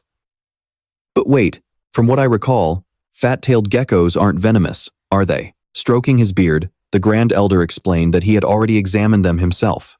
They actually carry a unique venom that plunges victims into a state of extreme hypothermia, and that freezing aura they emit is their actual venom. Now, Tieu Long stood at a crossroads. Option 1.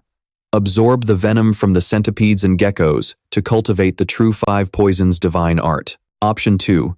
Absorb the venom of the human-faced spider and begin his journey to collect all 10 venomous beasts to forge the dual-core 10 poison physique. Then can I use the 10 great venoms to complete the 5 poison body? Saryong asked curiously. The elder shook his head because geckos were not among the 10 great venoms. He placed his hand under his chin, deep in thought. He understood that if he absorbed poison from lower-tier creatures like centipedes and geckos, he would no longer be able to complete the path of the 10 poison body using only the 10 great venoms. The choice was clear. Either absorb what he called child's play poison to follow the path of a spirit beast, level 5 poison body, or hold out to collect the 10 great venoms and pursue the ultimate 10 poison body. Saryong realized this was just like choosing a skill tree in a game. He remembered very well from his past life playing RPGs that your skill tree choices determined whether a character became total trash or god tier. The elder advised him solemnly, "Think carefully about this. The 5 poisons chi cultivation art is an extraordinary martial art. And as for the 10 great venoms, without absolute heaven-sent luck, even I would find it hard to come across them, let alone tame them." Saryong was completely lost in his thoughts, not knowing what to do. He wavered between the quick and easy path of the 5 poison body and the grueling, harsh path of the 10 poison body. The latter path would allow him to reach far greater heights. A few hours later, Saryong was still sitting in deep contemplation. Hua-un noticed him, a look of concern in her eyes. She called out to him and said, "If it is because of that promise, you do not have to bind yourself to the 10 poison body. The 5 poisons chi cultivation art is more than enough. It is already an extraordinary martial art on its own." Her eyes shone with worry. "Do not let the pressure force you into a rushed decision. No matter which path you choose, you will still be Saryong." Hearing this, Saryong turned around and replied sincerely. Even the family head said, "The preparation process for both paths is exactly the same, and only the final poison is different. I have decided to take my time and think this through." A few days later, Saryong was still lounging on his bed. Even though 2 days had passed since the ritual preparations began, he still could not make a decision. Just then, Hua-un burst into the room, a look of complete surprise on her face. "What is wrong?" Saryong asked curiously. With sweat dripping down her face, she revealed that the blue spotted centipedes were about to molt again. Saryong bolted upright in bed, his eyes wide with shock. Without wasting another second, he rushed over to the pavilion where the centipedes were kept. When they saw them, both he and Hua-un were absolutely stunned. Their skin had already become as hard as rock. Saryong recalled they had been growing rapidly lately, but he never expected their second molt to happen so soon. "Will their appearance change again?" Hua-un asked curiously. Saryong nodded confidently. "This time, blue spots will start appearing on their bodies." His eyes filled with pure excitement. Just thinking about them turning into the spitting image of their mother made his heart race. Hua-un smiled warmly, eager to see their transformation. "They will definitely be even cuter than before," Saryong said. But then, his eyes widened in realization. He suddenly knew this was no time to celebrate. What if they do not dry their bodies in time for the grand ritual? He held his head, feeling incredibly anxious.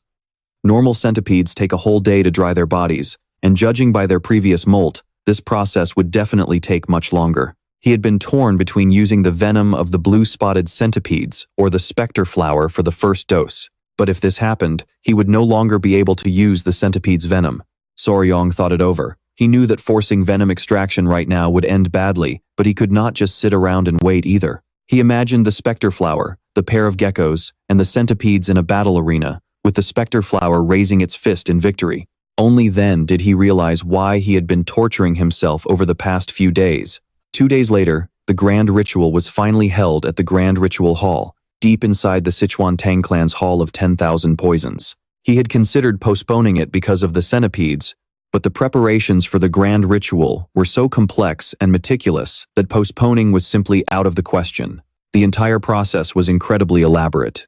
Hundreds of medicinal cauldrons were used to boil various herbs and extract their essences. Then, these essences were cooled and concentrated into a massive vat before a precise mixture of various poisons and the blood of venomous beasts was added. Handling hundreds of ingredients, each with its own properties, and bringing them into perfect harmony was an extremely difficult task. With even the slightest delay, the entire medicinal liquid would become useless. So, just sitting and waiting was not an option. He had made up his mind. He would accept the venom of the specter flower, one of the 10 great venoms. Soryong observed the liquid in the vat closely, noting its extremely dark and thick appearance. The patriarch approached him and announced, "We will begin the grand ritual now. Strip down and step into the vat." Soryong snapped out of his daze and nodded. He stripped off his clothes, stepped into the medicinal vat, and slowly submerged himself. His eyes widened in surprise. This sensation felt strangely familiar, just like a herbal bath he had taken before. The family head smiled.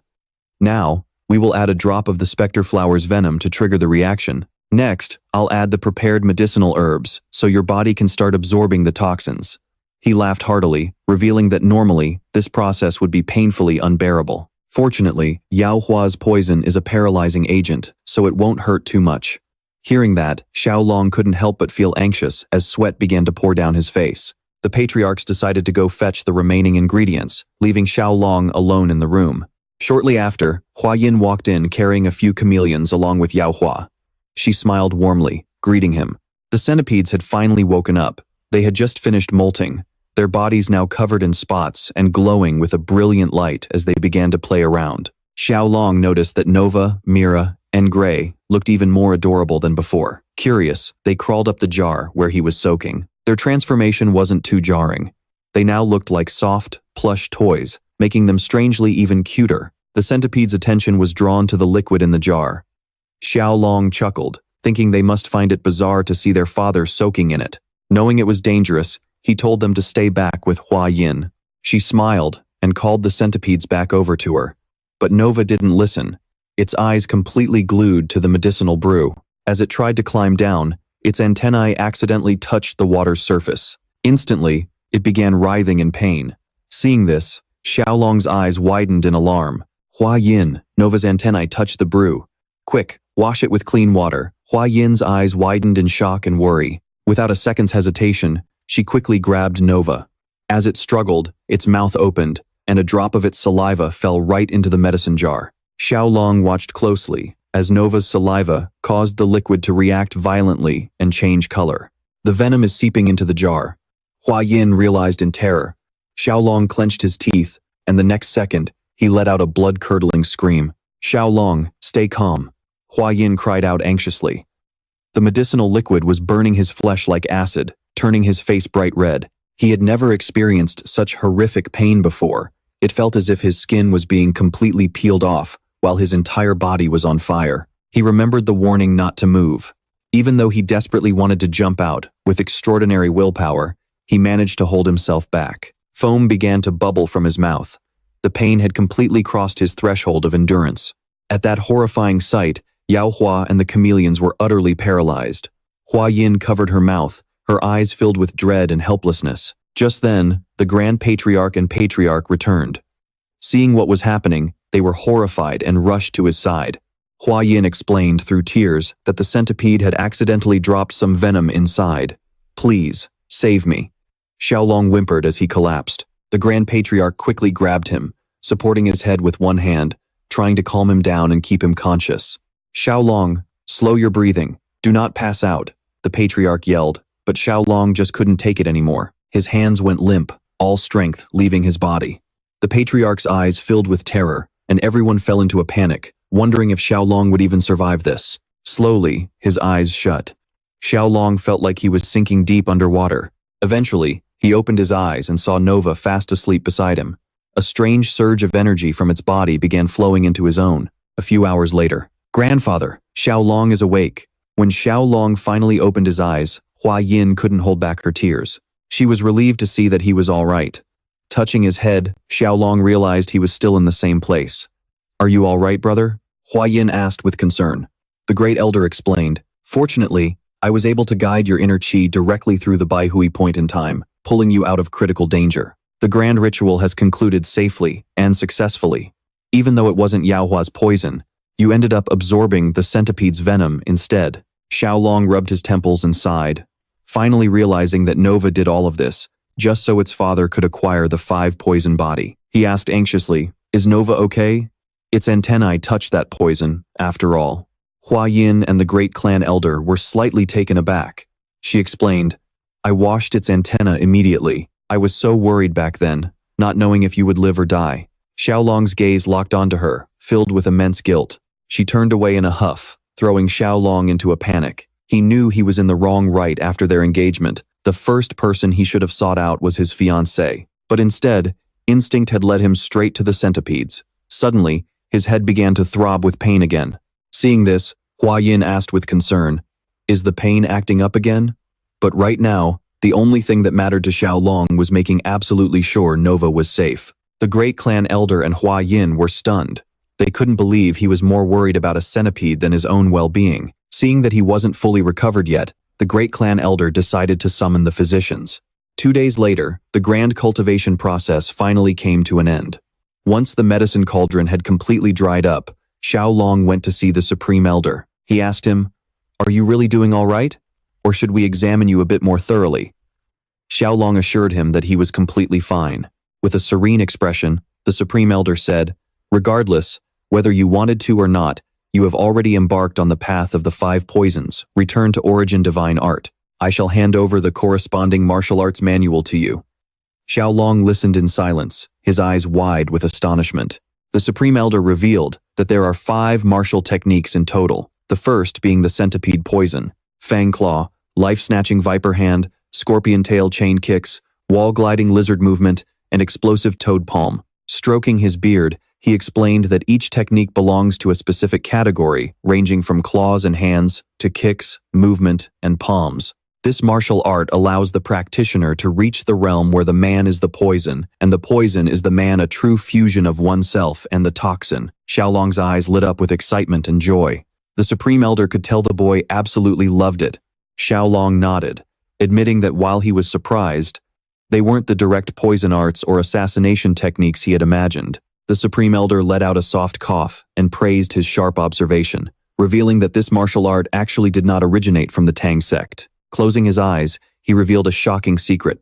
The 5 poisons returned to source divine art, and these 5 poison techniques originally belonged to the 5 poisons sect, a sect that was wiped out long ago. 200 years ago, the second young master of the Tang Clan, a genius of his time, fell in love with the daughter of the southern barbarian Beast Palace's lord. Despite fierce opposition, they eloped, founded the 5 Poisons sect, and created a whole new martial art. By combining the poison arts of the Tang sect with the beast fist techniques of the Beast Palace.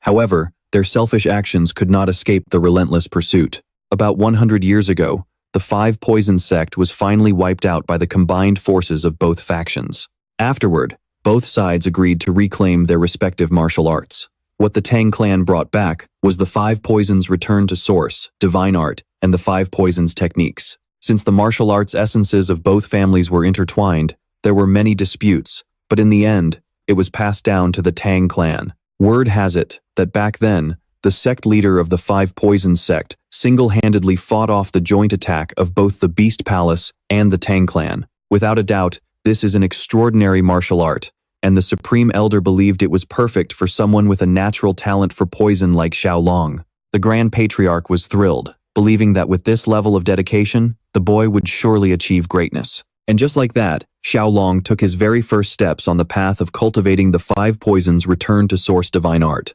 Leaving the poison hall, he stretched his arms and took a deep breath of fresh air. How long had it been since he last saw the sun? Only now did he feel truly alive again.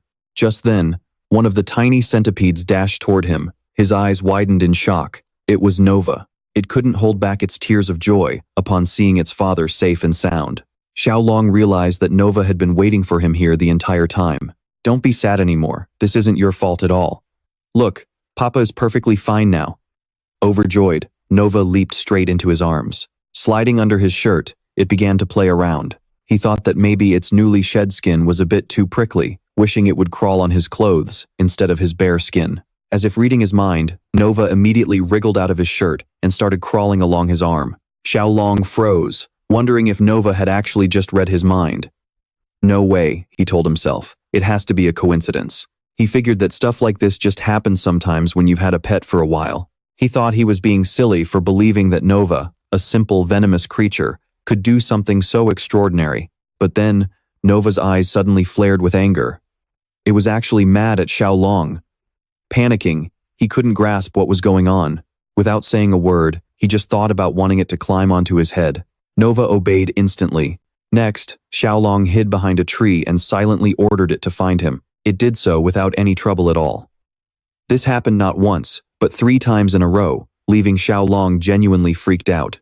Nova let out a sigh, looking smug and confident, as if its heart and Tieu Long's were bound by a mysterious energy. Meanwhile, Huayin was getting a bit worried about Nova. She went out to look for it since it was nowhere to be found. She approached the other 2 centipedes and asked if they knew where Nova went. Since shedding its skin, it had been wandering off so much that it was hard to track down. She sighed. Just then, Tieu Long ran toward Huayin, huffing and puffing with Nova on his back, his eyes filled with pure shock. He rested his hands on his knees to catch his breath. "Are you okay?" Huayin asked. Then she immediately turned to scold Nova.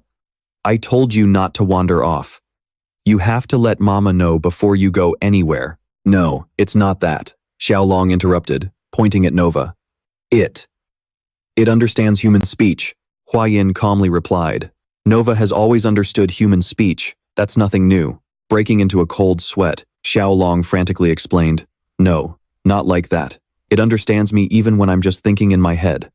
This left Huayin quite surprised as well. With Nova on his back, Tieu Long decided to see the Grand Patriarch to get to the bottom of this. Huayin offered to come along. Vài phút sau, Tieu Long đặt Nova lên bàn và giải thích rằng nó có thể hiểu được suy nghĩ của cậu. Considering that other venomous beasts couldn't do this, the clan leader figured it might be due to the influence of the great ritual. But the Supreme Elder stroked his beard and solemnly explained, "That's not it. In the history of the Tang Clan, quite a few people have absorbed the poison of spiritual beasts. If supernatural abilities like this were possible, there should have been records of it. Yet, I've never seen or heard of such a thing. Then what could be the reason?" Huayin asked. The Supreme Elder pondered for a moment before concluding, "This is definitely the work of the 5 poisons returning divine art." The family head interrupted. "That technique was created to absorb poison, and Soryang is the only one who has ever absorbed a spirit beast's poison using the 5 poisons returning divine art." The Supreme Elder smiled.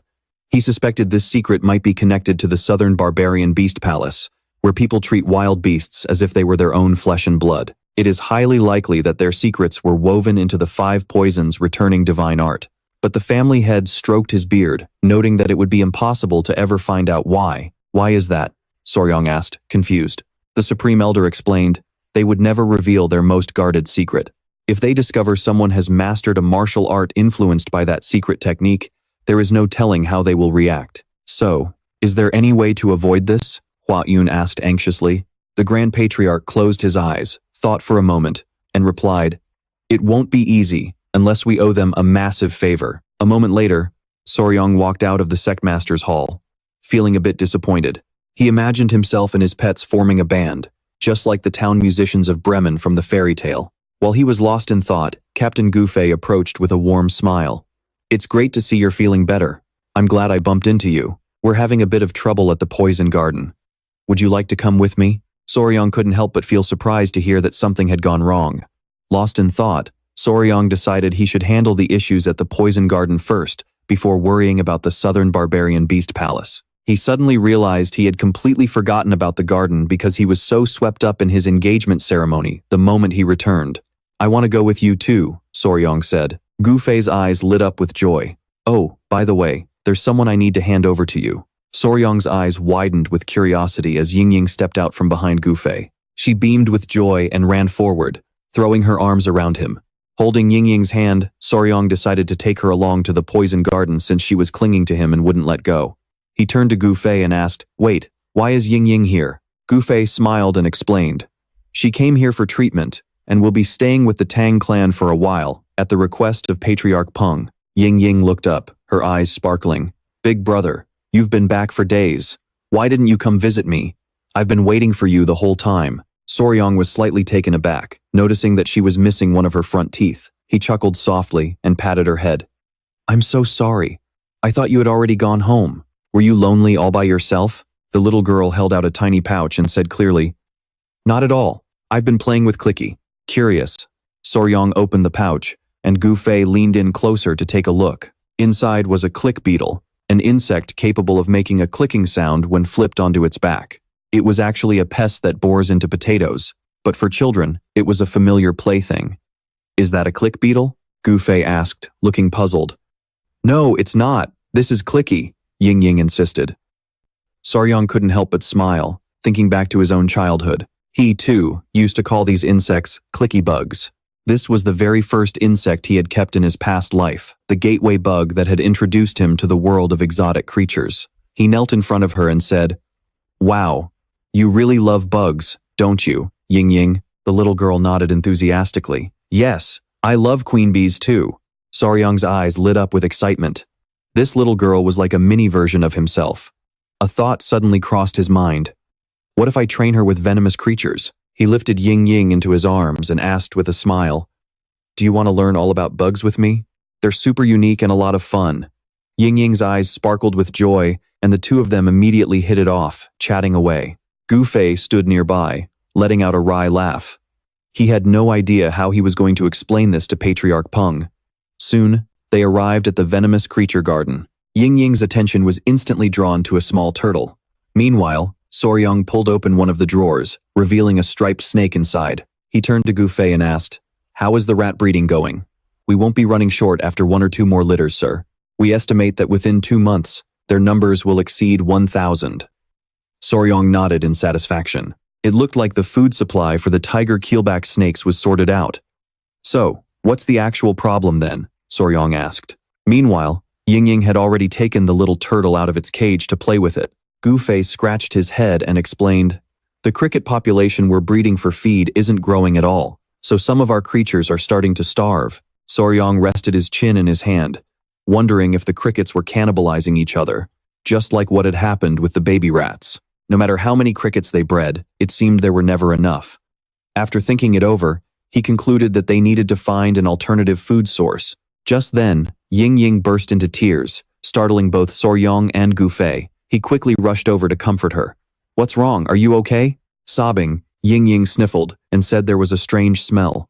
She held out her hand, and indeed, a foul odor wafted from it. "Big brother, can you check my silk pouch?" Yingying asked. Surprised, Soryong used a pair of chopsticks to open the pouch, and his eyes widened. It was exactly as he had suspected. She had made the exact same mistake he did when he was a kid. Sighing, he told her to take a closer look, explaining that this wasn't a clicky bug at all, but something else.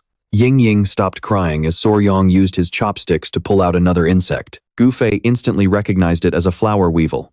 Its actual name was a rice weevil. Once they mature, they release a really nasty odor from their scent glands whenever they are touched. They look so much like click beetles that people often get them mixed up. Click beetles make a clicking sound using their abdomens, but mealworm beetles do not. Tieu Long explained. "So make sure you do not mix them up next time, okay?" Yingying clenched her fists and nodded with determination. "Even so, you did a great job." Tieu Long smiled proudly, because her big brother really needed these friends. He needed these smelly bugs? Gu Fei was completely baffled. Holding up the silk bag, Tieu Long's eyes lit up with determination. He revealed that from now on, they would breed the mealworm beetles that Yingying had caught in the poison garden. They might not look like much, but they are actually the most common food source for insects and lizards. Tieu Long smiled, thinking the timing could not be more perfect. By replacing crickets with mealworms, their food supply would be secured. Thanks to Ying Ying, their immediate problem was as good as solved. Even so, he still decided to visit the cricket breeding facility to get to the bottom of the issue. Gu Fei nodded in delight. At the cricket breeding facility, Xiao Long rested his chin in his hand, observing carefully. There did not seem to be any issues with the environment or the breeding conditions. But when he opened the lid of one jar, the sight inside left him stunned. Crickets with missing legs, a clear sign of cannibalism. This was exactly why the cricket population was not growing. A shocked Gu Fei insisted that he had been feeding them plenty of food. Xiao Long smiled reassuringly, revealing that he had faced the exact same problem when breeding them on Hainan Island.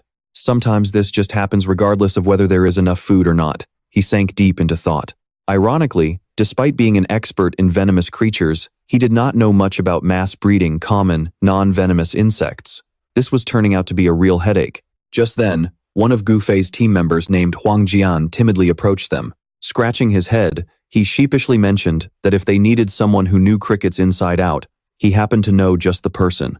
Gu Fei explained that other than himself, Huang Jian was the only volunteer on the poison squad. Xiao Long was a bit surprised by his willingness to volunteer, but it also made him feel like the man was more reliable.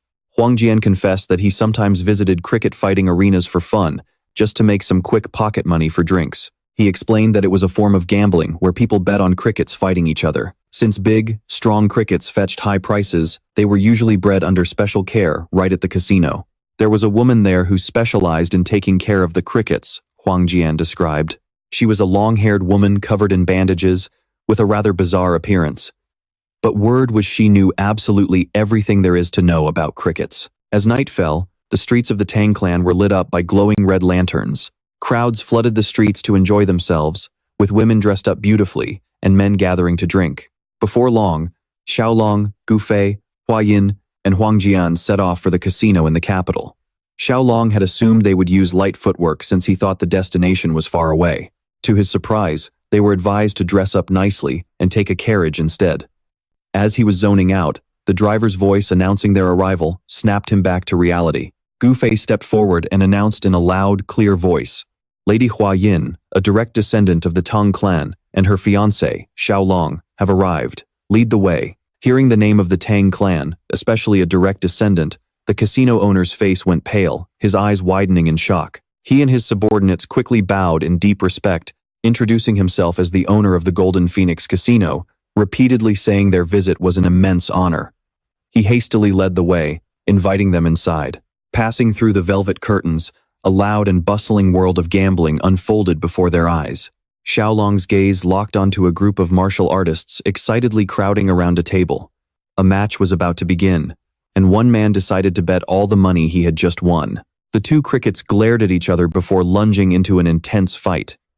As they clashed, the crowd erupted into non-stop cheers. Xiao Long was a bit surprised, never expecting a cricket fight to be this energetic. Right then, one cricket bit down hard on its opponent's abdomen, sending the other scurrying away in terror. The victorious cricket raised its pincers in proud triumph. Its owner could not hide his triumphant grin. The battle of the little warriors had come to an end. Immediately after, a few men gleefully showed off their heavy bags of money. The owner revealed that the winning crickets would be auctioned off immediately, sometimes fetching as much as 30 taels of silver. Xiao Long was shocked by that figure. His eyes lit up with excitement, and a sly grin spread across his face. He decided that maybe he should just focus on selling crickets in the future. A few minutes later, they headed down a dark staircase, and the owner opened the basement door. He could not believe they had come all this way just to meet a lowly cricket caretaker. Even though some guests wanted to see her from time to time, he explained dismissively, there was really nothing special about her. Her only job was to feed the crickets and clean up. Pointing at a woman with her back turned, the owner revealed that she was the caretaker. He added with a sneer, she is useless, which is why I gave her this job. She is always so gloomy and silent. Seeing that she still did not turn around, he started shouting, hey, get up, right now. These are very important guests, and you don't even know how to greet them? With a look of pure terror, the girl stood up and mumbled an apology. But as Xiao Long observed her closely, he was shocked to see a flash of deep, quiet rage in her eyes as she stared back at them. He quietly stepped closer and said, we are from the Sichuan Tang Clan. We just have one question about raising crickets. Would it be all right to ask for your advice? She gave a slow nod. Xiao Long held up one finger and explained, I'm keeping a few crickets together, but they keep eating each other.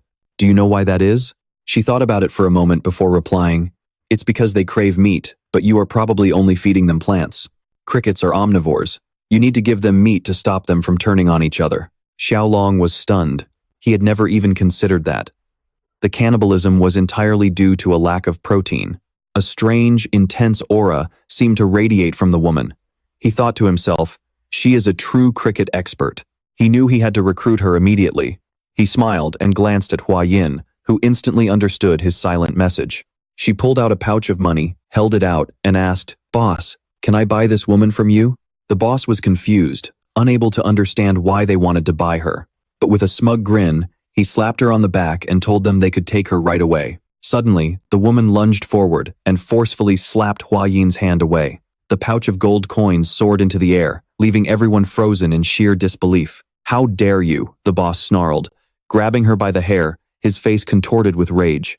Do you have any idea who they are? He started beating the girl, forcing her to go with them, but she only screamed that she didn't want to. Stop it, Xiao Long shouted in alarm. Hua Yin also sincerely promised her that they would treat her well, even offering to bring her entire family to the Tang Clan if she wished. But she still refused. This only made the boss angrier. Gu Fei stood nearby, silently taking in the scene. Xiao Long urged the boss to calm down and curiously asked if the girl owed any debts. Not exactly, the boss replied. About 5 years ago, she showed up out of nowhere, begging to work for free. She's terrible with customers, so I just give her odd jobs. She's basically just another mouth to feed. Xiao Long sighed, unable to comprehend why she was so desperate to stay. Gu Fei rested his hand under his chin, lost in thought. This girl. She reminds me of myself before the Tang Clan took me in. He turned to the boss and proposed, could you let us take her with us for just one day? We will feed her and try to talk some sense into her. The boss burst out laughing, giving them permission to do whatever they wanted. Gu Fei gently asked the girl if she would like to step outside for some fresh air with them. She stared at the ground and gave a subtle nod. Then I will be back tomorrow to pick you up, Gu Fei promised. Xiao Long let out a sigh of relief, and Hua Yin smiled. Sometime later, they brought the woman to the Tang Clan's guest house in the capital and served her a meal. Xiao Long was surprised to learn that the Tang Clan owned a building here. Gu Fei explained, this place serves as a branch for the Sichuan Tang Clan. 2 inns, 8 pharmacies, and 5 restaurants in this very alley all belong to the Tang Clan. Later, I'll show you our merchant guild and escort agency. Xiao Long's jaw dropped in shock. This entire alley belonged to the Tang Clan. His grandfather and father-in-law spent all their time training in martial arts, so he had always wondered how the family managed to make a living. He definitely hadn't expected this. Miss, Gu Fei asked curiously, could you tell us now why you're so reluctant to leave? If you're in trouble, we can help. Yet, the woman still hadn't uttered a single word. Xiao Long whispered to Hua Yin, she hasn't touched the food or tea either. Hua Yin quietly agreed. Gu Fei could sense that she was harboring a deep, burning grudge. Don't worry, he said, just tell us. Remember, you are on the territory of the Sichuan Tang sect. The woman placed her hands on the table, slowly stood up, and bowed deeply to Xiao Long, leaving him completely startled. My name is Song Ruo, and I am from Song Family Village, which is not far from here. Hua Yin gasped, amazed that she had finally chosen to speak. Xiao Long calmly asked, is there a specific reason why you refuse to leave that gambling den? The woman stood tall and brushed aside the hair that was concealing her face. In that instant, everyone froze in absolute horror. She had a beautiful face, but half of it was horribly disfigured by severe burn scars. Who could be cruel enough to burn a woman's face like this? Gu Fei thought to himself. She decided to reveal the truth, her voice dripping with venom. I must have my revenge, no matter the cost. She gritted her teeth, tears of sorrow and burning rage spilling over. I will not leave this place until this blood debt is settled. Song Ruo began to recount her past. The story started on a peaceful day in Song Family Village, where she lived with her younger sister, Song Nian. Living in a small town and orphaned at a young age, Song Ruo had raised her little sister all on her own. Both of them were famous in the village for their breathtaking beauty and flawless, jade-like skin, earning them the nickname, the Jade Sisters. On that fateful day, Song Nian asked sadly, Sister, can you please take the day off from work today? Song Ruo smiled and explained, the neighboring village isn't far. I'll just help out with the festival and come straight back. Just wait for me, okay? But I don't want to be alone. I want to go with you, Song Nian cried out. That day was her little sister's birthday. Patting her head, Song Ruo apologized with a heavy heart. She simply couldn't let her little sister suffer any longer. It was a promise she made to their parents. Pointing to a jar containing a few crickets, she said, "Stay home and play with them, and wait for Big Sis to come back, okay?" Song Nian calmed down a bit, but tears still welled up in her eyes, because cricket fighting was only fun with two people. Song Ruo sighed. Reaching into her pocket, she pulled out a sachet, a birthday gift she had carefully hidden. "This is what you wanted last time, right?" The sachet was a small pouch filled with fragrant herbs. Song Nian recognized it in surprise, knowing it must have been very expensive. "Big Sis got a reward for helping out last time," Song Ruo explained. "I'm giving this to you first, so please be patient and wait for me, okay?" Song Nian took the sachet, thanked her sister, and promised to cherish it. Seeing that her sister was happy again, Song Ruo decided to leave. "Come back soon, Big Sis. I'll be waiting." Song Nian waved happily. Looking at her little sister, Song Ruo's heart was filled with warmth. However, there were more guests than expected, so everything dragged on. As night fell, the workers lit up the lanterns. They warned Song Ruo to be careful. She hurriedly asked to leave, thinking Song Nian must be starving by now. Wanting to celebrate her sister's birthday with some delicious food, she rushed off without even taking a lantern. In the dead of night, on a deserted village road, Song Ruo accidentally bumped into a man. "I'm sorry," she said. "Watch where you're going," the man grumbled. Right then, her eyes widened in shock.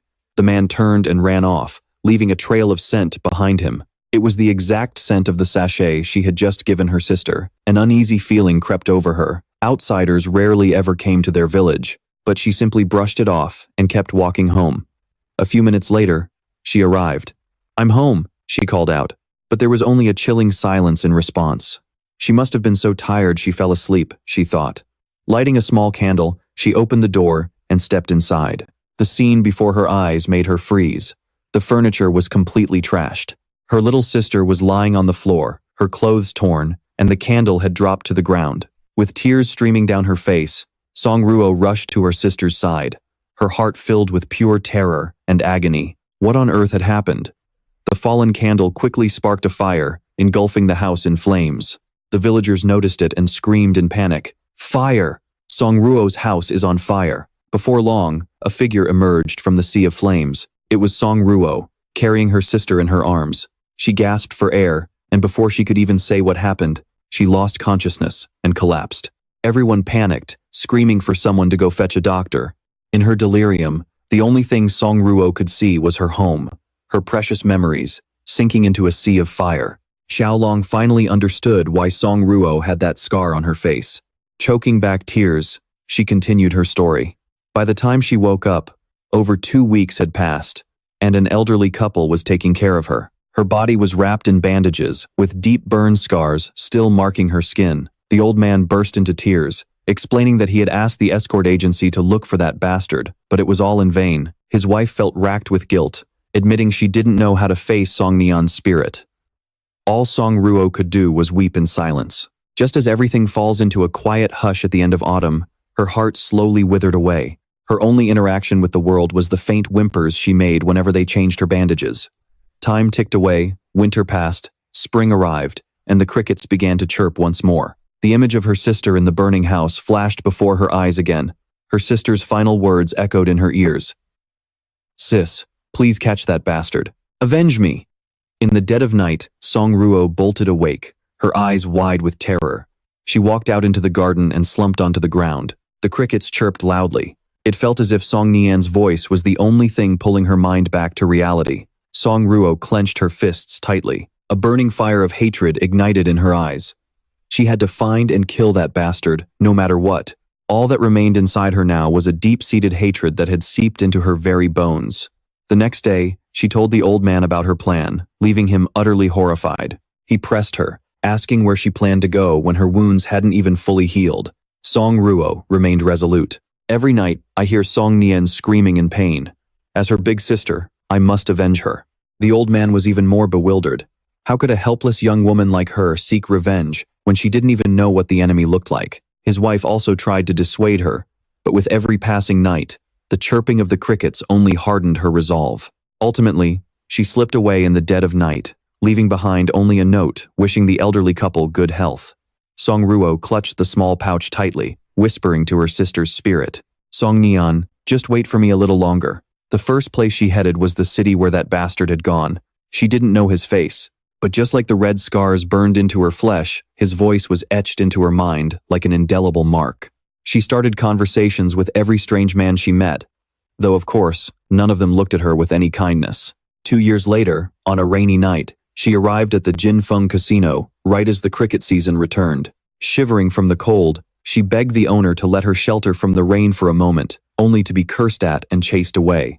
Just then, a man walked by. He looked disgusted by the stench coming off her. He snapped, "This smell completely ruined my mood. Get lost."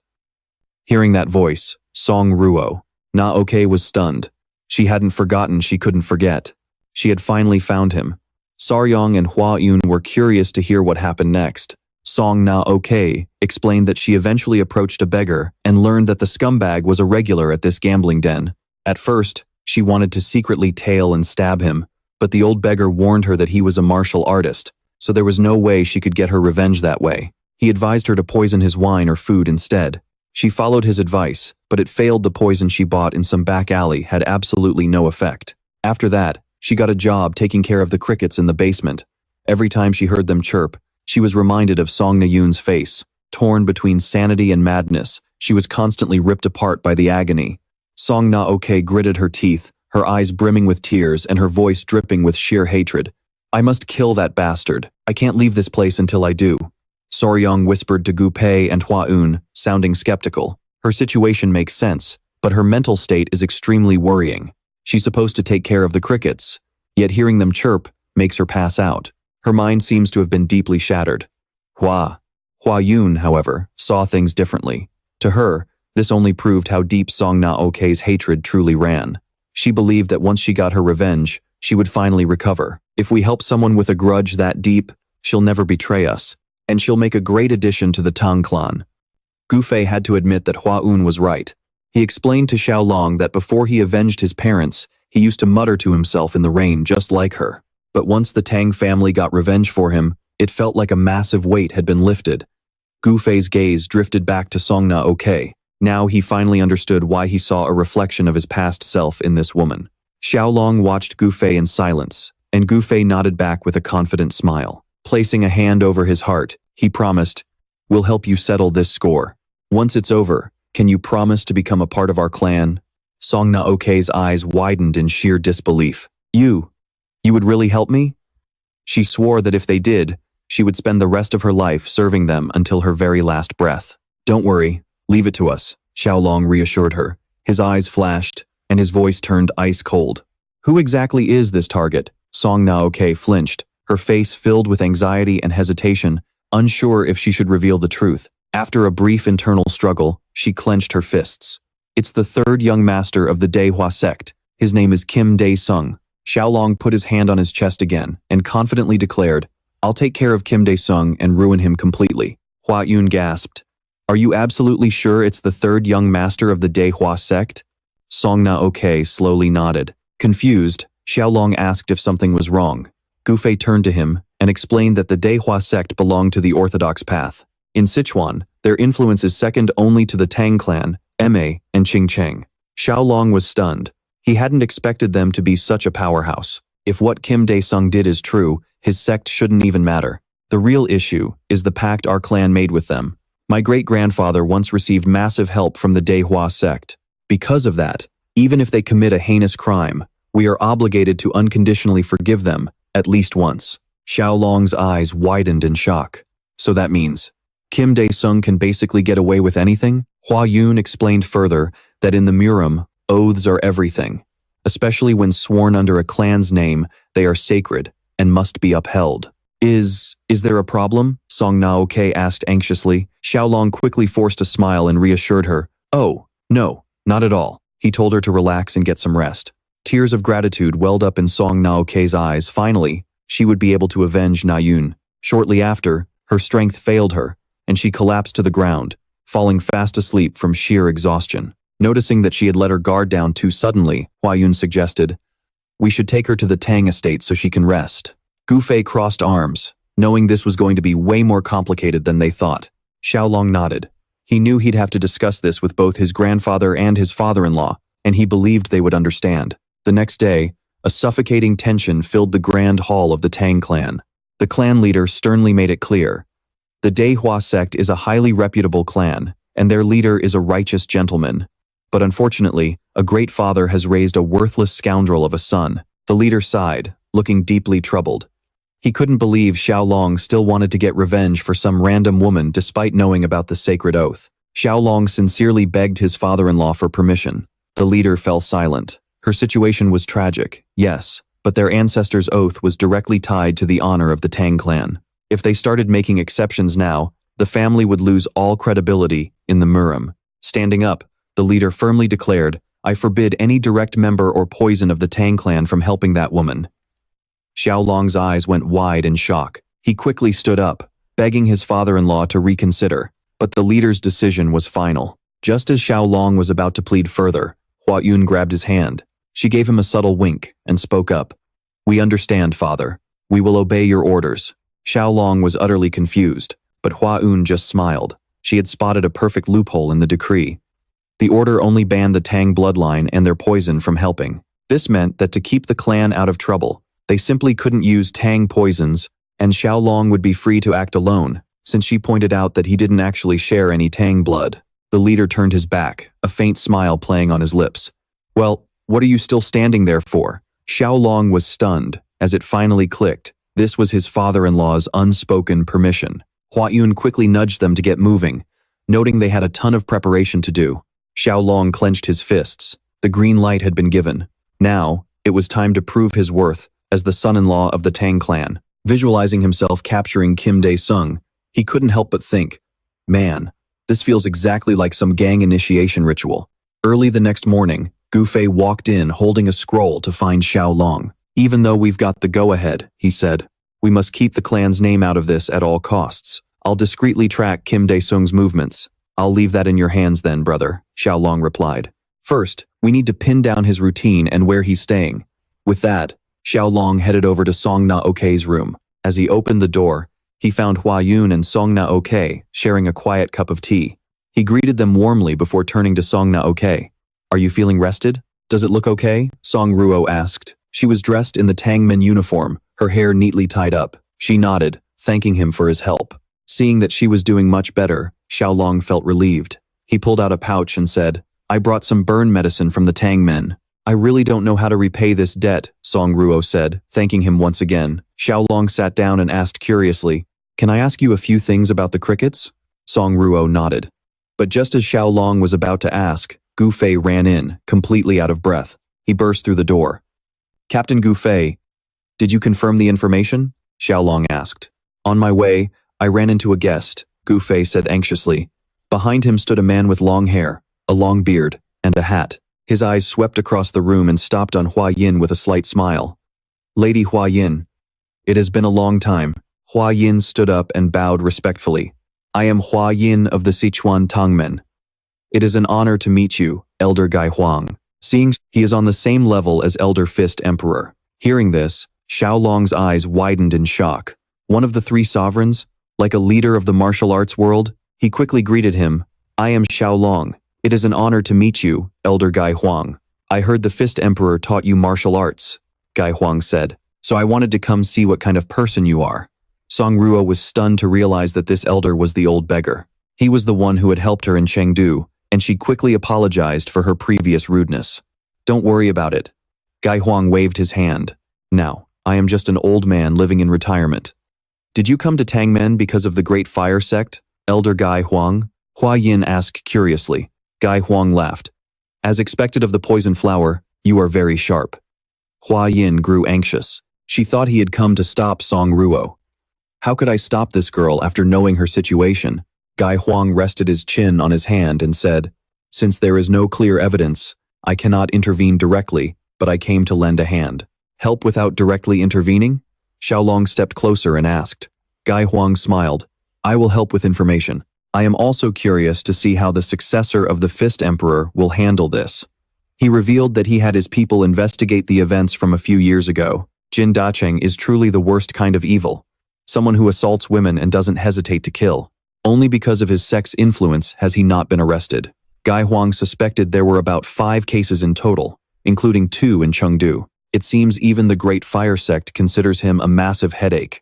The more Tieu Long listened, the angrier he became. This was far worse than he had imagined. Ever since the incident at the Song family manor, Gai Huang said, stroking his beard, Jin Daicheng has been acting much more discreetly. He doesn't go out except to visit the casino once every 3 days. That is why I advised Song Ruo to use poison. Tieu Long cleared his throat, thinking to himself that the only way to deal with him was at the casino. Should I try poisoning him too? You must not use Tangmen poison, Hua Yin said firmly. Tieu Long turned to Song Ruo and asked curiously, with so many people around, how could you tell which food and drinks belong to that scumbag? Song Ruo honestly revealed, every time he comes, he makes very specific and strict demands. Because of that, this information always reaches the kitchen. Whenever a dish contains ingredients like crab or shrimp, he demands they be removed from his portion. That is why you poisoned that dish, even though it wasn't actual poison. Gai Huang recalled the guy saying his body broke out in a rash. He got a rash just from tasting it. From his story, Tieu Long realized that Jin Daicheng was highly allergic to shellfish, and this allergy was extremely severe. He suddenly thought of tropomyosin, a protein found in crabs and shrimp. A few seconds later, a confident smile spread across his face. He turned to Gufei.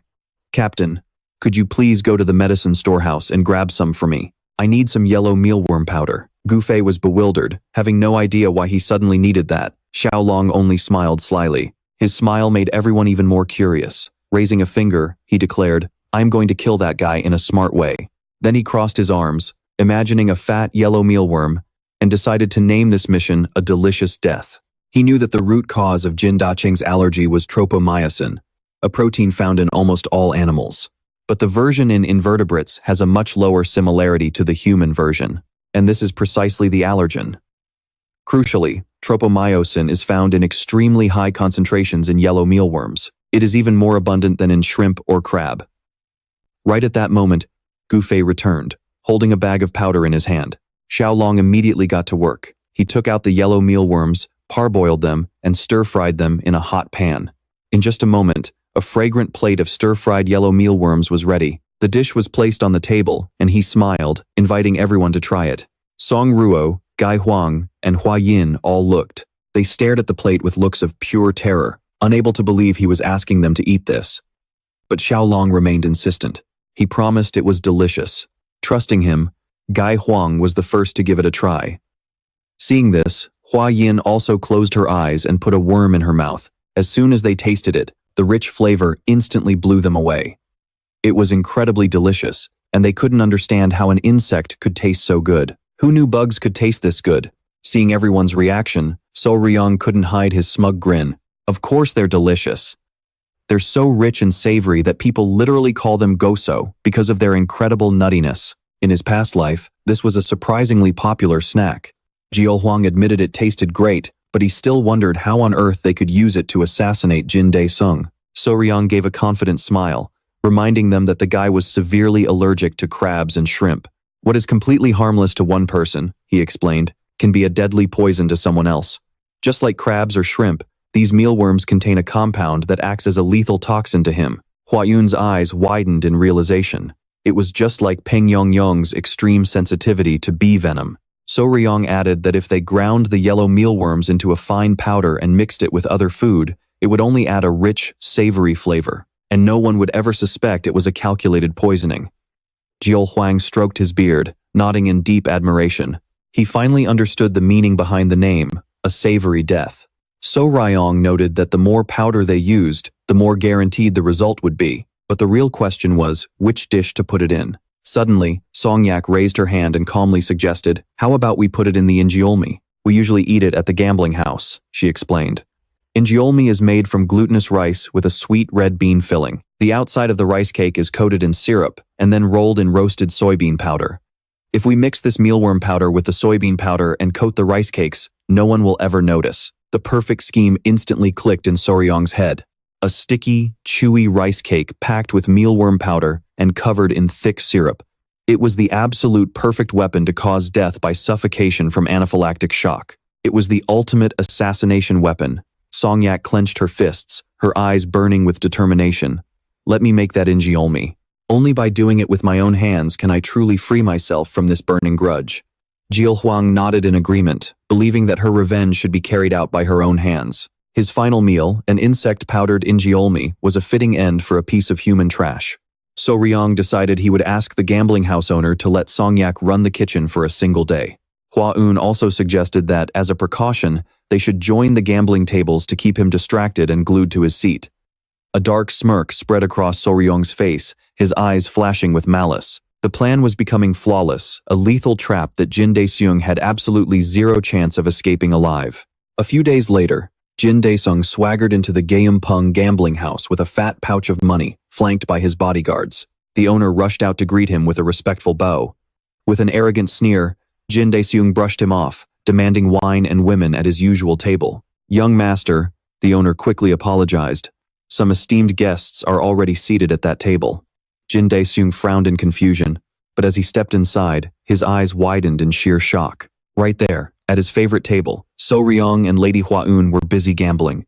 Jin Dae-seung's eyes immediately locked onto Hua Un's stunning beauty, recognizing her as the famous venomous flower of the Sichuan Tang Clan. He quickly approached, flashing a respectful smile. What an unexpected honor to meet Lady Hua Un in a place like this. And who are you? Hua Un asked icily.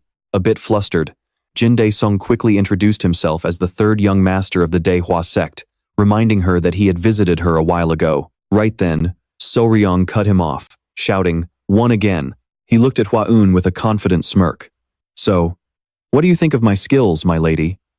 "Utterly amazing," Hua Un replied, her eyes sparkling with admiration. Baffled, Jin Dae-seung turned to his bodyguard and asked who the hell So Ryong was. The bodyguard whispered back that he had heard the venomous flower had a fiancé, guessing that this guy must be him. Jin Dae-seung was stunned. He simply couldn't believe it. He wondered how such a weak-looking punk could score a woman that gorgeous, when even someone like him couldn't pull it off.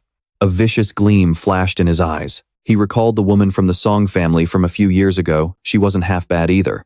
Just thinking about her made him drool. If she hadn't resisted him so violently, he wouldn't have accidentally killed her. What a shame her older sister hadn't been there. He heard she was even more beautiful. With that sick thought in mind, he walked over to the table, sat down right across from them, and declared, "It is a true honor to meet the fiancé of the venomous flower.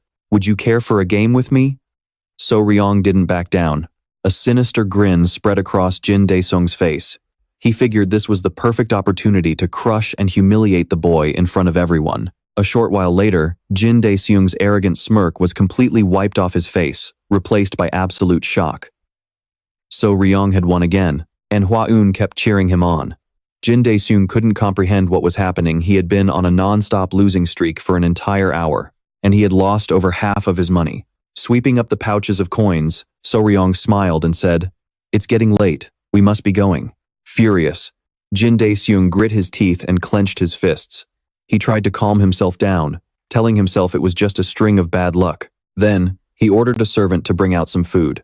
His attention was caught by a few nearby men who were eagerly eating. One of them mentioned that today's injolmi was exceptionally delicious. Curious, he asked his servant, who smiled and confirmed it, asking if he'd like to try some. The servant served the dish, and Jin Dae-seung picked up a piece and took a bite. It was genuinely delicious. He noticed that the more he chewed, the crispier and more fragrant it became, but before long, his face contorted in sheer agony.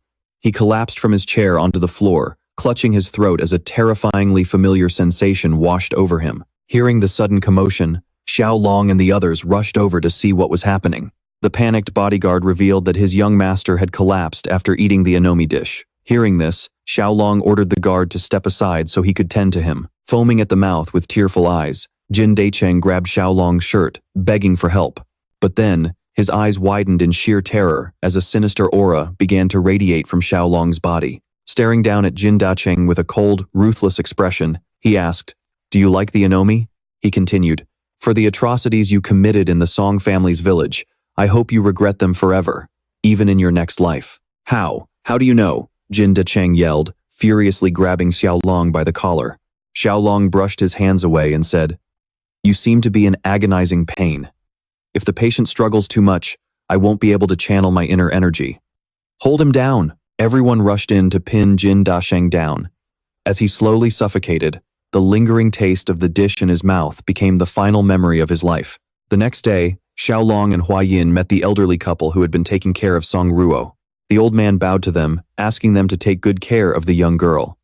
Tieu Long reassured them, saying that now that she was part of the Tang Clan, they had absolutely nothing to worry about. As the wind blew, Song Ruo walked silently toward a grave. Before returning to the Tang Clan, they visited her old village. Fortunately, Jin Dacheng's situation had been quietly resolved. Normally, there would have been an investigation into a potential poisoning, but since he was an outcast abandoned by his own family, it seemed they did everything they could to sweep it under the rug. With tears streaming down her face, Song Ruo placed her hands on her little sister's grave. She couldn't hold back her sobs, wondering if she had taken far too long to return. Consumed by guilt, she wept, blaming herself for not coming home sooner that day. As she repeatedly sobbed out her belated apologies, Tieu Long was surprised to realize that even the crickets seemed to be mourning alongside her. Hua Yin was also heartbroken. She remembered Song Ruo mentioning that the chirping of crickets always reminded her of her sister's voice. Under the fading light of the sunset and the sorrowful chirping of the crickets, Tieu Long wondered, what could her sister be trying to say to her? But the only thing Song Ruo could do now was drown in her own regret, as the sun slowly set over the alleys of the Sichuan capital. Not far away, a man wearing a bamboo hat was enjoying a meal. It was Gai Huang, savoring the food prepared by Tieu Long. He couldn't help but smile. Though it looked unappealing, the flavors were incredibly rich and delicious. Tieu Long's entertaining plan of revenge only proved that he was a truly extraordinary kid. Suddenly, he sensed two people quietly observing him. His expression turned serious as he called out, "Come on out. Only thieves lurk in the shadows like that." Realizing they had been spotted, the two felt a bit embarrassed and stepped out from their hiding spot, landing right behind Gai Huang. "As expected, your senses are as sharp as ever," the man admitted. "What brings you to a place like this?" That man was one of the 5 emperors, the god of thieves, Jiang Zhihao, and the young woman was his disciple, Zhao Wanlian. "Thieves?" Jiang Zhihao crossed his arms, looking offended. "After all this time, is that really how you greet me? What else am I supposed to call a thief?" Gai Huang scoffed. "God of thieves sounds much better," Jiang Zhihao replied with a wry smile. "Besides, my disciple is right here. Can't you save me some face?" Wanlian respectfully bowed to Gai Huang, which only gave him a bigger headache. Dealing with this rascal alone was exhausting enough. Now that he had a disciple, it only signaled more trouble in the future. "What brings you all to Sichuan anyway?" Gai Huang asked curiously. "I actually have something to ask," Jiang Zhihao explained anxiously. "I'm looking for the person with the deepest knowledge of silkworms in the entire Central Plains." He pointed to his wrist. "My sacred treasure, the heavenly silkworm, snapped recently. I used to believe it would last forever, but I guess even treasures have a lifespan. Traditionally, I'm supposed to pass the heavenly silkworm down to my disciple once she completes her training. But at this rate, I'll have nothing left to give her." Gai Huang rested his chin in his hand, deep in thought. He did, in fact, know someone who could help. Jiang Zhihao eagerly asked who it was. Gai Huang smiled, his eyes shining with confidence as an image of Tieu Long flashed in his mind. In the entire Central Plains, when it came to knowledge of insects, absolutely no one could surpass that kid. A few days later, just as dawn broke over the poison garden, Tieu Long's agonizing screams tore through the silence.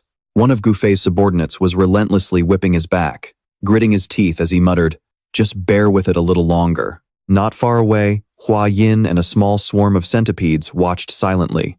Tieu Long was undergoing brutal training for the Iron Box skill, a bizarre martial art based on the Fist Emperor's poison. The core concept of this martial art was incredibly twisted. The closer you were beaten to the brink of death, the stronger your body became. The secret was to tense your muscles and channel your energy to harden your entire body the exact moment you took a hit. Hua Yin and the centipedes silently rooted for him. "This is where the real training begins," the subordinate muttered, tightening his grip on the whip. Xiang'er stared at the leather whip, its eyes sparkling with excitement. It suddenly remembered how good it felt to be tickled with a feather by Hua Yin, and without a second's hesitation, it leaped straight out of its master's arms. Just as the whip swung down, Xiang'er jumped. Someone screamed out in terror. "Watch out!" Tieu Long gasped in panic, his back still aching from deep whiplashes.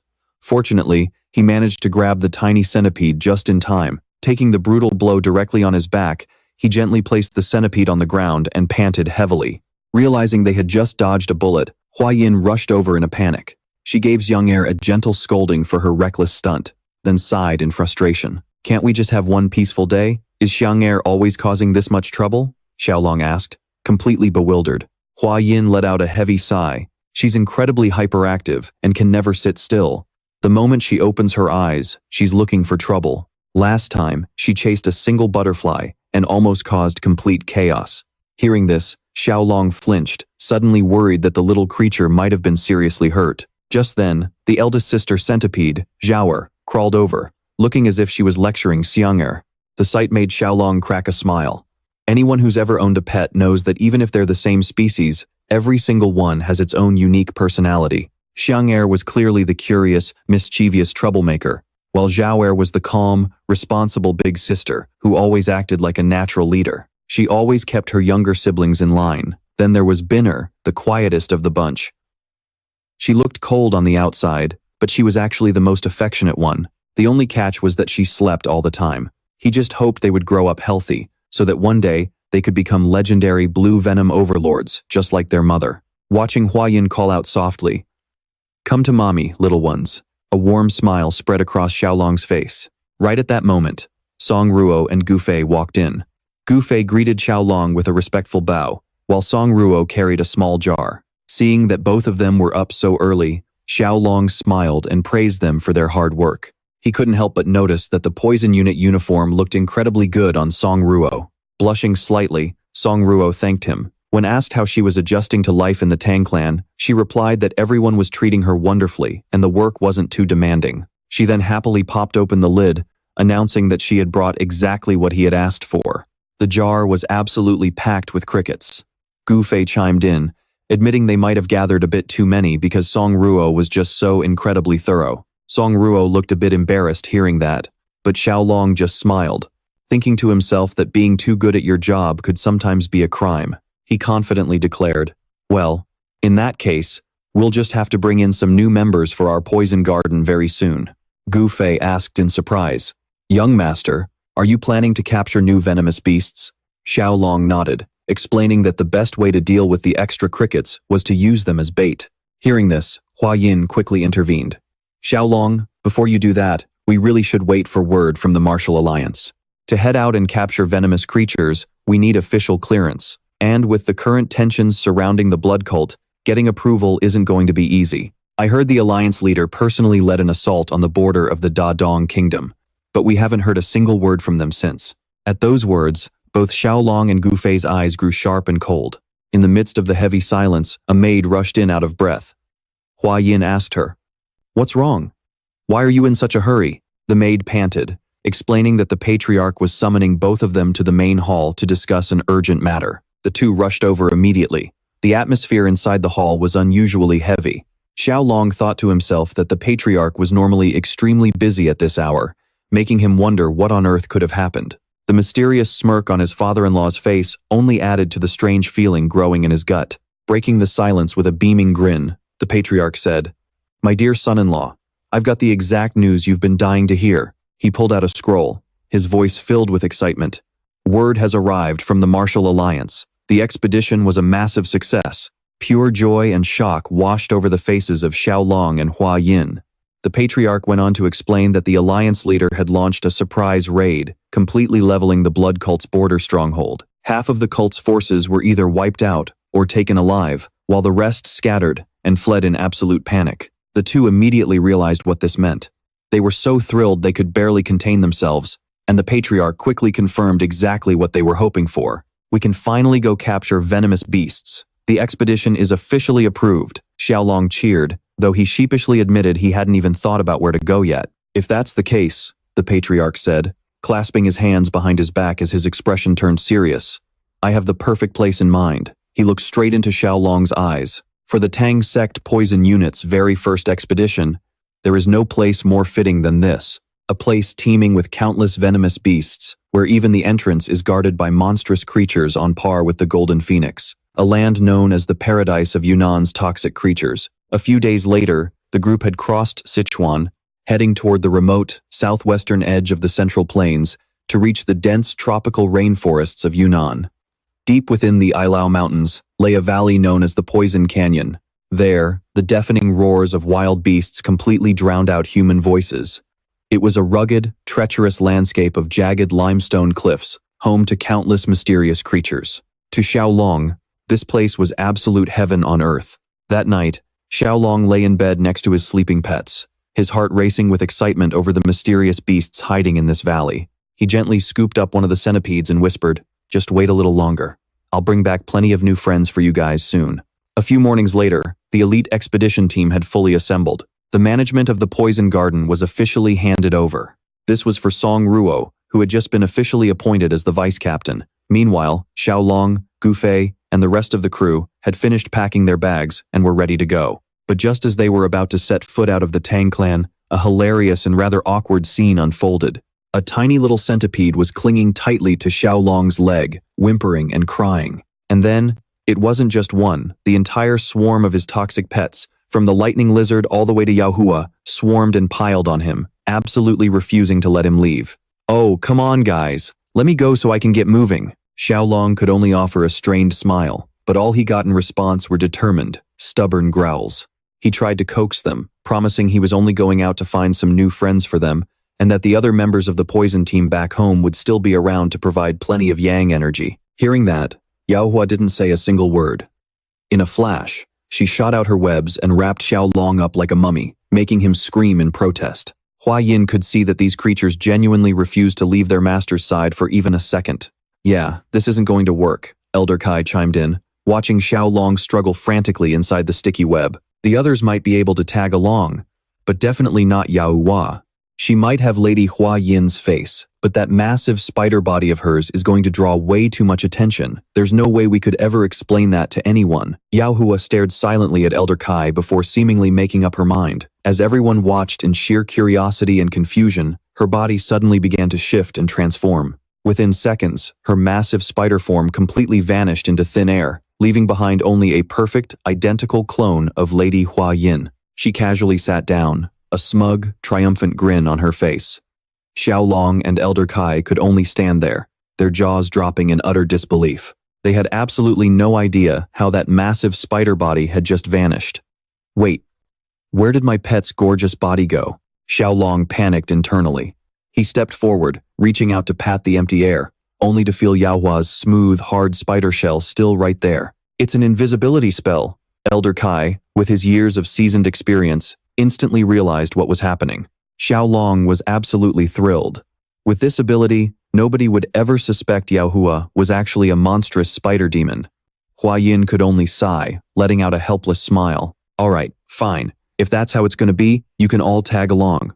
She walked over to the group of beasts, her voice turning stern as she warned them.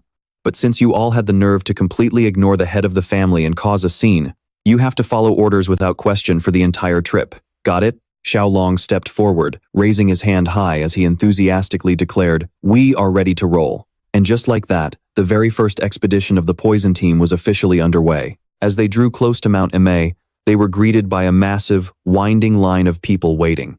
"Man, why is it so crowded?" Tieu Long wondered aloud. "It's a security checkpoint," Gufei explained. "Ever since the blood cult started rising up, these checkpoints have been popping up everywhere, and word is they're not easy to get through." Suddenly, a female guard at the checkpoint recognized Elder Kai, and right in that instant, her eyes widened in complete shock. "Hold on, please halt for a moment," she requested. Her gaze was locked onto Yaohua, who currently looked like she was literally floating in midair. "Oh great, we are so dead," Tieu Long groaned to himself. He suddenly realized that because Yaohua's massive spider body was invisible, her human half literally looked like it was hovering in the air. But contrary to his sheer panic, the female guard gasped in awe and admiration, crying out, "No way! Is that the legendary void walk technique?" She was absolutely convinced that Lady Hua Yin had mastered some legendary god-tier martial art. It was unbelievable. She truly lives up to her reputation as one of the three flowers of the martial arts world. The crowd of onlookers couldn't help but gasp and murmur in admiration. Seeing this, Yaohua simply offered a smug, self-satisfied smile in return. Meanwhile, Hua Yin glared at her in absolute frustration before quickly covering, "Ah, please excuse us. Our lady is just a bit shy, that's all. The two of them quickly rushed away from the scene, leaving the bewildered crowd scratching their heads.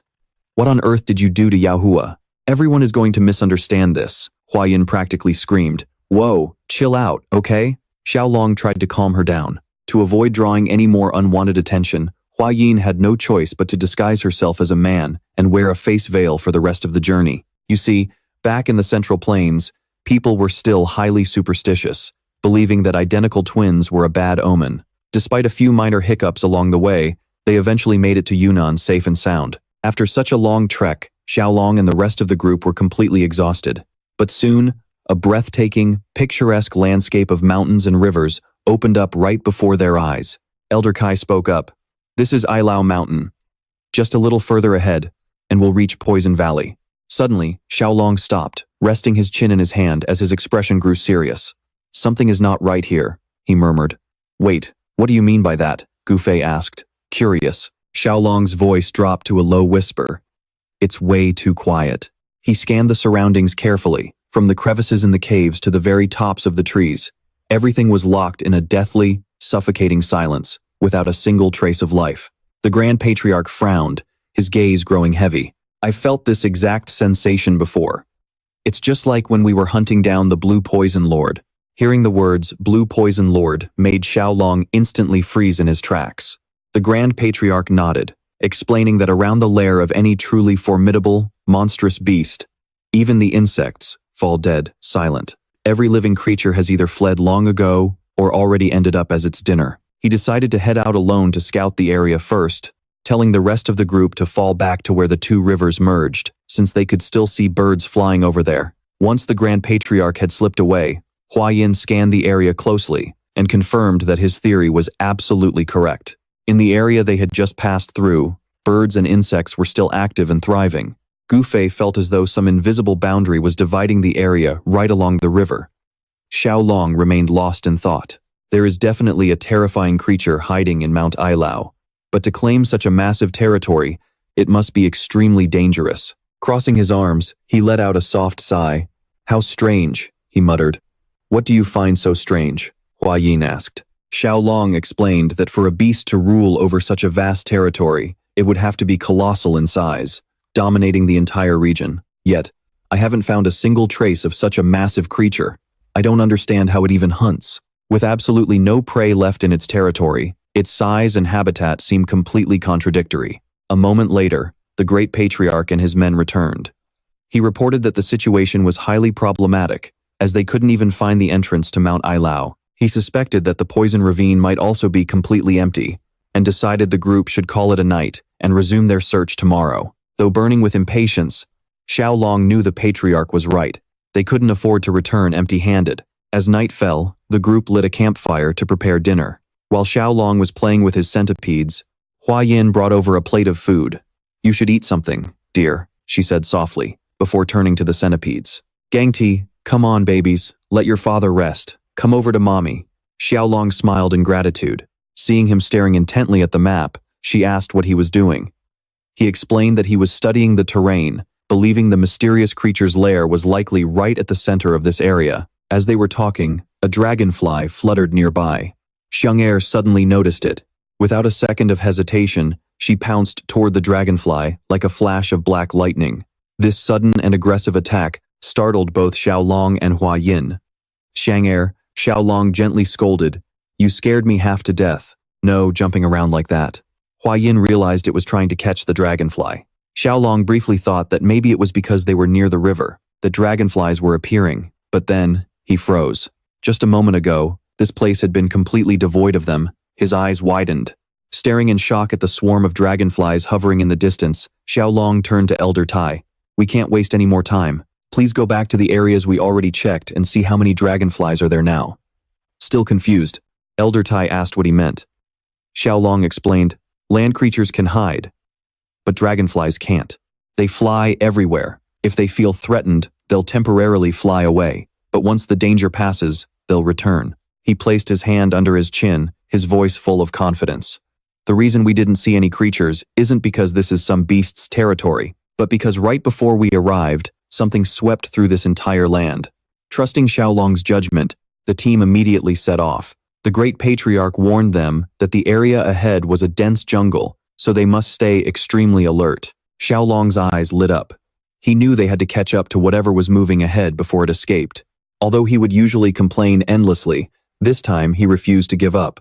Right then, a strange sound caught the attention of the entire group. Gu Fei remarked that it sounded like bamboo rustling in the wind, but oddly enough, there was no bamboo forest ahead. The two men leading the way abruptly stopped, warning that a cliff lay ahead, and gestured for everyone to be careful because something was down below. Before them lay a bottomless abyss, and the sight at the bottom made everyone hold their breath. Thousands upon thousands of bizarre creatures were swarming in a massive, writhing mass. Looking closer, the Great Patriarch gasped in horror, realizing they were red ants. Could they be demon ants? He thought to himself. Gu Fei was also stunned by their sheer size, which far exceeded any normal demon ants. Even the ancient records of the Tang Clan had no mention of such a species. He turned to Xiao Long, hoping he knew what they were. Xiao Long pondered for a moment. Although he had never seen them before, with their colossal numbers, he was almost certain they were army ants. Army ants are a species typically found in Africa and the Americas, famous for traveling in massive swarms. Unlike most ants that build permanent, sturdy nests, army ants migrate in massive numbers once their food source is depleted. Their march looks just like a sweeping army, which is how they got their name. They are extremely aggressive, and once provoked, they won't leave behind even a single bone of their prey. The group held their breath as they watched. From the bushes, just as Xiao Long signaled for a quiet retreat, a sharp snap echoed. Someone had accidentally stepped on a dry branch. Xiao Long's face and the face of the clumsy man instantly turned pale. When they looked back, thousands upon thousands of eyes from the swarm of ants locked onto their exact position. Everyone froze in a moment of bone-chilling silence. The entire sea of ants began to surge, rushing toward them like a pitch-black tsunami. Drenched in cold sweat, Xiao Long and the others had no choice but to run for their lives. A few minutes passed, and dusk began to settle in. They were still running with everything they had, utterly shocked to realize that the ants were far faster than they could have ever imagined. On their way, a small deer was innocently munching on leaves when the ant swarm spotted it and instantly attacked. Witnessing the horrific sight, Xiao Long turned pale. He suddenly remembered that demon ants sense movement through ground vibrations. If they kept running like this, it wouldn't be long before the swarm targeted them as prey. What should we do? The Great Patriarch asked anxiously. Suddenly, Xiao Long's gaze locked onto a nearby river. An idea flashed in his mind. They had to cross the river. The ants couldn't go into the water. Jump in, the Great Patriarch yelled, pointing toward the river. Without a second's hesitation, everyone plunged into the freezing water. By the time the bloodthirsty swarm reached the shore, the group was already deep underwater. A few seconds later, Xiao Long surfaced, smiling with relief as he saw the ant swarm turning back. We made it. Gu Fei gasped, completely exhausted. Once the ants were completely out of sight, they crawled back onto the shore. That was way too close. I felt like I had one foot in the grave, Gu Fei said, sneezing and shivering. Xiao Long collapsed onto the ground, gasping for air. The Grandmaster stood up, his voice still trembling slightly. What terrifying creatures. I, the myriad poison lord, have dominated the martial world without ever knowing fear. Yet those demon ants absolutely terrified me. We have to be extremely careful, Xiao Long warned, his eyes full of worry. This species devours everything alive in its path. That explains why we haven't seen a single other creature since we got here. The Grandmaster nodded, stroking his beard. A colony of this massive scale certainly explains everything. Xiao Long felt a bit disappointed, thinking to himself, so they're just demon ants, not some kind of legendary beast. Seeing that night was about to fall, the Grandmaster suggested, this spot seems safe. We should rest for a bit. Sounds like a plan, Xiao Long nodded. Then, he approached Gu Fei with a sly grin. Master Gu, once night falls, let's head back to the demon ants for a little reconnaissance. Reconnaissance on what? Gu Fei nearly jumped out of his skin. The demon ants, of course, he replied with an innocent look on his face. Gu Fei began to tremble, his eyes wide with sheer terror. They had just escaped death by a hair, and he couldn't believe this kid was actually being serious. Are you planning to catch them all, like you did with the golden phoenix beasts? Of course not. Xiao Long waved his hands with a forced laugh. How could I possibly catch that many?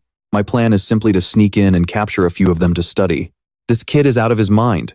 Gu Fei and the other man thought in unison. Xiao Long stroked his centipede, which hissed softly in delight. His eyes lit up as he turned to ask them, "Do you two want to come along?" As night fell, the group ventured once more into the blood-red forest. The midnight abduction mission was a resounding success. Tieu Long, the Great Patriarch, and Gu Fei successfully captured 4 giant demon ants. Only after retreating to safety and tying up the monsters did Gu Fei finally catch his breath, still in shock from being dragged into another crazy scheme. "I thought ants would be fast asleep at night?" Tieu Long laughed and replied, "Demon ants don't sleep, but hey, we managed to bag 4 of them anyway." Gu Fei grabbed the ant he had caught, looking at it with deep skepticism. "Can we actually raise these things?" Tieu Long sat down, carefully observing the ants. After analyzing them for a while, he concluded that taming them was impossible. With their memory lasting only 3 days, and no queen ant to control them, any training efforts would go down the drain. So, was this all for nothing? Gu Fei sighed in disappointment, but Tieu Long gave a mysterious smile and replied that it wasn't a waste at all. He pointed out their bizarre beauty, explaining that simply displaying these magnificent creatures at the Tang Clan would be enough to shake up the martial world. Gu Fei buried his face in his hands in utter despair, while Tieu Long just chuckled. "We're team members now. You'll just have to get used to it." The Great Patriarch interrupted, asking about their next move, suggesting they could head west toward Ruili or venture deeper south into the jungle. But Tieu Long shook his head, his eyes brimming with confidence. He revealed that they would first regroup with Hua Yin's team, and then tail the demon ants again, or more precisely, stay one step ahead of them. Gu Fei and the others were completely dumbfounded. Tieu Long cracked his knuckles, a mischievous gleam in his eyes as he revealed his bold plan. His real target wasn't the ants, but the countless venomous creatures being flushed out of hiding by their army. He was turning a massive threat into a golden opportunity. Sweat poured down Gu Fei's face as he thought to himself that they would be lucky to make it back alive this time. On the contrary, a cunning smile played on Tieu Long's lips. Whether they caught the demon ants or not didn't even matter anymore. With this plan, he was going to sweep up every single venomous creature in Yunnan. As night fell by the crackling campfire, Hua Yin stared in shock at the 4 bound demon ants, her eyes locked onto their razor-sharp legs. She was both astonished and furious, unable to believe that Tieu Long was planning to race against these creatures, let alone catch the venomous beasts fleeing from them in sheer panic. Weren't the golden-haired queen bees enough?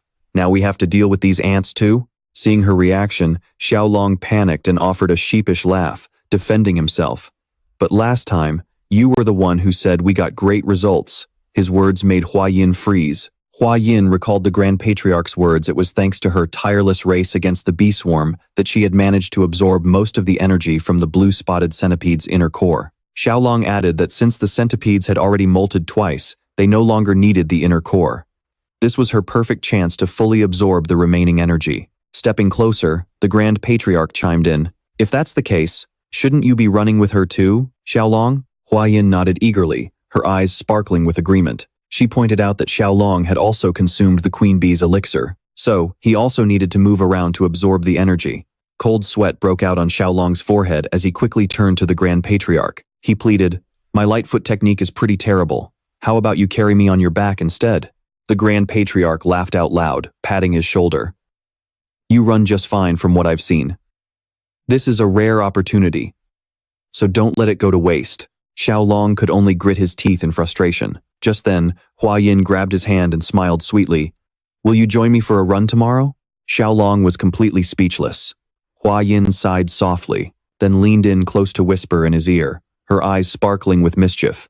"This is your punishment for taking matters into your own hands." The next day, the massive hunt for venomous creatures officially kicked off in a way no one could have ever expected. A massive swarm of giant ghost ants swept through the forest like a tidal wave, cornering a huge wild boar. In the blink of an eye, the unfortunate prey was devoured, leaving no trace behind. Not far from there, Hua Yin, Tieu Long, and Gu Fei were running as fast as their legs could carry them. "The hunting team is right up ahead," Tieu Long shouted. "They'll chew through absolutely anything in their path, so be careful." His eyes lit up, and a mischievous smile spread across his face as he laid out the plan. "Right now, we're 60 yards away from the ant swarm. Once they start moving, we'll close the gap to under 30 yards and maintain that distance. Whenever we catch a venomous creature, we'll pass it off immediately to the main team running alongside us. They'll throw them in cages and carry them to the opposite side of the river, safe from the ants' reach." And with that, the high-stakes race for survival was on.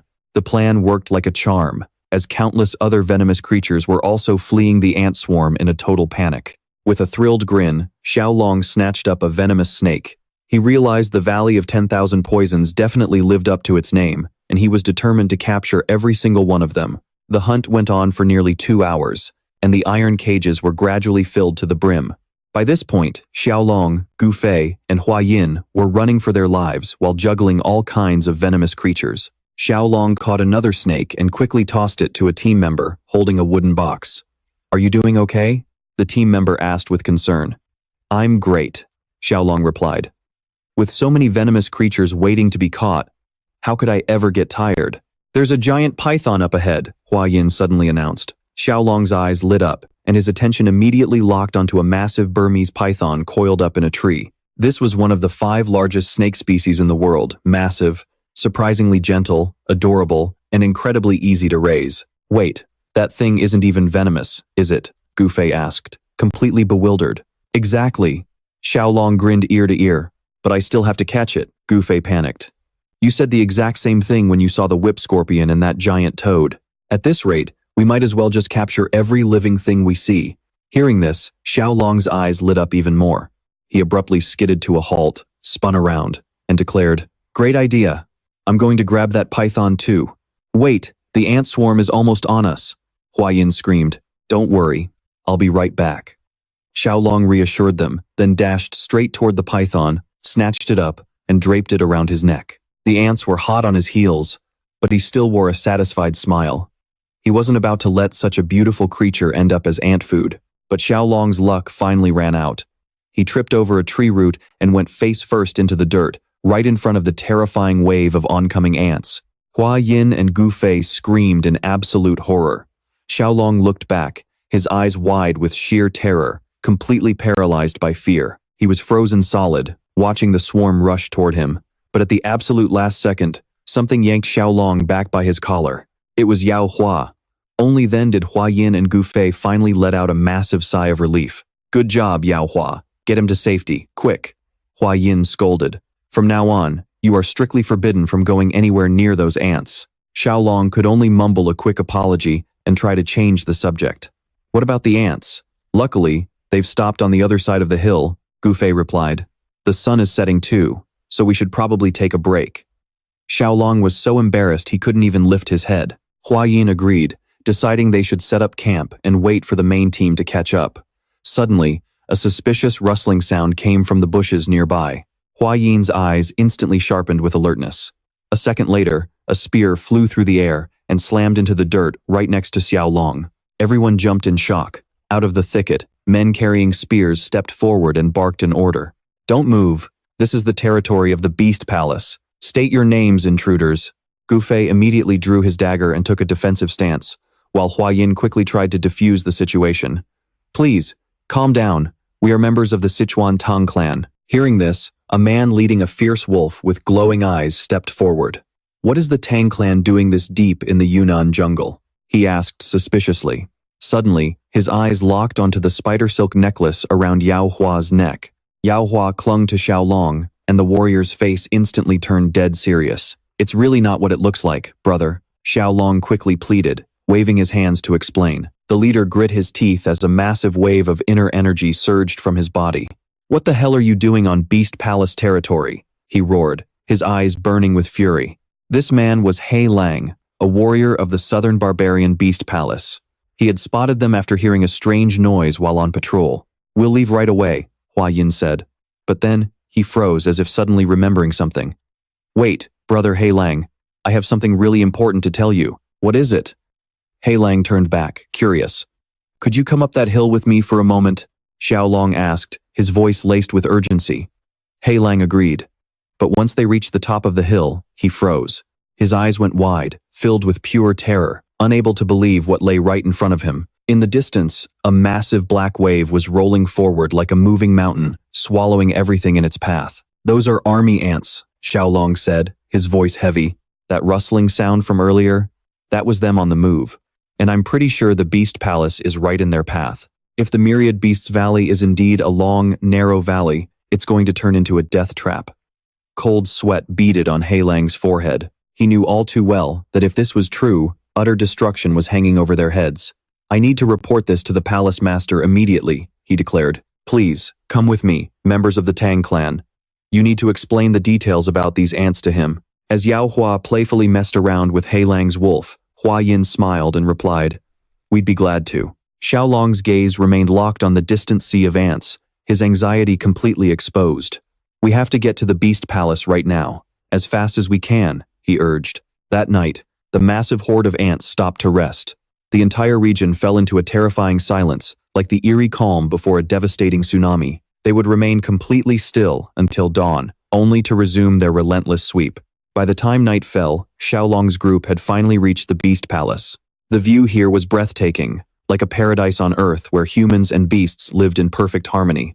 Heilang smiled and said, "This is probably the first time anyone from the Tang Clan has set foot here in over 100 years. Hua Yin added, "The beast-taming techniques of the Southern Barbarian Beast Palace are truly legendary. No one else even comes close." Heilang pointed toward a circular clearing near the entrance, explaining that it was the training ground.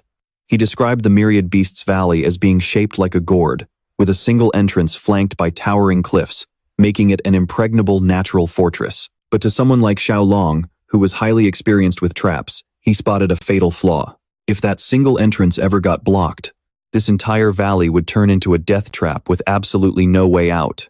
Standing before the main hall, Heilang announced respectfully, "Palace Master, our esteemed guests from the Sichuan Tang Clan have arrived." A booming, majestic voice echoed from inside, granting them entry. The moment they stepped inside, a heavy, suffocating pressure slammed down on them. 3 figures sat high above, flanked by massive black leopards whose vicious glares made them look ready to pounce at any second. A white-haired old man, his face covered in scars, introduced himself as Meng Hu, the palace master. As Xiao Long and Hua Yin bowed in greeting, Meng Hu cut straight to the chase. "I hear you lot came to Yunnan to hunt venomous beasts, and my warrior mentioned some army ants. Tell me, what exactly are they, and why are they here?" Xiao Long nodded, and began to explain in vivid detail just how incredibly dangerous the horde was, warning them of their terrifying, destructive power, and urging them to evacuate immediately. But their reaction was the complete opposite of what he had hoped for. A suffocating wave of murderous intent surged from Meng Hu. He growled in anger, "You expect me to abandon a legacy of over 300 years just because of some lousy ants?" A brown-haired woman sitting beside him placed her hand on her chest, her eyes dripping with arrogance. "Palace Master, don't listen to the nonsense of this outsider from the Central Plains. Just give me 500 flying wolves, and I'll wipe them out myself. No matter how many there are, they're nothing but mindless bugs." Xiao Long clenched his fists. "I am not exaggerating. If those 500 flying wolves you mentioned charge in, they will all be devoured in the blink of an eye." The woman froze, then flushed with anger. Hua Yin quickly scolded Xiao Long for being so reckless, but Xiao Long decided to stand his ground. "These aren't ordinary ants. If the beasts of this valley are wiped out, it will be an absolute tragedy." This only enraged the woman further. "What the hell does a brat from the Central Plains know? Your people even eat dog meat. How could you ever understand what it means to care for animals?" That comment was like throwing a match into a powder keg. Xiao Long grit his teeth, his temper flaring. Her judging all of them over a cultural difference was the absolute last straw. A powerful aura erupted from his body. He could tolerate a lot of things, but he would never, ever let anyone question the love and bond he shared with his companions. It was time to show them. Without a second thought, he reached out his hand, his voice ice cold. "Come on out, everyone." From inside his robe, 3 giant centipedes slithered out, while Yao Hua revealed her true form, a fiery red spider radiating sheer pressure. The snow and ice geckos emerged alongside them, sending a bone-chilling frost throughout the entire room. The entire grand hall fell into absolute silence. Everyone, including Palace Master Meng Hu, stood frozen, their eyes wide in speechless shock. Even the fierce black panthers growled and took a few steps back. Xiao Long stood proudly beside his companions, leaving everyone in the room utterly dumbfounded. They recognized these legendary venomous beasts and finally understood that the woman traveling with him was no ordinary twin. Gently stroking his pet centipede, Xiao Long confidently replied, "Your words are a bit insulting. These are not pets, they are my companions. It breaks my heart if they get sick or injured, so of course I know them inside out." The woman was stunned, and the old man with the parrot asked in surprise, Companions? Do you mean they will stay by your side for the rest of your life? Another elder, a cat owner, chimed in, saying that even in the Beast Palace, where love for spirit beasts is absolute, no one had ever used the word companion. Suddenly, the anger on Meng Hu's face vanished, replaced by a hearty laugh. He burst into a hearty laugh and exclaimed, "Truly extraordinary." He explained that he had found it strange for a woman to bind such a young warrior in chains. But if the one holding the chains is this Tamer and her companion, it can only mean they both see each other as masters. Tieu Long panicked, realizing this was a massive misunderstanding. Meanwhile, the elders grew serious. They reasoned that if a young warrior could call the creatures he raised his companions, it showed just how deeply he loved them. And if his advice came from such genuine affection, they should not ignore it. Meng Hu nodded in agreement. A building can be rebuilt, but human and animal lives are irreplaceable. Tieu Long and Hua Yin exchanged looks. Their plan had worked, and everyone gathered in the main courtyard. Meng Hu gave the order, and a few hours later, everyone had assembled. Meng Hu walked up to Tieu Long, placing a hand on his shoulder with both gratitude and regret. Due to the emergency, he could not give them a proper send-off or compensate them fairly. The woman from before also came over to apologize to Tieu Long, admitting she was wrong to judge him. He simply smiled and told her not to worry about it. It turned out this woman, named Shui Piao, was not just an elder, but also the palace master's daughter. She curiously stroked the centipede on Tieu Long's head, marveling at his ability to make insects and venomous beasts submit. "If they ever have babies in the future," she asked, "do you think I could raise one?" Just then, agonizing roars echoed through the valley, startling everyone. "What was that sound?" "It sounds like an elephant," Shui Piao said, confused. Tieu Long's eyes filled with dread. When he turned around, a horrific sight met his eyes. A swarm of demon ants was surrounding and tearing apart a massive elephant. The elephant had likely fled in this direction. The elders stood frozen. With no time left, Tieu Long screamed in panic, "Evacuate immediately. The ants are heading straight for us." Too late. Meng Hu gritted his teeth. They have already reached the gates of the Valley of 10,000 Beasts. There is no turning back now. In the blink of an eye, the giant elephant was stripped clean, leaving behind nothing but a stark white skeleton. The sight sent shivers down everyone's spines. With no other choice, Meng Hu solemnly declared, "We have to fight." Hua Yin anxiously asked Tieu Long if the Grand Master and the Venomous Beast Squad were all right. He confidently replied that with their caution, they were surely safe on the other side of the river. In contrast, Gu Fei's face was drenched in sweat, his heart burning with anxiety for his own group. Breaking through this sea of ants is practically impossible. Tieu Long muttered to himself, "This is the worst-case scenario. If this keeps up, they will all be devoured by the ants sooner or later." He had to think of something. Just then, a massive spiderweb descended from the mountaintop, drawing everyone's attention. It was none other than Yao Hua. While Tieu Long was still in shock, Hua Yin smiled. She suddenly remembered they still had Yao Hua. If they used its silk to cross the mountain, they could escape to safety. Nearby, Meng Hu and the others were waiting. But what would the people of the southern barbarian beast palace do? Tieu Long wondered. If it were just his group, it would be fine. But with so many people, the situation was completely different. "You guys should go. Do not worry about us." Meng Hu gave a confident smile. In the world of beasts, eating and being eaten is only natural. If we cannot defeat these creatures, then our fate is to be eaten by them. Tieu Long and Hua Yin stood frozen. He could not just abandon them, people who loved animals just as much as he did. Concentrating deeply, he told himself there had to be a way to save everyone. As a YouTuber, I need to think logically. Tieu Long began to carefully analyze the behavior and movement patterns of the ants. Suddenly, his eyes lit up, and a bright smile spread across his face. "I have a plan." Meng Hu and the others were completely baffled. "You have a way to deal with this swarm?" "Yes, I do." Tieu Long nodded firmly. "We might have to suffer a little, but there is definitely a way." He smiled with excitement, teasingly. "Do you want to hear it?" The next day, after the ants had completely digested the elephant, they began marching into the Valley of the Wild Beasts. Following the plan they had prepared all night, the warriors of the Beast Palace had already formed their battle lines, waiting for them in the middle of the grassland. As the swarm of demon ants began to pour in, Tieu Long held his breath and stared at them, patiently waiting for them to draw closer. The moment the first wave of ants stepped onto the liquid-coated grass, he screamed, "Throw the torches!" He Lang immediately hurled a blazing torch, It traced a perfect arc through the air before landing right in the pool of oil. Instantly, a violent flame erupted, creating a massive ring of hellfire that swallowed part of the swarm. It worked! Tieu Long cheered in excitement. The vanguard of the predatory ants was now completely isolated. With determination burning in his eyes, he charged forward and shouted, "Their formation is in chaos. Charge with the water buffaloes." The warriors and the fierce herd of water buffaloes charged to attack the trapped ants. They had to wipe out this entire group to clear a path for Tieu Long to reach the enemy's main army. "Everyone, be careful," Tieu Long called out, a flicker of anxiety in his heart.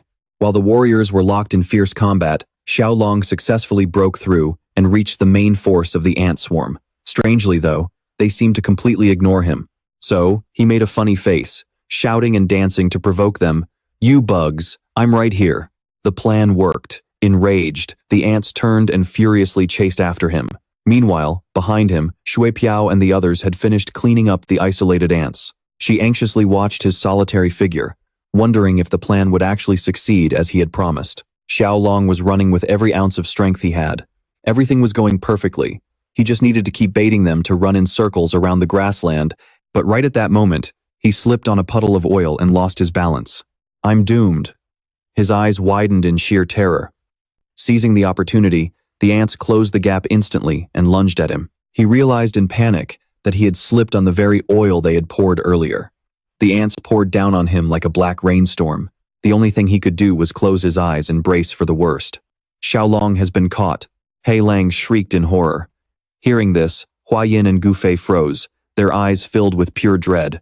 The black tide of ants surged over him, biting him so furiously that Tieu Long screamed in agony, but he refused to give up easily.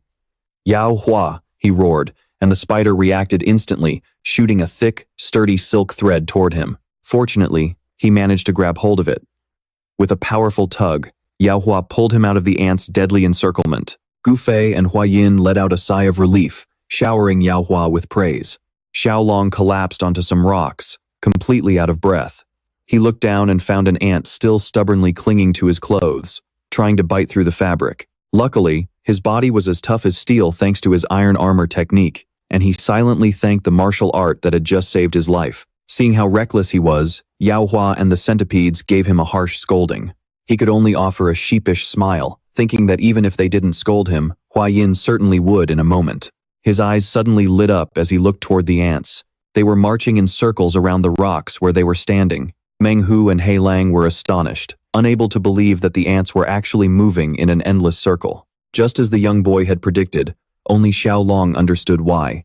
Their path had been cut off, and army ants had extremely poor eyesight. They moved by following the pheromone trail left by the lead ant. Once the vanguard was wiped out by the Beast Palace warriors, the worker ants behind them immediately lost their direction, eventually doing nothing but aimlessly chasing the ant right in front of them, trapping themselves in this loop until they died of exhaustion. With a triumphant smile, he revealed that this was the death spiral, also known as an ant mill. Hearing this, Shu Piao happily turned to her father, and Meng Hu folded his arms, nodding to let his daughter spread the good news. Everything was fine, and that was how a small warrior prevented the destruction of the Beast Palace. 3 days later, the army ants were still trapped in the death spiral. The giant insects continued to march in endless, self-destructive circles, slowly growing weaker. The warriors of the Beast Palace walked among them, finishing off the last remaining creatures. Meng Hu asked if this long ordeal was truly over, and Tieu Long nodded hesitantly. The grateful palace master asked Tieu Long what reward he wanted, and he made a strange request: to help him find the queen ant among the dying swarm. With a mischievous grin, he explained that he wanted to try raising it. He couldn't help but feel excited, remembering his childhood passion for keeping ants. The search began immediately.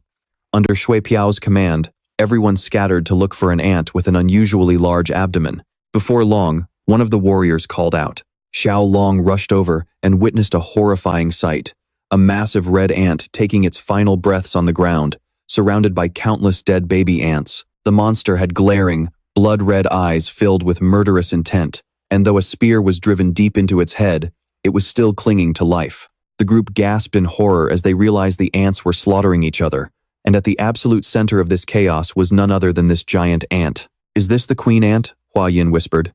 "It must be," Tieu Long replied. but he could not shake the nagging feeling that something was deeply wrong. The sight left him completely baffled. Every bit of insect knowledge he had was screaming that this made absolutely no sense. A queen ant might eat her own eggs to survive, but she would never devour her own offspring once the colony is fully established. There was only one conclusion, and it was a horrifying, unnatural one. This queen ant was actively hunting and eating her own children. While Tieu Long was lost in thought, Hua Yin suddenly gasped, urging him to look closely at the queen ant's head. Tieu Long's eyes went wide as he spotted a glinting object lodged right inside the wound from the spear. It was a golden needle driven deep into the beast's forehead, radiating a faint, eerie energy. Driven by curiosity, Tieu Long cautiously approached the dying monster.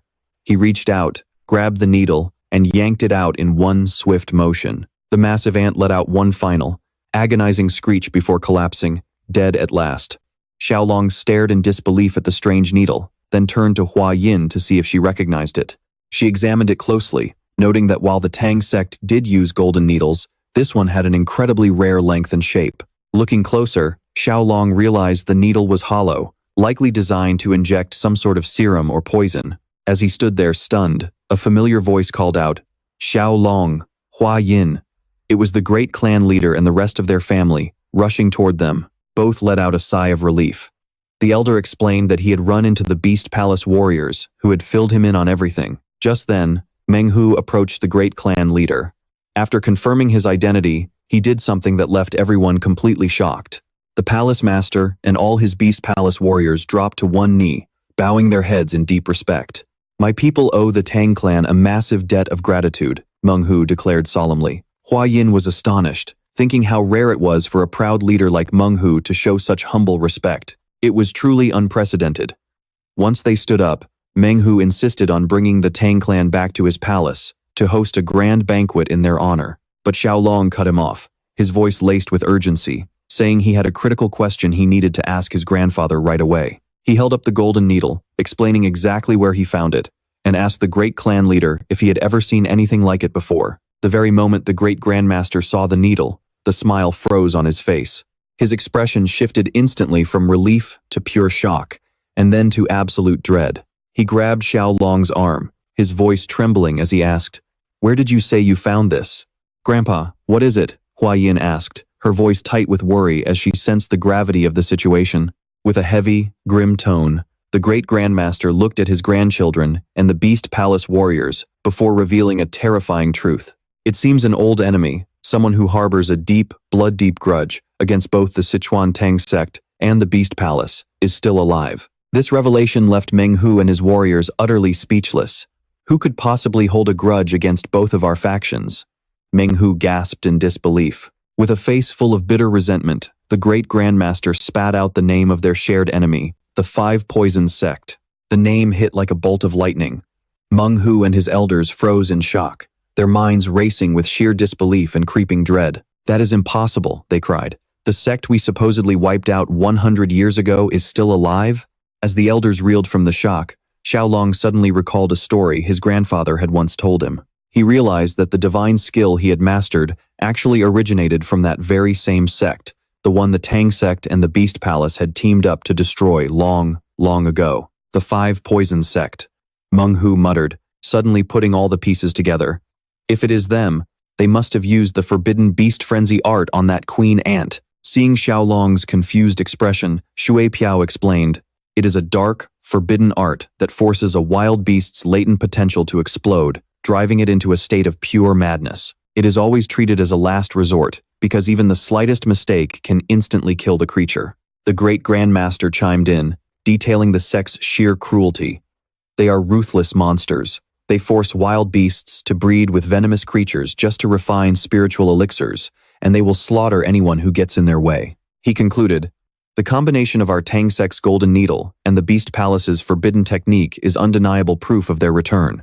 An invisible wave of panic began to spread among the Beast Palace warriors.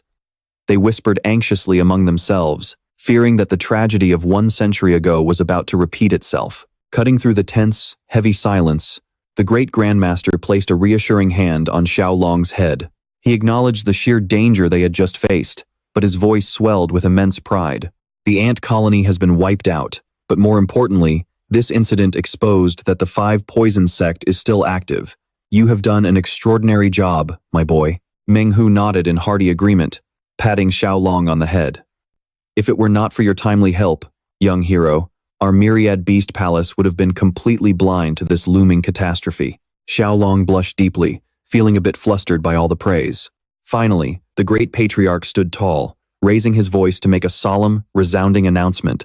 Since the five poison sect hasn't been completely wiped out, the covenant established 100 years ago is still in full effect. In my name as the clan leader, I pledge that the Sichuan Tang Clan will do everything in our power to support the Beast Palace in the upcoming battle. With a look of determination, Mang Ho clenched his fist and solemnly replied, officially re-establishing the alliance, promising that the Beast Palace would stand shoulder to shoulder with the Tang Clan. Once the main business was settled, he turned to Soryong with a warm smile. You have done us an immense favor, young hero. I wish to reward you and your clan. Feel free to ask for anything, don't hesitate. So Ryong was a bit flustered, wondering how he kept finding himself deeply indebted to others like this. Seizing the opportunity, the Grand Clan leader leaned in and whispered in his grandson's ear, ask Mang Ho about the five poison soul returning art. With a debt of gratitude this massive, there's no way he'll turn you down. So Ryong turned to Mang Ho and said, Palace Master, I have a question to ask. Ask whatever you wish, my boy. Back in the Grand Hall of the Beast Palace, Soryong's two little centipedes were playfully crawling around on a tiger skin rug.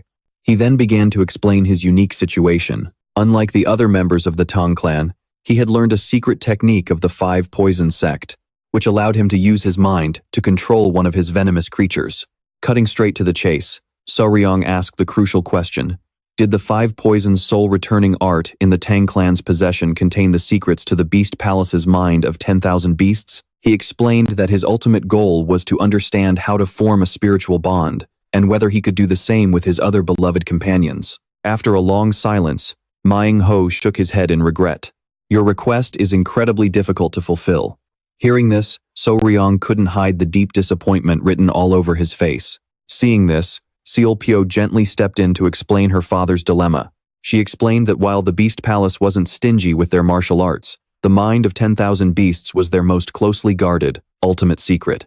It was a mental technique that allowed a martial artist to harmonize their soul with wild beasts, but it was strictly passed down only to the direct descendants of the palace master. The fact that Soryong, the future son-in-law of the Tang Clan, had somehow acquired a portion of this secret art put the elders in an incredibly awkward position. Suddenly, Mang Ho's eyes lit up, as if a bold idea had just struck him. He stared intently at Soryong and asked a seemingly unrelated question. If you are the son-in-law of the Tang Clan, what about your biological family? Confused, Soryong honestly replied that he was a loner, with no family or relatives to speak of. To his utter astonishment, Mang Ho and Seolpyo looked absolutely thrilled. The palace master even exclaimed, an orphan? That's absolutely perfect. This reaction only left Soryong even more bewildered, unable to fathom why being an orphan was a good thing. Mang Ho laughed heartily, praising Soryong's name and commending his love for animals, declaring that his bond with them was more genuine than anyone else's in the entire Beast Palace. Then, his expression turned serious. He looked directly at the stunned young man, pointed an authoritative finger at him, and made an earth-shattering announcement. Soryong, from this day forth, you shall be my son. The entire grand hall fell dead silent.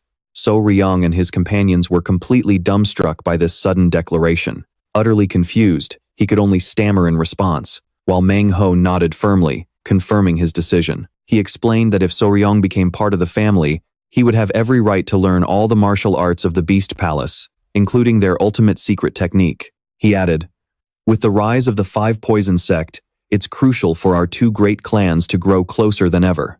Turning to the Grandmaster, Mang Ho respectfully asked for his opinion. He admitted that their attempt to unite the two houses 200 years ago had failed, but he believed that with a child as special as Soryong, they could finally correct the mistakes of the past. The Grandmaster stroked his beard in deep thought. He admitted it was an incredibly tempting offer, but he wanted the final decision to be left entirely to Soryong. With the elders' approval, Mang Ho turned back to make an even more enticing offer. If you become my adopted son, I will personally teach you the secret art of connecting your soul with all beasts. The offer was so overwhelming that the sudden prospect of getting a father and an older sister left him in a panic. Sensing So Ryong's hesitation, Meng Ho and Seol Pyo exchanged looks. Suddenly, Seol Pyo's face lit up as an idea struck her. She excitedly suggested, "Father, why don't we give So Ryong the flying serpent? He loves venomous creatures so much, so that legendary snake would be the perfect gift." The name Flying Serpent was completely foreign to So Ryong, leaving him bewildered as he quickly turned to Elder Tang for help. Elder Tang's expression immediately turned grave. He explained that she was likely referring to the Baekchon divine snake from the legend of the Flying Divine Serpent. He described it as the greatest venomous creature in existence, a divine beast with 2 horns that could soar through the blue sky. The description sent a jolt of electricity straight down So Ryong's spine. All his hesitation vanished instantly, replaced by sheer, unadulterated excitement. His eyes lit up with passion as he tightly clenched his fists. His mind was completely consumed by the image of such a majestic creature. Seeing that Tieu Long was swayed, Shui Piao delivered the decisive blow with a confident, mischievous smile. She promised that if he became her little brother, she would personally help him tame that legendary flying divine serpent. That promise was the ultimate clincher, completely wiping away any lingering doubts in Tieu Long's mind. Without a second of hesitation, he respectfully cupped his hands in a formal bow and proudly greeted his new family. He called Meng Hu father and Shui Piao big sister. The palace master burst into hearty laughter, warmly welcoming his new son, while Hua Yin and the Tang Clan members could only stare at each other in utter bewilderment. The entire hall filled with pure joy. And just like that, an adoption ceremony was held right then and there, officially making Tieu Long a member of the Southern Barbarian Beast Palace. That night, lying on his comfy new bed, Tieu Long couldn't help but chuckle at the sheer irony of his situation. In his past life, he had adopted countless animals, but he never imagined that one day, he would be the one getting adopted. He felt that the people of the Beast Palace, with their deep love for animals, were truly good folks, just like his family back in the Tang Clan. His peaceful train of thought was abruptly shattered when his bedroom door flew wide open. To his utter shock, his new big sister Shui Piao was standing at the doorway alongside a highly embarrassed Hua Yin. Both of them were wearing nothing but thin pajamas. Before he could even process what was happening, Shui Piao cheerfully announced, "Now that we are all one big family, we should sleep together and stay up chatting." She winked, explaining that she had always dreamed of doing this if she ever had a little brother. When a bewildered Tieu Long turned to Hua Yin, she could only blush endlessly and stammer, "Thuh." That is a custom in the Beast Palace. Betrothed couples sleep in the same room. Tieu Long's mind was spinning. For a split second, he actually thought that was an amazing custom, before the gravity of the situation fully sunk in. His heart started pounding like crazy. Ignoring his sheer panic, Shui Piao playfully yanked the blanket back. She and a very hesitant Hua Yin climbed right onto the bed, sandwiching him right in the middle. While Tieu Long was screaming silently in his head, Shui Piao happily suggested they start by talking about his little pets. On a nearby table, his little venomous critters could only watch in sheer confusion, as their master was quite literally getting squished by his new family. The next day, Tieu Long went for a walk with his new father and sister, looking absolutely drained after a chaotic night of family bonding. When Meng Hu asked if he slept well, he could only muster a strained, crooked smile. Meng Hu then announced it was time to start training and pass down the very technique he had been dying to learn.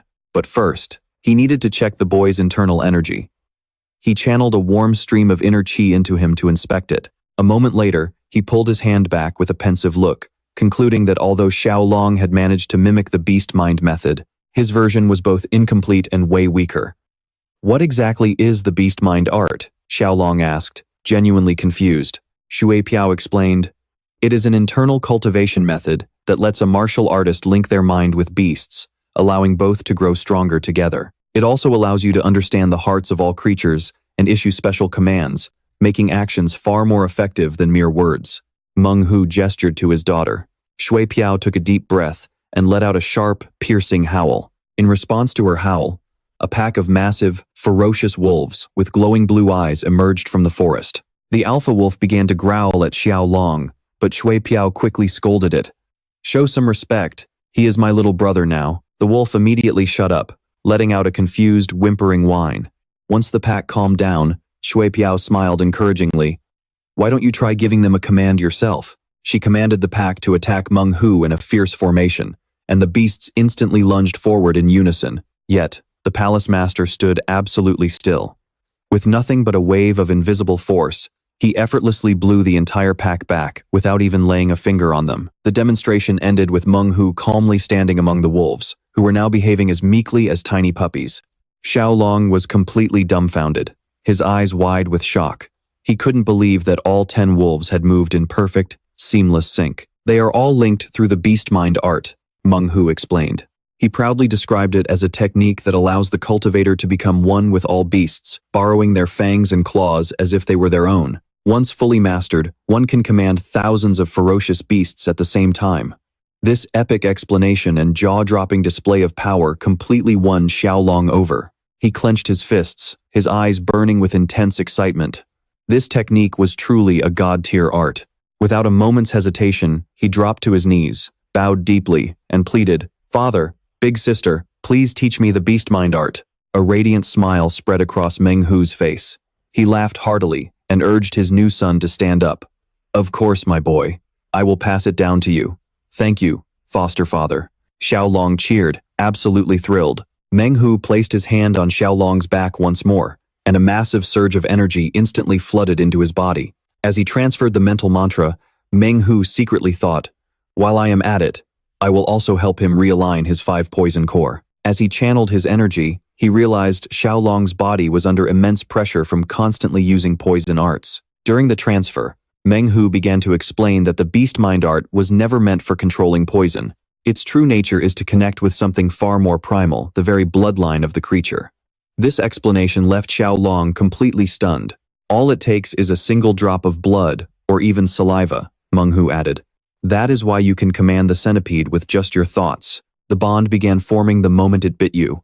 Memories of being bitten came rushing back, and Tieu Long finally understood. Manhwa declared the ritual complete. "Now, you are fully connected to your little centipede. You can feel its heart and emotions completely." He cradled the tiny creature and felt a warm, golden energy envelop him. He was stunned. He could actually feel it.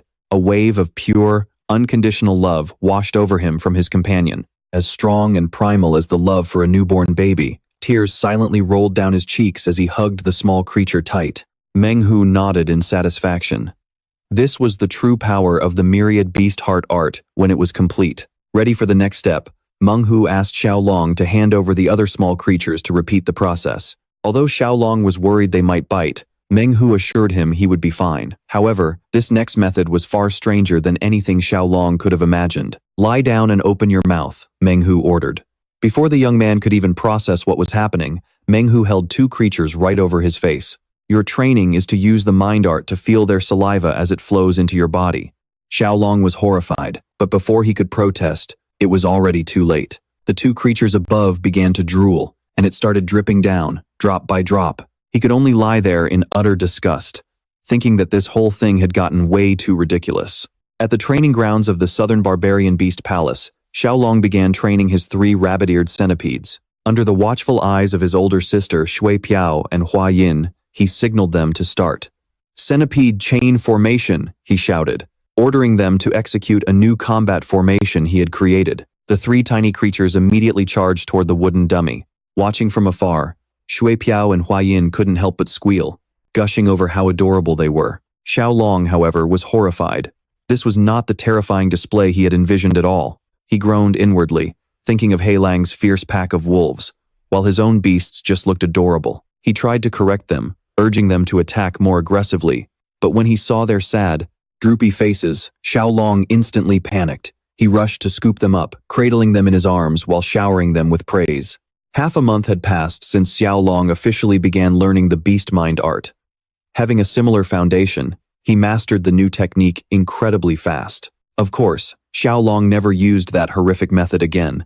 Instead, he completed the bonding process by letting all of his beast companions suck on his pinky finger, which was a much more reasonable alternative.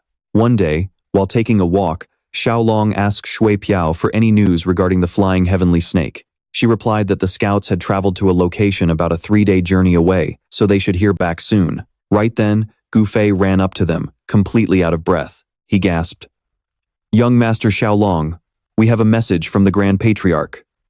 "What is it?" Tieu Long asked, surprised. Gu Fei tried to catch his breath. "They found it. They finally found the flying heavenly snake. This news sent both Xiaolong and Hua Yin into a frenzy of excitement, and a determined smile spread across Xiaolong's face. Without wasting a single second, he declared, "Let's go. We need to see grandfather right away." At the workshop where the Grand Patriarch was personally overseeing his men preparing various medicinal herbs, he warmly welcomed his grandson the moment he saw him, asking how his training was going. Too eager to care, Xiaolong immediately asked about the flying heavenly snake. The Grand Patriarch confirmed it, explaining that he was overseeing the preparation of a special realgar mixture made according to a secret recipe from the Tang sect, which was absolutely essential for the capture. He warned that even though they had tracked its location, they couldn't make a move just yet. Although this snake's venom isn't ranked among the 10 deadliest poisons, it is absolutely not to be taken lightly. Before he could even finish, his expression softened. With a sly grin, he told Xiaolong that he had recently caught something quite interesting and wanted to show him. He pointed toward a large ceramic jar, instantly sparking Xiaolong's curiosity. As the Grand Patriarch lifted the lid, Xiaolong and Hua Yin peeked inside. Their eyes immediately lit up in amazement. At the bottom of the jar sat an unusual spider, its flat, hardened abdomen bearing a pattern that looked exactly like an exquisitely carved ancient coin. A coin spider! Xiaolong cheered in excitement, as if he had just discovered a rare treasure. The Grand Patriarch smiled and confirmed it, noting that it was an incredibly rare species that Xiaolong could never have found in his past life, no matter how hard he looked. After presenting the gift, the old patriarch steered the conversation back to their main mission. He said their next task was to find a secure place to contain the flying heavenly snake once they caught it. At this point, his expression turned solemn. He worried that ordinary methods wouldn't hold up, as the creature they were hunting was a high-level, venomous spirit beast with more than enough power to tear through any ordinary container. "Do you have any ideas?" the old patriarch asked. The master of the house turned to ask him, reminding him that he was the expert here, right as Xiaolong was deep in thought. "Young master, there is a problem. The gold coin spider has vanished." He held up the empty jar, his face turning pale as he desperately apologized. Unlike everyone else who was panicking, Xiaolong remained incredibly calm. He reassured the man that it was fine, and that the spider hadn't actually escaped. He then asked for a bit of spider silk and a chopstick, tied an insect to the silk, and let it dangle right over the mouth of the jar. Almost instantly, the gold coin spider burst from beneath the dirt, snatching its prey with terrifying speed. Xiaolong explained that this was just how trapdoor spiders behaved, burrowing underground to hide, and told him not to worry. As the man carried the jar away, Xiaolong watched him with a thoughtful gaze. He pictured the way the spider burrowed to create a safe, snug nest, almost like a secure pouch. Suddenly, a spark of inspiration flashed through his mind. Of course, a specially designed pouch with that exact shape would be the perfect solution.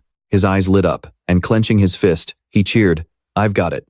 Armed with this brilliant idea, Xiaolong rushed off to find the only one who could bring it to life. His companion, Yao Hua, was currently dozing off on her web. Calling out gently to wake her, Xiaolong held up a small cloth pouch. He asked Yao Hua if she could make something just like it, but many times larger. His plan was both simple and absolute genius. He would use Yao Hua's silk, a super strong material that had already proven its durability against an entire army of ants, to weave a giant pouch that could contain the spiritual beast. Understanding her master's plan, Yao Hua immediately got to work. Before long, a massive, beautifully and intricately woven white pouch took shape. Xiaolong was completely amazed. He picked up the pouch, praising her. "Amazing. This is exactly what we need." Yao Hua let out a soft, happy chirp.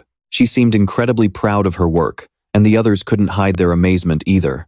Gufei tried slashing the pouch with his dagger, but the sharp blade only sent sparks flying across its incredibly tough surface. "Just how strong is this thing?" he gasped in disbelief. "Truly a miraculous creation." The Grand Patriarch nodded in approval. With the final preparations complete, he announced, "Everything is set. We set out at first light tomorrow."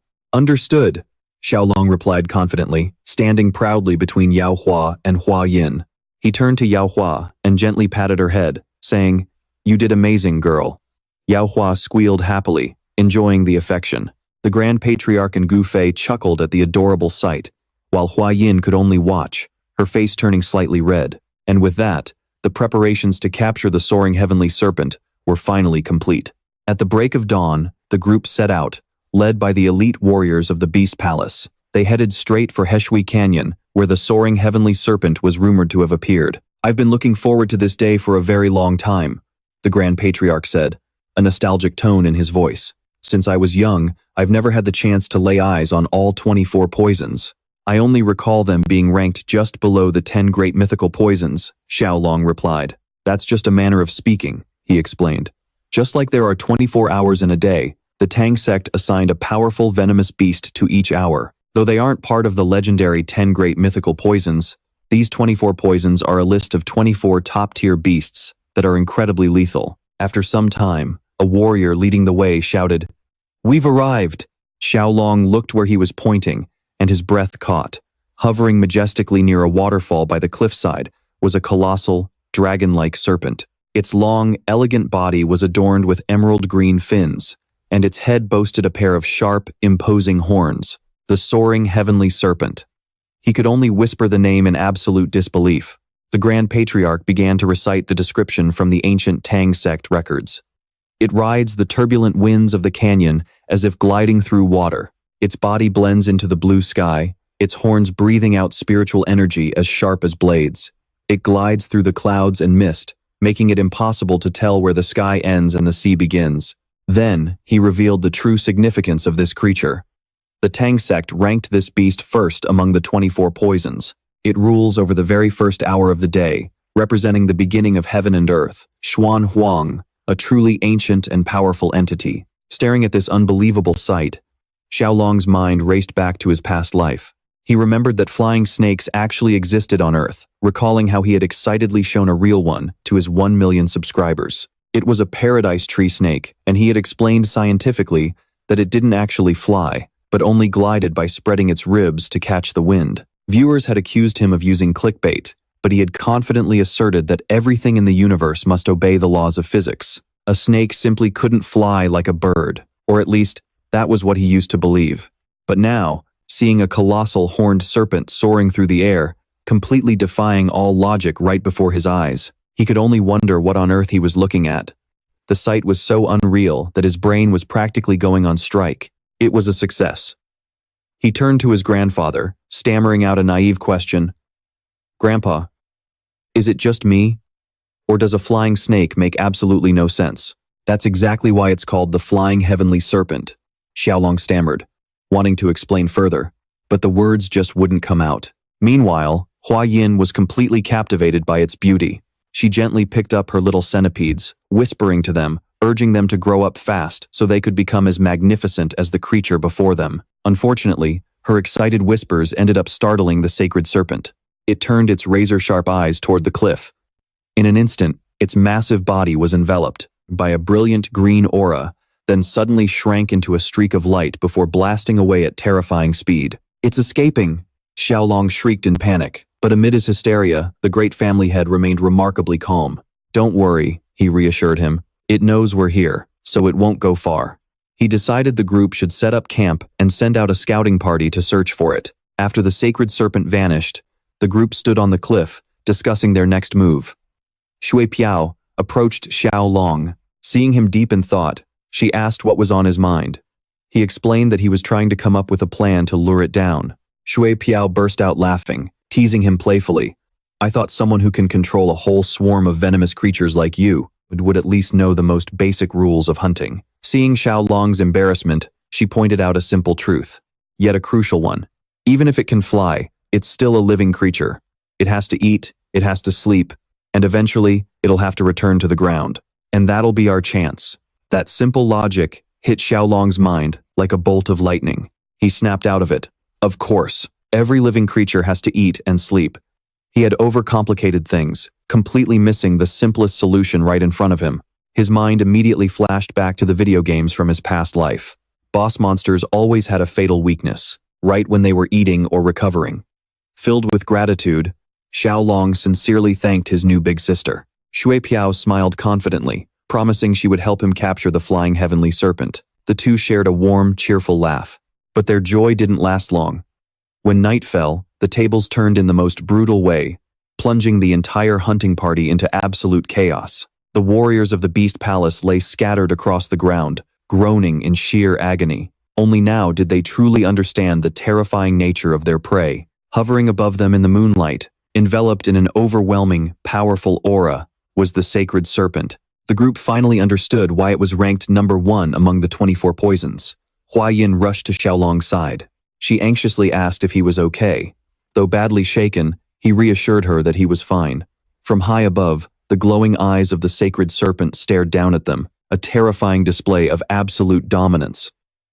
3 days had passed since they first set up camp. Through their scouts, they had figured out the flying heavenly serpent's routine.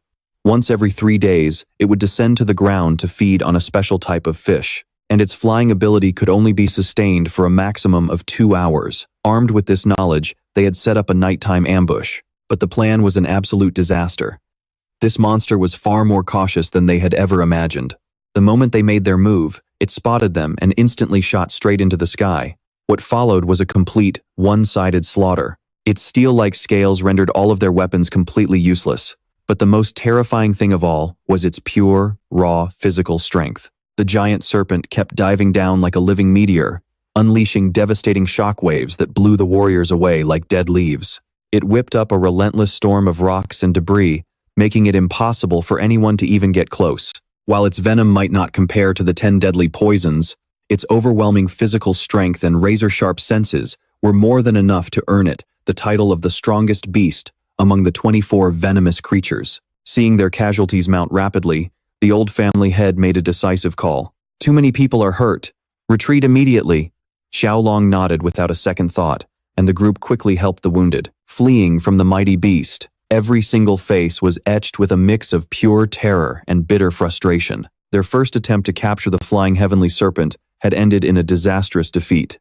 That night, a heavy, suffocating silence hung over the campfire. As Hua Yin bandaged a wound on her arm, Xiao Long walked over, his eyes full of worry. She reassured him it was just a minor scratch.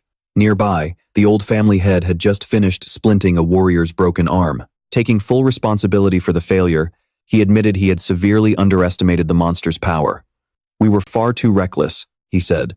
"If a lower-ranked beast was already that powerful, we should have been infinitely more careful with the one at the very top." He then turned to Xiao Long, asking, "What should we do now?" Xiao Long fell into deep thought. He realized his knowledge from his past life was completely useless against this creature. Looking at the wounded warriors covered in bandages, he concluded that another head-on clash would be absolute suicide. They couldn't afford to sacrifice their precious warriors just to capture a single beast. He suddenly thought about how much easier everything would be if that giant snake couldn't fly. "I've got it," the old man suddenly blurted out, catching everyone's attention. "I have a theory on how that sacred serpent actually flies. Every time it takes flight, I feel a strange energy surrounding it. Because it rises up without even flapping its wings or moving its body. I suspect it is manipulating this energy to lift itself up." Confused, Xiao Long turns to Hua Yin, asking for an explanation. She clarifies that it is a supreme lightness skill, using nothing but pure internal energy to lift its entire body into the air. To achieve this, one would need an unimaginably massive amount of internal energy. So, could that venomous beast actually possess such a colossal amount of energy? Xiao Long asks in shock. It is not its own internal energy. The great grandmaster steps forward, speaking with absolute certainty as he reveals the true source of its power. An inner core. I am certain that venomous beast possesses this sphere of pure energy, which is what allows it to do the impossible. This revelation sends shockwaves through the group. Gu Fei and Shui Piao gasp in disbelief, asking the elder if such a thing is truly possible. Xiao Long's mind immediately flashes back to the inner core he obtained from the blue-patterned centipede. This realization sparks a whole new wave of excitement. "This gives us even more reason to capture it," Gu Fei declares. Shui Piao enthusiastically agrees. The great patriarch further explains that if Hua Yin can absorb the inner core of a powerful creature, like the flying heavenly serpent, her martial arts will improve by leaps and bounds. However, he also adds a harsh caveat. If the primary goal is the inner core, capturing it alive will be extremely difficult, if not outright impossible. The thought of having to kill such a beautiful creature makes Xiao Long's expression darken. Noticing his sudden change in mood, Hua Yin asks with concern, "What is wrong?" "Killing it is not an option," Xiao Long declares, his voice filled with determination. "We are going to capture it, and we must take it alive." The others are all taken aback by his decisive resolution. Shui Piao is the first to speak up. "Why would we pass up on such a golden opportunity? This is the inner core of the legendary flying heavenly serpent we are talking about. Tieu Long only smiles softly and explains, while internal energy is precious, it can be cultivated over time. Slaughtering a unique creature just to take a shortcut is a waste. To me, a living venomous beast is 10,000 times more valuable than any inner core. The great patriarch smiles warmly. This respect for life. That is truly my grandson's style. He accepts Tieu Long's decision, but then asks a practical question. So, what is our new plan? Looking down at his 3 sleeping little friends, Tieu Long whispers. Actually, I already have an idea. A confident, slightly mischievous smile plays on his lips. In his heart, he sends a silent challenge to the divine serpent. I will capture you, and I won't let you shed a single drop of blood. The plan is put into action right away. The group locates the divine serpent as it descends toward a quiet river to drink water. Hiding behind a boulder, Tieu Long picks up a pebble and hurls it toward the creature. The sudden noise startles the serpent. It lets out an angry hiss, raising its head high as it warily searches for the intruder. Observing its reaction, Tieu Long begins to analyze. In his mind, everything becomes crystal clear.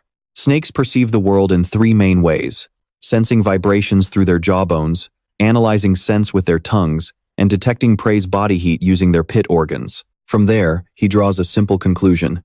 As long as they can mask their scent and body heat, they will be practically invisible to the serpent. However, the actual execution is far from glamorous. The entire group, from the dignified great patriarch to the delicate Lady Hua Yin, is wrapped tight from head to toe in thick layers of white silk, looking just like mummies that had risen from their tombs. Do I really have to wear this bizarre thing? The great patriarch grumbles, his voice dripping with embarrassment. These suits are made from the ultra-durable, heat-insulating silk of the demon flower, which is absolutely essential for the plan, Tieu Long explains. However, they won't completely hide our presence, so everyone must be careful not to get too close. I understand the reason for the disguise, the great patriarch says, but how are these suits going to help us capture the snake alive without harming it? Tieu Long smiles, beginning to explain his entire plan. He recalls Xu Piao's advice. Even a divine beast is just a living creature that needs to eat and sleep. With that in mind, he reveals the next step, a tactic that is both simple and ruthless. From now on, we are going to shadow it. Every time it tries to land to eat or rest, we will throw rocks to harass it. We won't give it a single second of peace, nor let it swallow a single bite of food. This simple yet brutal strategy leaves the great elder and Hua Yin utterly stunned. Tieu Long confidently explains the logic behind his plan. Since the demon flower silk suits will make them practically invisible, the snake won't be able to find them to retaliate. By constantly tormenting it, denying it food, and depriving it of sleep, it will eventually collapse from pure exhaustion. Even if it is the strongest of the 24 venomous creatures, it cannot fight the basic survival needs of hunger and fatigue. This is going to be incredibly exhausting for us too, he admits. I'm counting on everyone's endurance. These words leave the other members with nothing but weary sighs. And with that, the harassment campaign begins. 6 long, grueling days pass. Just as the hunting party was on the verge of complete exhaustion, they realized the divine snake had also reached its absolute limit, desperately touching down by a small stream just to get a drink of water. Immediately, a lookout spotted it. With a loud shout, a barrage of heavy rocks came raining down on the beast. As for the beast, the giant serpent let out a roar filled with sheer exhaustion and resentment. Its massive body trembled violently, its vision blurred, and its mind began to spin. Finally, its colossal body could no longer hold on, completely brought down by starvation and pure exhaustion. The divine snake lost consciousness, falling freely from the sky like a withered leaf before slamming hard onto the ground. Down below, the warriors erupted in cheers of victory. The operation was a massive success, and they quickly rushed in, using a giant bag woven from demon flower silk to tightly bind the unconscious beast. They had successfully captured the flying divine snake without leaving so much as a single scratch on it. And just as importantly, not a single one of their own warriors was injured. Tieu Long looked at his prize with immense pride. He decided to name this strategy the inescapable net. Once the giant serpent was safely secured, the team loaded the massive white bag onto a large wooden carriage and began their journey back. Standing next to Xue Piao, Elder Tang looked at the carriage and sighed, remarking that this wretched creature had caused them an endless amount of trouble. Curious about their prize, Tieu Long asked his grandfather if he had checked its inner core yet. Elder Tang confirmed he had, explaining that though the core was small, The energy inside was incredibly pure and dense. He estimated its power to be equivalent to 120 years of inner cultivation, making it a truly mind-blowing treasure. Huayin gasped in disbelief. 125 years of power? The immense value of the inner core instantly made her change her mind. Along with Shui Piao, she earnestly urged Xiaolong, "We have to take that inner core. This isn't just 5 or 10 years. We are talking about a whopping 120 years of power here. You're still so young. If you absorb this massive reservoir of inner energy, you can master any martial art to its absolute peak. This is a once-in-a-lifetime opportunity." Elder Tang chimed in, agreeing that an inner core of this caliber could rejuvenate a person and completely reform their physical makeup. With it, Xiaolong could even surpass the legendary 10 great venomous beasts. Xiaolong remained silent, seriously weighing his options. He admitted that the prospect was incredibly tempting, but his thoughts kept returning to the creature itself. The flying divine snake was such a rare and beautiful creature. The thought of slaughtering something so magnificent was something he simply couldn't bring himself to do. Sensing his hesitation, Shui Piao and Huayin became even more determined. As they pleaded with him to make a decision, the heavy pressure weighed on Xiaolong, and he could only ask them to give him a little more time. But then, their debate was abruptly cut short by a terrifying event. The wooden carriage carrying the snake suddenly began to shake violently, horror striking everyone present. The entire carriage was lifted right off the ground. Xiaolong froze in shock. The creature inside had definitely woke up. The martial artists strained with all their might to hold down the violently thrashing silk bag, realizing with horror that the beast's raw strength had not diminished at all. A muffled, furious growl echoed from inside the silk prison. Elder Tang watched the chaos unfold with a grim expression on his face. He realized the snake was still bursting with vitality, which was highly unusual for a creature that had been starved for days. Xiaolong sighed, adding that snakes are incredibly resilient creatures that can go without food for an entire month. Elder Tang pointed out that this put them in an extremely difficult dilemma. Now that the snake was awake, it would never stop fighting, and its thrashing had already wrecked the carriage, making further transport completely impossible. He explained, "While your other pets are manageable, Xiaolong, this divine snake is just too aggressive and powerful." He wasn't even sure if they could find a secure enough place to lock it up once they got back. Finally, Elder Tang lost all patience, his face hardening like stone. He issued a cold ultimatum: if it keeps resisting this violently, we'll have no choice but to kill it for its inner core, whether you like it or not. The moment the words left his mouth, the frantic thrashing inside the bag stopped dead. An eerie silence fell over the area, broken only by a faint, low hissing sound. Then, a strange mist began to drift out from the silk bag. Everyone watched in stunned silence as an unbelievable sight unfolded before their eyes. A glowing blue sphere rolled out from a gap in the bag. The martial artists stood frozen in shock. Finally, one of them cried out, "Young master, get over here, quick! The flying snake has shrunk." The once majestic giant serpent had now transformed into a tiny little creature. With its big, round, teary eyes, it looked just like a completely harmless plush toy. This sudden transformation came as a devastating blow to Xiaolong. Instead of feeling relieved, he sank to his knees. Utterly heartbroken, he cried out, not in joy, but in deep sorrow for the once mighty flying divine snake that had been reduced to such a tiny, helpless creature. Elder Tang quickly put the pieces together, explaining that the creature must have willingly surrendered its inner core to save its own life. He was utterly amazed by its intelligence and its ability to expel its own core. But Xiaolong wasn't listening. He was already scolding the tiny snake, calling it an idiot for giving up its power so easily. He insisted that if it had just waited a little longer, he would have been able to convince his grandfather. He snatched up the inner core, desperately trying to force the tiny creature to swallow it, begging it to reclaim its strength.